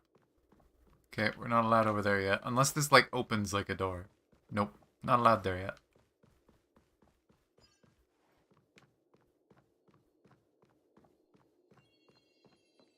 Gosh, the atmosphere here is so creepy and unsettling. Even if there's no audience yet, there should be some staff around. Why is it so silent? What's in Sparkle's box? Yeah? Makes you wonder. I'm still wondering if it's like an escape switch. If it just gets you out. Just instantly wake you up. I want to check. Because this is me using a new team. What do my techniques do? Increased break effect at the beginning. Hers is the fire area. Yours is... What does his do?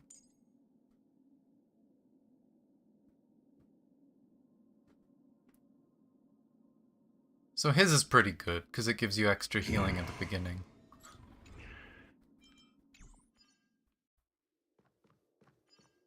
Hat. I really wish you could just wear the hat.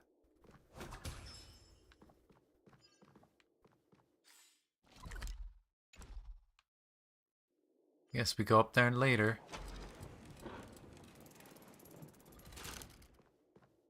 Oh, puppet pointing over there. There's a puppet praying. Two puppets talking.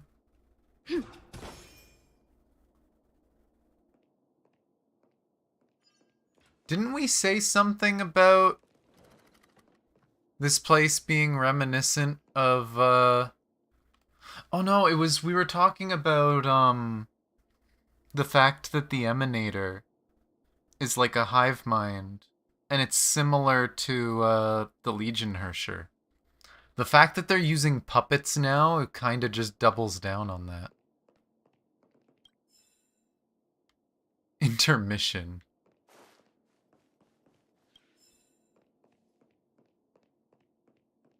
Are these things enemies?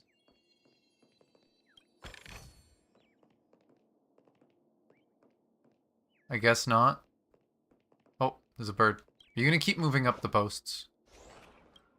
Yep.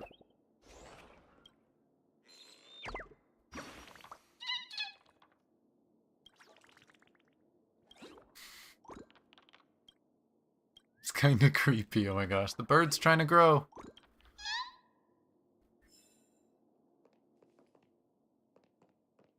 Okay, what the heck's going on over here? Pointing. Just bowing. That one looks dead.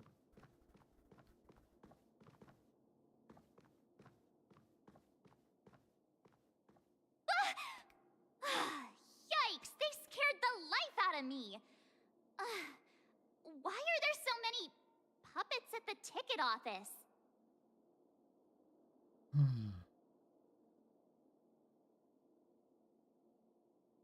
Is this the people? Is this all the people? Are people turning into these? Stop it! Are these puppets part of the stage setup? Even so, it's so eerie that the entire front hall is empty.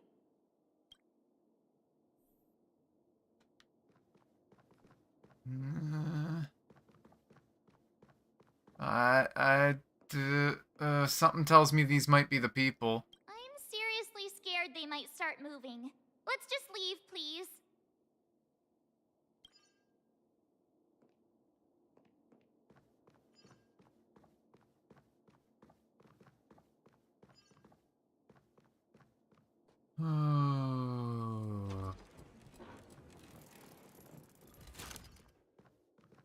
Well, what's gonna happen?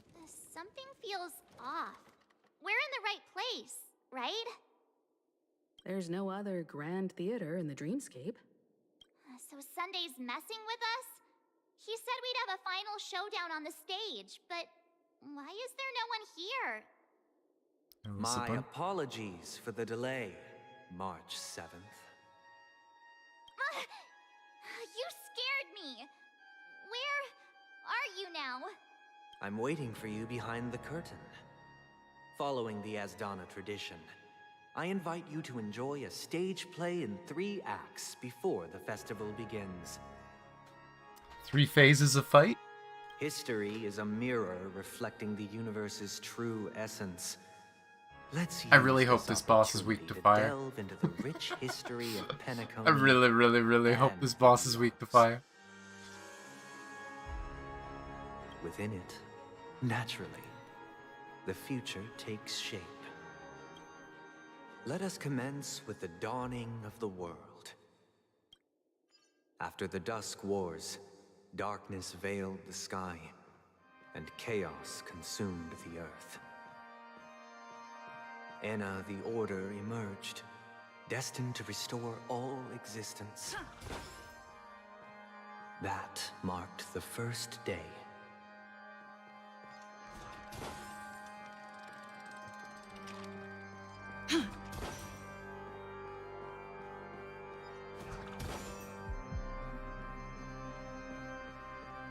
Lots of puppets here. See, these ones aren't glowing. Oh, hey, this one's holding something.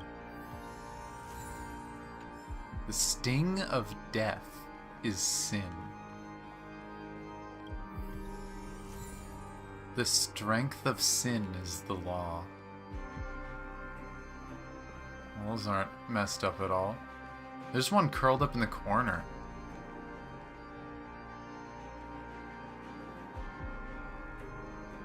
I'm still wondering if these things are people. Did he turn people into puppets? Is that his sense of order?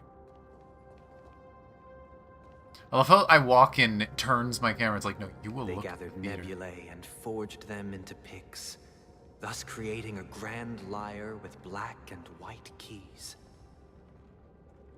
Strike the white keys, and the sun rose. Strike the black keys, and the moon rose.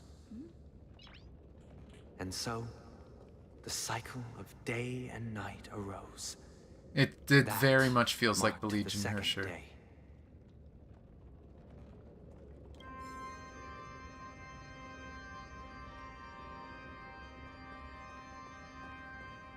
I will say I love the music, but they definitely seem to be going with that whole church aesthetic.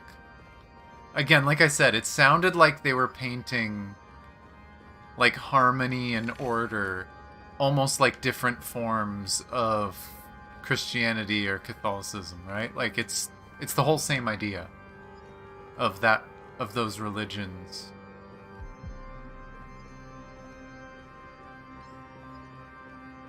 They're trying to make it seem like a twisted version of the religion. I see the map is even bigger than I can travel right now. And we got more puppets bowing.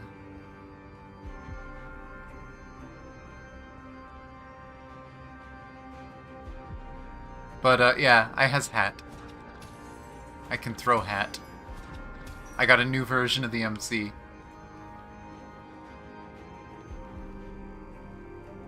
Again, fingers crossed this boss is weak to fire, or this might get awkward, but at least I have Silver Are they Wolf. expecting us to enter it?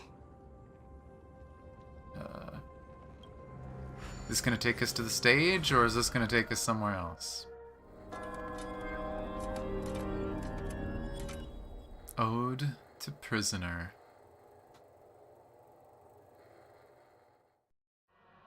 Where are we now? Ooh. The atmosphere here looks similar to Sunday's inner world. Perhaps this so-called stage play is created with his abilities.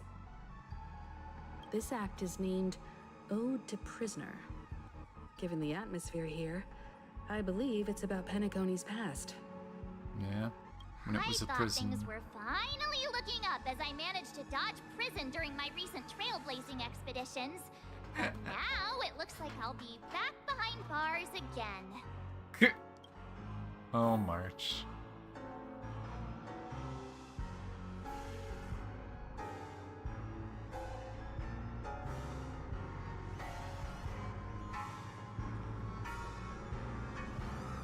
Depression and losing hope. I genuinely wish to avoid a violent clash with my esteemed guests. People losing hope and violence. Therefore, I've arranged 3 acts before the situation becomes irreparable. Where shall we start our narrative? Well, let's start with this area is way bigger than I thought it would be. Still a frontier prison.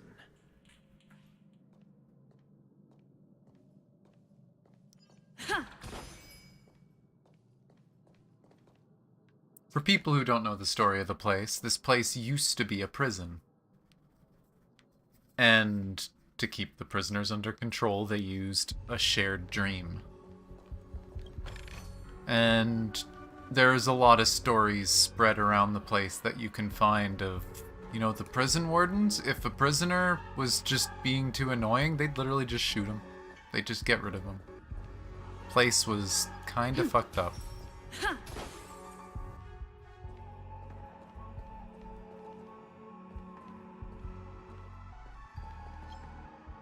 It's one of the crowns. It's kind of in the way, and you know, I kind of want to test the new party. 2 of you are weak to fire. Hopefully we can get through this area in decent speed. Time to test our rapport. Oh wow, I'm gonna break it right away? Huh. Let's improvise. You won't get away. No, I took too long and that thing's gonna get an action.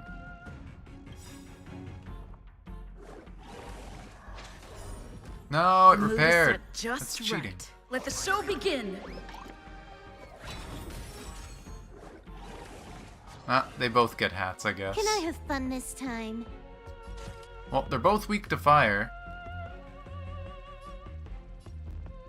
Time for a buzz. You won't get away.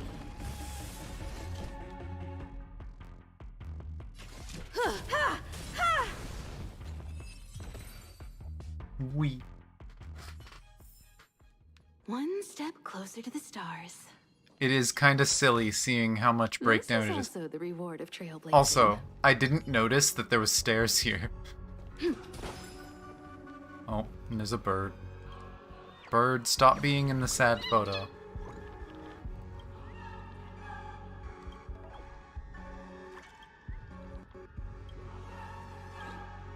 Yeah. So I see we're gonna have a bunch of messed up images. It looks like we're going on the walls again, too.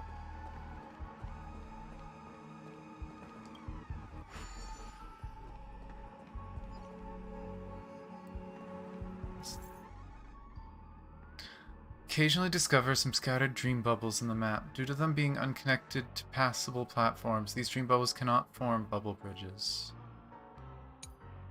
After interacting with the control panel, this corresponding dream modules and their trajectory will be highlighted. By interacting with dream control panels, dream module can be moved along its designated. Okay, so we can move platforms so that they'll connect to things. What is this thing even looking at? I don't want to fight random things just for the sake of fighting. So this is going to move that over there and then connect to the wall. Okay. What do you want? In 2147 AE, a prisoner named Hanun ignited a struggle for liberty and emerged triumphant. IPC referred to it as the War of the Frontier, while the Asdanians dubbed it the War of Independence.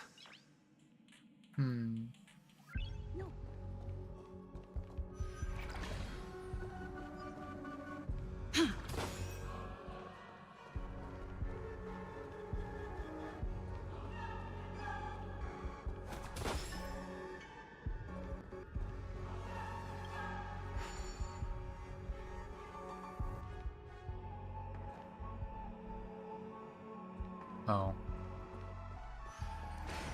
I'm assuming I'm gonna have to move this, but first, chest.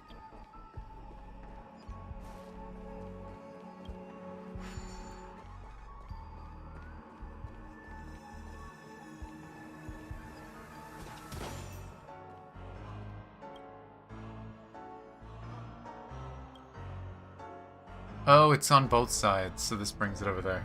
Okay. Now we can continue. It'd be funny if you could hit enemies that aren't loaded.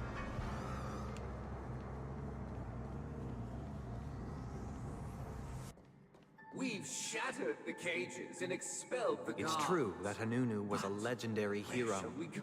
but it must be acknowledged that while he bestowed freedom upon the prisoners, he didn't grant them true liberation.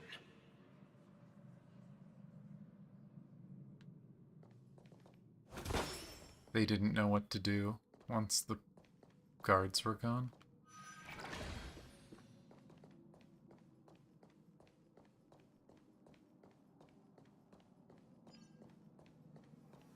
Thank you for staying here, honorable travelers. The three However, nameless that stayed on you the planet, could banish the endeavoring guards, to spread though the they are no tenets of longer Trailblaze throughout the frontier prison. Alas, their efforts proved futile.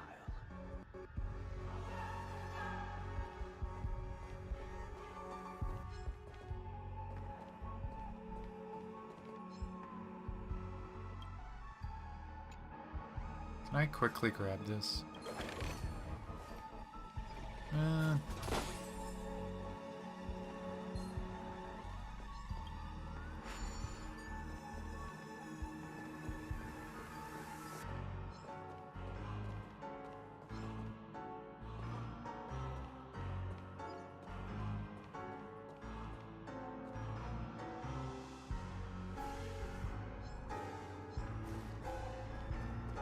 Ignore me.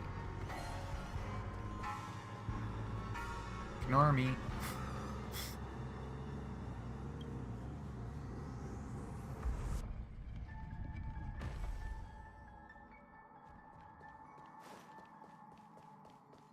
This is one of those obscure places that I feel like I'm probably not going to come back to.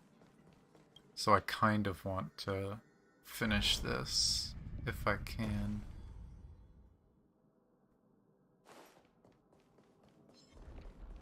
Ignore me, I don't exist.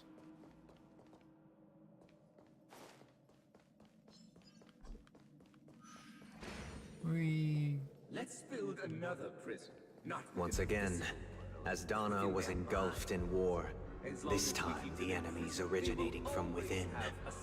The prisoners remained prisoners for the rest of their lives, fighting for freedom rather than living for it.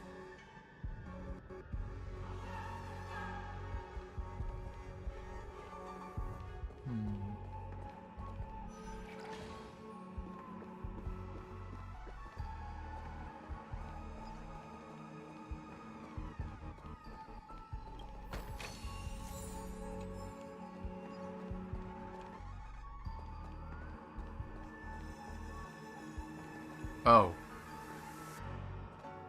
Fuck is that? You like this land of freedom on a scorched earth? Isn't that an enemy that was in Sparkle's trailer? Like candle people?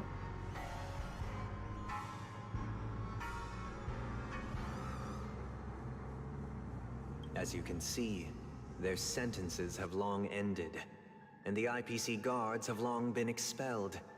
Yet, these prisoners remain enslaved, not by external forces, but by the confines of their own minds. Freedom permeates every corner, except fragile souls. It gives solace only to those who believe in its existence. Is he basically talking about PTSD?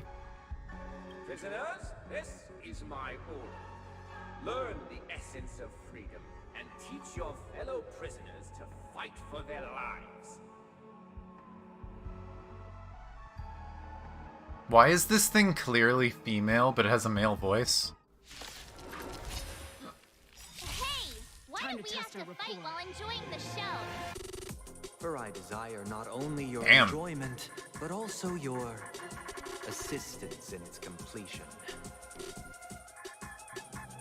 Past confined and caged.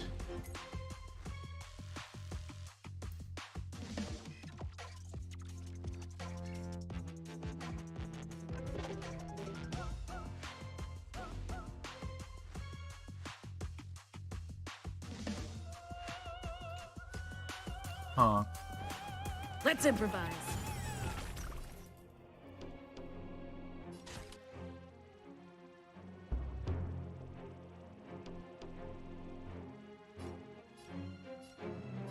That's probably the one that scares me the most. In the mood for another beating?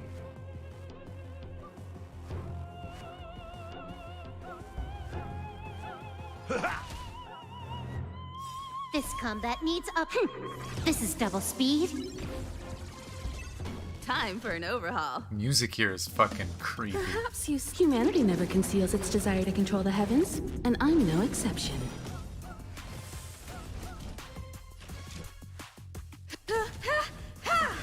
It's tanky. Dreams do come true.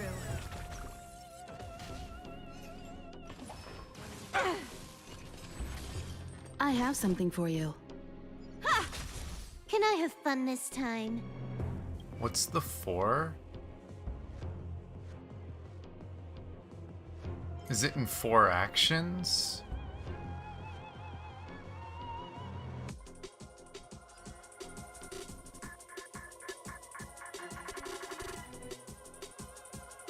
I've got a raid to get to. Let's finish this.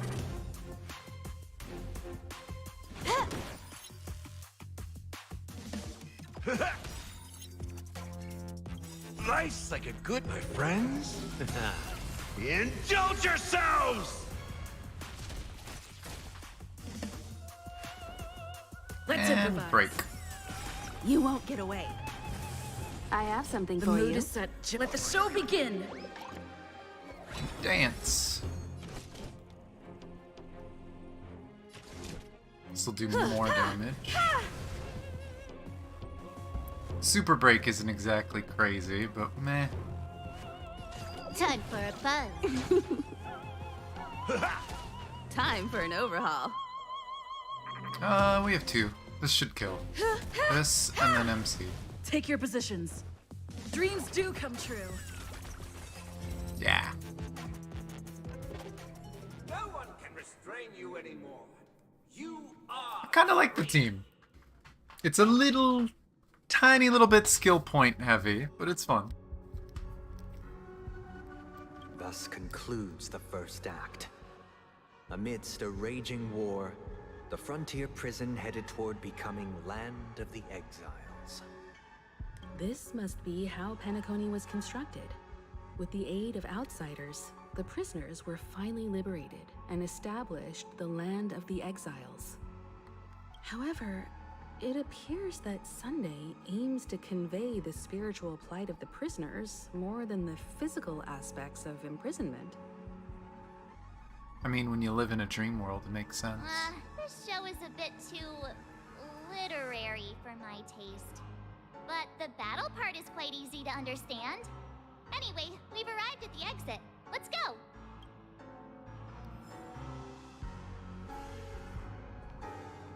These puppets...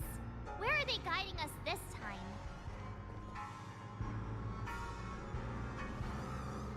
Nothing on that one. Have we really fully explored this place? It looked so much bigger, but we got through it pretty quickly. Yeah, I guess we have gone through it all. Huh. Well, there's Act 1. Is Act 3 gonna be fighting him? They transmuted streams of stars into inked nibs, creating symbols to be pronounced and counted. They molded stardust into flowing rivers, assigning the righteous upstream and the unjust downstream. Thus, all things were marked, and the world learned to discern between good and evil.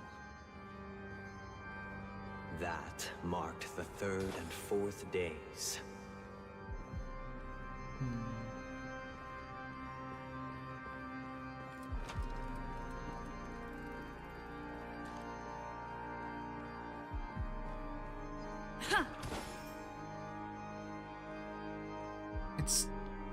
It's so creepy. Not just because, you know, they're doing spooky piano music, but every now and then there's a heartbeat in the music. I don't know if it's actually a heartbeat or if it's just drums, but it sounds like a heartbeat.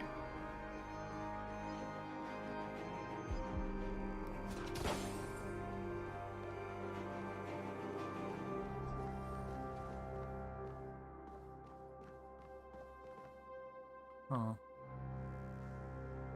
And there's the burps. Yeah, this map is a little bigger than I thought. I didn't think we'd be going around the edges of this place.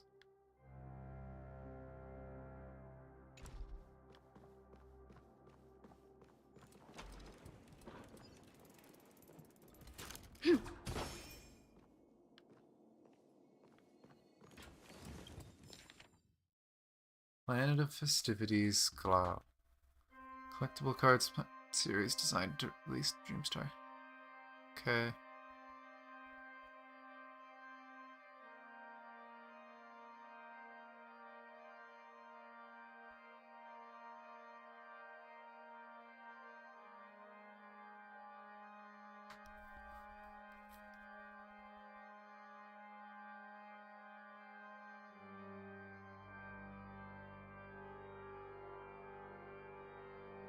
It's part of like a creation myth.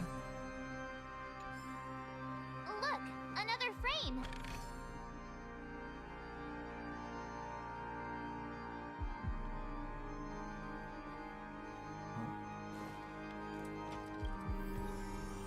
There is so much music this patch. So much.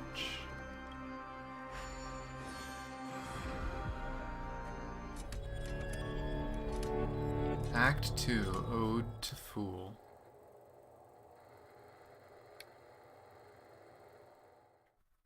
Ode to Fool. This must be the second act. The surroundings are different from before. This is the Penacony as we know it. Look a bit tidier Most now. likely.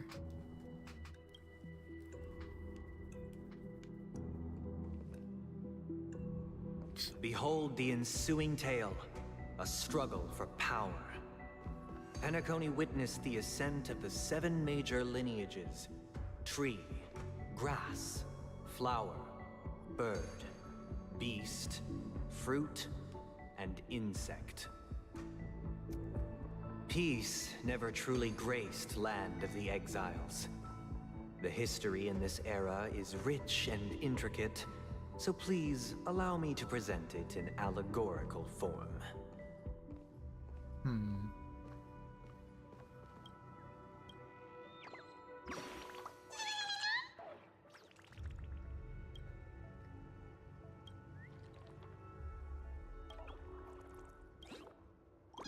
Frickin' birds.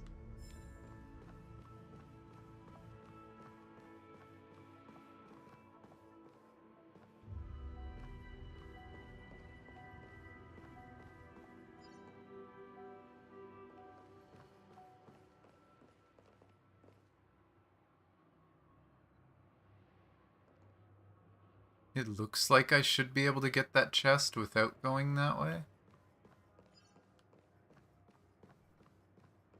Maybe?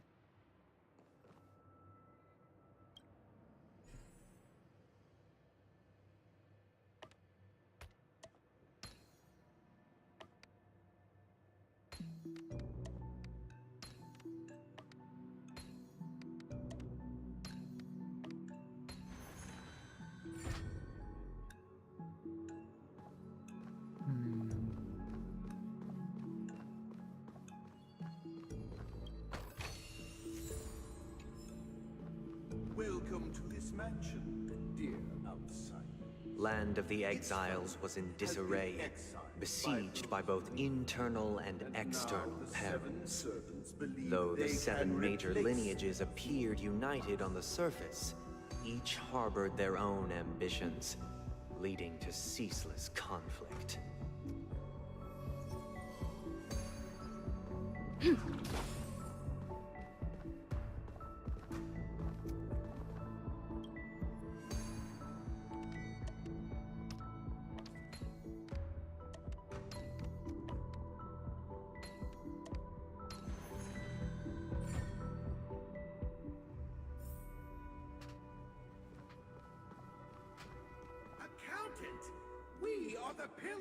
The Black Plum family was the first to fall. They withered away in the White Desert event, orchestrated by the Alfalfa family. Because Master shaped you from clay, but forged me from fire, I'm superior to you. Oh. Oh, god damn it, there's a bird over there. Let's wait for this thing to go back.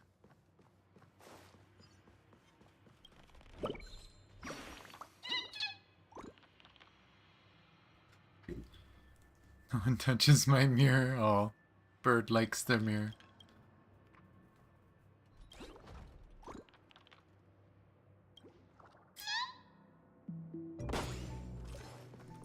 Oh god, it kept moving. Ah!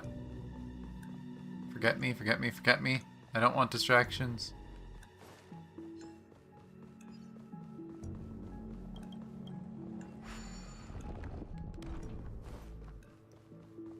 We can go get... Oh wait, we gotta listen to story first. You did not serve the old master. The leader of the Alfalfa family sought to defect to the ITC, trading freedom for survival. However, his eldest son slew him in the name of righteousness and ascended as the new family head.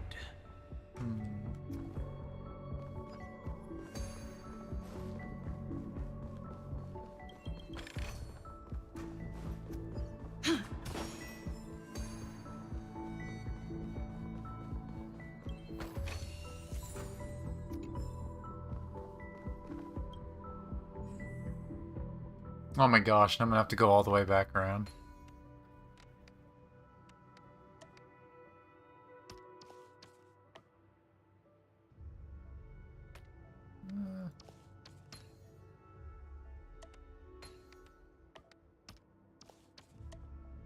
Oh no, that was right.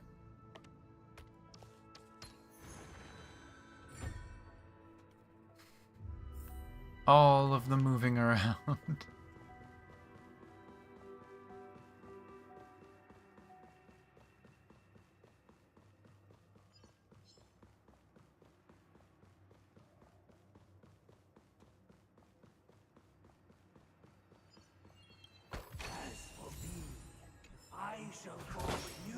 Only when Gopher Wood led the family to Land of the Exiles and earned recognition from all 5 major lineages did Penacony earn its new name, the Land of the Dreams.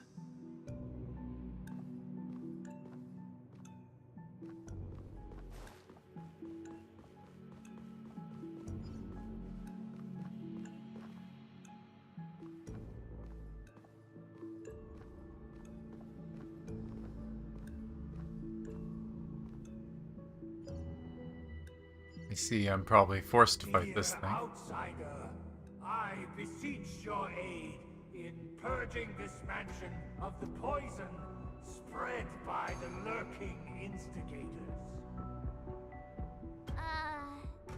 You want us to help you? What do you need?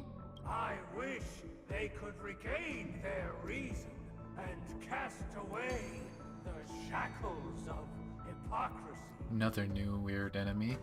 This is the second act.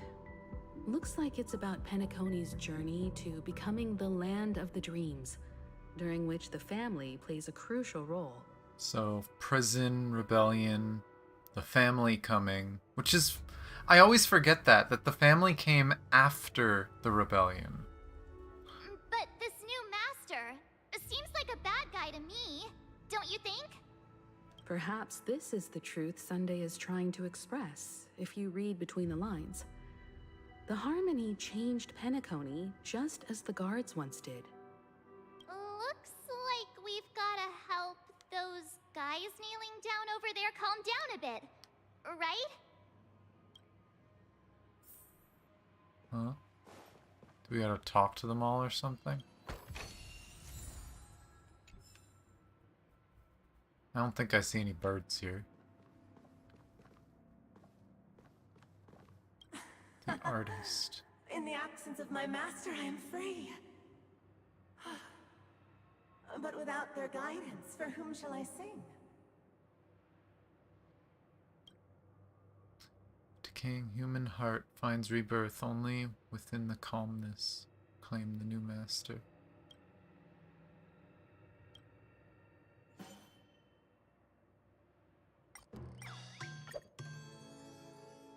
I shall sing for my new master, just as their noble voice once resonated throughout the cosmos. Master! Oh, you will return in due course, and I shall stand vigilant, awaiting the reward for my loyalty. Only reason can shield people from the lingering poison of the past, proclaimed the new master.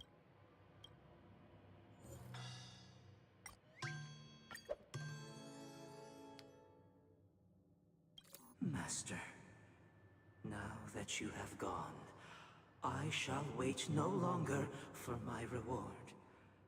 I shall seize what is rightfully mine. Once, I stood as the most loyal guard among all the servants. Now, with my master banished, it's my right to assume control of his dominion. In the absence of calmness, there exists no path to liberation from the clutches of death. It's literally just calm everyone down. My former master has long departed. But why do I still fear the remnants of his creation? Master is no longer here. I thought I'd be free, but I'm not. Now, without my master's command, I'll have to seek guidance from the blind. Only the calmed ones can evade the insidious influence of the hidden instigator.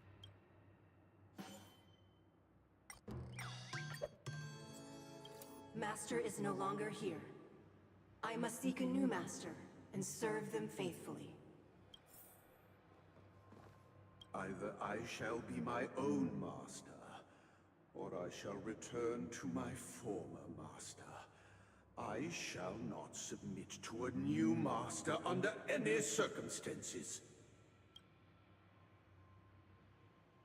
I wish they could regain their reason and cast away the shackles of hypocrisy.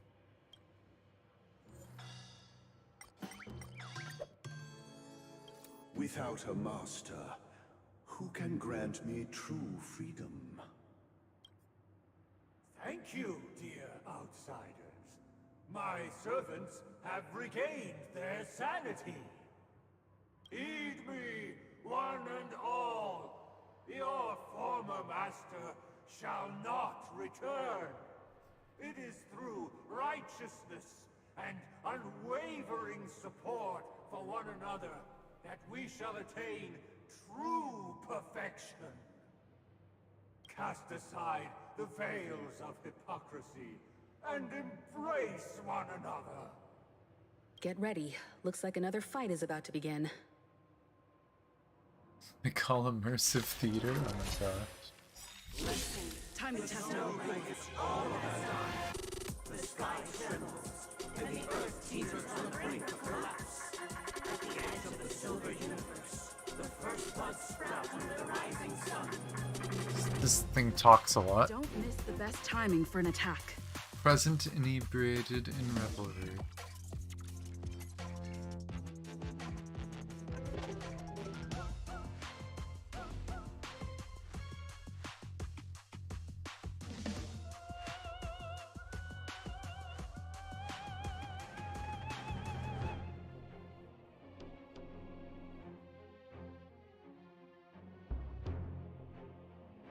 So it inflicts dots. It is enemy Kafka.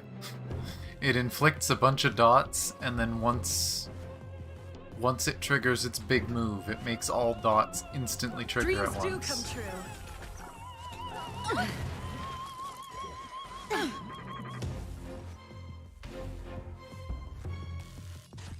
Time for a buzz. In the mood for another beating? I have something for you. Perhaps you still... Humanity never conceals its desire to control the heavens, and I'm no exception.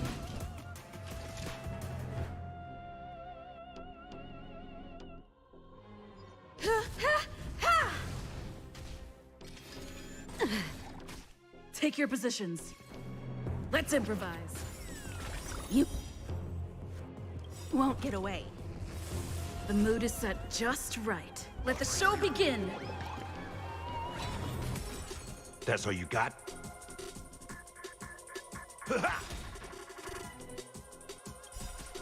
Life's like a good brew. Full, my friends. Indulge yourselves! Time for an overhaul. 55k. Step Oh, up, that's not let's what I see want to do. Whatever. It ain't over. 41. It's interesting because you can tell who has the break effect and who doesn't.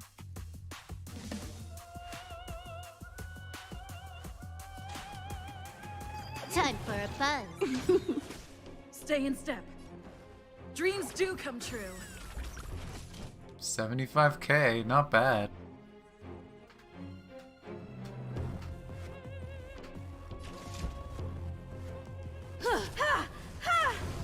In the mood for another beating?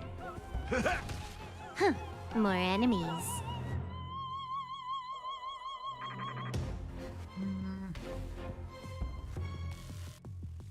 Do I want to use that?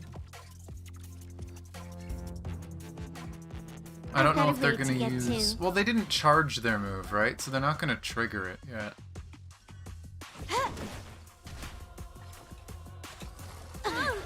Just more dots. Rude. Let's improvise. I have something for you. Well, I guess I probably should have, just because the super break only exists on broken enemies. Oh well. Step up, let's see ya.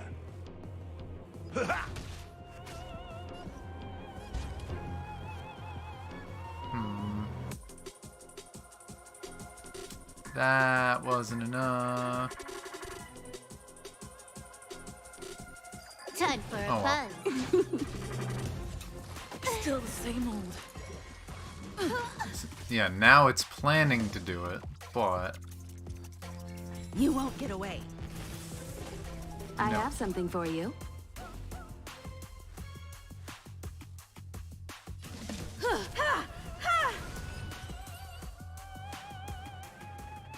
Alas, That skill does a lot of they toughness remain damage, yeah. slaves till the very end, with the And the funny thing, because you're talking about MCs, that's not even a lot. Because that's not even all of it. Because this is E0. At E6, it's gonna hit 2 more times. Like, this MC is kinda crazy.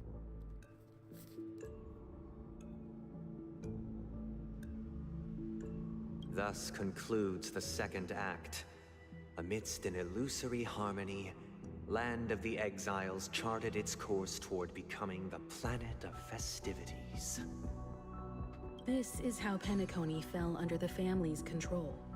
Since the arrival of the Harmony, the land of the exiles has Please let undergone part 3 dramatic be changes, fighting him. Please don't make me all do of another which one of have these. proven beneficial.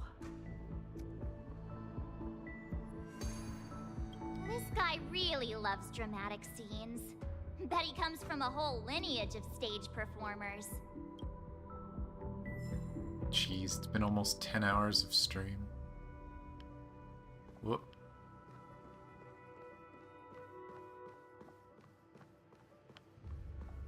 But hopefully we're getting there. Oh, sneaky.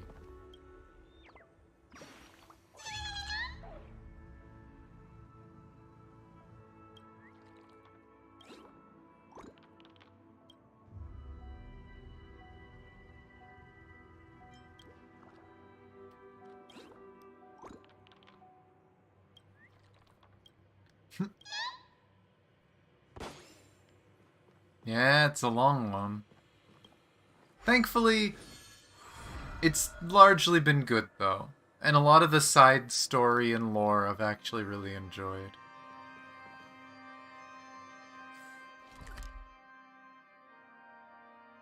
Please tell me that's just going to be a portal to the main area.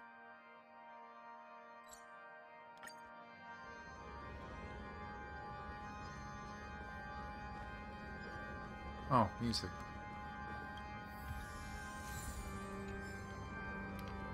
Requiem Aeternum. That's probably this song. This guy is really into these puppets.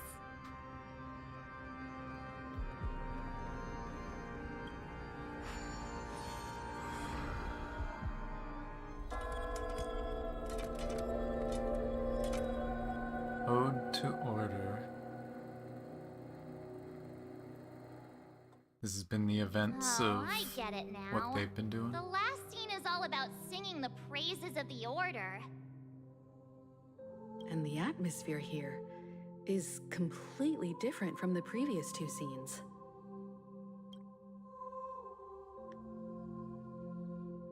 Of course, because it's their path. This is the concluding act of this play. I have showcased the past and present of Penacony, hoping that my desire for change resonates within you. Not really, no. And now, I shall reveal its future to you.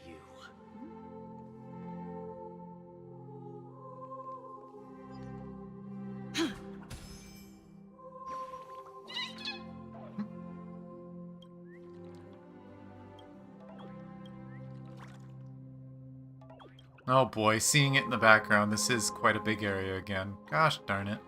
I want to finish. Oh, one sec, I'm gonna check something.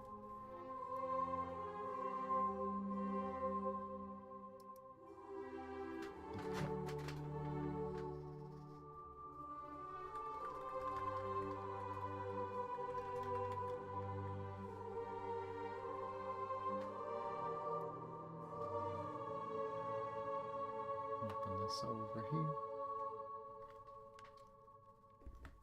Okay. Just checking something. But bunch of instruments everywhere. See, I see instruments and I'll think of harmony. I won't think of order. I think of order and I think silence.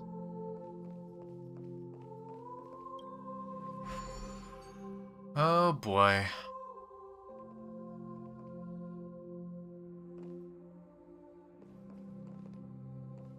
Well, it tells me to go that way, so I'm assuming that's where I gotta go. This just leads to a chest and stuff. I don't think I'm gonna go crazy trying to get everything here.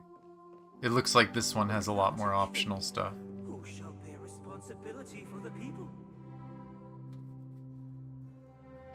If the people lack foresight, we will make choices on their behalf and bear the responsibility.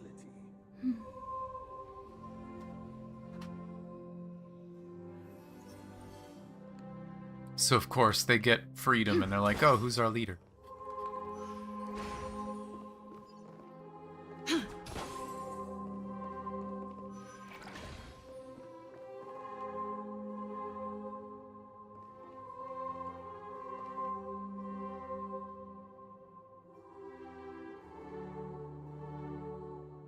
It's kind of creepy to see. Just everything like in perfect order, just a repeating pattern. Just knowing what they're trying to represent. Without a king, who shall protect the weak and stand against the mighty? We shall support one another, protecting the weak and standing against the mighty.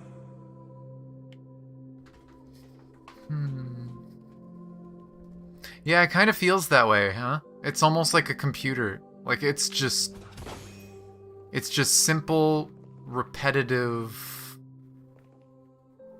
nothing unique, nothing crazy.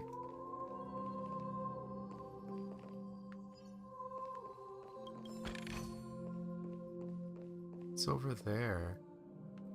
A painting. You see nothing. Creepy crown thing. I'm gonna try doing this. Oh, is it just a chest or is it actually making something? I wanted to do this because I was worried it would be required. No, it's too dark. Oh wait, it's a frickin' edge piece, dummy. Me so smart.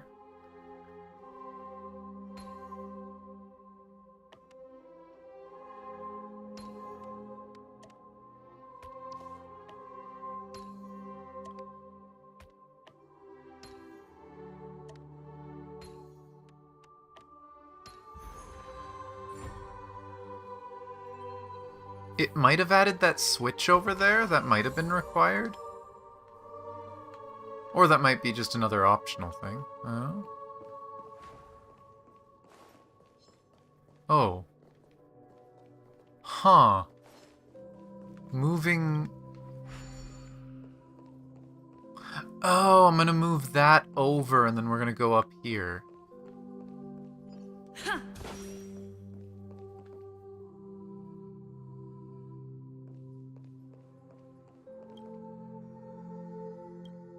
Oh, or the other way around. The little block is gonna move this way. Either way, had the basic idea.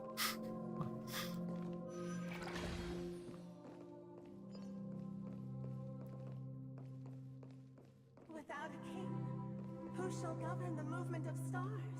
Before the arrival of the king, everything followed its natural course, and so it shall continue even after the king's departure.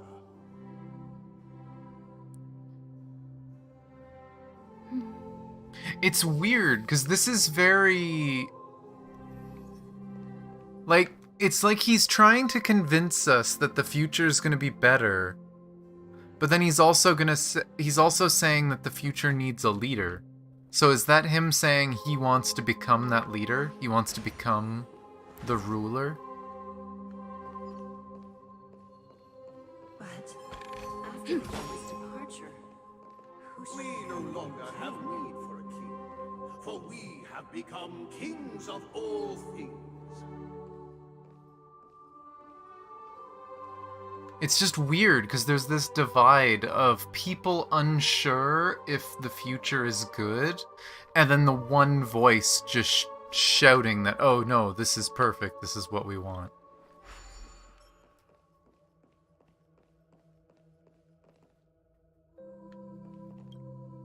Oh, there's a freaking enemy there. Nah.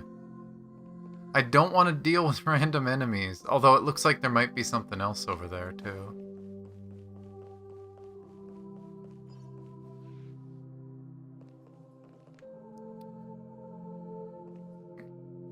Oh, I need to move this over so that I can use it. Dang it. Yeah, I'll have to come back through here again. I don't want this to take too long.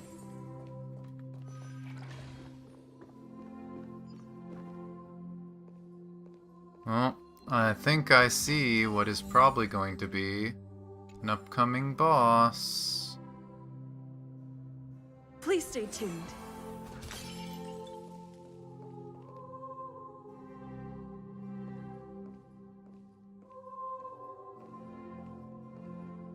And another new enemy.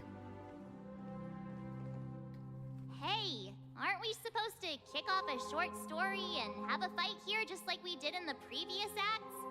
Why aren't any of these puppets saying anything?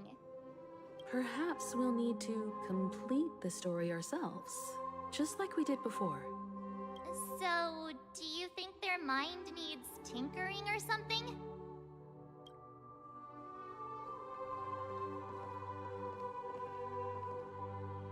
These new enemies are weird looking and crazy.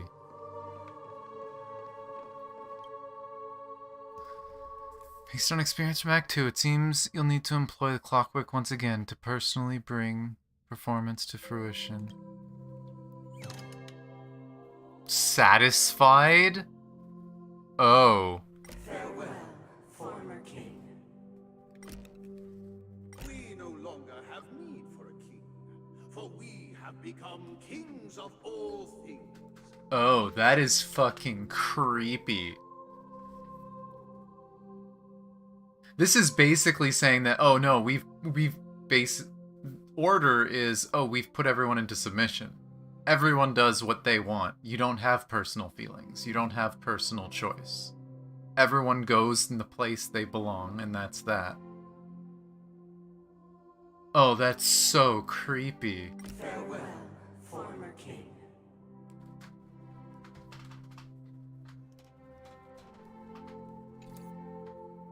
How did it go? Can't change the emotions. You can't They change don't have them? any. What does that mean? My apologies for my negligence. I forgot to inform you that the final part was scripted long ago. Let our previous king recount it to you. Now it is time for the final rite. Prepare for battle. Looks like we'll have to fight again. Descending from Time the to test our infinite spiral staircase, I traverse towards the future with measured steps. No need to remember me or seek my existence. For the contours of my mind shall intersect with other experiences. Don't miss the best timing.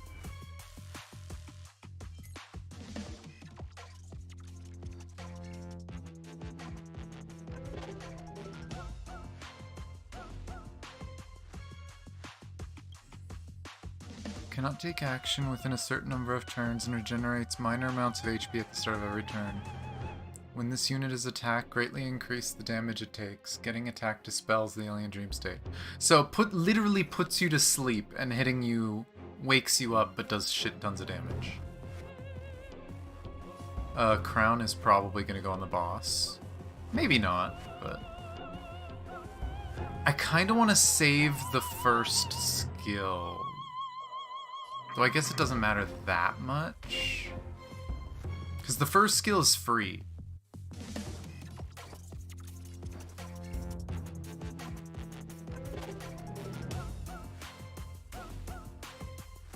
Don't miss the best timing for an attack.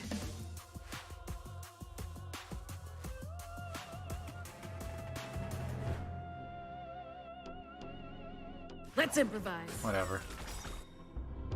No! God damn it. I was trying to push the button. Did go on the boss. I could have broke that. God damn it. Friends?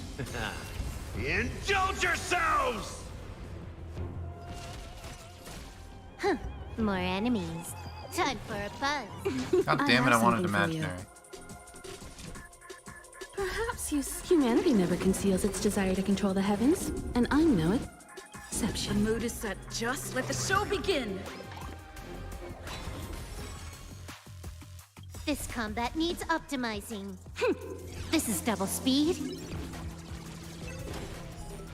You won't get away.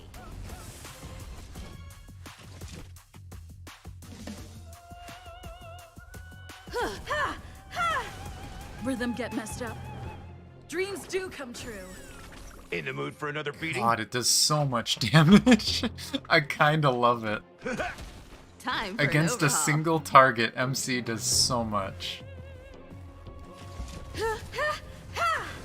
Can I have fun this time?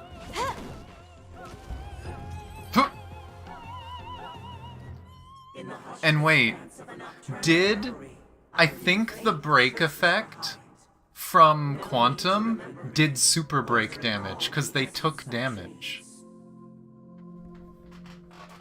If so, that's actually kind of funny that dots trigger it. Which means things like Imaginary Break are... Actually, is Imaginary the only one that doesn't do damage?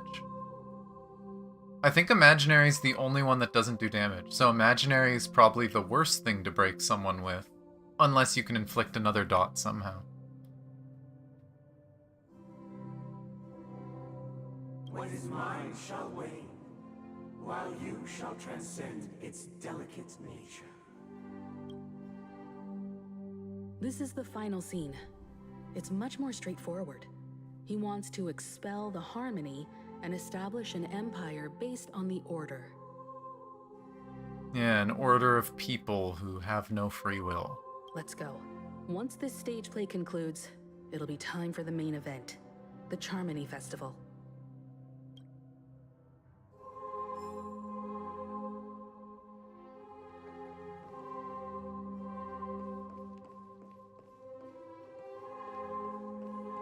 Nothing hiding here.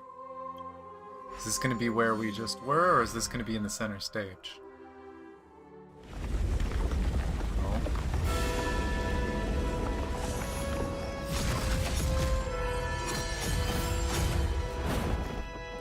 Oh. Well, that's how we get there, I guess. They 1 hour. imbued the world with meaning, perfecting all things in the heavens and on earth. Then, they rested from the labors of creation. Yet, all beings cried out to Enna. Under the banner of the Order, you have defined all things in the cosmos. But this made us realize that we are but puppets in your hands. Thus, on that day, all beings united and cast the Eon into the abyss of oblivion. Huh. This Grand Theater looks totally different. Is this the power of the Order?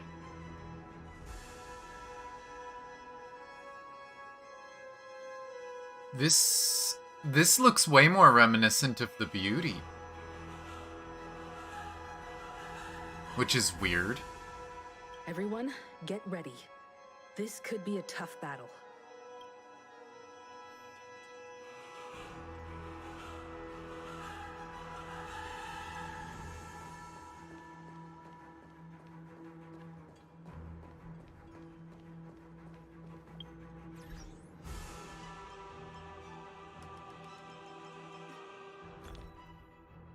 God, I've gotten so much random crap.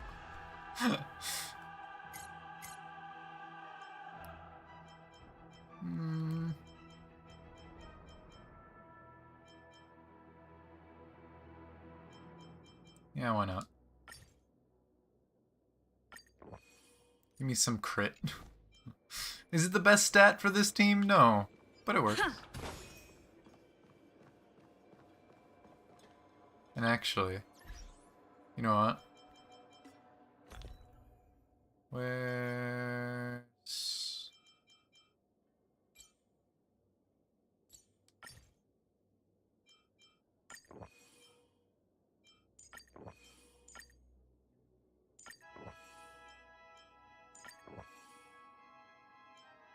Do I have any smaller ones?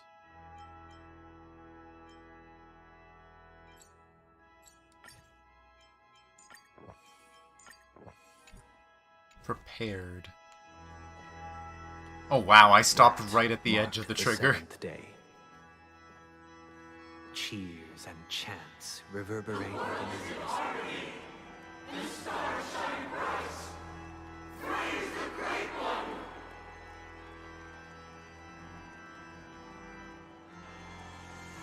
I'm confused because it sounds like he's more for the Harmony than he is the Order. Nice. So is he turning against the family and trying to force the Harmony to be what's here? The Order is dead. The Order is dead.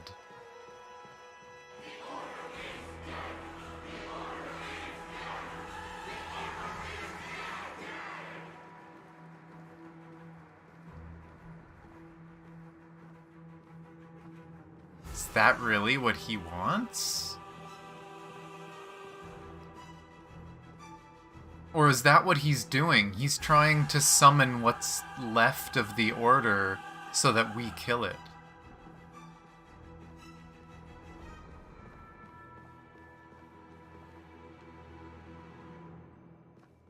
Aw.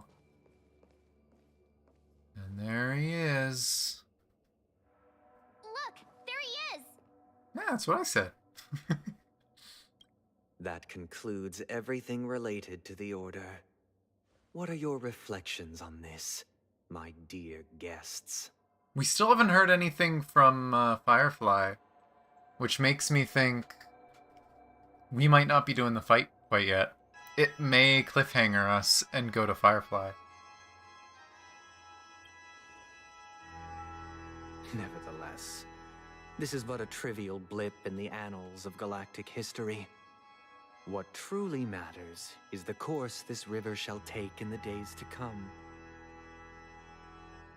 Yeah, that would definitely be a double cross. You've arrived at the perfect moment. The Charmony Festival is about to commence, and it would be a shame if you were absent for the Harmony's prologue. Best. Allow me to extend my warmest welcome once more. Welcome to Penacony Theater, the very core of the Sweet Dream, the abode of the Stellaron. Yeah, if it's his intent, it's hard to say. The Charmony Festival. It might be his intent, like subconsciously, and he doesn't even realize it. And the very place where the future of Penacony shall be determined through conflict.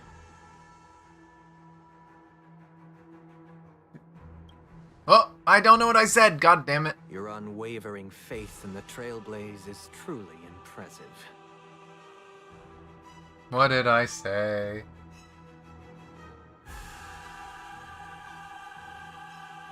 Okay, and the very place where your schemes get smashed to smithereens. That's probably what I would have said. You can otherwise just question him, but no, there's no room for questioning at this point.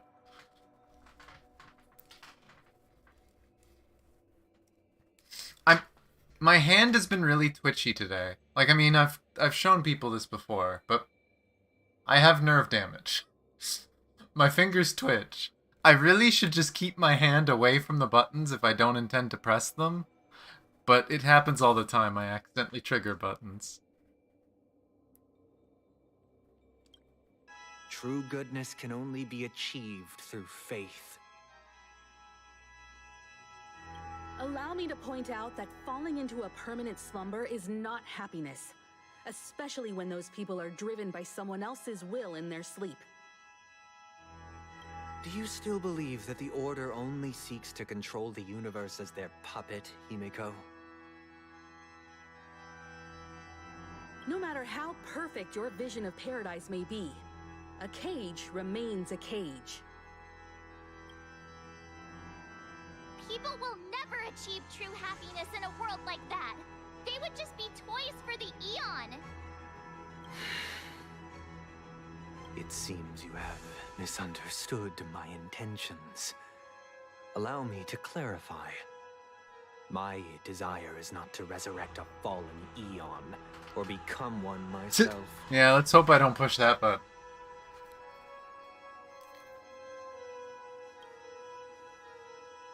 My sole objective is to create a paradise free from eons, where the Order ensures the dignity and happiness of all humanity. A paradise exclusive to us human beings. That's not the case. If people are to live with dignity, there must be nothing and no one above them. In your so-called paradise, you would be the one reigning supreme. Looks like we won't be able to convince each other. Now that our conflict has been destined, let's unveil our paths and reveal to the universe the true path. However, before the prelude to the future begins, please take a moment to ponder the questions I've posed. Is darkness equal to daylight? Are sinners equal to the righteous? If you are born weak, which god should you turn to for solace? Oh, it's gonna be all three of them? Time to test our rapport.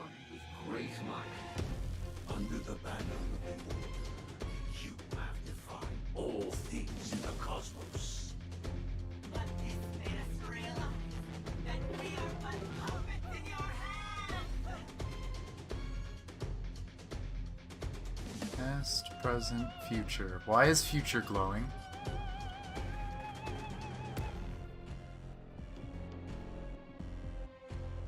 Future is faster. So we have to beat all three of them, and they're probably gonna... Then we're probably gonna have to fight whatever the hell was on the thumbnail. Assuming this is the boss. For all we know, there could be more after this.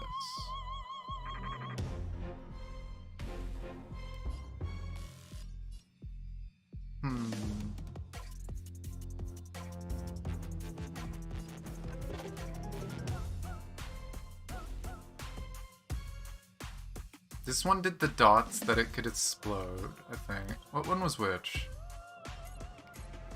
Oh, god damn it.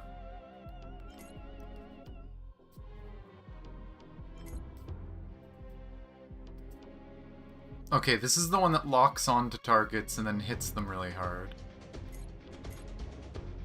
This is the one that inflicts dots and has a chance to trigger them all. And this is the one that tries to put us to sleep and makes us take bonus damage.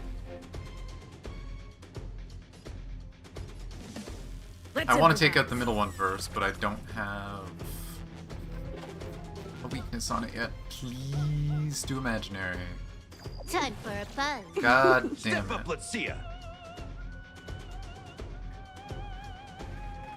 This combat needs optimizing. I should be able to This take is these double down speed. really quick though.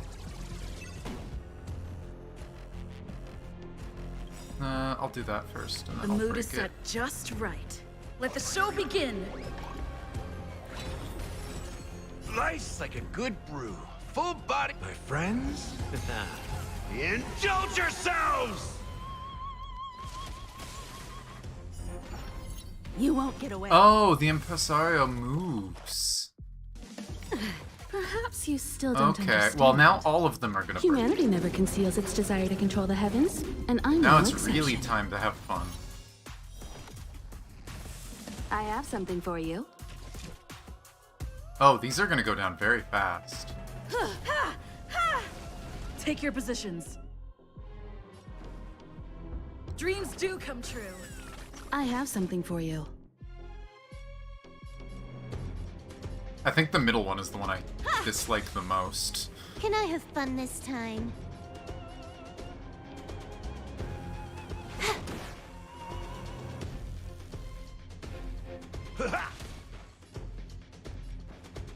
Let's improvise. Ah! Ow. Nope, it is still all three of them. So wait, are we getting 2 new boss fights? We're getting a trio boss fight, and we're getting whatever the big-ass weekly boss is? So we're not even at the end yet. There's something after this. What the hell? How long is this gonna go I've got a on raid for? to get to. Let's finish this. Time for a buzz. God damn it, that's the wrong one again.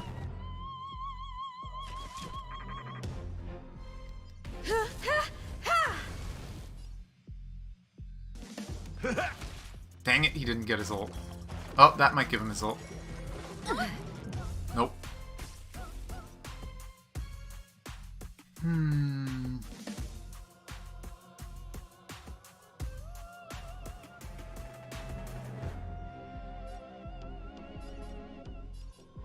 I do not like that they all get impresario in this.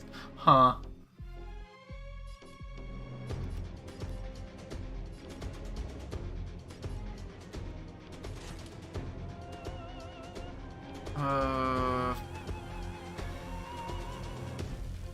God, the sleep really delays MC's turn. That really sucks.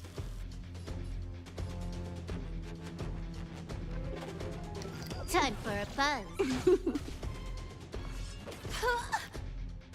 This combat needs optimizing. This is double speed. You won't get away. I have something for you. Perhaps you still don't understand. Humanity never conceals its desire to control the heavens, and I'm no exception. Can I just break them all now?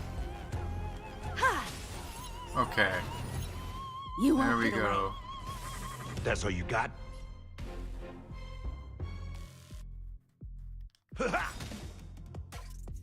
I'm gonna save that for a second. More enemies. I'll put this here. I wanna wait till MC gets a turn. They'll wake up and I can do this. The mood is set. Let the show begin!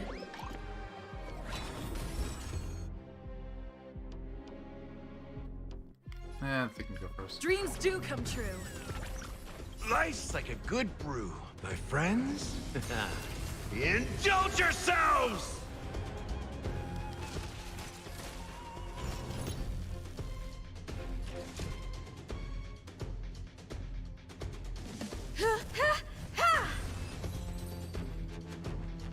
One act play. I wonder what that achievement is. I already know your decision. Okay, is this the real fight? Oh god, puppets. Permit you to gaze into the sun. On these 107,336 stones, the almighty and powerful strings of harmony are at my disposal. The supreme tuner, harmonious choir, Dominicus!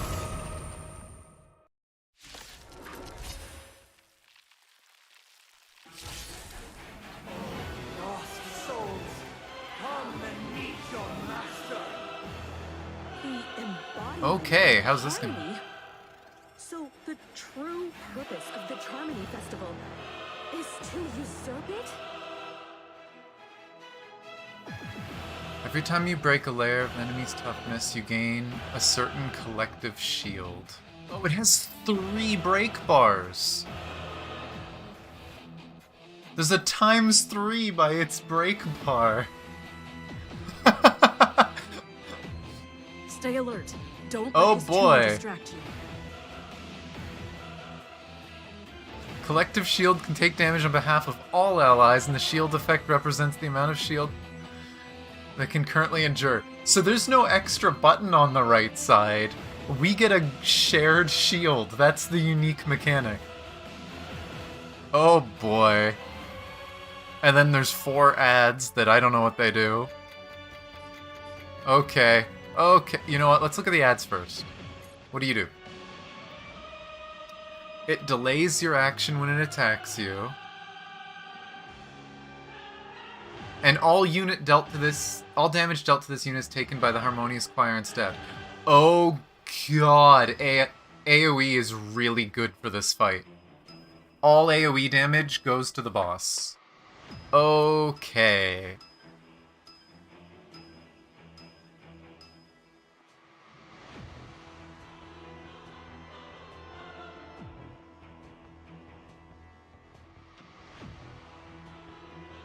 Has an ability that makes all of them attack one thing at a time.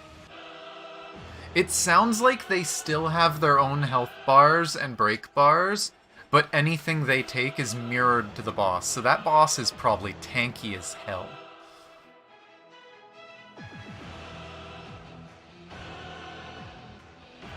Entering the alien dream. Cannot take action within a number of turns and regenerates minor amounts. Okay, it's the same thing. It's the sleep thing again. Enters charge state, uses Voltigianto in the next turn, which is the big attack everything. Comunsogno. Harmonious Choir, the Great Septimus summons 4 echoes. Oh, probably summons them again if you break them all.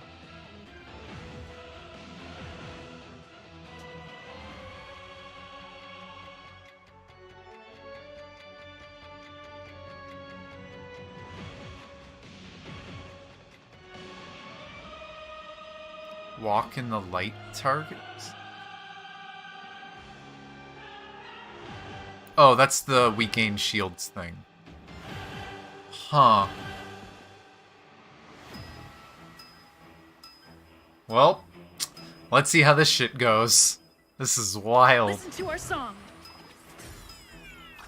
Oh, it slowed down. I mean, they're all weak to most of my party except Quantum, so I guess we can give the boss Quantum. Time for a buzz. Okay, yeah, this is too slow. In the mood for another beating? I like looking at mechanics slow, but this might be a little too slow. Oh, and I guess this will be the first layer. Shields, 3,000 shields, not bad.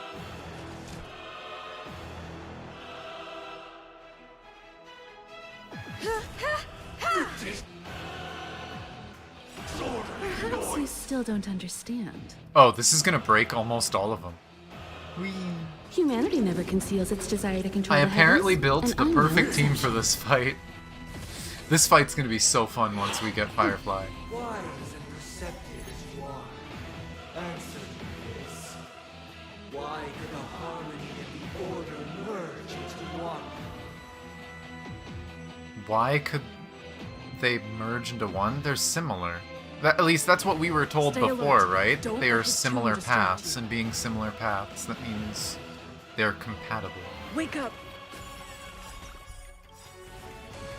Let's play our own melody. Let the show begin. I have something for you. Can I have fun this time? This should be good. We should be able to break them. Let's see ya. You won't get away. Disorderly noise. Nice like a good brew. Full-bodied and sweet. My friends? Indulge yourselves! The super breaks are going to be weaker because there's 5 enemies, though. They did nerf the MC because of that. The MC has a passive that super breaks are stronger the less enemies there are. I'll take the lead. Interestingly, there's no phase marker on the boss. Which is weird. You would have thought there'd be phases. Listen up. I'm feeling like there's another world in front of my eyes. It's the power of tuning.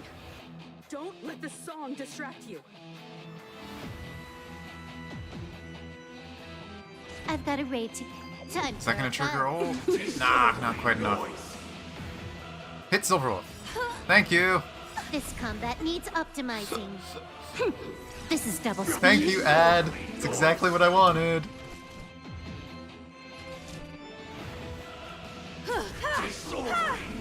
In the mood for another beating? She's not anywhere close to triggering. That sucks. Well. We'll see what he does, because he's gonna recover. Can I break any of them? No. Disorderly noise. Okay, what you up to? He gets all 3 bars back! Tolerate discord. Oh. This is a lot of damage. Something tells me they expected you to bring Adventurine here. That is admittedly kind of a weakness of this party, that the only sustain I have is Gallagher. There's no shields or anything. Next time.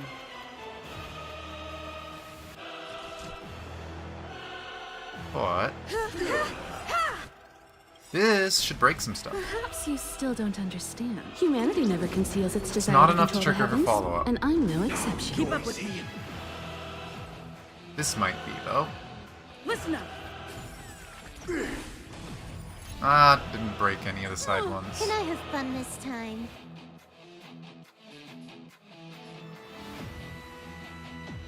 Oh, noisy. Step up, let's see ya.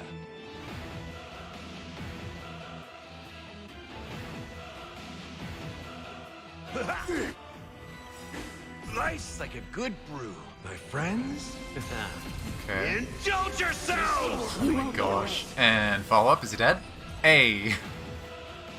I think I built a very good team for that fight. Come. Creation will be reborn from the remains of the gods. Oh. Hi, Dunhung. No, you don't. Oh. Oh, everybody's here. Spirit, hear my word. Show no mercy. Okay, that I guess he did use the thing. Huh.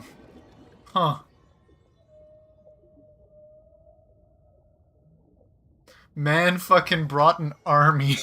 Wake up! Wake up! Hey, wake Why is this clowny music on? Come on, there's no way they gave us 2 seconds of badass and then we wake up. Are you alright? Can you hear me? Do you remember your name? Did that, like, forcibly wake everyone up?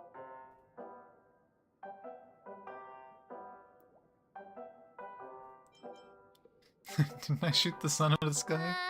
Kind of. It was General Jing Yuan who helped us shoot it down. I'm kind of sad they didn't let that moment sit for a bit longer. Well, that's put my mind at ease.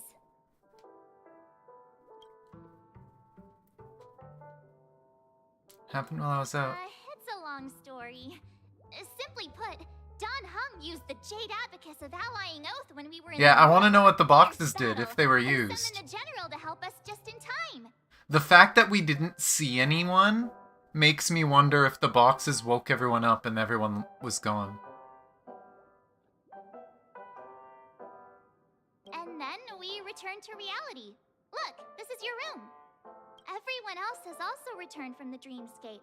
Himeko and the rest are at the lobby discussing matters with the general. And now that you're awake, we should tell the crew that you're all right. Come with me. Okay, but what's going on with Firefly? Not going to come chat with me, sleepyhead. That voice. Is that Black Swan?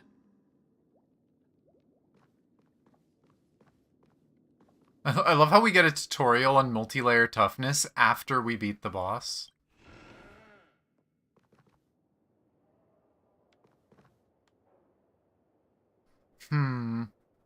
I wonder if they're gonna make us wait to figure out what happens with Firefly until next time. In which case, my guess of this being the finale might be wrong. This might not be the finale.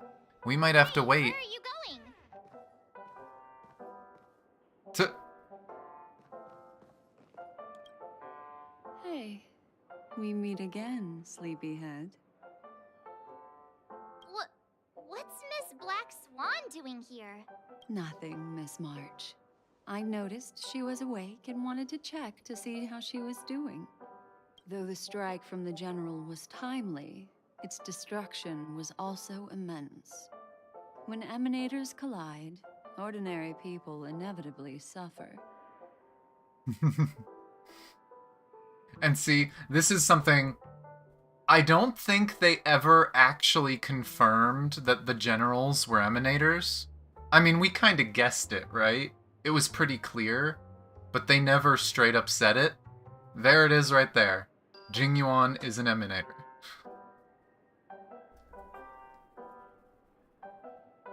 But, luckily for them, the Dreamscape is my home turf.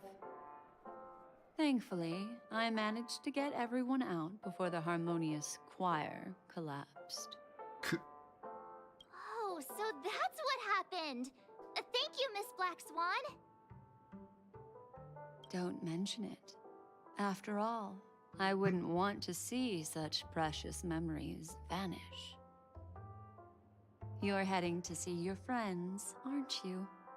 Would it bother you if I walked with you for a short while?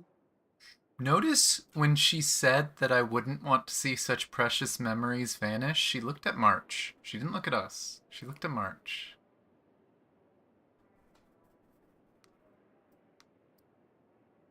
Oh, I can't wait till we get to figure out more about March. Of course not. But I wonder if Black Swan will play a big part in that, too. like last time. I mean, to be fair, like, the symbols on Black Swan are very similar to the ones on March.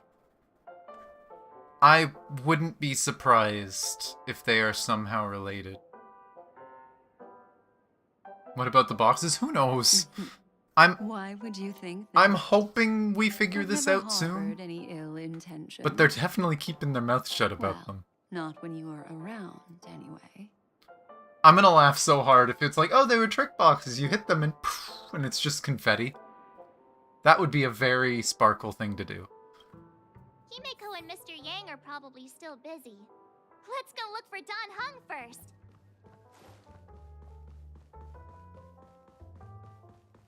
I still need to do the side quest to unlock these extra rooms.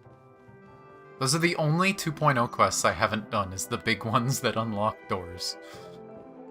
Look, he's still talking to that cowboy. You made a new friend! You guys drinking? One peach soul glad, shaken, not stirred. You're awake. How do you feel? Well, fork me.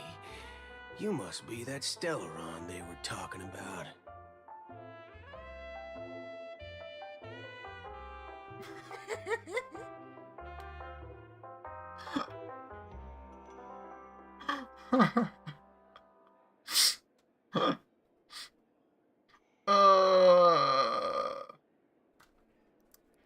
Fucking, I myself prefer spooning.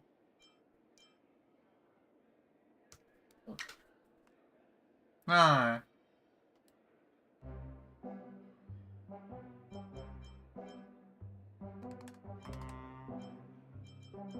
Do I want to be a goofball for once? Yeah, why not? I'm gonna be a goofball for once.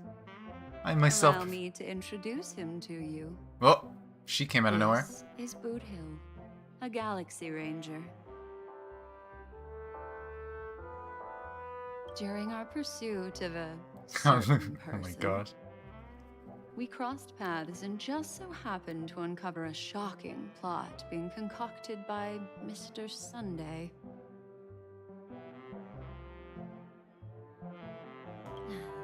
Which is why we sought you out, to help the Astral Express save the world together.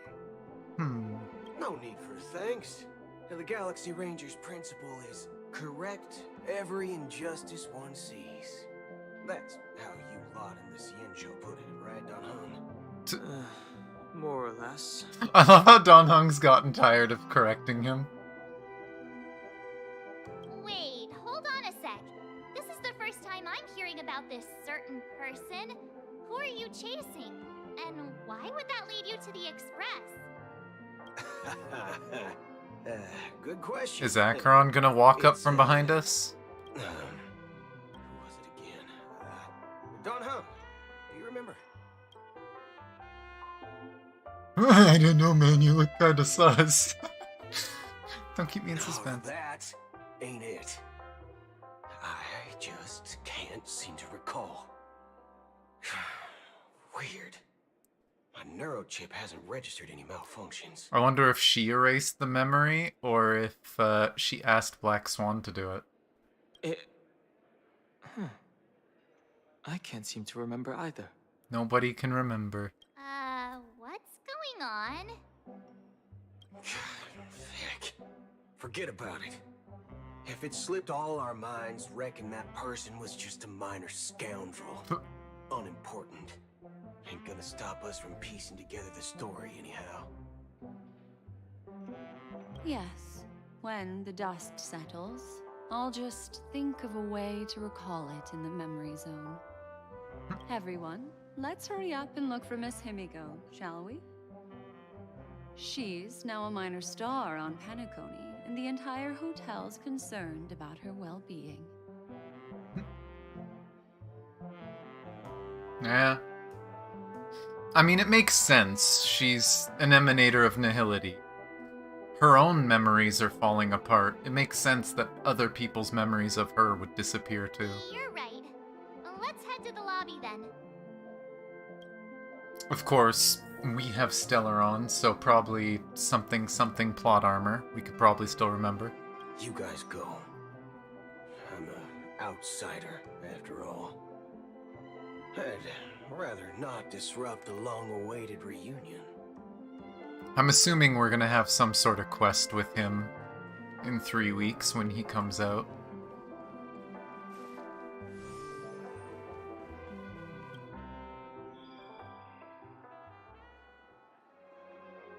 Oh no. I thought it was gonna be a cutscene or something.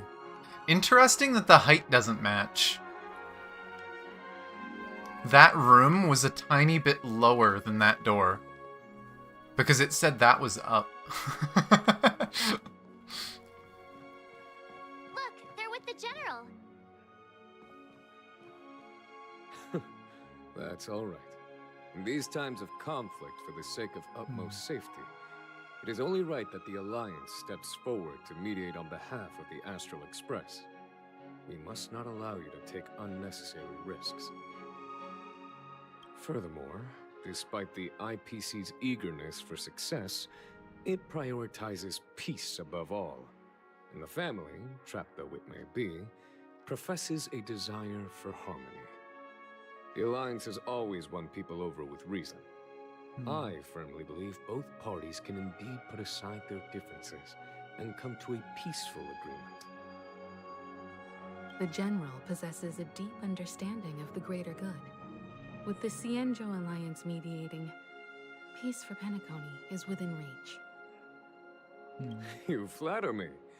But ultimately, it's been all down to the Express.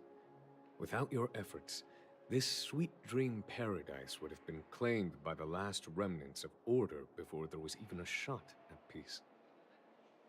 Well, would you look at that? Here comes the big hero. I love how it's just like, yeah, that's me.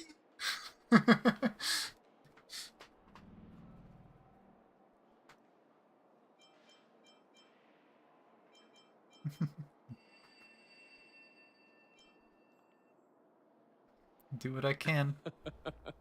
If it isn't the galactic baseballer, a true hero who dares to... God damn it, are they really gonna throw that nickname around a lot now? Are you okay? I heard you couldn't wake up. We can't escape the Feeling nickname. unwell? They noticed the community thought it was funny, so they're just running with it. Don't worry, Mr. Yang. There's nothing wrong with her. She practically burned through a lifetime's worth of jokes on the way here. What about you, Mr. Yang? I heard that even Miss Robin wasn't spared. And that guy locked you both up. It's a long story. But at least Mr. Sunday took it easy on us. He used an ability called tuning to connect our consciousnesses with his. In other words, he imprisoned us within his consciousness. Thanks to General Jing Yuan's destruction of the Harmonious Choir, we were able to escape. He used that tuning on us too. Does that mean that we were almost imprisoned as well? I can confidently say now, he was truly after a fair fight with us. Had he wanted, he could have easily taken us down, without so much as lifting a finger. Speaking of the Oak family head, where is he now? It's complicated, but in a nutshell, he's now the former Oak family head. The IPC has named him the key figure in the family's Penacony split, citing a threat to cosmic peace. He must represent the family and answer for the unrest caused. His trial is set to take place at Pier Point. It's interesting because it wasn't technically his fault. He was kind of pushed forward by people from his family. But the interesting thing is it seems like based on just like, you know, the falling birds thing, I think all the minds of the people from the family that tried to do that, I think they sacrificed themselves for that, which means they should be gone now. The family quickly labeled him and the remnants of the Order as enemies, declaring the turmoil an internal rebellion. This move effectively barred the IPC from intervening in family affairs on both moral and rational grounds. Everyone really has their own agenda, after all. Then, what's going to happen to Miss Robin? She and Sunday won't be able to deny their involvement in the Charmony Festival. They're siblings, after all.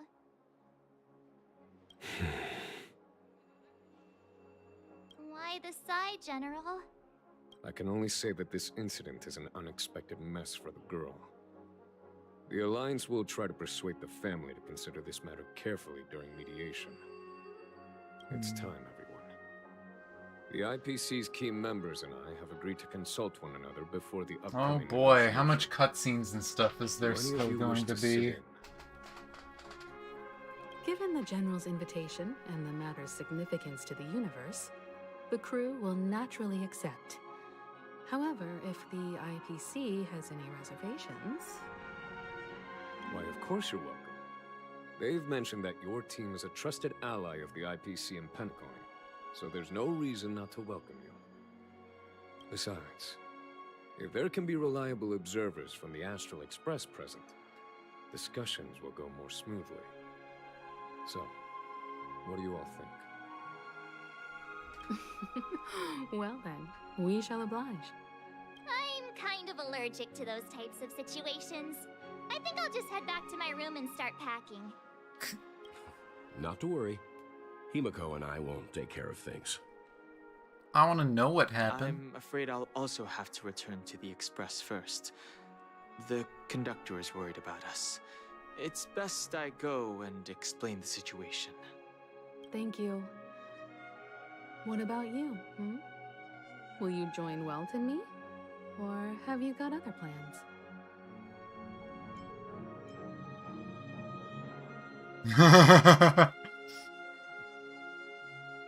It tells me I only have one real option here. I want to go, but we'll see. Great. Oh, no, it's gonna let me, okay. The representatives from the IPC have insisted on her presence. I do want to know what happened with Allow me Firefly. to lead the way. Follow me, please. The negotiation will commence at the hotel lobby. Everyone, please, follow me.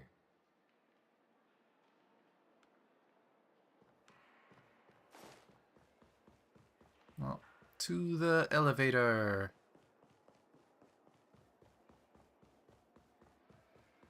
This place is too big.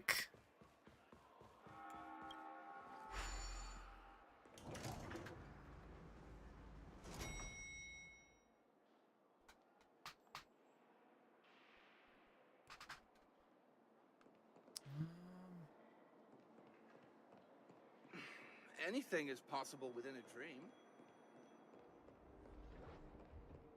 Oh, there they are. Jane and Miss Topaz are here too. Oh, and who is that over there? The Intelligentsia Guild's Dr. Ratio. This assembly is quite something. Well, I guess we see this dude's alive.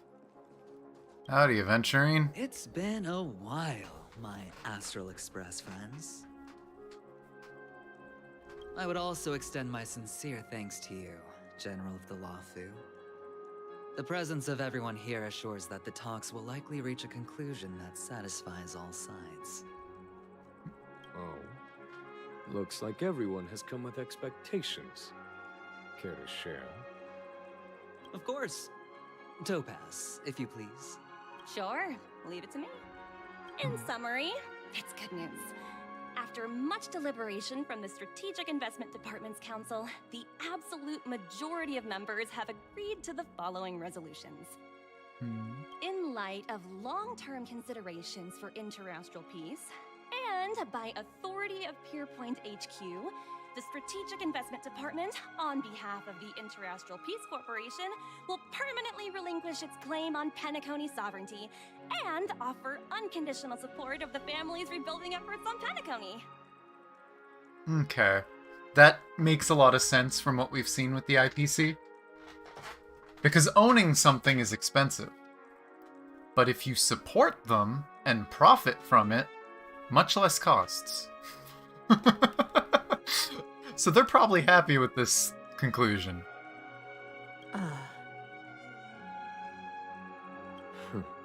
Now that's something.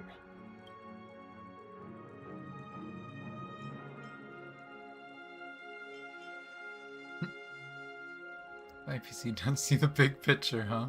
Now, doesn't that mean Adventuring took a hit for nothing? Well, if that's what it takes to bring peace to the entire universe, it's a price I'll gladly pay. I still don't like them very much, but at least they're making it seem like they're not all that bad.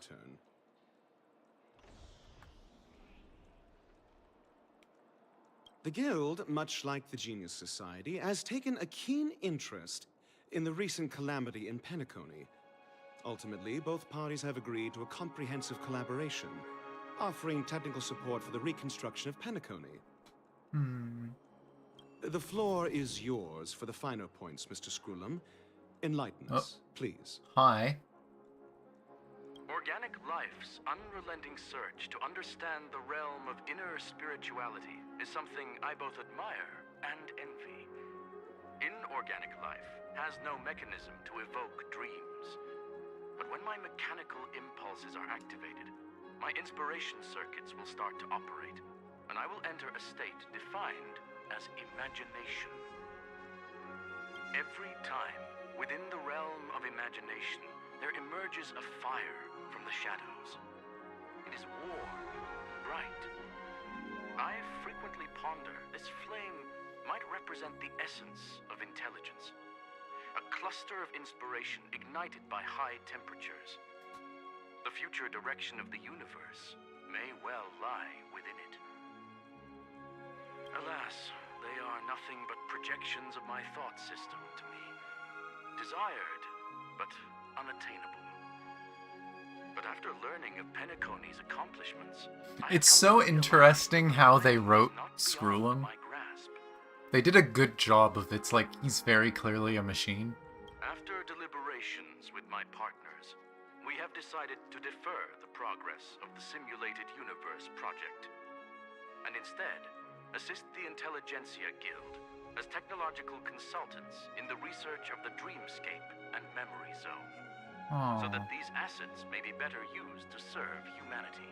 Now, I've heard that we're supposed to be getting an updated Simulated Universe thing in like a patch or two. Like a new event or something. Which, if they're saying they're gonna defer the progress and help here, is it instead of being like a normal Simulated Universe, are we gonna get like a Dreamscape thing? I mean, that would make sense. It'd probably still be at the Simulated Universe, but it would be like Penacony themed. Not only that, we've also established contact with the Garden of Recollection through the IPC, and they've pledged their support for our research endeavors. I'm truly happy for the Dream Chasers on Penacony. The cosmos' brightest and, let's admit, dimmer intellects are now at their service.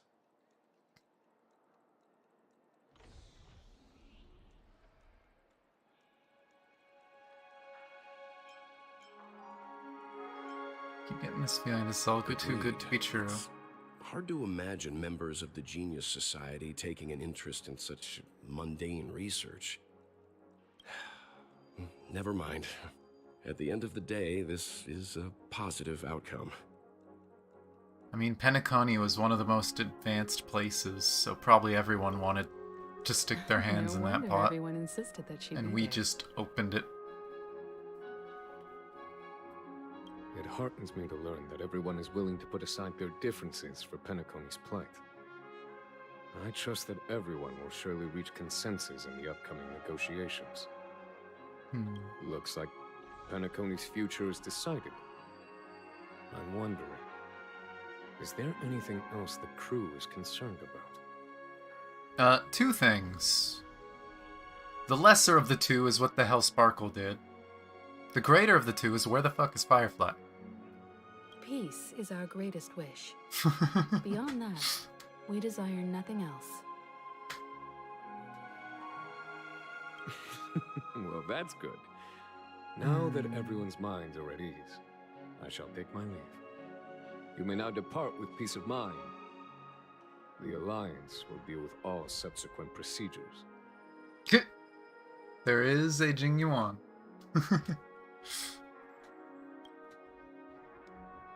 If that's the case, it appears that we have nothing else to worry about on Penacony. Looks like it's time for us to embark on a new voyage. Sounds good to me. You two head back to the Express first. I'll pick up March and deal with the checkout procedure. Oh, also, Miss Black Swan, you have a matter to discuss with me, yes? Nothing escapes your attention, Miss Navigator. Okay, I'm kind of tired of these people constantly popping in and out of existence. Screwlum did it. Black Swan keeps doing it. You've been with us this whole time, huh?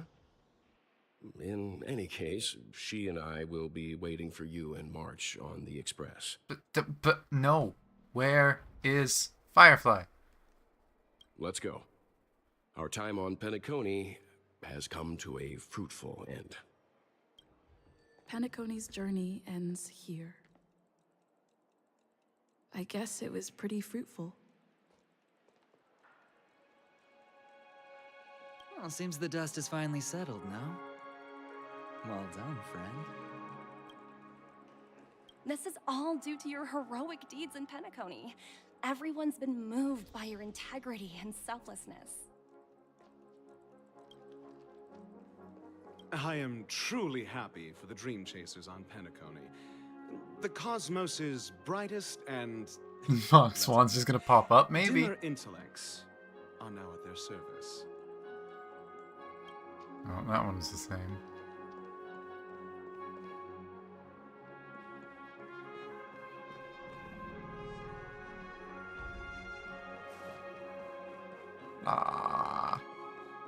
You know, I don't know if I need them, but I haven't bought these in a while. Welcome to the Reverie Hotel. Lincoln has coins.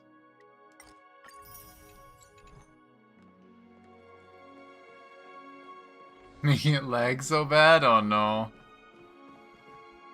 Okay. Where's this going? Because I'm assuming we're getting towards the end. Navigation meeting is about to start. We're all waiting for you.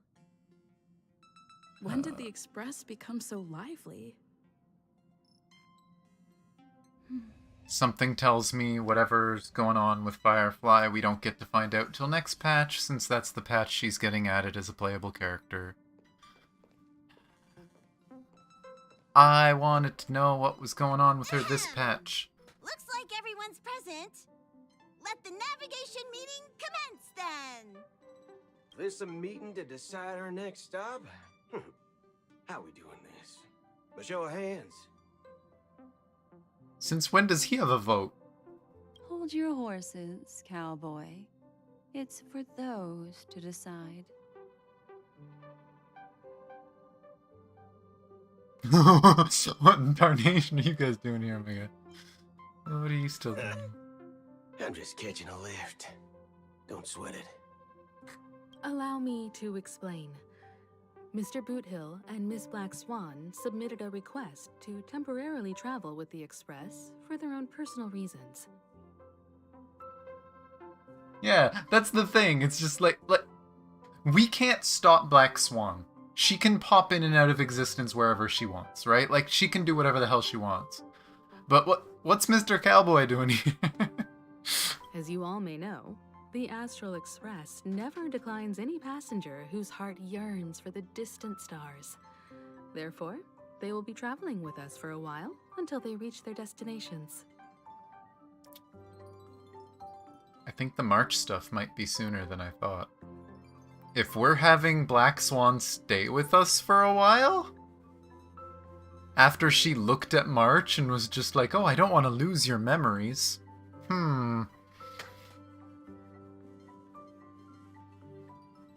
Whoa, the Express is going to be much livelier now. But, Miss Black Swan, you better not use your Memo Keeper abilities to pull any pranks. Understood, Miss March. I promise you, you'll never see me in your room while you're taking a break. Don't! You're freaking me out. Alright, now that everyone's met everyone, we can No, he doesn't continue get the our vote because he's not supposed to be here. He's not part of the crew. Firstly, Pom-Pom wishes to thank everyone. If it weren't for you all unearthing the truth about Penacony, Pom-Pom would have never known where Mikhail and the rest had gone. Now see, are they going to pull the same thing? Is it going to be like, oh, we're going to go here. Oh no, there's an emergency. We're going to go somewhere else. What they had to go through was regrettable, but I reckon they all fulfilled their wishes. And it was thanks to all of you. Thank you, everyone. Now then, we come to the crux of this navigation meeting. We must decide on the Express's next stop. Let me introduce Oh, we get a our hint on the next options? The first choice is from Himiko, the oceanic planet of Lushaka, a planet composed entirely of water. Many aquatic races reside there. Of course, it's also the home planet of the venerable, nameless Mikhail. Okay, that would actually be really cool. The idea of going to a pure water area, maybe we can have a little bit of swimming. I mean, they have swimming mechanics from Genshin. It wouldn't be hard for them to do. The second choice is the agate world Melustanin, suggested by Welt. It's famed as one of the initial sites of the Stellaron disaster, and the place where the beauty Idrilla ascended. Today, it's celebrated as a planet of undying allure.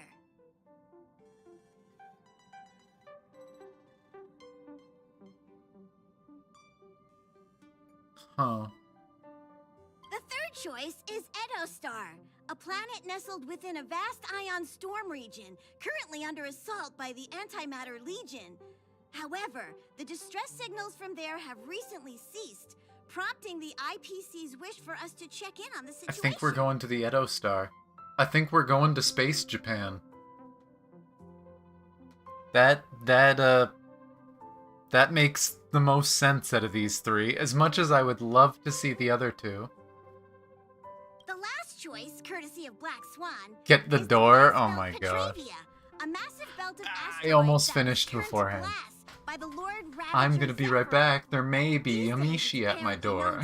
branches of the Morning Actors Troupe.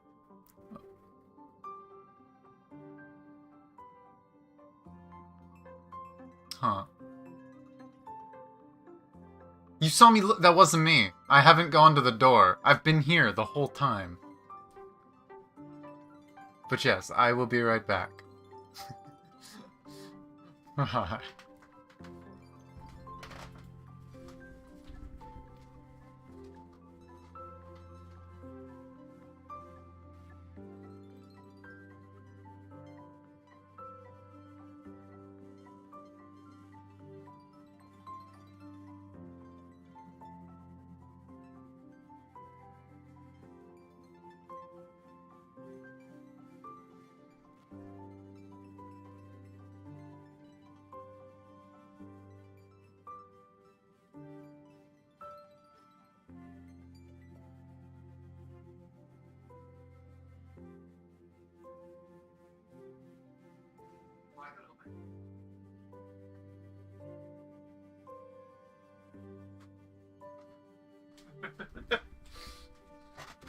Okay. Sorry. Michi will be in here. So she gets to invade while I'm finishing the story. But Ooh, so many options. I'm seeing stars I'm already. still guessing Ito Star, but we'll see.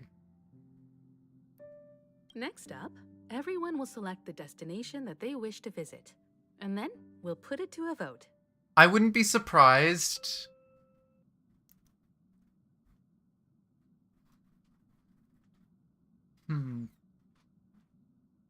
There's Emmy. Oh, you guys can't see.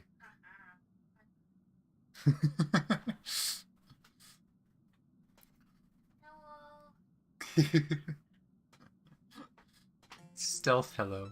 Can't even see you. Oh my god. Here anyway. I don't even know. As Neko is here. There's 7 people watching. I don't know. Oh. See, look, I'm bringing you views and I'm not even.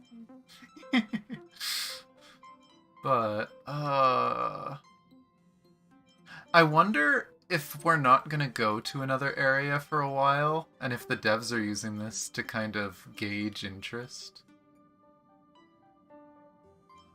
The ocean planet would be cool. This one's interesting, but I doubt it. This one's kind of boring. And went with the most votes? Yeah, that's kind of what I was expecting. I think the most likely one is the Ito Star. But I personally would love to go to the ocean planet. Little Misha and old Mikhail's homeland. Having been through so much in Penacony, as an aspiring nameless, I believe a visit to his homeworld is a must. Count me in. Still, I imagine that planet I must still have think changed something's gonna entirely stop us after the from going there, Stellaron though. disaster. I've heard that its land masses no longer exist, and the native population has completely changed. Oh, Hello, stream. there's a Mishi. I'm not against Miss Himeko's choice, but Ito Star sounds like it's in danger. As nameless, should we not extend a helping hand? This is fair. Again, this is why I think Ito Star is the most likely. If it's in danger. March is right. Though the fact that the distress signals have ceased means we're probably too late. But I still think we should investigate the situation there. We're gonna be outvoted. 3 votes for Lushaka, 2 for Edo. Looks like we have a winner! Next up, Lushaka, the ocean planet! Come on, something's gotta happen. Are we gonna get Kafka dropping in again? It's like, by the way. Then this navigation meeting is adjourned. I'll go check the warp jump coordinates. Everyone can catch up on some rest in the meantime. Are you using your headset mic or the... This mic. That's why most people can hear you, because this thing can pick up everything. When it's time to make the jump, Pom-Pom will make an announcement. I kind of wonder if you picked Edo or something else, if it would change who voted for what. There's still some time before the jump. What should I do? Okay, there's no way the jump happens. How about a chat? Over here. You're fast becoming an excellent trailblazer. It's an honor to be able to watch you grow. Don't downplay your achievements. Everyone has witnessed your growth. I've known many warriors in my time, and only a few achieve the kind of growth you have. Back home, where I'm from, you'd be rated at least an S tier. Hey, I want an S tier Stell in Impact. Yeah.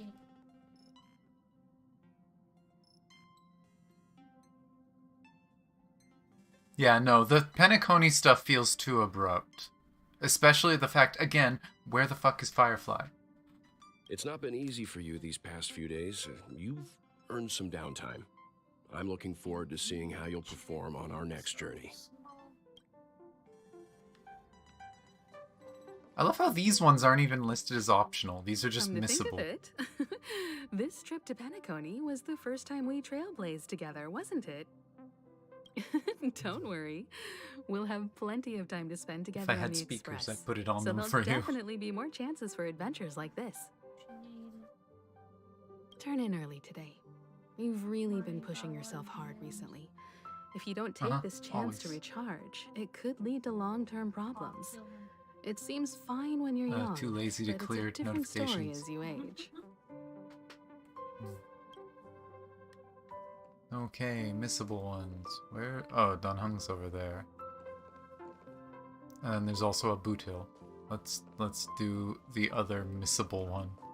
You just staring at our music player? This Astral Express sure is comfy. But I got one tiny problem. Why aren't there any potent How come there drinks ain't on no this ride? potent drinks on this ride? There is potent drinks. Himiko makes very strong coffee. I can live without malt juice. At least malt stock juice. something else. Like that white gem. Common as dirt and not too pricey. Our Express is only rated 12 plus. Yeah, is Himiko's coffee not strong enough for you? Oh, well, that's different kind of strong. Why does no one like Himiko's coffee?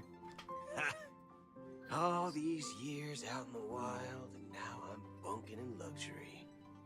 Gotta say, it's quite the treat. Okay. Don Hung. For some reason, I'm suddenly stricken by the feeling that we haven't crossed paths in quite some time. You know why? Perhaps the joy of reuniting after a long time can also be considered just another part of the Trailblaze. This time you must disembark with us when we reach our destination. Got it. Especially if we're going to an all-water planet, Mr. Water Dragon's gotta join us. Please let this trip be uneventful. Please let this trip be uneventful. Please let this trip be uneventful. Oh my gosh. What are you mumbling about? Mumbling? I'm praying. The last couple of trailblazing expeditions have been downright terrifying. It's about time we had some fun, cozy, and cute adventures for a change. Come on, start praying Something with else me. big has to happen before the end, right? Like, something has to happen. Please let this trip be uneventful. Also, that does not sound like March. I guess she just wants a break. But, okay. Now what? Oh, you're here. Seeing your reflection among the stars in the portal really does seem somewhat surreal. How about it? This journey of beautiful dreams. Was it to your liking?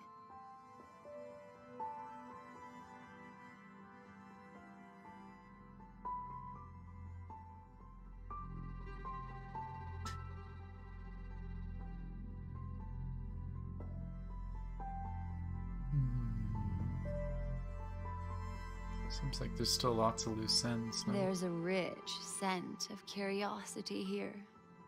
Such memories can be irresistibly captivating.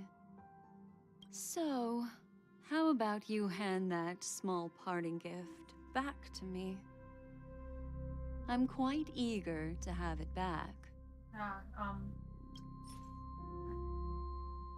don't want to interrupt cutscenes.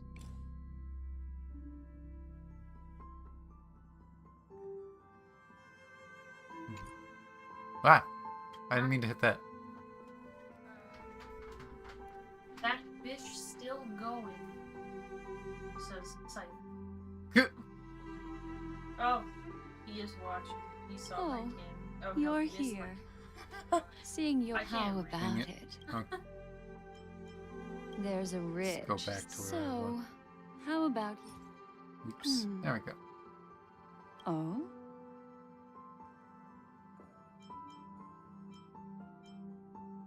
What happened? Oh, okay. Never Never mind. mind. He is dead. The photo. I just stumbled upon a particularly fascinating spot in your memory.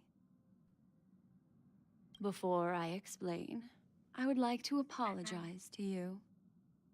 This farewell gift I gave you isn't really a compass from the memory zone, but merely an empty light cone. Remember when we entered the hotel in the Dreamscape for the first time, and I procured a few trinkets from your companions? Their functions are similar. This way, I can always be attuned to your location, ready to assist immediately if you encounter any threats. But this is not its most intrinsic function. Light cones are slices of light used to encapsulate solidified phenomena. This empty light cone is the same. It can etch your memories in their most vivid form, and then allow me to admire and manipulate them, turning them into unique mementos. All the world is born from the power of mind and soul, and that power is memory. To prevent ourselves from being forgotten by the world, we must make the world remember us, or use our memories to recreate it. Life, seemingly vast, offers but a scant collection of impactful memories.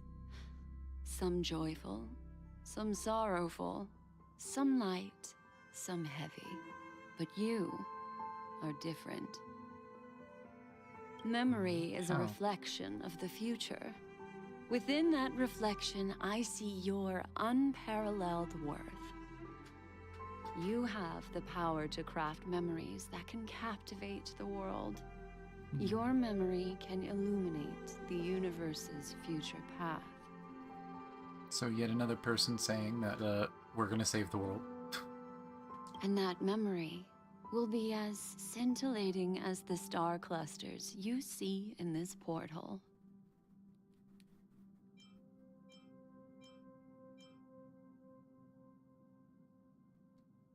Just why you want Precisely. clones. But do you know the deeper meaning behind it? The reason is simple. In this grandiose and ostentatious dream of the families, only you personally experienced the entire course. What does that mean? Patience, my friend. I will reveal the answer to you, but that time is not now. Turn around and take a look at your friends. Every one of them is reveling at the arrival of their next destination, all filled with hopes and expectations of their own present and future. Revealing everything at this moment would be a bit of a buzzkill, wouldn't it? I'm looking for an opportune time, a time when you're totally at ease.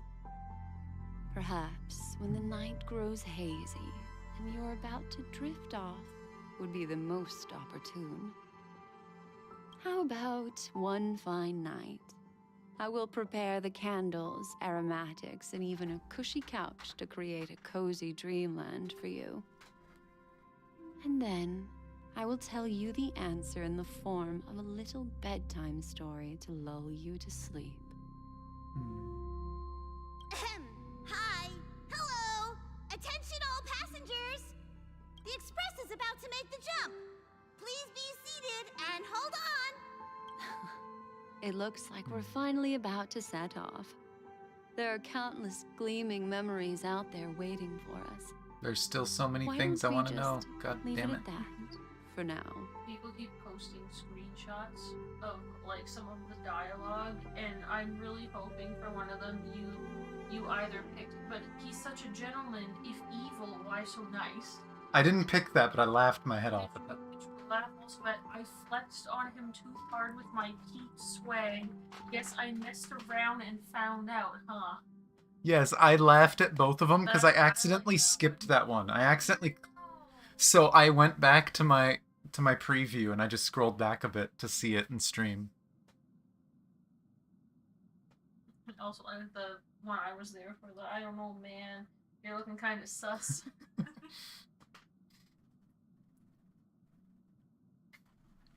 Ah, that's right.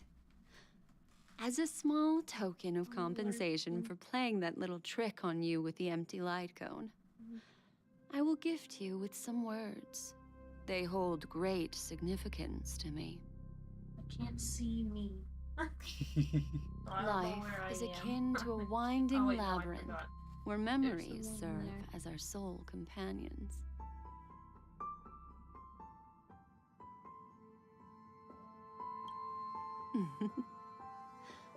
You'll remember these words dearly, won't you? In the year 2158 of the Amber Era, the first year of the new epoch, the universe resumed its intended trajectory. The kindling of conspiracy smoldered in Penacony, the land of the dreams. Failing to erupt into a blaze, it instead flickered briefly on Klapoth's anvil, before vanishing in the blink of an eye. The dead and those fated to die remain in their eternal slumber, while the living find solace in deep sleep. All clamored in a cacophony of silence, and then went about their own ways.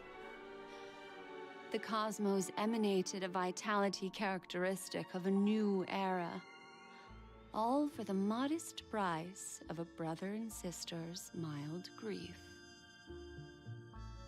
Babies are born as stars extinguish. The silver rail unfolds. The story of the Astral Express comes to a close, yet it also embarks anew. Time marches forward, heralding the arrival of a new chapter in the history of trailblazing expeditions.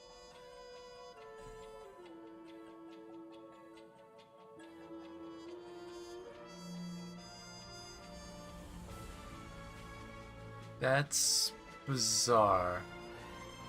This is very bizarre and doesn't feel real.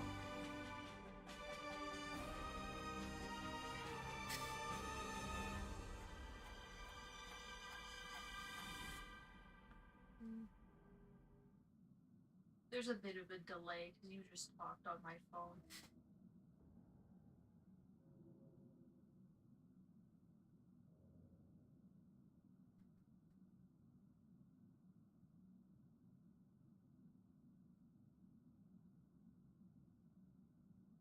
And Countless shooting stars streak the sky tonight. If you can pick the right one, it will carry your wish to thousands of distant worlds. You're feeling very relaxed now, aren't you? So, then, it's time to tell you a little bedtime story. which is... Well, let's start with a conclusion. God, it's been a while since we saw this scene. The crew was defeated in the battle against Sunday. Everyone in Penacony failed, and no one survived. But don't panic. The truth, as horrifying as it may be, is not yet irreversible. There's still a glimmer of hope, and that's why I'm here. Next, I'll use this empty light cone that carries all your memories to relive everything that happened before. And when this story reaches its end, I'm sure someone as clever as you will notice that. There's a major flaw in the story you have experienced. Yet, within that flaw lies a glimmer of hope. Are you ready for it? Do you remember everything? When the clock turned back, the Express started a warp jump, sending you to a strange dream. You were bewildered back then, and then a Galaxy Ranger named Acheron showed you a way out. When you arrived at the Reverie Hotel, you met the doorman Misha and had a confrontation going with and Aventurine, an IPC representative. Thankfully, Acheron appeared again and helped you. After that, you saved Firefly and explored Penacony together. During the tour, you ran into Sparkle disguised as Sampo and accidentally entered a child's dream. There, I rescued both of you from death, but Firefly didn't return to reality. She realized the truth and tried to involve you in her plan, but that resulted in an accidental death. Even more unsettling, you soon encountered another murder. The 2 cases of death prompted you to investigate the truth behind the sweet dream. Despite your efforts to gather information about the 2 victims, you didn't make much progress. But you did learn about the Watchmaker from Gallagher. Meanwhile, Aventurine was secretly carrying out his scheme, in which you were one of the pawns. In the midst of a fierce battle, Acheron revealed her true identity as an emanator of the Nihility and unsheathed her sword. Didn't expect a full recap. That strike foiled Aventurine's plan and opened a passage between the Sweet Dream and the original Memory Zone. Upon your arrival at Dreamflux Reef, you learned the truth that death was actually dormancy, as well as the truth about the Dreamscape, the Stellaron, and the bellboy, Misha. You split up with Sunday and Robin, looking for a way to seal the Stellaron. However, it turned out that Sunday and the Dream Master had their own hidden agenda. And you had to engage in an ultimate duel on the stage of the Charmony Festival. Finally, the story reached its conclusion. You emerged victorious, with the Trailblaze triumphing over the Order, and Penacony embracing a bright and peaceful future. This marks the end of the thrilling journey in Penacony. I'm sure you've already noticed something unusual, haven't you? I've noticed multiple things unusual. We don't know what happened to Firefly. We don't know what happened to Aventurine. We don't know what Sparkle was up to. The major flaw, which contradicts all the known information, hides in this story.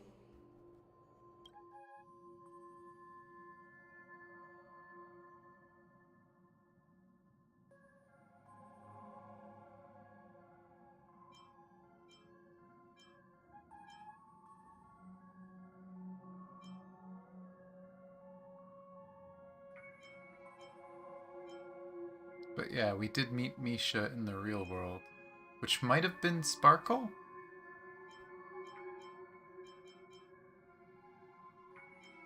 Because all the other ones... We did kind of point that out, too. I assumed it was only because, you know, we were in the building, but that is the weird... That is probably the weirdest thing. Little Misha. Or should I call him the Watchmaker? Which suggests we were already in the dream. He's only a segment of memory in a dream bubble, but his ambition for the Trailblaze led him to leave the bubble and embark on a grand adventure in Penacony.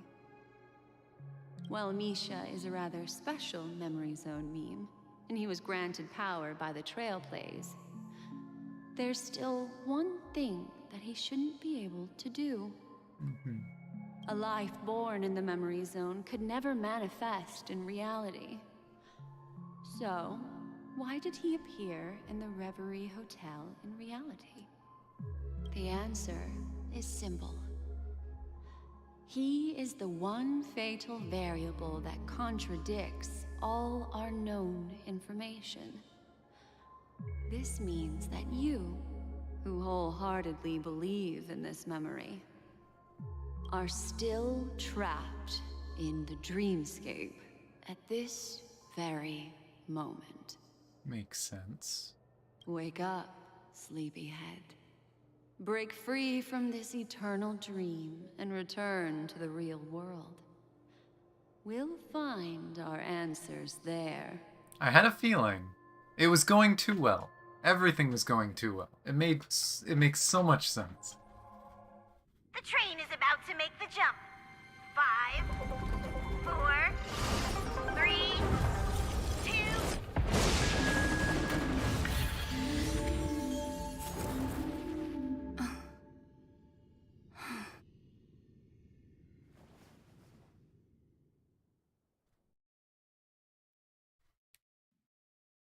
Makes sense. This way, darling. And on the 8th day, huh? I believe this is the last quest. We're probably gonna get a cliffhanger, aren't we?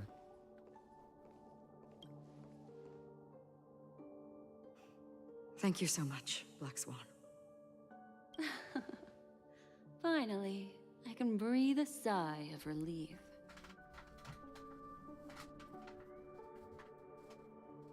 It happened. I understand you must be confused, and we'll do our best to shed light on the situation. However, before that, it's essential to know that this place is the rift between dream and reality. A place reserved only for those who have awakened from Enna's dream.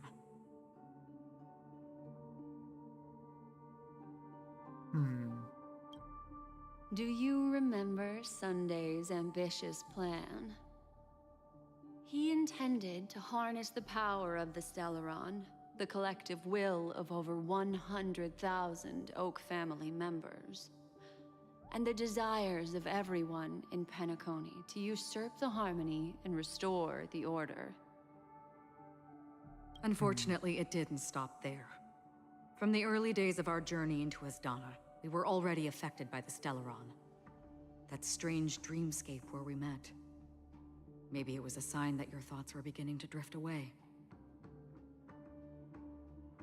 I'm fairly certain we're about to get a cliffhanger, Neko. I was wrong, and this was not the finale, by the looks of it.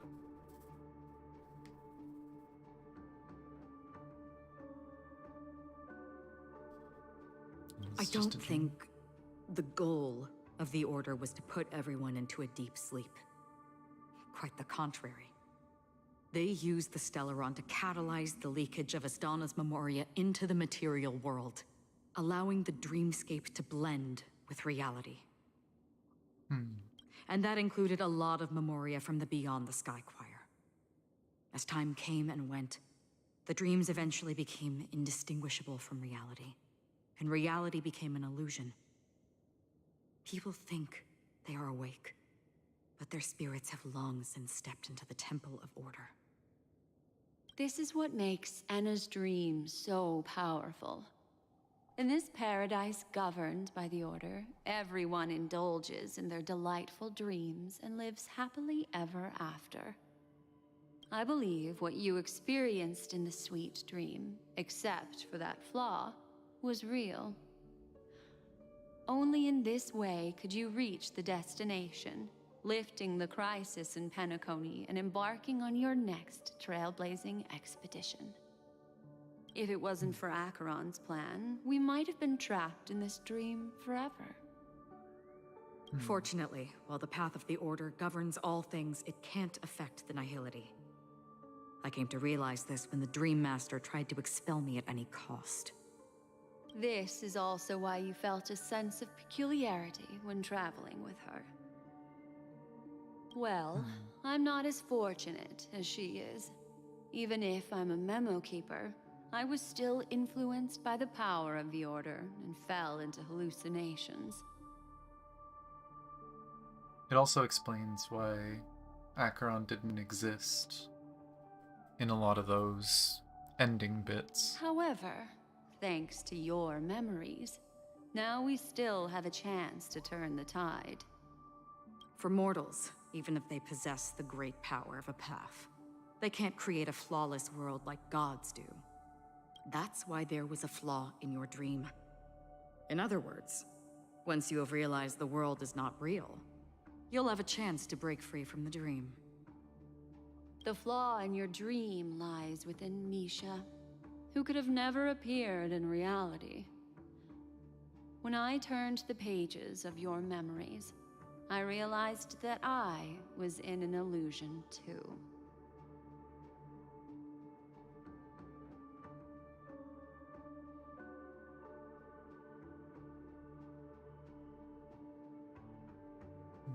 Still have a fighting Now chance. Sunday has usurped the power of the Harmonious Choir through the Charmony Festival.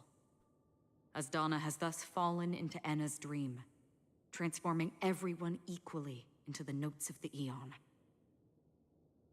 Failure doesn't mean weakness. Only the strong can gather the will to resist the Order and try to break free. We still have a chance, though. To make it happen, please, Black Swan, guide us to those with a strong will. Can think of one person. Actually, I can think of a few. Please come with me.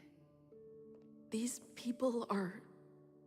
They're the ones who accept Enna's dream and indulge in their happy illusions. We have no means to wake them up now.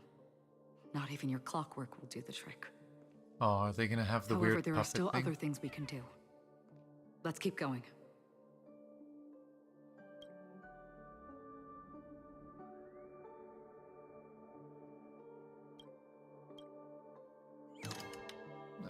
They have the creepy thing.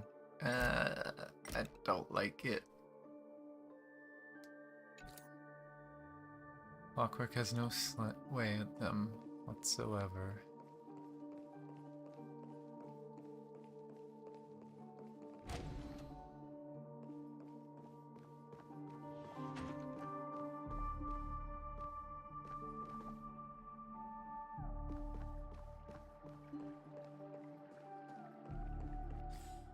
Is it down there that I have to go? No, I have to go all the way down there. See, I don't want to teleport because I worry that there's going to be extra lines that I'm missing.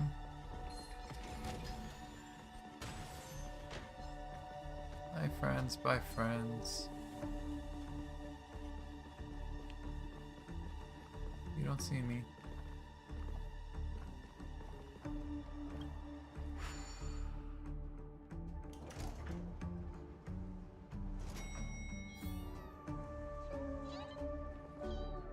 The divine will, blessed are the slumbering ones. Thou hast heeded my call. Thou and we are united in paradise. And this is probably going to be the ending. I'm assuming whatever happens up here is going to be the end. And I'm going to guess it's probably going to be a cliffhanger involving Firefly. You abide by the divine will. Oh, there's Robin. But we'll see. Here we are. Don't tell me anything, please. Don't tell me anything. Robin? Whoa. Well, that's new.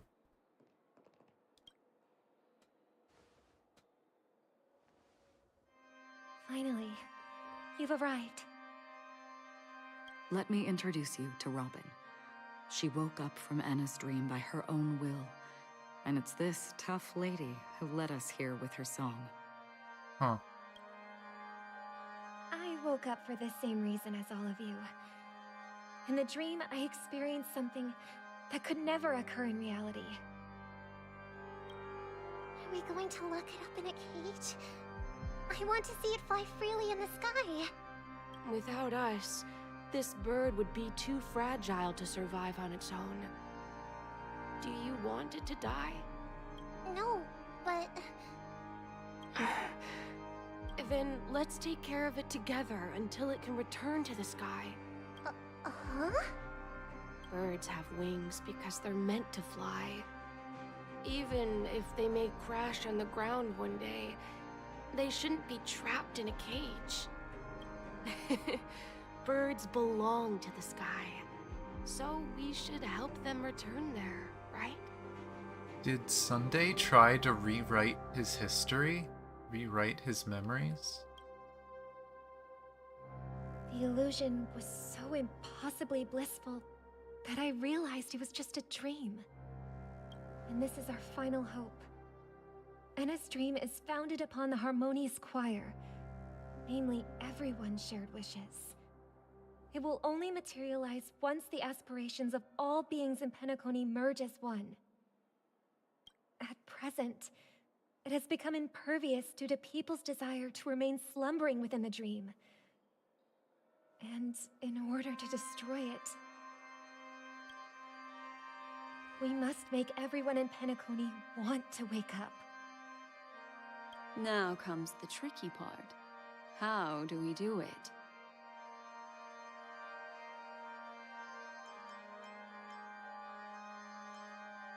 Doesn't sound simple at all.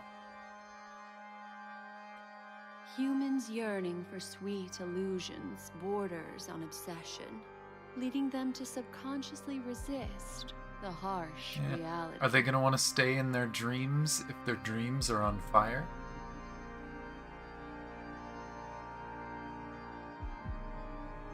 Therefore, I carefully selected a moment where she was completely unguarded, guiding her to uncover the truth herself to make her regain her consciousness. However, to wake up everyone in Penacony and get them to share the same determination, that would be nearly impossible. Indeed. I'm afraid it's almost as difficult as resurrecting an Eon. But we can't just stay here and do nothing. Oh. 2 more people who woke up. This is a critical moment for the whole universe. Who cares about some dumb number?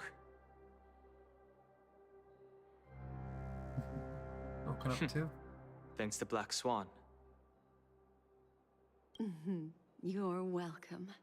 And thanks to the memo keepers in Penacony too. I believe your partners have also awakened from their dreams. This is the first step of our plan. With the assistance from the Garden of Recollection, those who possess a strong will, like you, will gradually awaken from the dream. These free wills are the discord that will sway Anna's dream. However, awakening a mere handful of individuals is insignificant compared to the vast number of people immersed in the dream. We must find other ways to awaken the free will of millions of people within a short period of time. If breaking through from the inside proves challenging, we can seek assistance from the outside. We've long been aware of a potential solution. Asdana is a galaxy known for its abundant memoria and the remarkable phenomenon known as synesthesia dreamscape. When people first enter this place, they often find themselves and others sharing a collective dream. At this very moment, there is only one dream encompassing the entire Asdana system. So, you mean, if we can attract a large number of outsiders to this system, their free will would intertwine with this dream and shake it to its core? However, those outsiders might also succumb to the dream and become the foundation of the Order instead. The real challenge is, how can we gather a huge number of people as determined as you within a short period of time? Looks like the Jade Kiss of Allying Oath will be the only solution. No. No need for that. So we didn't actually use it. Keep your once-in-a-lifetime treasure. We don't need to bother the Cienjo Alliance for such a tiny request. You want thousands of people with unwavering free will. That's easy. Just leave it to us Galaxy Rangers. You can gather Galaxy Rangers? Outsiders may see Galaxy Rangers as elusive and disconnected individuals, and actually, they're right. And that's why we have a tacit understanding among us. Do you know what it is, Acheron? It's the relic I returned to you. Exactly. Its owner must have told you that it's meaningless to anyone other than a Galaxy Ranger. That it can only fulfill its purpose when returned to its rightful owner. Because it's a burial artifact, worthy only of a hero who has served the Galaxy Rangers with honor. When its light illuminates the universe, it means the fall of a hero. And in the direction it falls, countless meteors will streak across the sky. Those meteors are Galaxy Rangers, coming from all corners of the cosmos, driven by a shared purpose, without questioning the cause or counting the cost, because we abide by a common principle. The shooting stars of the hunt only descend on the longest night, and with them comes the dawn. This man has said that they abide by one principle multiple times, and they're always a different principle. Every time it's something different. We've stayed silent for far too long. Now, it's time to remind all the cowards, oppressors, and villains of the universe of our presence. I'll be the one to ignite the first spark. Once the dreamscape is swayed, I'll complete the second step. I'll fine-tune the slumbering souls with the Song of the Harmony, interrupting them with the discord of Trailblaze, and guiding them towards reality. Elio playing. See, the thing is, this wasn't even all Elio. It did sound like Firefly sent out more invites. She even said that she sent out invites. But like, yeah. Because Elio's not even playing chess. Elio's just seeing the future and telling people where to go. It's true that some people are born strong, and others are born weak. If the Trailblaze is the target of heroes, then the Harmony will guarantee that the strong help the weak. Only the people of Penacony themselves can be the saviors of their homeland. Their path of happiness should be forged by themselves. While I may not be a nameless, I'm willing to instill courage in all those who need it. This includes my brother as well. Anna's dream is too cruel for him and everyone else. Your plan sounds well conceived, but still, it appears somewhat idealistic and romantic. The flaws rooted in human nature can't be eradicated overnight. Do you believe these efforts alone are enough to convince everyone to choose the right path? I agree with you, Black Swan. That's why the most critical aspect of this plan is not to convince everyone to choose the right path, but to inspire them to save themselves. So, you're the key in the end, I assume?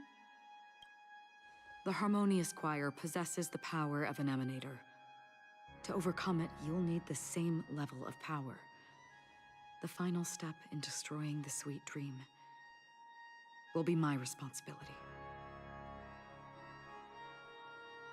That's a relief to hear. She's just gonna cut it again. Now that our roles are assigned, let's get to our battlefields and pose a grand finale. May I have a moment alone with you? There's one more thing I need to explain to you. This grand festival is drawing to its close. This is the starting point for the ultimate stage of our journey. Just as it marked the beginning of all the stories in Penacony.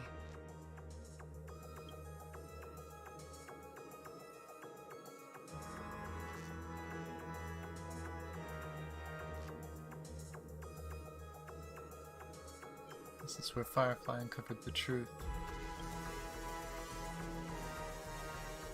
Indeed. She was the first to discover the world beyond the shores of death, and shared this truth with all of us. There's something you should know.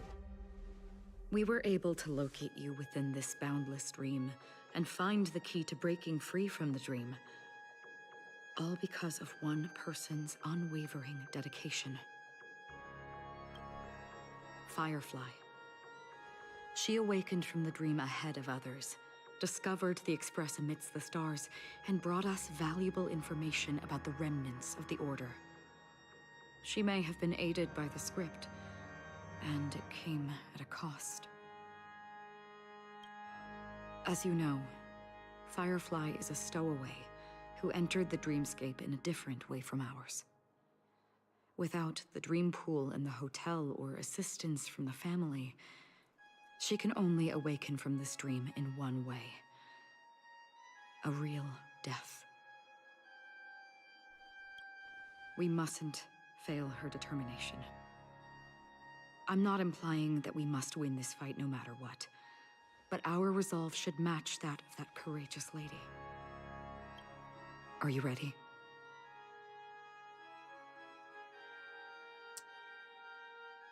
There's still more!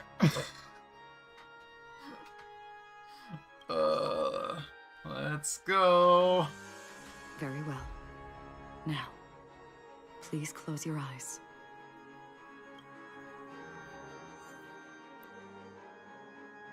And on the 8th day...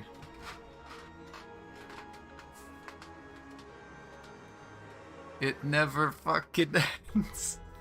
But at this point, there's no point ending. Like, I gotta finish it. There's probably not that much.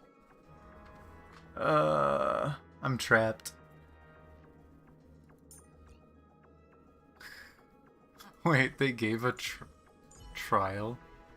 Wait, am I not allowed looking at the details of the trial one? The fuck? No, I'm using mine. Uh-huh. No other people to borrow, though. If there's anything you need, don't hesitate to ask. It's the same elements. Do I want to do Silver Wolf again? Yeah, it worked out. I just have to hope I don't die. Show me some of that trailblazing strength again.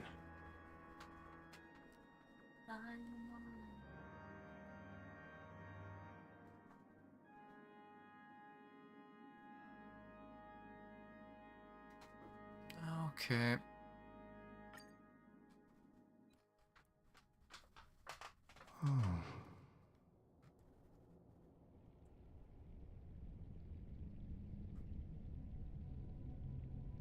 Yeah, mm-hmm.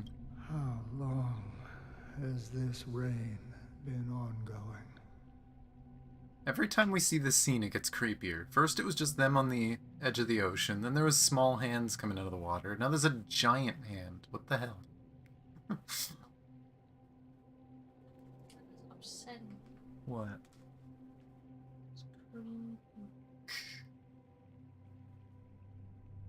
If I remember correctly. Yeah, I know I'm not everyone. I know not everyone's crazy like me, who centuries. Has been building the character for like 3 weeks before she came out. There's a lot of those for every Genshin character. This is true. The unwavering determination of the Hunt followers persists even in death. But thankfully, we've guided those lost souls to their lives beyond. They were heroes in their time. And they won't be reduced to puppets of the nihility in their death. How long did she talk to this guy? You see, the shadows on the sea have vanished. Do you remember? You once said that the sky would clear when the regrets of the departed had faded away. But it's still raining. There's at least one person here with regrets. I know. So, why is all this? Why did this rain choose me? Because someone's regrets haven't been fulfilled, perhaps. Yeah. Mortals who walk the paths are like sailors on a vast ocean, leaving behind a trail that creates countless ripples of possibilities. These ripples last longer than the fleeting lifetimes of humans. And for some, their presence leaves such a strong mark that it's reflected in the waves. Sin-thirsters. The obsessions of the Pathstriders. They emerge from the depths of Ix, seeing themselves as masters of their own destiny, unknowingly repeating the actions of their past lives. It's interesting that she's telling this guy what he told her. They emerge from the nihility and head toward it, leading purposeless lives. However, these hollow phantoms, they have journeyed with me for such a long time. Oh, so this is how it is.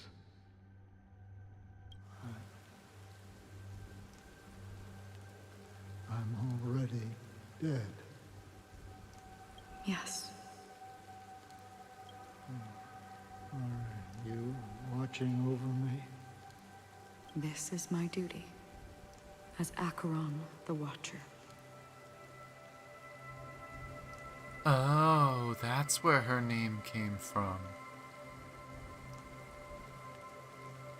She's literally watching people that have died. I'm guarding the path to the abyss of the nihility, guiding every soul reluctant to become one with it. Back to this side.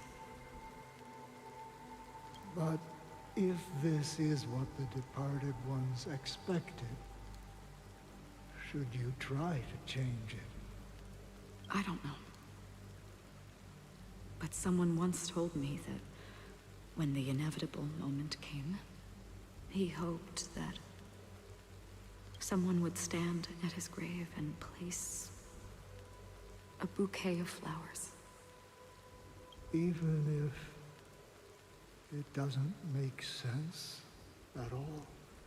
Some tasks have to be done, even if they are pointless. I have experienced that much already. Please extend your hand, and then close your eyes. I'll carry your wish with me and fulfill it. Only then will I be able to put an end to the final regret by the Dead Sea. Will I ever see them again? Yes, that is certain. Because it was you who told me about the Express, your two former companions. The expedition cut short by the swarm. Your narrow escape from death. And your encounter with the Galaxy Rangers. And Penacony. The hometown to which you could never return. Yeah. For countless times, I got rejected by the family and had to pass it by. But I knew that my companion was still there. Alone. Mikhail, are you still there? Take my hand and come with me. We'll leave this place. You'll embark on a long, long journey, shrouded in darkness. But fear not, as a touch of red will be awaiting you at the end of the path. That's one of the trailblazers that went missing.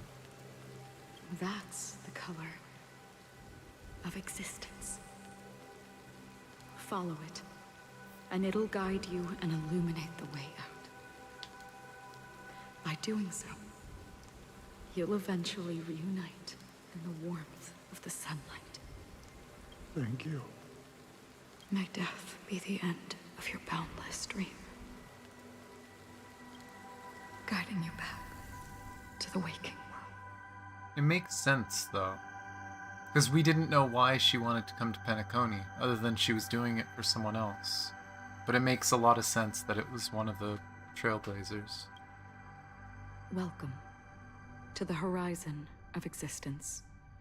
This place is one of the thousands of manifestations belonging to the sleeping and shapeless. And it's also an exit out of the nihility for the awake ones. Let's bid our final farewells here.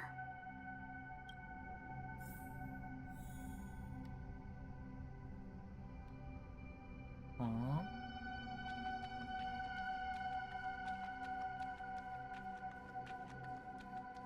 Always distinguish between reality and imagination. All right, Gray? Life is akin to a winding labyrinth, where memories serve as our sole companions. May your schemes be forever concealed. Bring your own chair. You don't even give me a chair. You didn't. So good. Yes. Anna's dream is too cruel. Yeah, the for box him is still in and play. Everyone else. To the imperfect tomorrow. Come on, there's one more.